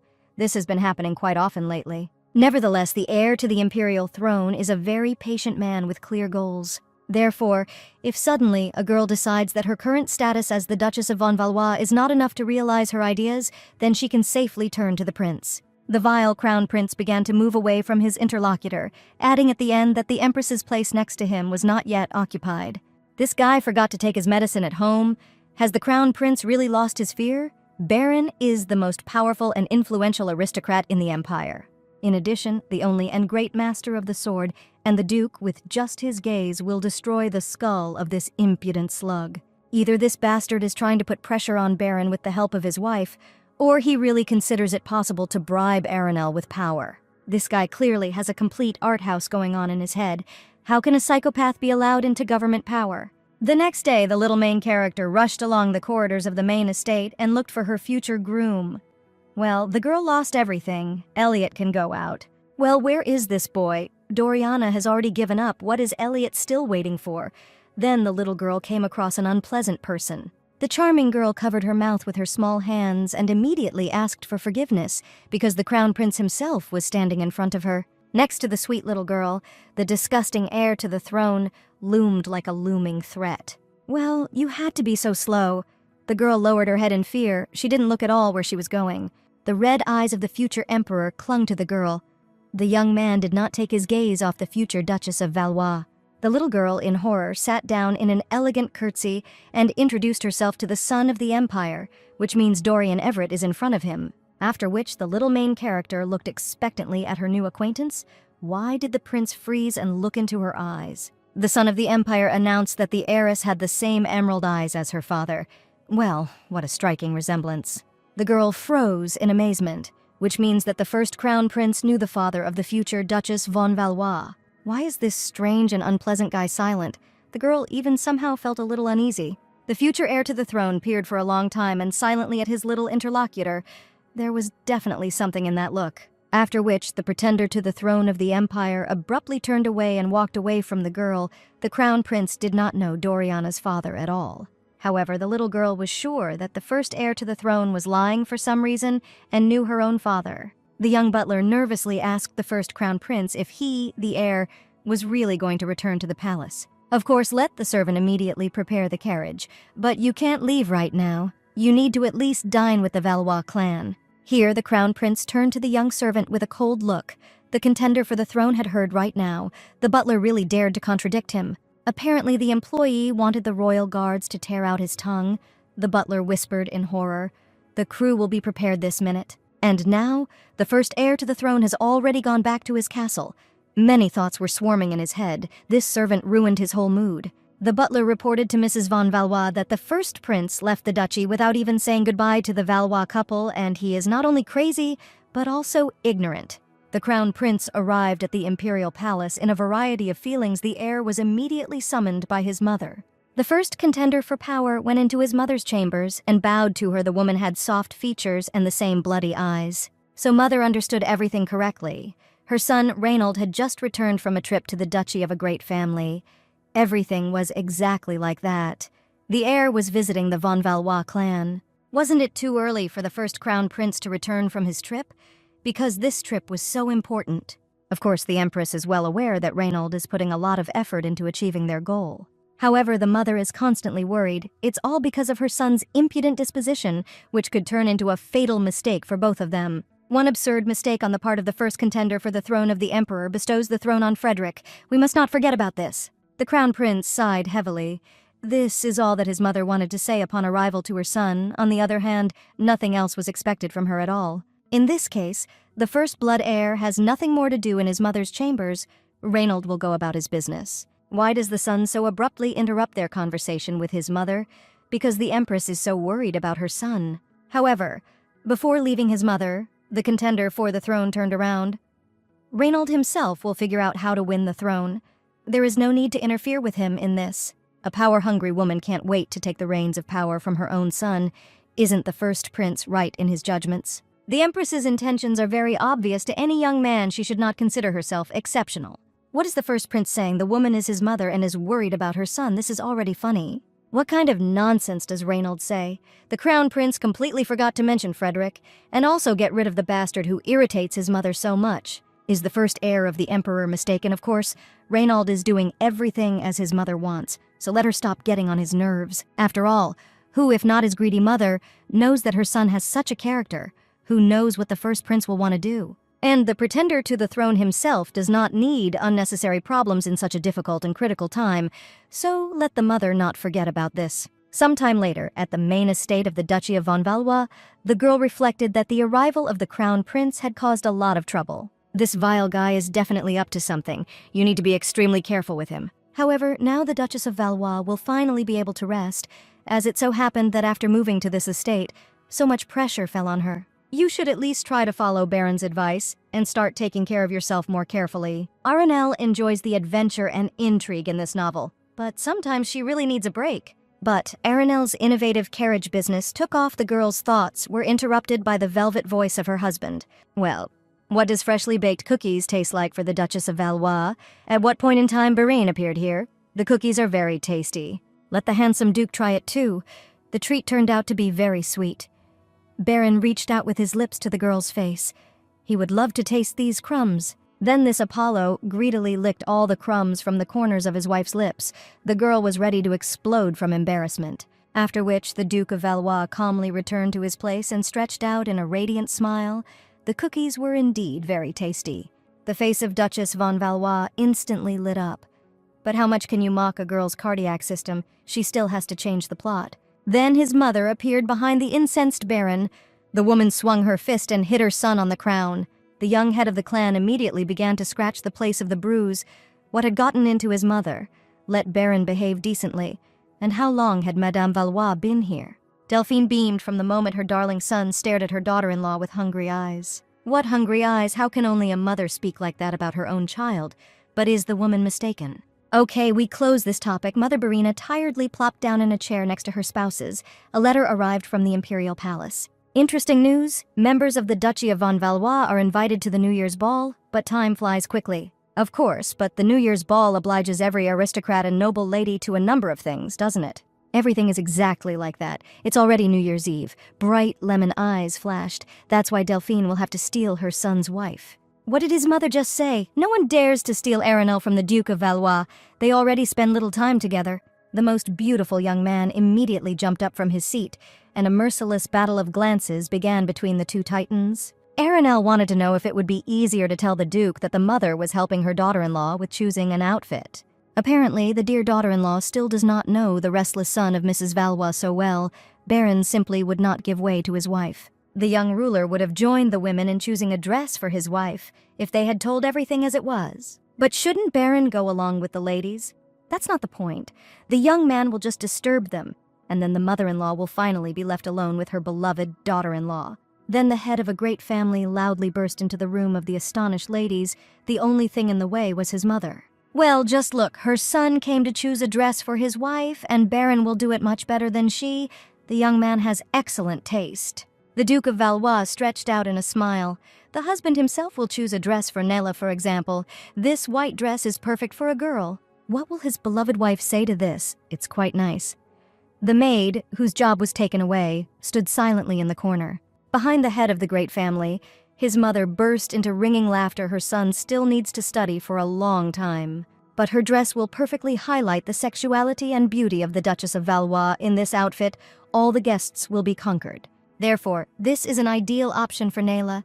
Purple eyes flashed. Wow dress. The maid approves of Madame Valois' choice. What other sexuality is there for others to pester Arenelle? Baron looks like an old grumbler. As long as no one looks at his wife, the young man is actually her son.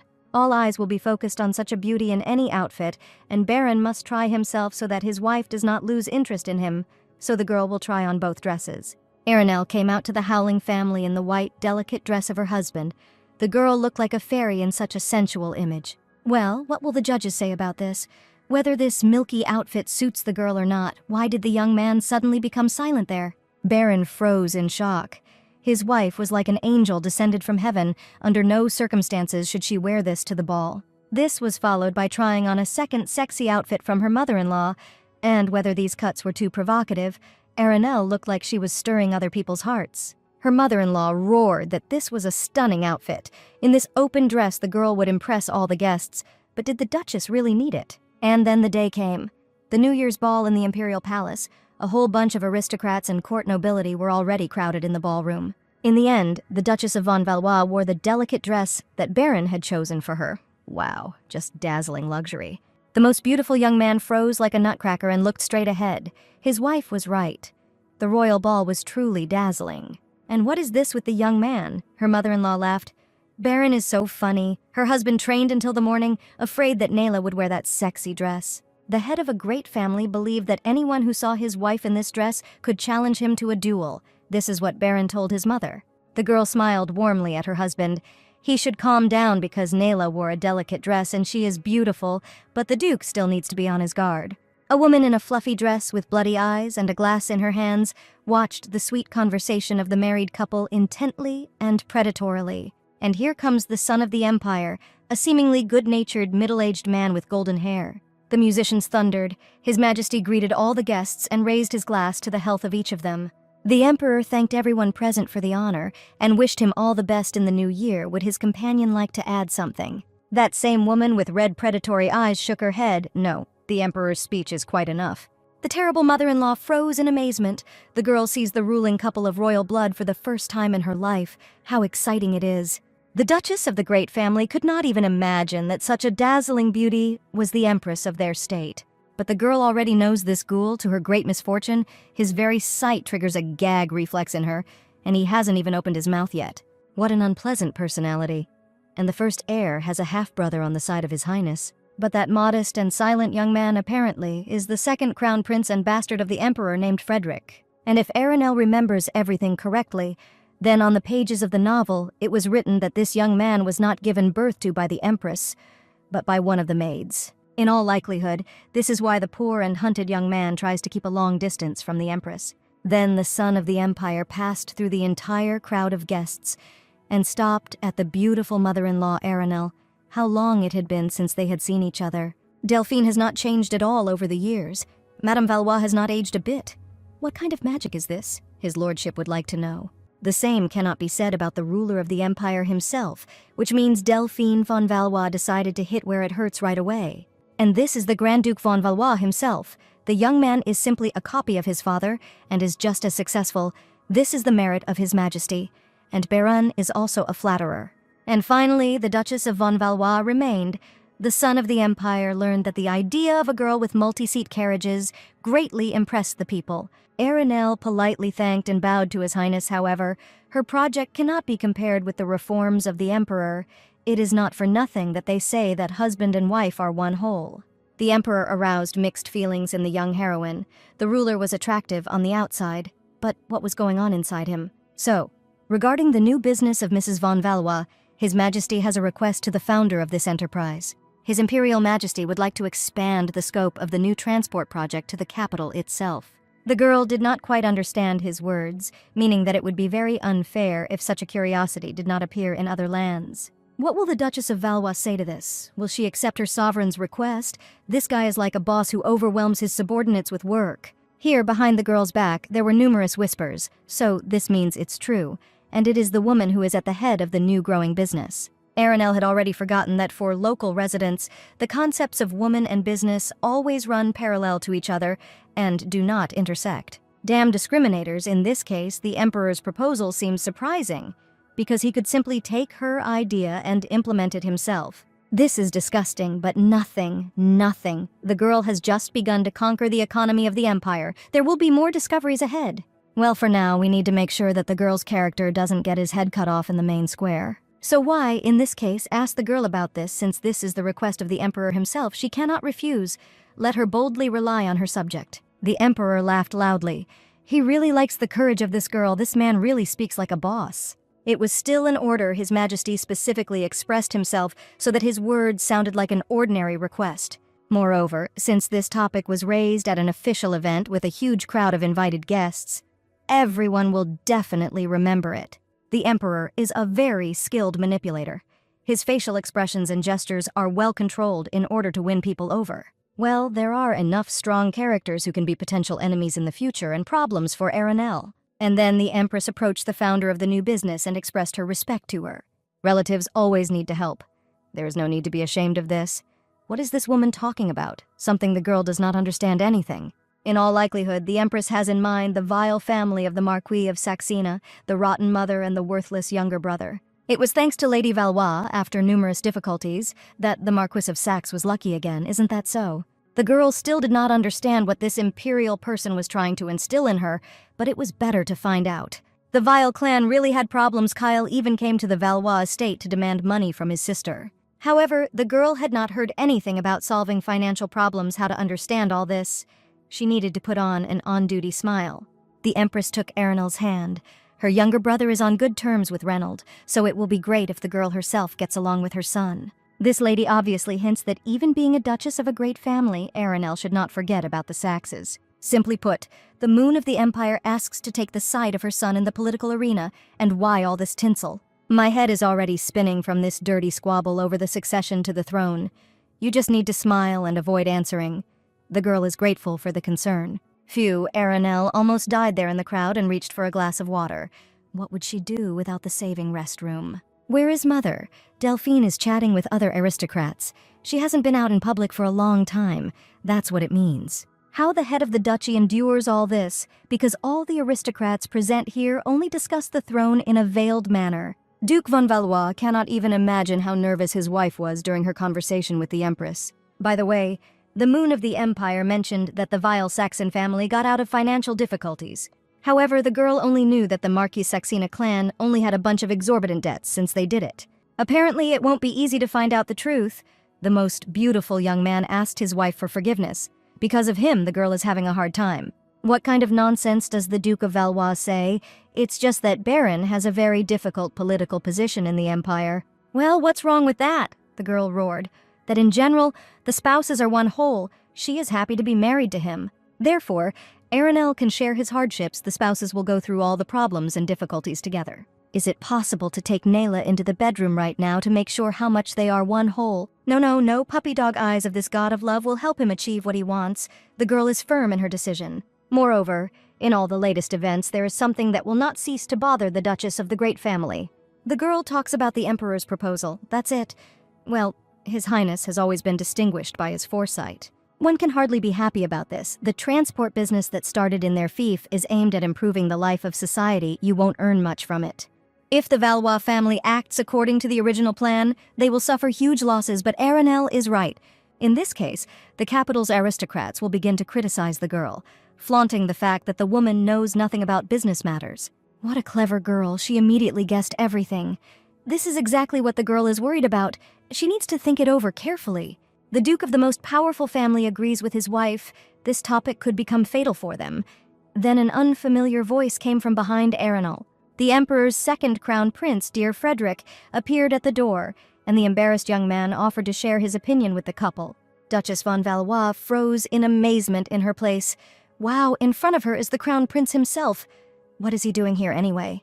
The von Valois couple immediately bowed and greeted the second prince. Frederick must have scared the young people. This is not true at all. The Duchess of Valois would very much like to hear what ideas Frederick has regarding her family's business. The second contender for the throne of the Emperor immediately beamed. Frederick can really share his opinion, of course. If the young man understood correctly, then the Duchess and Duke are worried about their level of income. Then the class of their carriage business can be raised. This would certainly bring profit to the Grand Duchy, but such changes would go against the principles. But there is no such law according to which the duchy must deal with only one project, is it not so? For this reason, you can engage in 2 different projects at once. One will be aimed at charity, and the second will be aimed at emptying the pockets of the rich. Both businesses will be passenger transport enterprises, so even if one of them makes losses, the Valois couple will not lose anything. And the profits from the second enterprise will help the Duchy of von Valois to smoothly manage the first project. The second crown prince was impressed by the girl's project. Helping people in difficult times is a very noble goal. Therefore, the dear heir hopes that Aranel will succeed. This project has every chance of improving the lives of ordinary people throughout the empire. This charming prince is not only kind, but also incredibly smart. Frederick is now writing his thesis at the academy, and this is the ideal ruler. What is His Highness's specialty?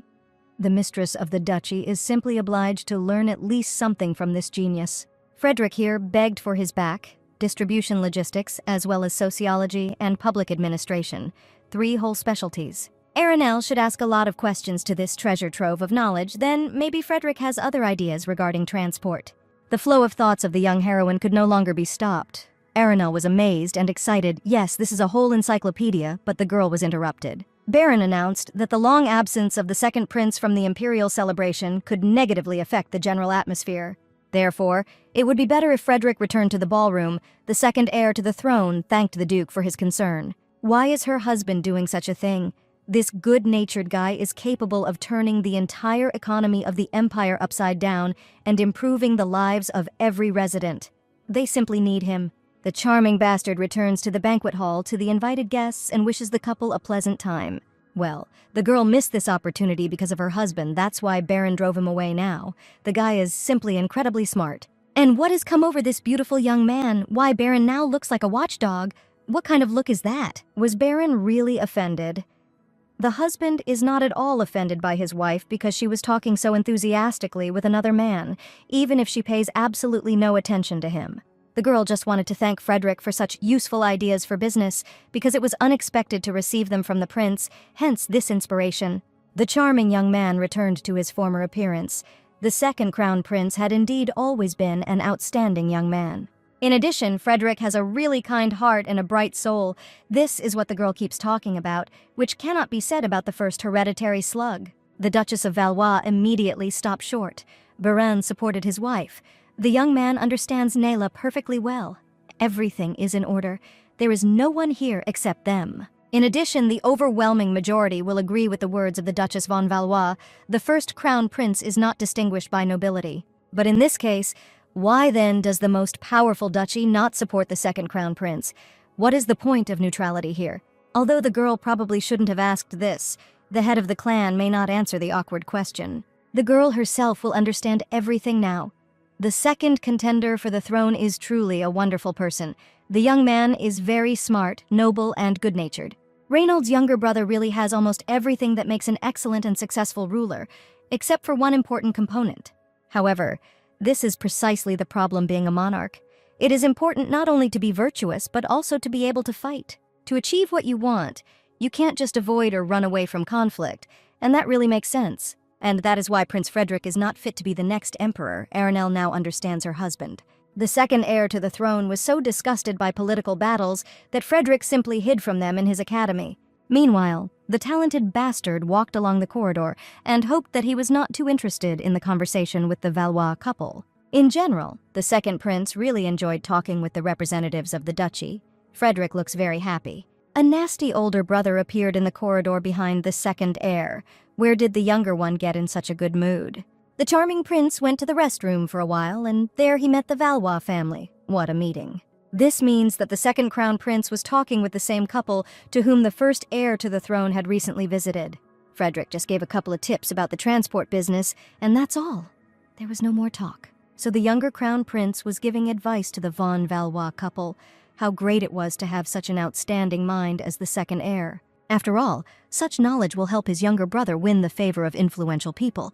Isn't Reynold right? Little brother shouldn't be so nervous. Reynold is just joking. Doesn't the second prince know how lenient he is with him? After all, the dear bastard knows well what kind of people the first heir to the throne likes. The bloody eyes of the first son of the emperor sparkled with an unkind shine. His younger brother was well familiar with this look. Fear was immediately imprinted in the blue eyes of the young bastard. Frederick was very young and inexperienced, did not have much support, so he was simply afraid to get involved with his cruel brother. Let the wise little brother speak out loud himself. Frederick bowed his head. Reynold loves people who know their place. And the younger brother is indeed a very smart boy. Frederick grasps everything literally on the fly. Everything is correct. Well, here's how the first contender for the Emperor's throne can harm such an obedient and intelligent brother. However, Frederick should not test the patience of the future emperor and get too close to the Grand Duchy of von Valois. The second crown prince immediately froze in fear in his place. But there was no question of friendship with the House of Valois. Let Frederick remember well if his brother manages to be friends with them, but Ray does not, then the crown prince will begin to be jealous. After all, the second heir to the emperor is of such an outstanding mind and understands perfectly well where this conversation is leading. The youngest son of the empire's son swallowed nervously and pursed his lips. A nervous shiver ran through Frederick's body. Well, from the frightened eyes of his younger brother, it's clear that Frederick understood everything, in which case it's time for him to go. The good-natured bastard quickly turned around and left his vile older brother. Well, Frederick began to fight off his hands. And these damn Valois are already starting to get on the nerves of the first crown prince, although the blog initially understands that this will not be easy. A few days later, the market research was in full swing. You can try to start a multi-seater carriage business. And when it would be better to begin work on luxury carriages for aristocrats, it would be much easier if she could talk to Frederick again. What a shame such a stunning and outstanding heir to the throne who is simply not destined to be on it. The most excellent duke stood firmly in his position and was sure that this was for the best, no matter how outstanding the young man was. What a pity it was for Arenelle to neglect such a young man, because life would be much easier for them themselves if Frederick became the next emperor. However, without an inner core and a tempered character, there is nothing to do in the political arena amid all this bloody squabbling for power and influence. By the way, Baron previously said that the powers of the two princes were carefully divided, but if Frederick does not have the will, what power can he have? Everything is still so confusing. The girl has been in the body of her character for quite a long time, but she never ceases to be surprised by new storylines. Then Reynolds burst into the office. The butler said that big problems had been discovered. Counterfeit currency had appeared. The faithful servant, after his guess about the authenticity of the gold coins, checked the treasury of the duchy, and most of its capital is counterfeit. A faithful employee dropped gold coins on the Duchess's desk, and every single one of these coins is counterfeit. Reynolds was walking through the market at Lens Crossroads when he accidentally discovered that some coins were lighter than others, after which the employee walked around the entire area and collected all the coins that he was able to find. That is, they were made clandestinely. That's right, these gold coins were not made at the mint, and the gold content in them is very low.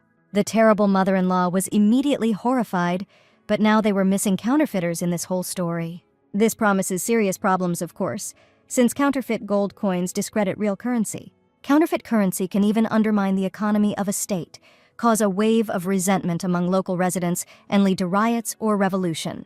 Arenelle jumped in horror. Then we need to quickly report this to His Majesty. Nelia must calm down. Before bothering his lordship on such a matter, it is necessary to try to understand this whole story yourself. Then the head of the duchy reached onto the table for a fake gold coin. First you need to carefully examine the craft itself. The handsome young man carefully studied the counterfeit coins. This currency was made very skillfully. It was difficult to distinguish from real ones. A real master worked.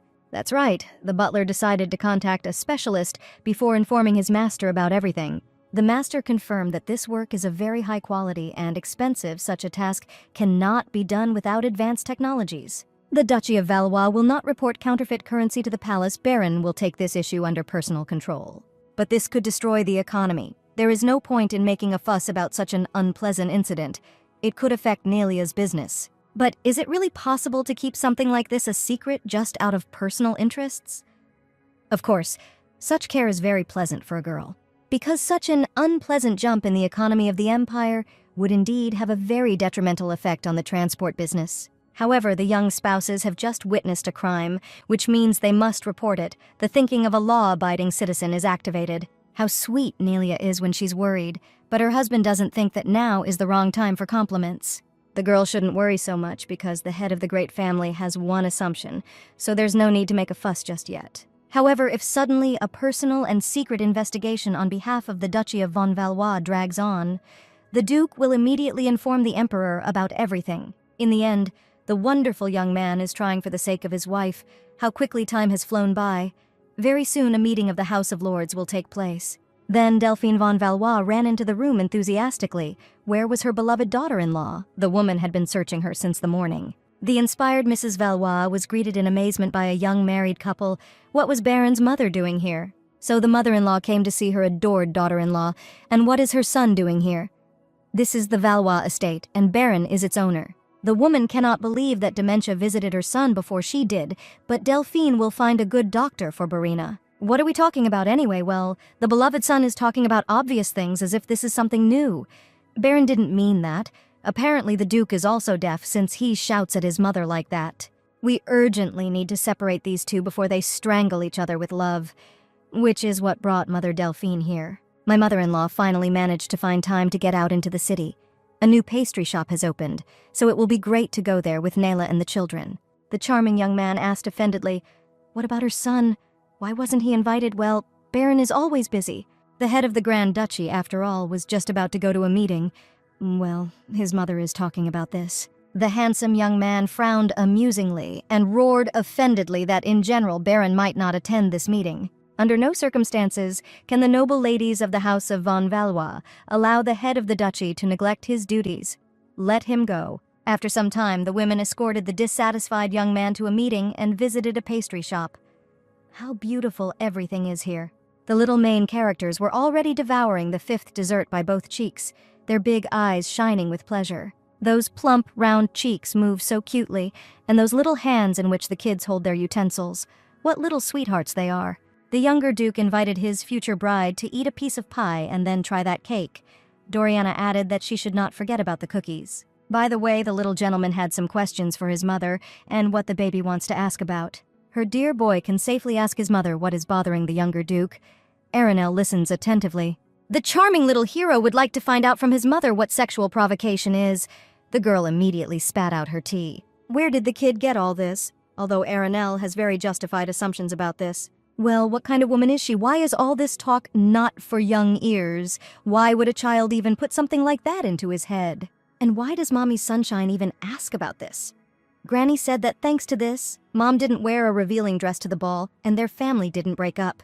And now they're all eating sweets here together, so why hammer such nonsense into a child's head?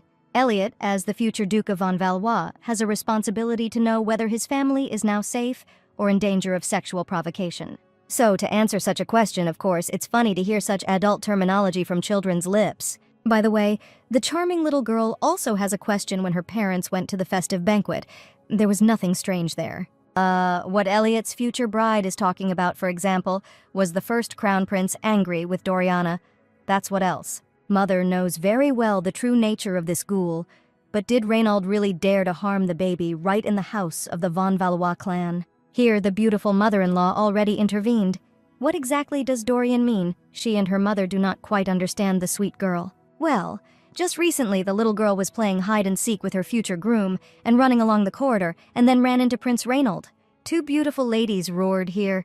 That is, how did the little girl encounter this bastard in their family estate? Aranel immediately grimaced angrily, and that this freak, or rather this first prince, had told her girl something bad or scared her with something. There was nothing of the sort. It just seemed to the little heroine that the first contender to the throne was in a bad mood after meeting the girl. And there was something very strange. This crown prince said that Doriana had exactly the same eyes as her own father. So this is already becoming very interesting. That is, the first contender for the throne wanted to say that he knew the baby's natural father. It was already deep night. The girl nervously walked from side to side in front of her husband's office. Finally, the main great family returned home after a meeting of the nobility in the House of Lords. Something happened. The mistress of the Valois estate sighed with relief. Well, finally, her husband was now home. They urgently needed to talk. But before the girl had time to share her concern, the most beautiful young man grabbed her waist and said that he also missed her madly. But why is the girl waiting for her husband at the office? They should quickly go to the bedroom. This is not the time for games. They need to discuss something. The charming hero loves it when his wife becomes serious. It's so exciting. The Duchess's cheeks flushed red. In this case, the married couple will discuss everything necessary in their bed. The Duchess will not fall for this anymore.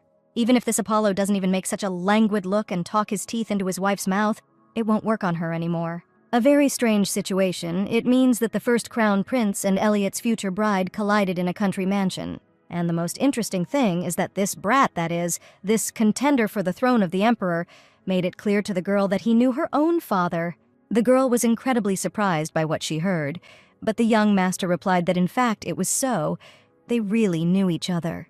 It would be strange if the first heir of the Emperor did not know Count Everett. The girl does not understand anything. This is Doriana's father. Baron sighed heavily. It was clear from him that this topic was difficult for the young man, although he tried not to show it. The girl would really like to know what thoughts are going through this beautiful head, how she can help her husband. So, there is nothing strange or suspicious in the conversation between Elliot's future bride and the first crown prince in their family estate. The father of their dear Doriana is Count Louis Everett, and the man was also a close old friend of Baron himself. Louis was one of the main supporters of the second crown prince. Doriana's father sought to place Frederick on the throne. Arenelle's purple eyes opened wide, and why they didn't tell her about this before doesn't bother anyone. During his lifetime, Baron's old friend increased Frederick's authority among the aristocrats, and nobility. It was to Louis that the bastard owed a bit of the power that he now possesses. And here is the answer to the girl's question: what kind of power can a young man have without a will? Which means someone helped Frederick gain courage. Therefore, it is quite natural that the first heir to the Emperor knows Doriana's father, because it was he who raised his competitor to the throne. And most likely people and events associated with Count Louis evoke very unpleasant memories for this worm. That's what the future daughter-in-law of the Duchess took part in the corridor. Reinald has no sympathy for her blood family. After all, the baby looks so much like the sworn enemy of the first crown prince. The girl inherited her emerald eyes from Count Louis Everett. By the way, during the meeting of the House of Lords in the Imperial Palace, Baron received this today. And what is inside this elaborate golden envelope? The girl examined the correspondence from all sides. Inside this envelope is an invitation from the younger brother of the Duchess of von Valois, from the Marquis Kyle of Saxon. This scum attended a meeting of the House of Lords and handed out invitations to a party in honor of the acquisition of a new villa. This slug did not dare to convey the invitation personally, so he conveyed it through the Marcus Anderson, who apparently also does not like the power and strength of the Valois. How ridiculous this is all. How much you can still humiliate yourself. Just a minute. It means that the bankrupt Kyle bought himself a new villa. To be honest, the Duchess of Valois was taken by surprise by this news. The girl no longer understood what was going on in the Saxe clan. Where did he get the resources for such luxury? It means that what the Empress said is true. The Marquis, drowned in debt, emerged from them. This vile nonentity has not only firmly found his feet, Marquis Kyle has now soared to the pinnacle of success, and the invitation is not particularly impressive, is it? Apparently this pathetic worm really has a lot of money, and at this time the most powerful duchy is content with counterfeit coins. How interesting everything is shaping up, as if the plot gives the girl the opportunity to write a different ending to her childhood trauma. What is the head of the duchy talking about now?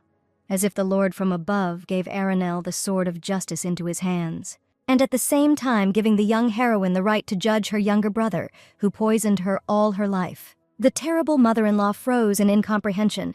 The girl tried to analyze the young man's words, but could not understand them. Somehow, the girl can't cope with her husband's train of thought, but the most beautiful young man only smiled radiantly at her. By the way, thanks to the transport business of Aranel, the von Valois couple were the first to discover counterfeit currency. Meanwhile, the worthless Kyle assured that Reinald would not receive support from the Valois family. Let him turn his attention to more worthy potential allies. Why should the first crown prince continue to waste his precious time on these ungrateful people and procrastinate? But there was no answer to the rotten slug. No one cared about this petty marquis. Marquis Kyle cried out hysterically, being a capricious and spoiled child who in this way attracts the attention of his parent. Here the stupid young man was besieged by an overweight man on the next sofa. Let the useless marquis stop this. And what if the Marcus Anderson also has something to add to the statements of the pathetic Kyle? The man cannot forget the face of the Duke of von Valois at today's meeting. There was so much contempt and disgust in his strong gaze, so Kyle repeats the same thing. Baron has already turned his nose up completely and does not recognize anyone. Let the useless degenerate Saxonov finally pull himself together and not disgrace himself anymore. Everyone knows that Baron despises only this slug, and no one else. It's hard for a man to imagine what this filthy young man could do, since the Duke of Valois ignores him even at official meetings. Although being already familiar with the pathetic personality of Marquis Kyle Saxena, you can be sure that there is enough reason for disgust in his direction. The vile worm did not let up. The very existence of the Duke brings only harm, not benefit to the Crown Prince, and this is all because of his stupid sister. How long can one chase after these pompous von Valois, because the head of the duchy has already refused the future emperor so many times? The first heir to the throne ordered Kyle to remain silent, whether his allies liked it or not, but the Valois couple would have to be left alone. But how is it that the Von Valois clan is the most powerful clan in the empire? They even have more influence and power in some matters than the emperor. The first contender for the throne already knows this very well, but their faction can't do anything more with this family. It would be great if the great clan would lend a helping hand to Ronaldo, but constantly waiting for this hand is simply stupid. The emperor's heir ordered his subjects to leave him alone. With his thoughts, Reinald needed to think things over. The first son of the emperor, with a bored and disappointed look, admitted that he was unable to win over the most powerful family to his side. The vile crown prince smiled predatorily and moved the chess piece. How well he just said about a helping hand. Poisonous resentment flashed in the red eyes of the future emperor. Reinald does not tolerate refusal and disdain in his direction. And if you think like that, then the crown prince is already terribly bored with this stupid game. He's really had enough. It's time to finally unleash the main party of this entire gaming arena and destroy the most powerful figure in one move. Wasn't the first contender for the emperor's throne right? If Louis Everett were alive now, he would certainly agree with him. The most beautiful young man was called by his wife.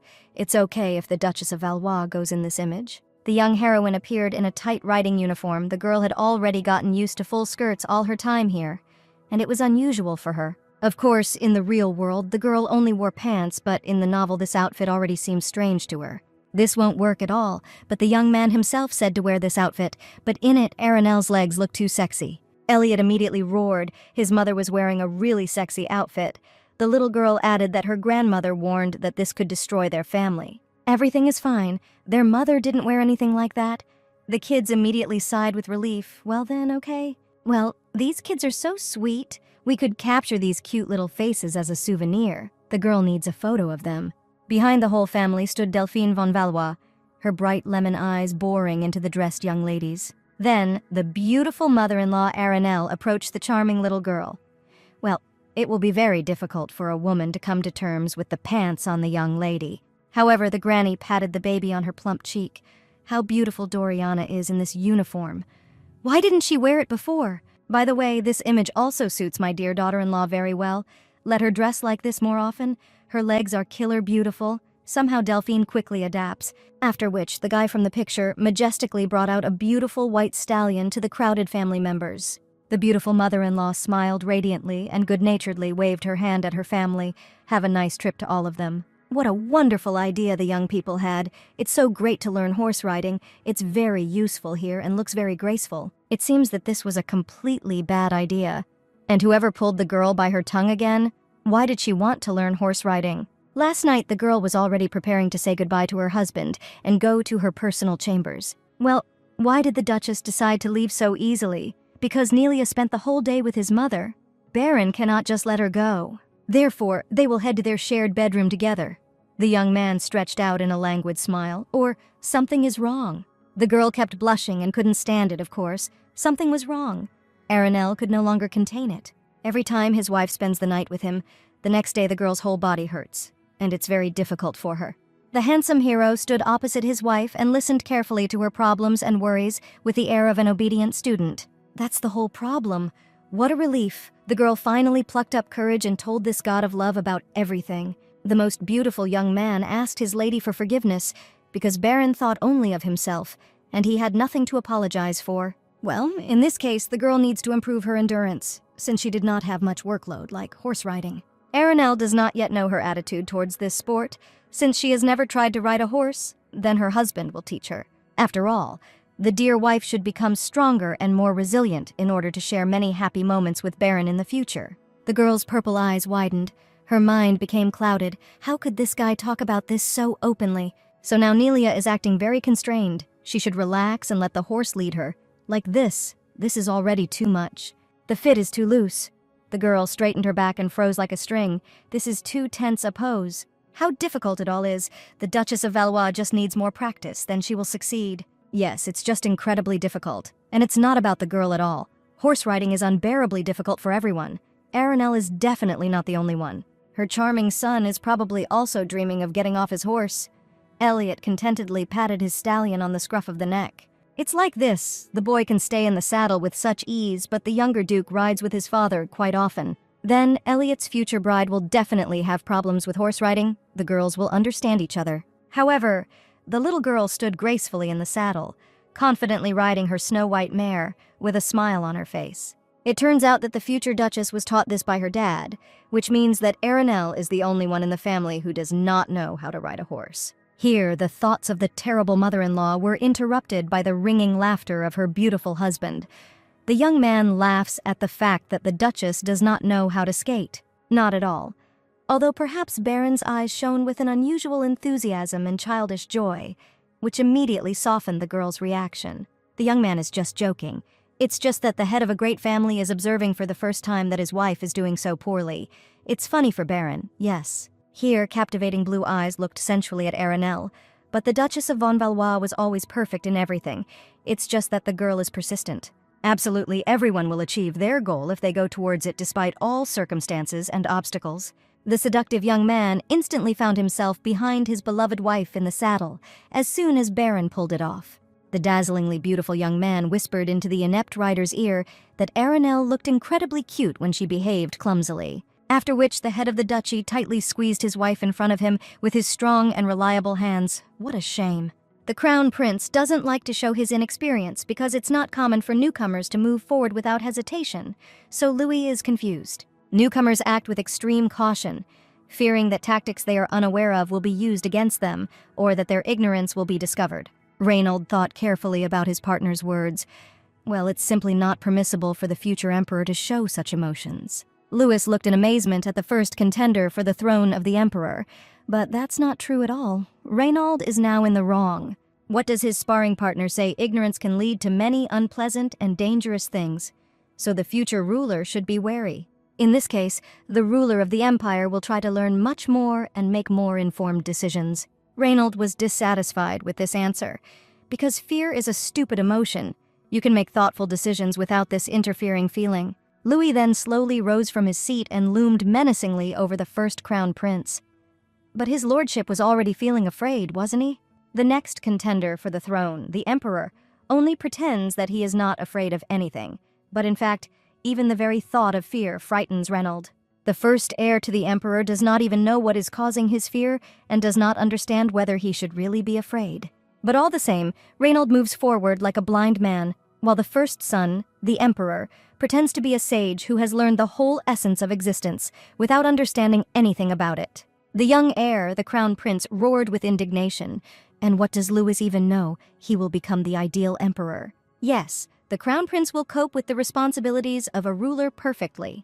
Reinhold knows better than anyone about the necessary qualities of an emperor. Checkmate to his highness. Before the eyes of the first heir to the throne stands the adult Louis Everett.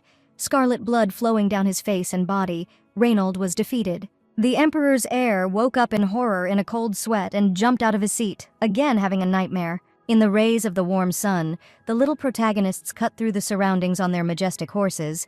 Elliot asked Doriana to wait for him. The kids are having fun, but Aranel can only sit and watch. This is very depressing for the heroine. The Duchess of Von Valois has nothing to worry about as soon as the girl gets used to it. She will feel more confident in the saddle. The girl looked again at her joyful children. The mother's heart simply rejoiced.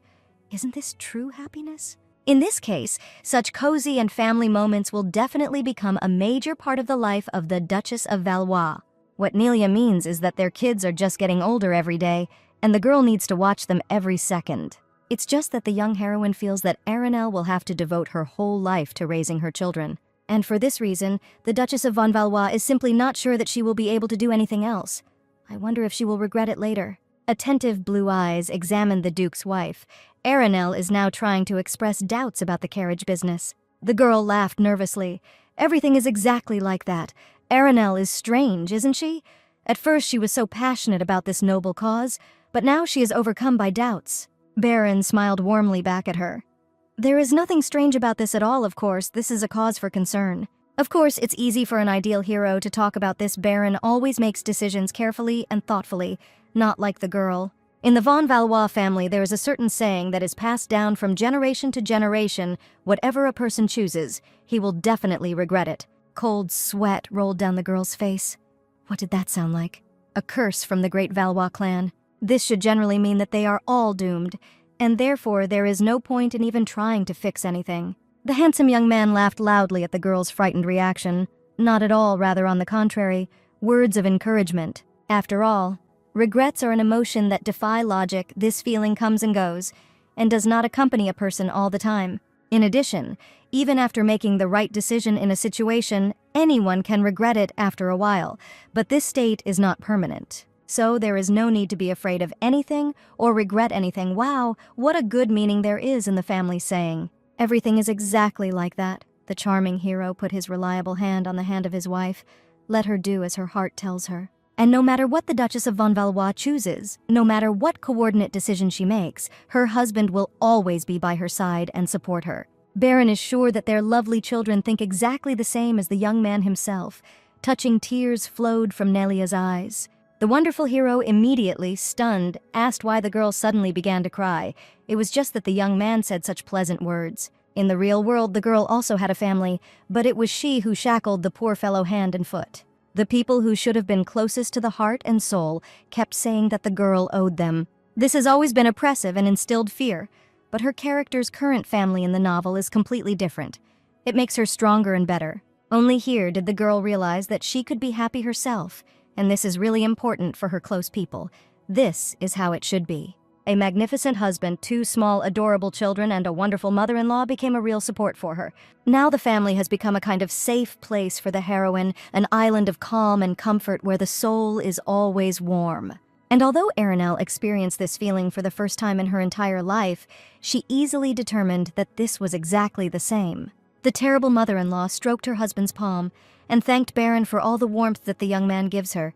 It is limitless. Sometime later, an unknown man arrived at the Saxe estate and threw a huge canvas bag on the table. The vile air of the Marquis of Saxena immediately beamed. Kyle was very grateful. This should definitely be enough. The man in a cold voice ordered not to abuse the money.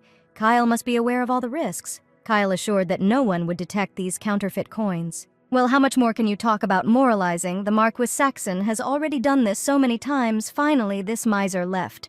When the unknown person left Kyle's office, the scoundrel immediately opened his precious bag.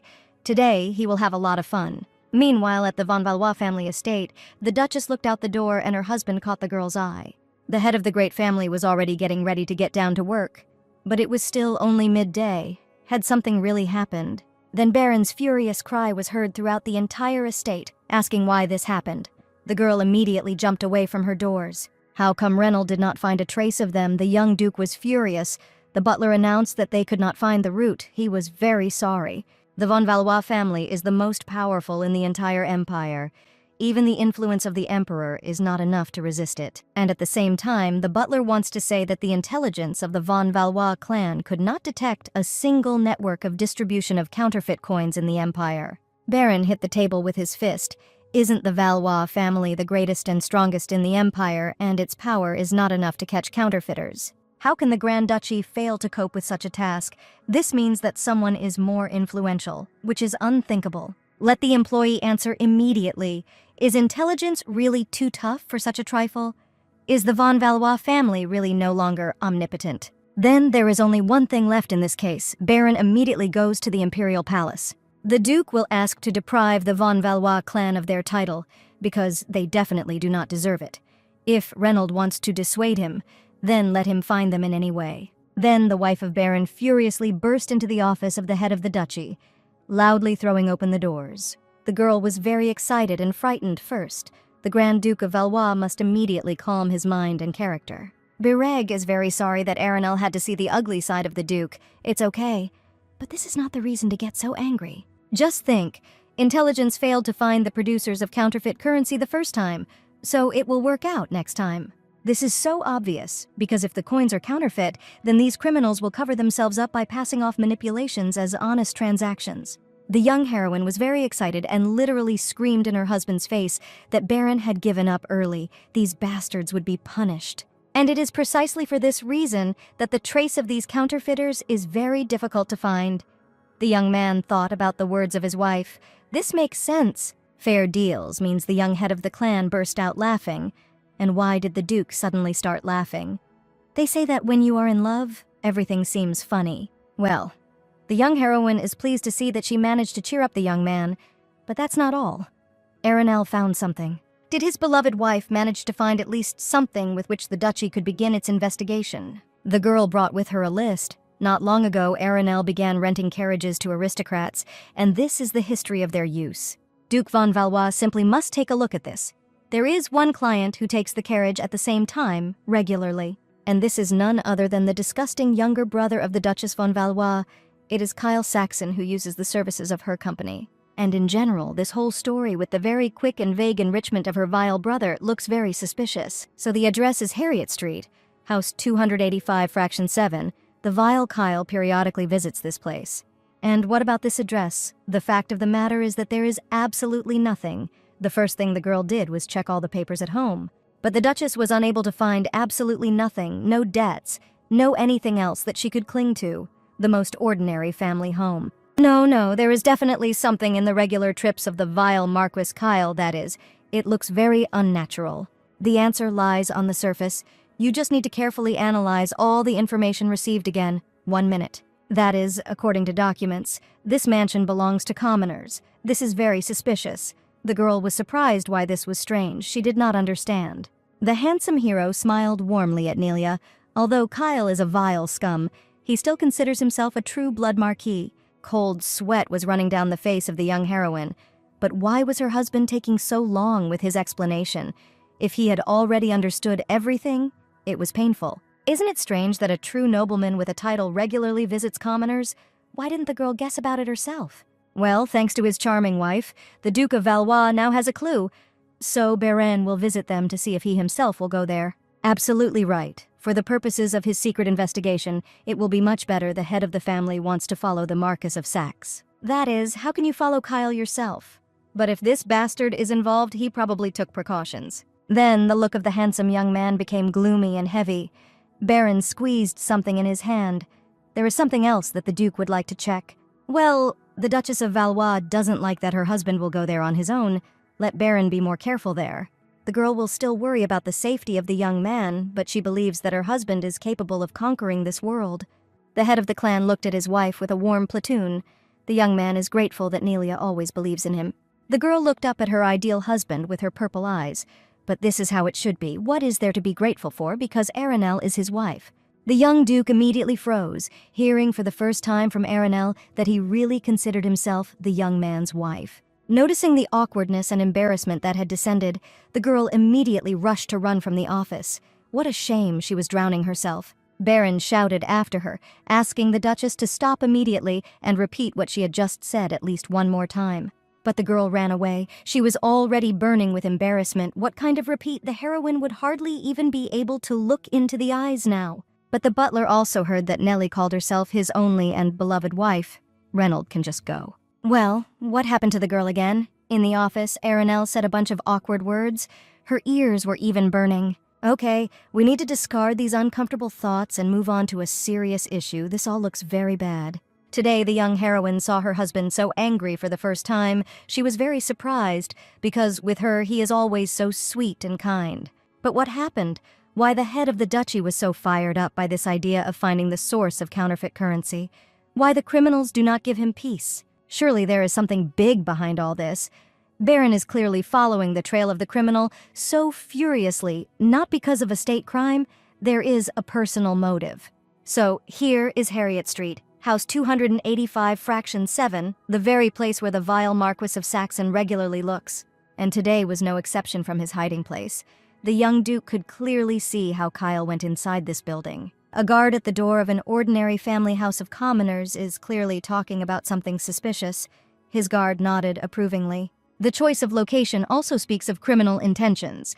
This house is located on the outskirts and is hidden from prying eyes by a hedge. Well, it's time to visit these family men. The head of the great family, along with his retinue, came out of hiding and headed to a suspicious estate. The guard immediately ran out to the intruders with a spear.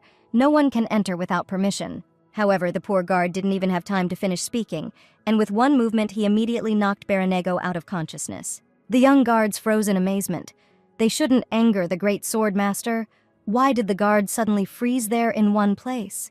The blue eyes of the beautiful hero immediately narrowed predatorily.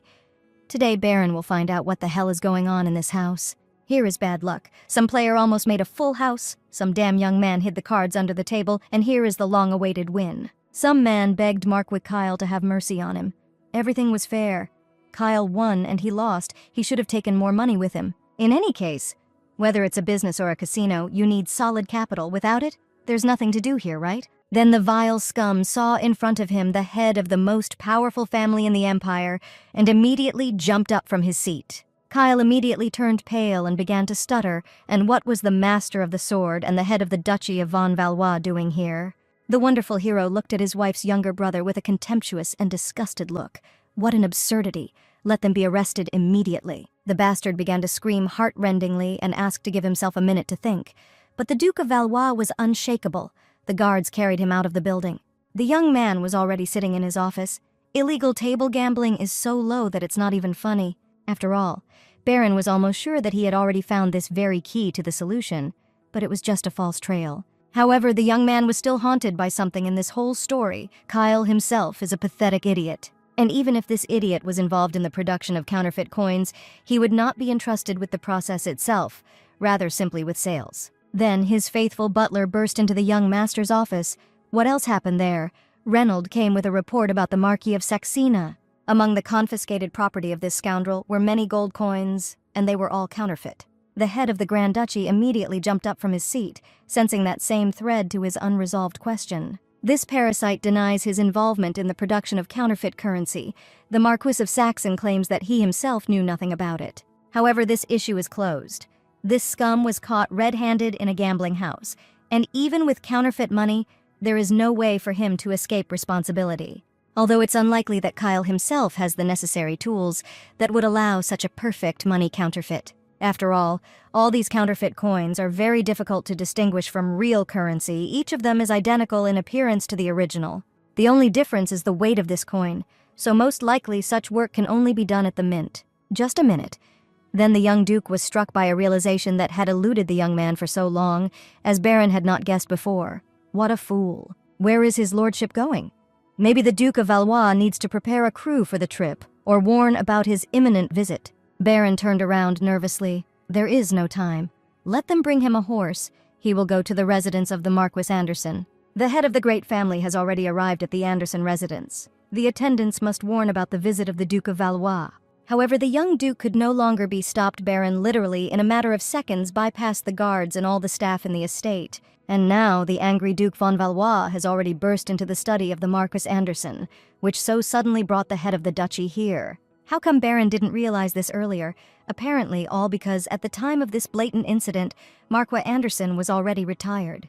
What the hell is Duke von Valois even talking about now? The young man is even going to explain anything. The blue eyes of the head of the great family flashed with steel. Baron means that the conversation will next go about Anderson, the former manager of the mint. Marquis Anderson was an inveterate court aristocrat and knew how not to reveal his true emotions and thoughts. So the Marquis Anderson is the brother of the current empress, as well as the maternal uncle of the first crown prince, Reinald. Almost every local resident on the territory of the empire knows about this, which is what the young gentleman wants to say. The swordmaster pulled the bastard towards him with a sharp movement. But what does the young Duke von Valois even allow himself to do? The blue eyes became ruthless and glassy because Anderson and Reinald are behind the production of counterfeit coins. Here, the face of the beautiful hero was distorted by a grimace of unbridled rage and pain, and these creatures are also behind the murder of his old friend Louis Everett. Meanwhile, two little heroes frolicked on the street in the rays of the friendly sun. Doriana called out to the younger gentleman. What happened? The future bride hung a fragrant flower wreath on the head of her future groom. It turned out so beautifully. The girl really likes this wreath, and it also suits the little duke very well. Her cheeks turned pink. This flower wreath is really very beautiful. Did Doriana really weave it herself? Then she'll have to wear it. In the background, their mother was going crazy with tenderness. What sweethearts these kids are, it's simply impossible to look at them without tears. Behind the young heroine, the voice of her beautiful mother-in-law was heard. These kids are so cute. Delphine's heart immediately rejoices for them. How long has Madame Valois been standing behind the young bride? Can Delphine sit down next to Aranel, of course? Already knowing her mother-in-law quite well, Aranel understood that now some kind of conversation would take place between them. However, there was obvious anxiety on the face of the strong and powerful woman. What is it? and the wife of the Duke of Valois does not happen to know where Baron was in such a hurry today. Unfortunately, the Duchess of von Valois did not know this information. Her mother-in-law sighed dejectedly. Her poor boy still cannot forget that incident. What other incident? Apparently, the young man did not tell his wife about it, but he never raises this topic with his mother-in-law. It's too painful. Of course, the young heroine understood that the beautiful young man was also driven by a personal motive, but she had no idea what it could be. The bright eyes of the worried Delphine went out. This topic is practically not raised in the von Valois estate. The girl understands that some topics are simply painful to talk about, or that their very mention already causes unbearable torment. We are talking about the tragic death of the parents of Elliot's future bride, Earl and Countess Everett. The girl opened her eyes. What did Mrs. Valois just say? Because the girl's parents died in a terrible transport accident, their death was recognized as an accident. However, the young Duke never believed in the conclusion about the death of his old friend and his wife. He always suspected someone's involvement. The head of the Grand Duchy had not raised the topic of the death of Louis Everett for a very long time, and his mother thought that her son had simply let the topic go. But she was mistaken.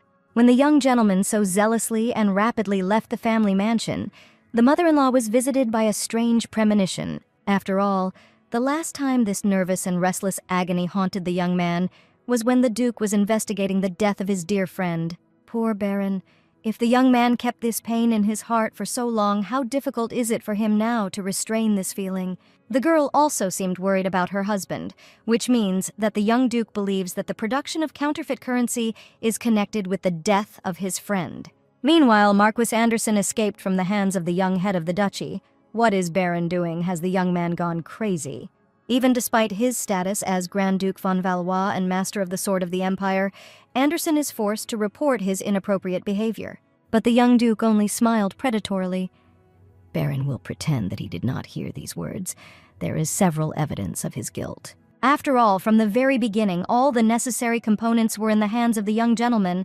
The invitation of the Marquis Kyle was the first confirmation. Why was it that the Marquis Anderson approached the Duke of Valois that day and conveyed to him a sudden invitation from the Marquis Kyle? This is just an invitation to the Marquis Saxina's party. What's suspicious here? What nonsense? The head of the great family initially thought exactly this way and did not attach much importance to this invitation, although he should have. However, then the young Duke of Valois realized that if the Marquis Anderson himself handed over the letter on behalf of Kyle, then they were very close to him. Let Baron von Valois immediately stop talking such nonsense.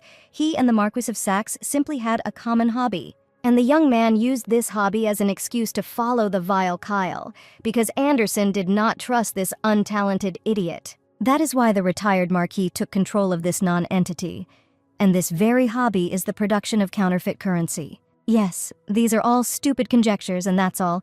Even if we assume that the young Duke of Valois' guess is correct, then what will he say about the first Prince of the Empire? Shouldn't the head of a great family apologize now for the fact that the Duke allowed himself to insult the first contender to the throne of his lordship? Anderson began to sweat profusely and lose control of his emotions, and the Marquis slammed his fist furiously on his desk. The young head of the duchy has only empty guesses, and the young man allows himself to accuse even members of the Emperor's family of such a crime. However, the involvement of the first heir to the throne of the Emperor was unintentionally confirmed by his own mother.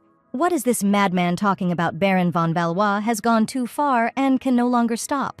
However, the Duke of the great family was completely calm. There was cold confidence in his eyes. He clearly knew that the culprits had been found. Then, at the New Year's ball, the current Empress announced the close connection between the Marquis of Saxina and the Crown Prince. And Anderson is connected by blood ties with the first heir to the throne.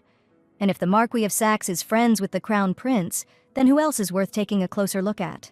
This was the second reason Duke von Valois really lost his mind, how far the young man is ready to go, because the Duke is already walking on the edge. After all, with his accusations, Baron humiliates a member of the imperial family in order to find out who produces counterfeit coins. So Marquis Anderson is not involved in the production of counterfeit money and does not distribute it in conspiracy, which means that it was not he who killed his friend Louis Everett. Well, that's great. So Anderson doesn't produce counterfeit currency and he didn't kill his friend? It was just the Marquis himself who made his job easier. However, there is one very important and subtle nuance in this case, because Baron did not say anything about the connection between these two crimes. which means Marquis Anderson just confirmed that Louis Everett's death was linked to government currency counterfeiting. Undisguised fear flashed in the eyes of the vile Marquis. Anderson realized that he had just caught himself red-handed, and this is the third proof of the guilt of these degenerates. As they say, the truth speaks through the mouth of a fool, doesn't it? The first Crown Prince was informed of what had happened. Reynald burst out laughing. It was hard to believe that his uncle had made such a mistake. The mother of the first contender for the throne of the Emperor will be simply furious. Or rather, the Empress will be furious. Anderson bowed down in shame. His own sister would really be furious if she found out about her brother's involvement, because he was also dealing a blow to her reputation. It's all the fault of this damn pathetic Marquis Saxena? This non-entity is to blame for everything? Not at all. This idiot did everything right. However, in the eyes of the main puppeteer, there was only amusement. The first son of the Emperor was very pleased with how everything happened. On the contrary, the first Crown Prince believed in him. This pathetic fool was obliged to cause a stir, and Kyle lived up to all expectations. And now all newspaper publishing houses are full of headlines about Saxon von Valois. All the public attention is focused on them. And what His Grace wants to say now, the first Crown Prince means that there is no need to worry. Since Duke von Valois has no evidence other than the words of his uncle, the Crown Prince, how can Baron find it? Of course, the young head of the duchy will not be able to find anything, because so many years have already passed since the death of Louis Everett. Therefore, the first contender to His Majesty's throne is confident that no previously unknown new evidence will simply come to light. Shock froze on the face of the uncle of the future emperor, but how can one be so sure of the failure of Duke von Valois? He is incredibly dangerous. On the contrary, the future emperor will finally have the opportunity to remove the entire game of the von Valois family from the chessboard. Meanwhile, in her study, the Duchess of Valois could not concentrate. Her vile little brother had done something wrong. Not only was this pathetic idiot a regular at the illegal gambling den, but he also used counterfeit currency. And this unforgivable act could also affect the reputation of the Duchess of von Valois herself. But most of all, the girl was worried about her wonderful husband, because Aranel knows very well what the head of the clan is thinking about. She needs to immerse herself in her work so that all anxious thoughts leave her mind, and she can take a fresh look at the situation. The girl looked around at another huge stack of reports, accounting records, and correspondence. But you need to work. First, you need to reread everything, so this letter is addressed to her charming girl. What else is this? Why the hell is it even written here? The little main character is accused of something. In a small, inconspicuous pub, two men were discussing the arrest in the gambling house of the Marquis of Saxena. Everyone was talking about it now. The nobles have no shame or conscience at all. Everyone strives to leave the hard-working commoners in the fool. But it was the Grand Duke von Valois who caught the scoundrel. That's right. Baron von Valois is the most noble aristocrat of all, if only all nobles were the same. Then a postal messenger ran into a small pub with urgent news. It was about the family of the future bride of the younger Duke von Valois. Now the attention of everyone present in the pub, as well as passers-by, was riveted on the messenger.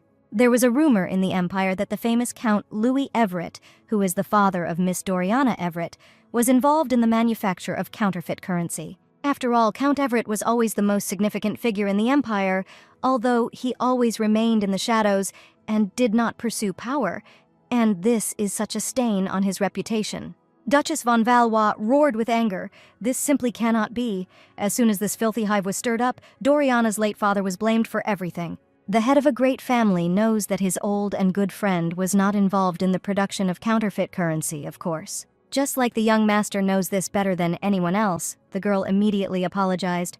Her husband is having such a hard time right now. It's okay. It's all the fault of the head of the duchy, in fact. Baron acted impulsively and forgot to be careful. What is this young man talking about? The Duchess did not pay attention to the fact that now all events are unfolding too quickly. As soon as Duke von Valois caught the bastard Saxon red-handed, the Marquis was immediately charged. It was as if the real puppeteers were just waiting for the name of the great family to become a hot topic for discussion. That is, the young master suspects that the capture of her stupid little brother was part of the original plan of the attackers. But this is simply unthinkable. It means that this whole process was planned for a very long time, because this required preparation. Of course, the production of counterfeit coins alone took a decent amount of time, not to mention other frauds. Everything is exactly so. The head of the great family is simply sure of it. As soon as the stupid performer was caught in the trap, their trap slammed shut for von Valois. But why would these attackers sacrifice their pawn since the accusations were brought against the Everett clan, but not against the von Valois? Because quite recently, the great family announced to the entire empire about von Valois' connection with the only heiress of Louis Everett. Thus, now every blow that will be dealt to little Doriana will be a blow to the von Valois family. Doriana is the only member of the von Valois family who is vulnerable, which is why all this was arranged. Fear of realization flashed through the purple eyes, but the young man was right. The girl would always be under attack because she belonged to the duchy. At the very beginning, when the maids led by Meg were poisoning the girl, Baron said that Dorian was the only weak point in their family. The married couple already spoke then, and now the Duchess of Valois understands what exactly her husband meant. Arenelle immediately realized the stupidity of her actions. Baron knew from the very beginning that this would happen, and his wife thought that she was doing for the good. The wonderful hero immediately grabbed his wife by the shoulders. Just let Nellie not even think of blaming herself for everything that happened. The girl acted from the heart and with good intentions, so all her decisions were correct. And for the fact that now the most powerful clan is trapped and has leverage, Baron only blames himself, since the head of the clan did not imagine that at least someone would dare to do such meanness, to use a dead person for purposes. However, Duchess von Valois would not call it a trap just because everything happened so quickly, and Baron is not at fault here. But there is no other way to describe it.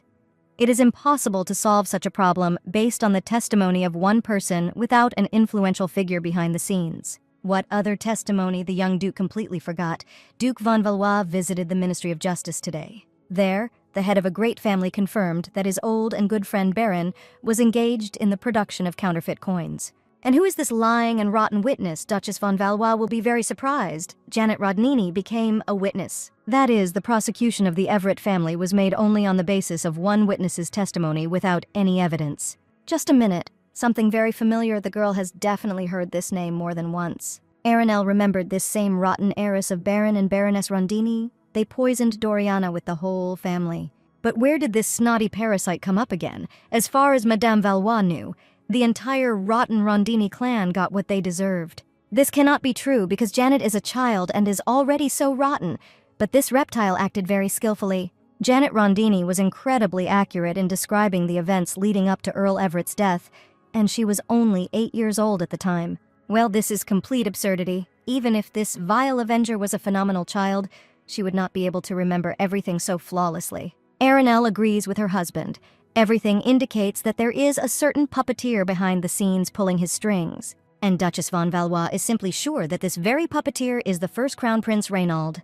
The girl is too familiar with the plotline of this novel. She knows very well what kind of soulless and unprincipled person she was. In addition, only this vile heir can exert such great influence and pressure on the trial. The young master was very surprised at such an insightful conclusion from his wife. Nellie is so smart. After all, Baron hasn't even had time to really explain anything yet. But his wife already understood everything, but the girl is just familiar with the plot and remembers the nuances. If we consider how this vile Reynald began to mock Elliot and Doriana, becoming emperor, his true attitude towards their family becomes clear. At the beginning, the girl thought that the first contender for the throne in the original tortured Doriana in order to annoy Crown Duke Elliot. And now, having realized the depths of Reynolds' hatred for the Everett name, it becomes clear that the target all along was Louis Everett's daughter. Previously, this was not obvious, but now that the Duke of Valois introduced her to the past of this character, it became clear that it was Dorian who was hated. Where does the first heir come from so much poison and resentment towards the Everetts and Valois?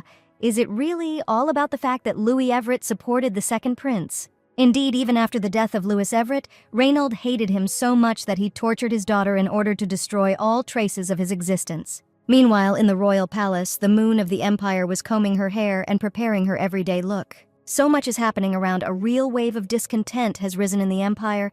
This has not happened for a long time.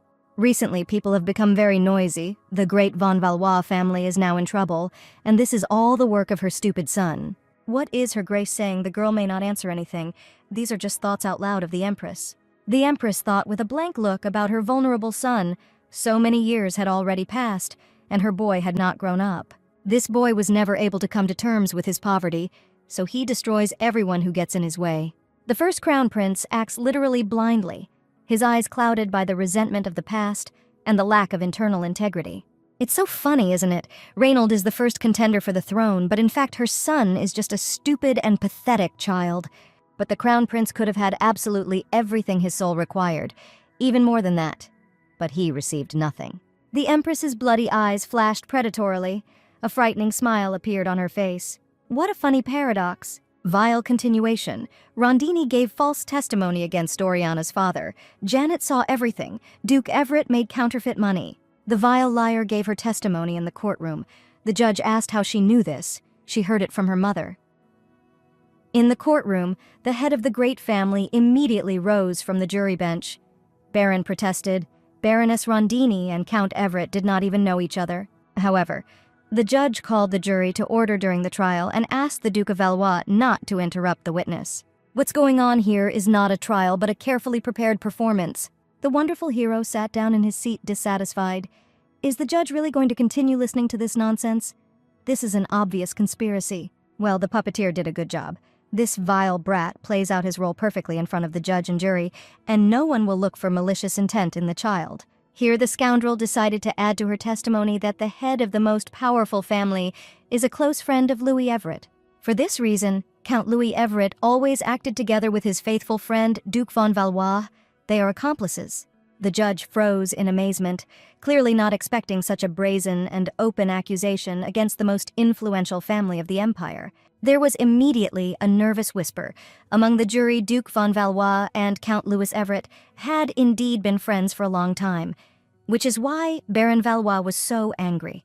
The von Valois couple froze in amazement at what this rotten girl had just said. None of them expected such a turn. Janet Rondini obligingly bowed to the first crown prince. It was a great honor for the young lady to be next to the son of the empire. The first contender for the emperor's throne praised the girl. She shouldn't worry so much. Jenny performed well today. Then Reinald smiled predatorily. Well, what is it like to give false testimony in your first trial? Jenny immediately roared. The vile liar just wants Doriana to know her place and lose everything she now has. This is the main goal of the small parasite, and everything else doesn't matter to it at all. Well, this is a great answer. The first contender for the throne was inspired by childish hatred. How much rage and poison there was in this girl, it was simply an amazing incident. Janet carefully raised her gaze to the first crown prince. She hates Dorian, and why does the crown prince want to get rid of Everett and Valois? His Majesty has a reason for this. Just like Miss Rondini herself, the girl would be interested to know his motives. It turns out very interestingly, the heiress of Baron Rondini for some reason imagined that she now has the right to something. Feeling useful to the future emperor, the impudent girl feathered her feathers and decided that she was an important person. Reinald immediately jumped up from his seat. The scoundrel forgot about his place. There was the emptiness of a killer in his eyes. Who gave the right to this pathetic brat to ask such questions to the future emperor?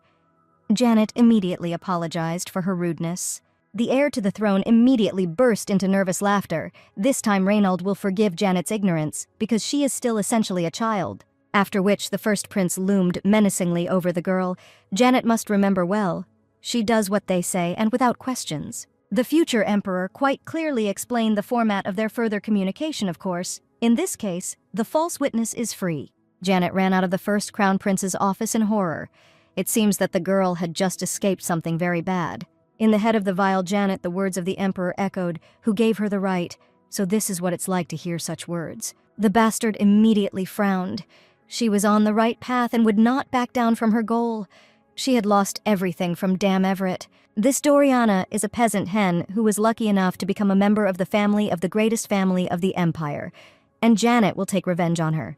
This little mean girl is too nosy. It shouldn't be a problem if the crown prince has a reason, of course. The main puppeteer took a sip of wine from his glass. Today was a good day. He started the mechanisms in his trap. And now this Duke von Valois, who is in the way, will never get out. Finally, Baron is doomed to defeat. Then, in the past, Louis Everett, who was still alive, became very angry with the first crown prince because he had said many times that human life is priceless. Louis was the only person whom Reinald feared and at the same time admired. Now the count doubts that the prince even has the right to be a ruler. What nonsense is Louis talking now? The future emperor just killed one of his servants. The count should be grateful to him.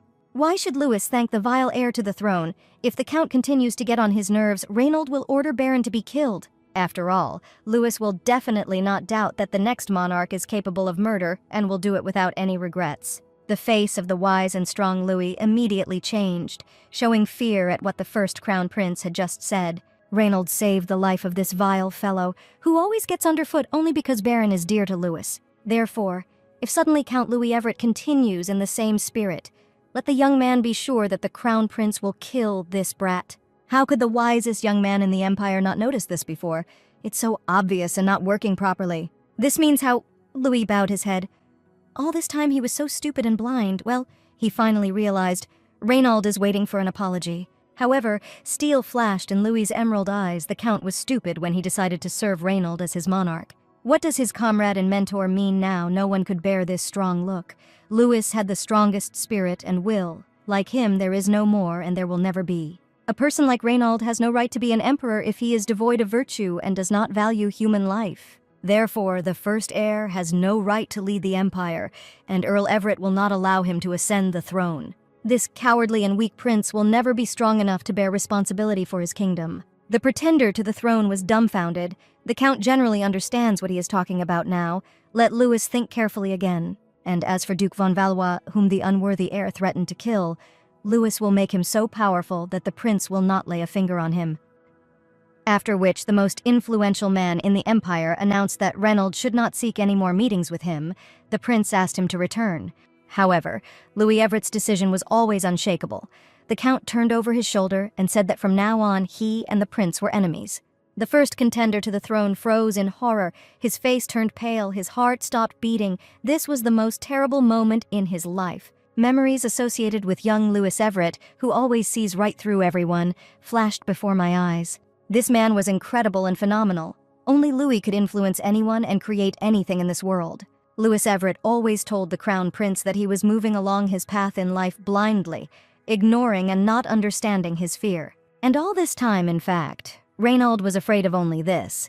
The answer was always precisely Louis Everett and his absence in the life of the prince. Remembering those terrible words of Louis, Reinald shuddered every time. The future emperor crushed his glass, scarlet blood flowed from his palm. So the next day, all the newspapers were full of headlines that the head of a great family was producing counterfeit coins together with Louis Everett. Mother Baron Valois angrily tore into pieces the first newspaper she came across. How dare these freaks? What was her beloved son doing in the courtroom if they wrote such nonsense about him? Arenelle tried to calm her mother-in-law, who was steaming. It was not the fault of the young Mr. Valois. Baron was reckless, so let Madame Valois execute him. If his mother executes him, then Duchess von Valois will become a widow. And what are these two even talking about? Then the loud conversation of the adults was interrupted by a worried little gentleman. Elliot called his mother. What happened? There is no face on the younger Duke's face. Someone offended him. Doriana just locked herself in her room and won't come out. The young heroine immediately realized her mistake, because with all this dirty story, the mother did not take care of her girl at all. Then the charming boy nervously bit his lip. That's not all. Elliot also heard the girl quietly crying. Here, all the adults already jumped up to the future Duke von Valois. What Elliot had just said, these scoundrels will pay for the tears of their girl. Meanwhile, the charming main character was drowning her heartache in bitter tears. The girl was unbearable for today's news. That vile Janet Rondini said such things about her beloved daddy, but he was the kindest and most honest in the world. It was clear that this rotten girl was simply taking out her anger for the sins of her parents and her own on Dorian. Doriana knows very well that her beloved father would never do this, and now, in addition, the Duke, who did so much good for her, will also suffer. The girl's cheeks and eyes were already stinging from salty tears, but the internal pain did not subside. Doriana was creating nothing but problems for everyone. Then someone knocked on the bedroom door of the future Duchess of Valois. The little girl apologized to Elliot. She was not in the mood to play now. But it's not Elliot at all. A plush bear's head poked out of the door of Miss Everett's private chambers. It's Mishutka. Doriana jumped out of her seat in amazement, just like Mishutka. But the girl clearly hears the voice of her fiancé. Then, in the playroom, wasn't it this same teddy bear who attacked the pink bunny with his pon-pon magic? Together with the future Duchess, von Valois then played cute Elliot. His character was a pink plush-eared dog. And then the second plush face of a charming pink rabbit woke up in the room of the future Duchess von Valois. This plush hair was huge, the size of an adult. His name is Krolya, and now the baby hears the voice of the Duke. Inside the plush life-size dolls were hiding two charming young men. The father believes that everything will work out for them. Let Elliot ask his grandmother. This is her idea. Then 2 more huge plush toys entered the baby's bedroom. Their names are Pesya and Kotya. They're like Mother and Granny. Here a pink bunny came out, and the plush bunny could take the cute baby into his soft paws, of course, fashionably. The plush bunny immediately picked up the girl in his arms. Doriana is scared. You can't talk as if you're reading a fairy tale. However, the little girl literally forgot about her tears in a matter of seconds. Doriana likes rides, and the girl immediately laughed. The 3 other plush rescuers began to be touched, and their little angel was already smiling and even laughing. Please let the young future Duchess of Valois remember that no one blames dear Doriana for what happened. Then the plush dog intercepted the baby and continued. On the contrary, everyone loves the girl very much and wants her to be happy. The little main character beamed. The girl would remember these words. Her cheeks immediately turned pink and her tears began to dry. And young Miss Everett is very grateful to her plush friends, more precisely to her beloved mother, beloved father and grandmother, as well as Elliot. What a relief! Because the Duchess of Von Valois was so worried about her charming girl, now everything is in order. Next to the girl, the plush Krolya and Kotya looked at each other. It seems that the girl figured them out, Krolya answered with a stony look. It seemed to Kotya. Aranel was already drinking fresh black tea. It's so good that everything turned out okay with the baby. Mother was seriously worried.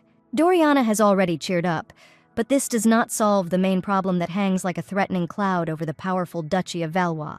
Of course, all the adult members of the Valois family were very worried at first. The young man was not sure about the connection between Louis and the counterfeit currency. However, when Marquis Anderson himself said these 2 crimes in a single connection, this fact becomes obvious. However, since there were only the 2 of them in the scoundrel Anderson's office, there was simply no one to confirm these words. How these freaks infuriate her.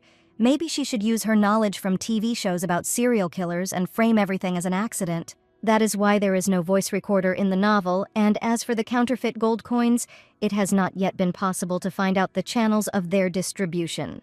So the pathetic Saxon, the vile Anderson, and the main degenerate Reynold, these 3 are definitely connected, but there is no significant evidence for this. How great it would be if knowledge about the future reality would help in this situation. You urgently need to change your mind. However, all the girl's knowledge was from the too distant future, but what kind of disgusting thing this is, Aranel still has to think about it. This whole story should have happened only when their beloved chicks would have already become adults, and not now. Aranel grabbed her cute babies by the head. She will tear apart any character in this novel. She will not spare anyone. But everything has changed so much. In the original branch of the novel, Duchess Aranel von Valois had already died at the beginning, and Reynold had already taken the throne of the emperor. And there was no talk at all about the second crown prince named Frederick, some kind of mysterious and new personality in the novel. Just a minute, what does this mean? Because the second contender for the throne of the ruler really simply was not on the pages of the novel. Something doesn't add up here at all. Why suddenly this character appeared at all now? Maybe for a reason. Or perhaps the girl herself messed something up or forgot, because lately she has been a lot nervous. However, how could it happen that a character in a novel of such high rank could not be mentioned anywhere at all? Here, you will definitely need to think about it. This definitely has its own hidden motive or meaning for the storyline. This means there must have been some serious reason for such a collapse. The girl must immediately remember everything. That's it for sure. Certain lines from the page of this work began to pop up in the girl's head. Prince Frederick died many years ago. That's what's the matter. So Krolya is a princess from the magical land of long ears. With the help of magic, she can cook delicious things and hide things well. So the Crown Duke is holding a plush teddy bear in his hands, and in the opinion of his future bride, who this bear cub is. And Mishutka is a real sorceress, of course. With the help of her charms and magic spells, he makes flowers bloom. So Mishutka is very gentle. You need to speak in a very subtle voice on her behalf. She's a court fairy, so she knows etiquette. There are so many details. And when did young Doriana even manage to come up with all these stories about Mishutka and Kroll or these plush toys? They were already like that at their first meeting. In all likelihood, the girl came up with all this about sorceresses when she was still a small child. Doriana is still a small child now. When this happened, Elliot just asked, and already regretted it himself. It's okay if the girl doesn't remember. No, the little main character begins to remember everything as if it happened to her yesterday. When Doriana was a baby, she played with her dad and mom. There were a lot of toys, but they always chose Krolya and Mishutka. Her beloved mother said that Krolya was a sorceress and could create candies and make things disappear. And her beloved daddy always took a teddy bear for himself. Mishutka was also a sorceress and made plants bloom. The The plush friends always worked together. The pink Krolya hid things and Mishutka grew beautiful flowers in their place. Doriana was even younger then and did not attach due importance to the children's game. But her beloved parents repeated this all the time. Then her daddy asked his daughter to remember that her plush friends hid something very important. Therefore, the baby should never forget who her plush friends are and what secrets they keep. Mom and dad love their little girl very much. The little main character immediately jumped up from her seat. Her mind was on fire. How could Doriana forget all this? After all, her beloved father asked her not to do this, but now the girl remembered everything. Her emerald eyes flashed. Meanwhile, the heroine was still trying to figure out why the second crown prince died in the original story. In the girl's mind, her wonderful husband surfaced, who claimed that Frederick simply could not become a ruler because of his fear. The second heir does not like to fight and prefers to avoid military action. Then there is no reason for his death. Unless the younger pretender to the emperor's throne had the strength to stand up to his vile older brother. But why should a peace-loving and passive-wise young man suddenly change his position without any reason? Definitely, it was in the past that the answer was hidden, which could change the plotline in the present and future. Aranel's purple eyes flashed here. A certain awareness appeared in them, and perhaps there was a reason for this after all. The next day, Duchess von Valois announced that the girl urgently needed to meet with the second Prince Frederick. Why is Aranel doing this? Because her wife already knows that the youngest heir to the throne does not like to quarrel with Reinald, so he is unlikely to help. A radiant smile appeared on the face of the mistress of the estate. Everything is so, but maybe it's time to trust the beautiful young man. What his wife is talking about now, Baron does not understand anything. The girl smiled. She herself did not immediately understand it. Aranel believes that Baron should trust, as in the old days, his old and wisest friend Louis Everett. The head of a great family seemed to be pierced by lightning, in which case the young man immediately went to the royal palace. And by the way, Duke von Valois went up to his adored wife and kissed her on the top of her head. He is grateful that his wife always supports him. The young heroine's cheeks immediately flushed, but this is really just nothing. Aranel didn't do anything like that. Blue eyes looked at the heroine with warmth. The girl always says this, but what would Baron do without her? In the rays of the friendly sun, the Duchess of von Valois walked through the fragrant garden in her thoughts. It's simply dishonest to say such pleasant and kind words with such an unbearably beautiful face. It's simply a crime. This is how it was possible to create such an ideal and flawless character. It's just some kind of torture. And inside this most beautiful character there live two personalities, a merciless wolf and a sweet puppy. Baron is also charming and brilliant. He understands everything perfectly and does not realize that the girl's poor heart falls at his feet every time. Then the thoughts of the Duchess von Valois were interrupted by the childish ringing voice of her beloved Doriana. Something happened. Not at all. The baby would just really like to go to her Everett family estate. They can go there. Of course, the mother will take the baby to her home. Everything on her family's estate remains in its place, as before. Doriana beamed when she heard the words. How great it was. And why Doriana suddenly decided to go there and why she was so happy.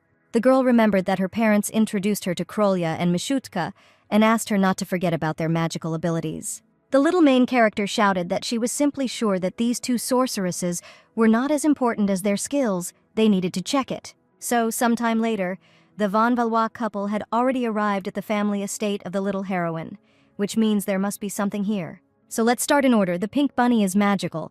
Krolya hid something with the help of her magic. And then her friend Mishutka, who is also a sorceress, covered these things with the magic of flowering plants. For some reason, her beloved parents asked her to always remember this, in case they hid something important in the flower bed. The girl feels in her heart that her daddy repeated these words to her all the time for a reason. This is really important. Elliot's future bride need not worry if this is important for Doriana. Then it is important for all members of the Valois family. Anything is possible. Alone on the Everett family estate, there is simply a huge flower garden, which is the supposed flower bed. Then the little protagonist told his future bride not to worry about anything. They would just dig up all the flowers. In no case, as the mother thinks about what they should do about it, Doriana does not want to harm the plants. But she does not remember where exactly the things were hidden. Well, if the little girl believes that her beloved parents hid something important in the family estate, then she has nothing to worry about. Why else? The girl leaned over to the sweet girl and whispered, "Let the little girl think about who is most important to her parents." Doriana obediently lowered her head and began to remember her parents, their words and warm hugs. The little main character was always warmly and firmly held by her chubby hand by her dad. the warmest touch in her life. In every memory of the little heroine, Daddy always said that Doriana was the most precious and only for him. Her mom always added that she and her mom loved their girl more than anything in this world. She is their most precious treasure. That's why, if these things are so significant, then they are definitely hidden under those colors that are consonant with the name of their beloved baby. The mother hugged the baby tightly, who was very touched. Everything is fine. Her parents love their sweet girl madly, and Aranel too. The name of the heiress Everett is derived from the name Liliana, which means delicate flower, meaning things are buried under lilies. Meanwhile, the head of the great family had already arrived at the royal castle for a personal meeting with the second crown prince. However, Frederick expressed his refusal to the Duke of von Valois, who arrived without an invitation. Baron was better off just leaving. Frederick agreed to a personal meeting with Valois, but does not intend to listen further. The second prince is not going to interfere in the conflict between Rondini and the duchy. Baron von Valois understands that the second contender for the throne knows who is really behind Rondini, of course. And it is precisely for this reason that the emperor's youngest heir does not want and will not interfere in this bloody squabble. The second son of the emperor, due to his birth, will always be involved and be one of the main participants in the political carnage. Frederick simply has no choice, since the younger contender for the throne will always be a hindrance. He must take the blow. The bastard of the emperor perfectly maintained neutrality in the matter of power and did not interfere with the future monarch. He was safe. Deep breath. This is just ridiculous. The young Duke von Valois looked into Frederick's eyes. Did Louis Everett really mean nothing to the heir? What is the Duke of Valois talking about now? Baron bared his teeth. The young man simply cannot believe that his good friend died supporting such a coward.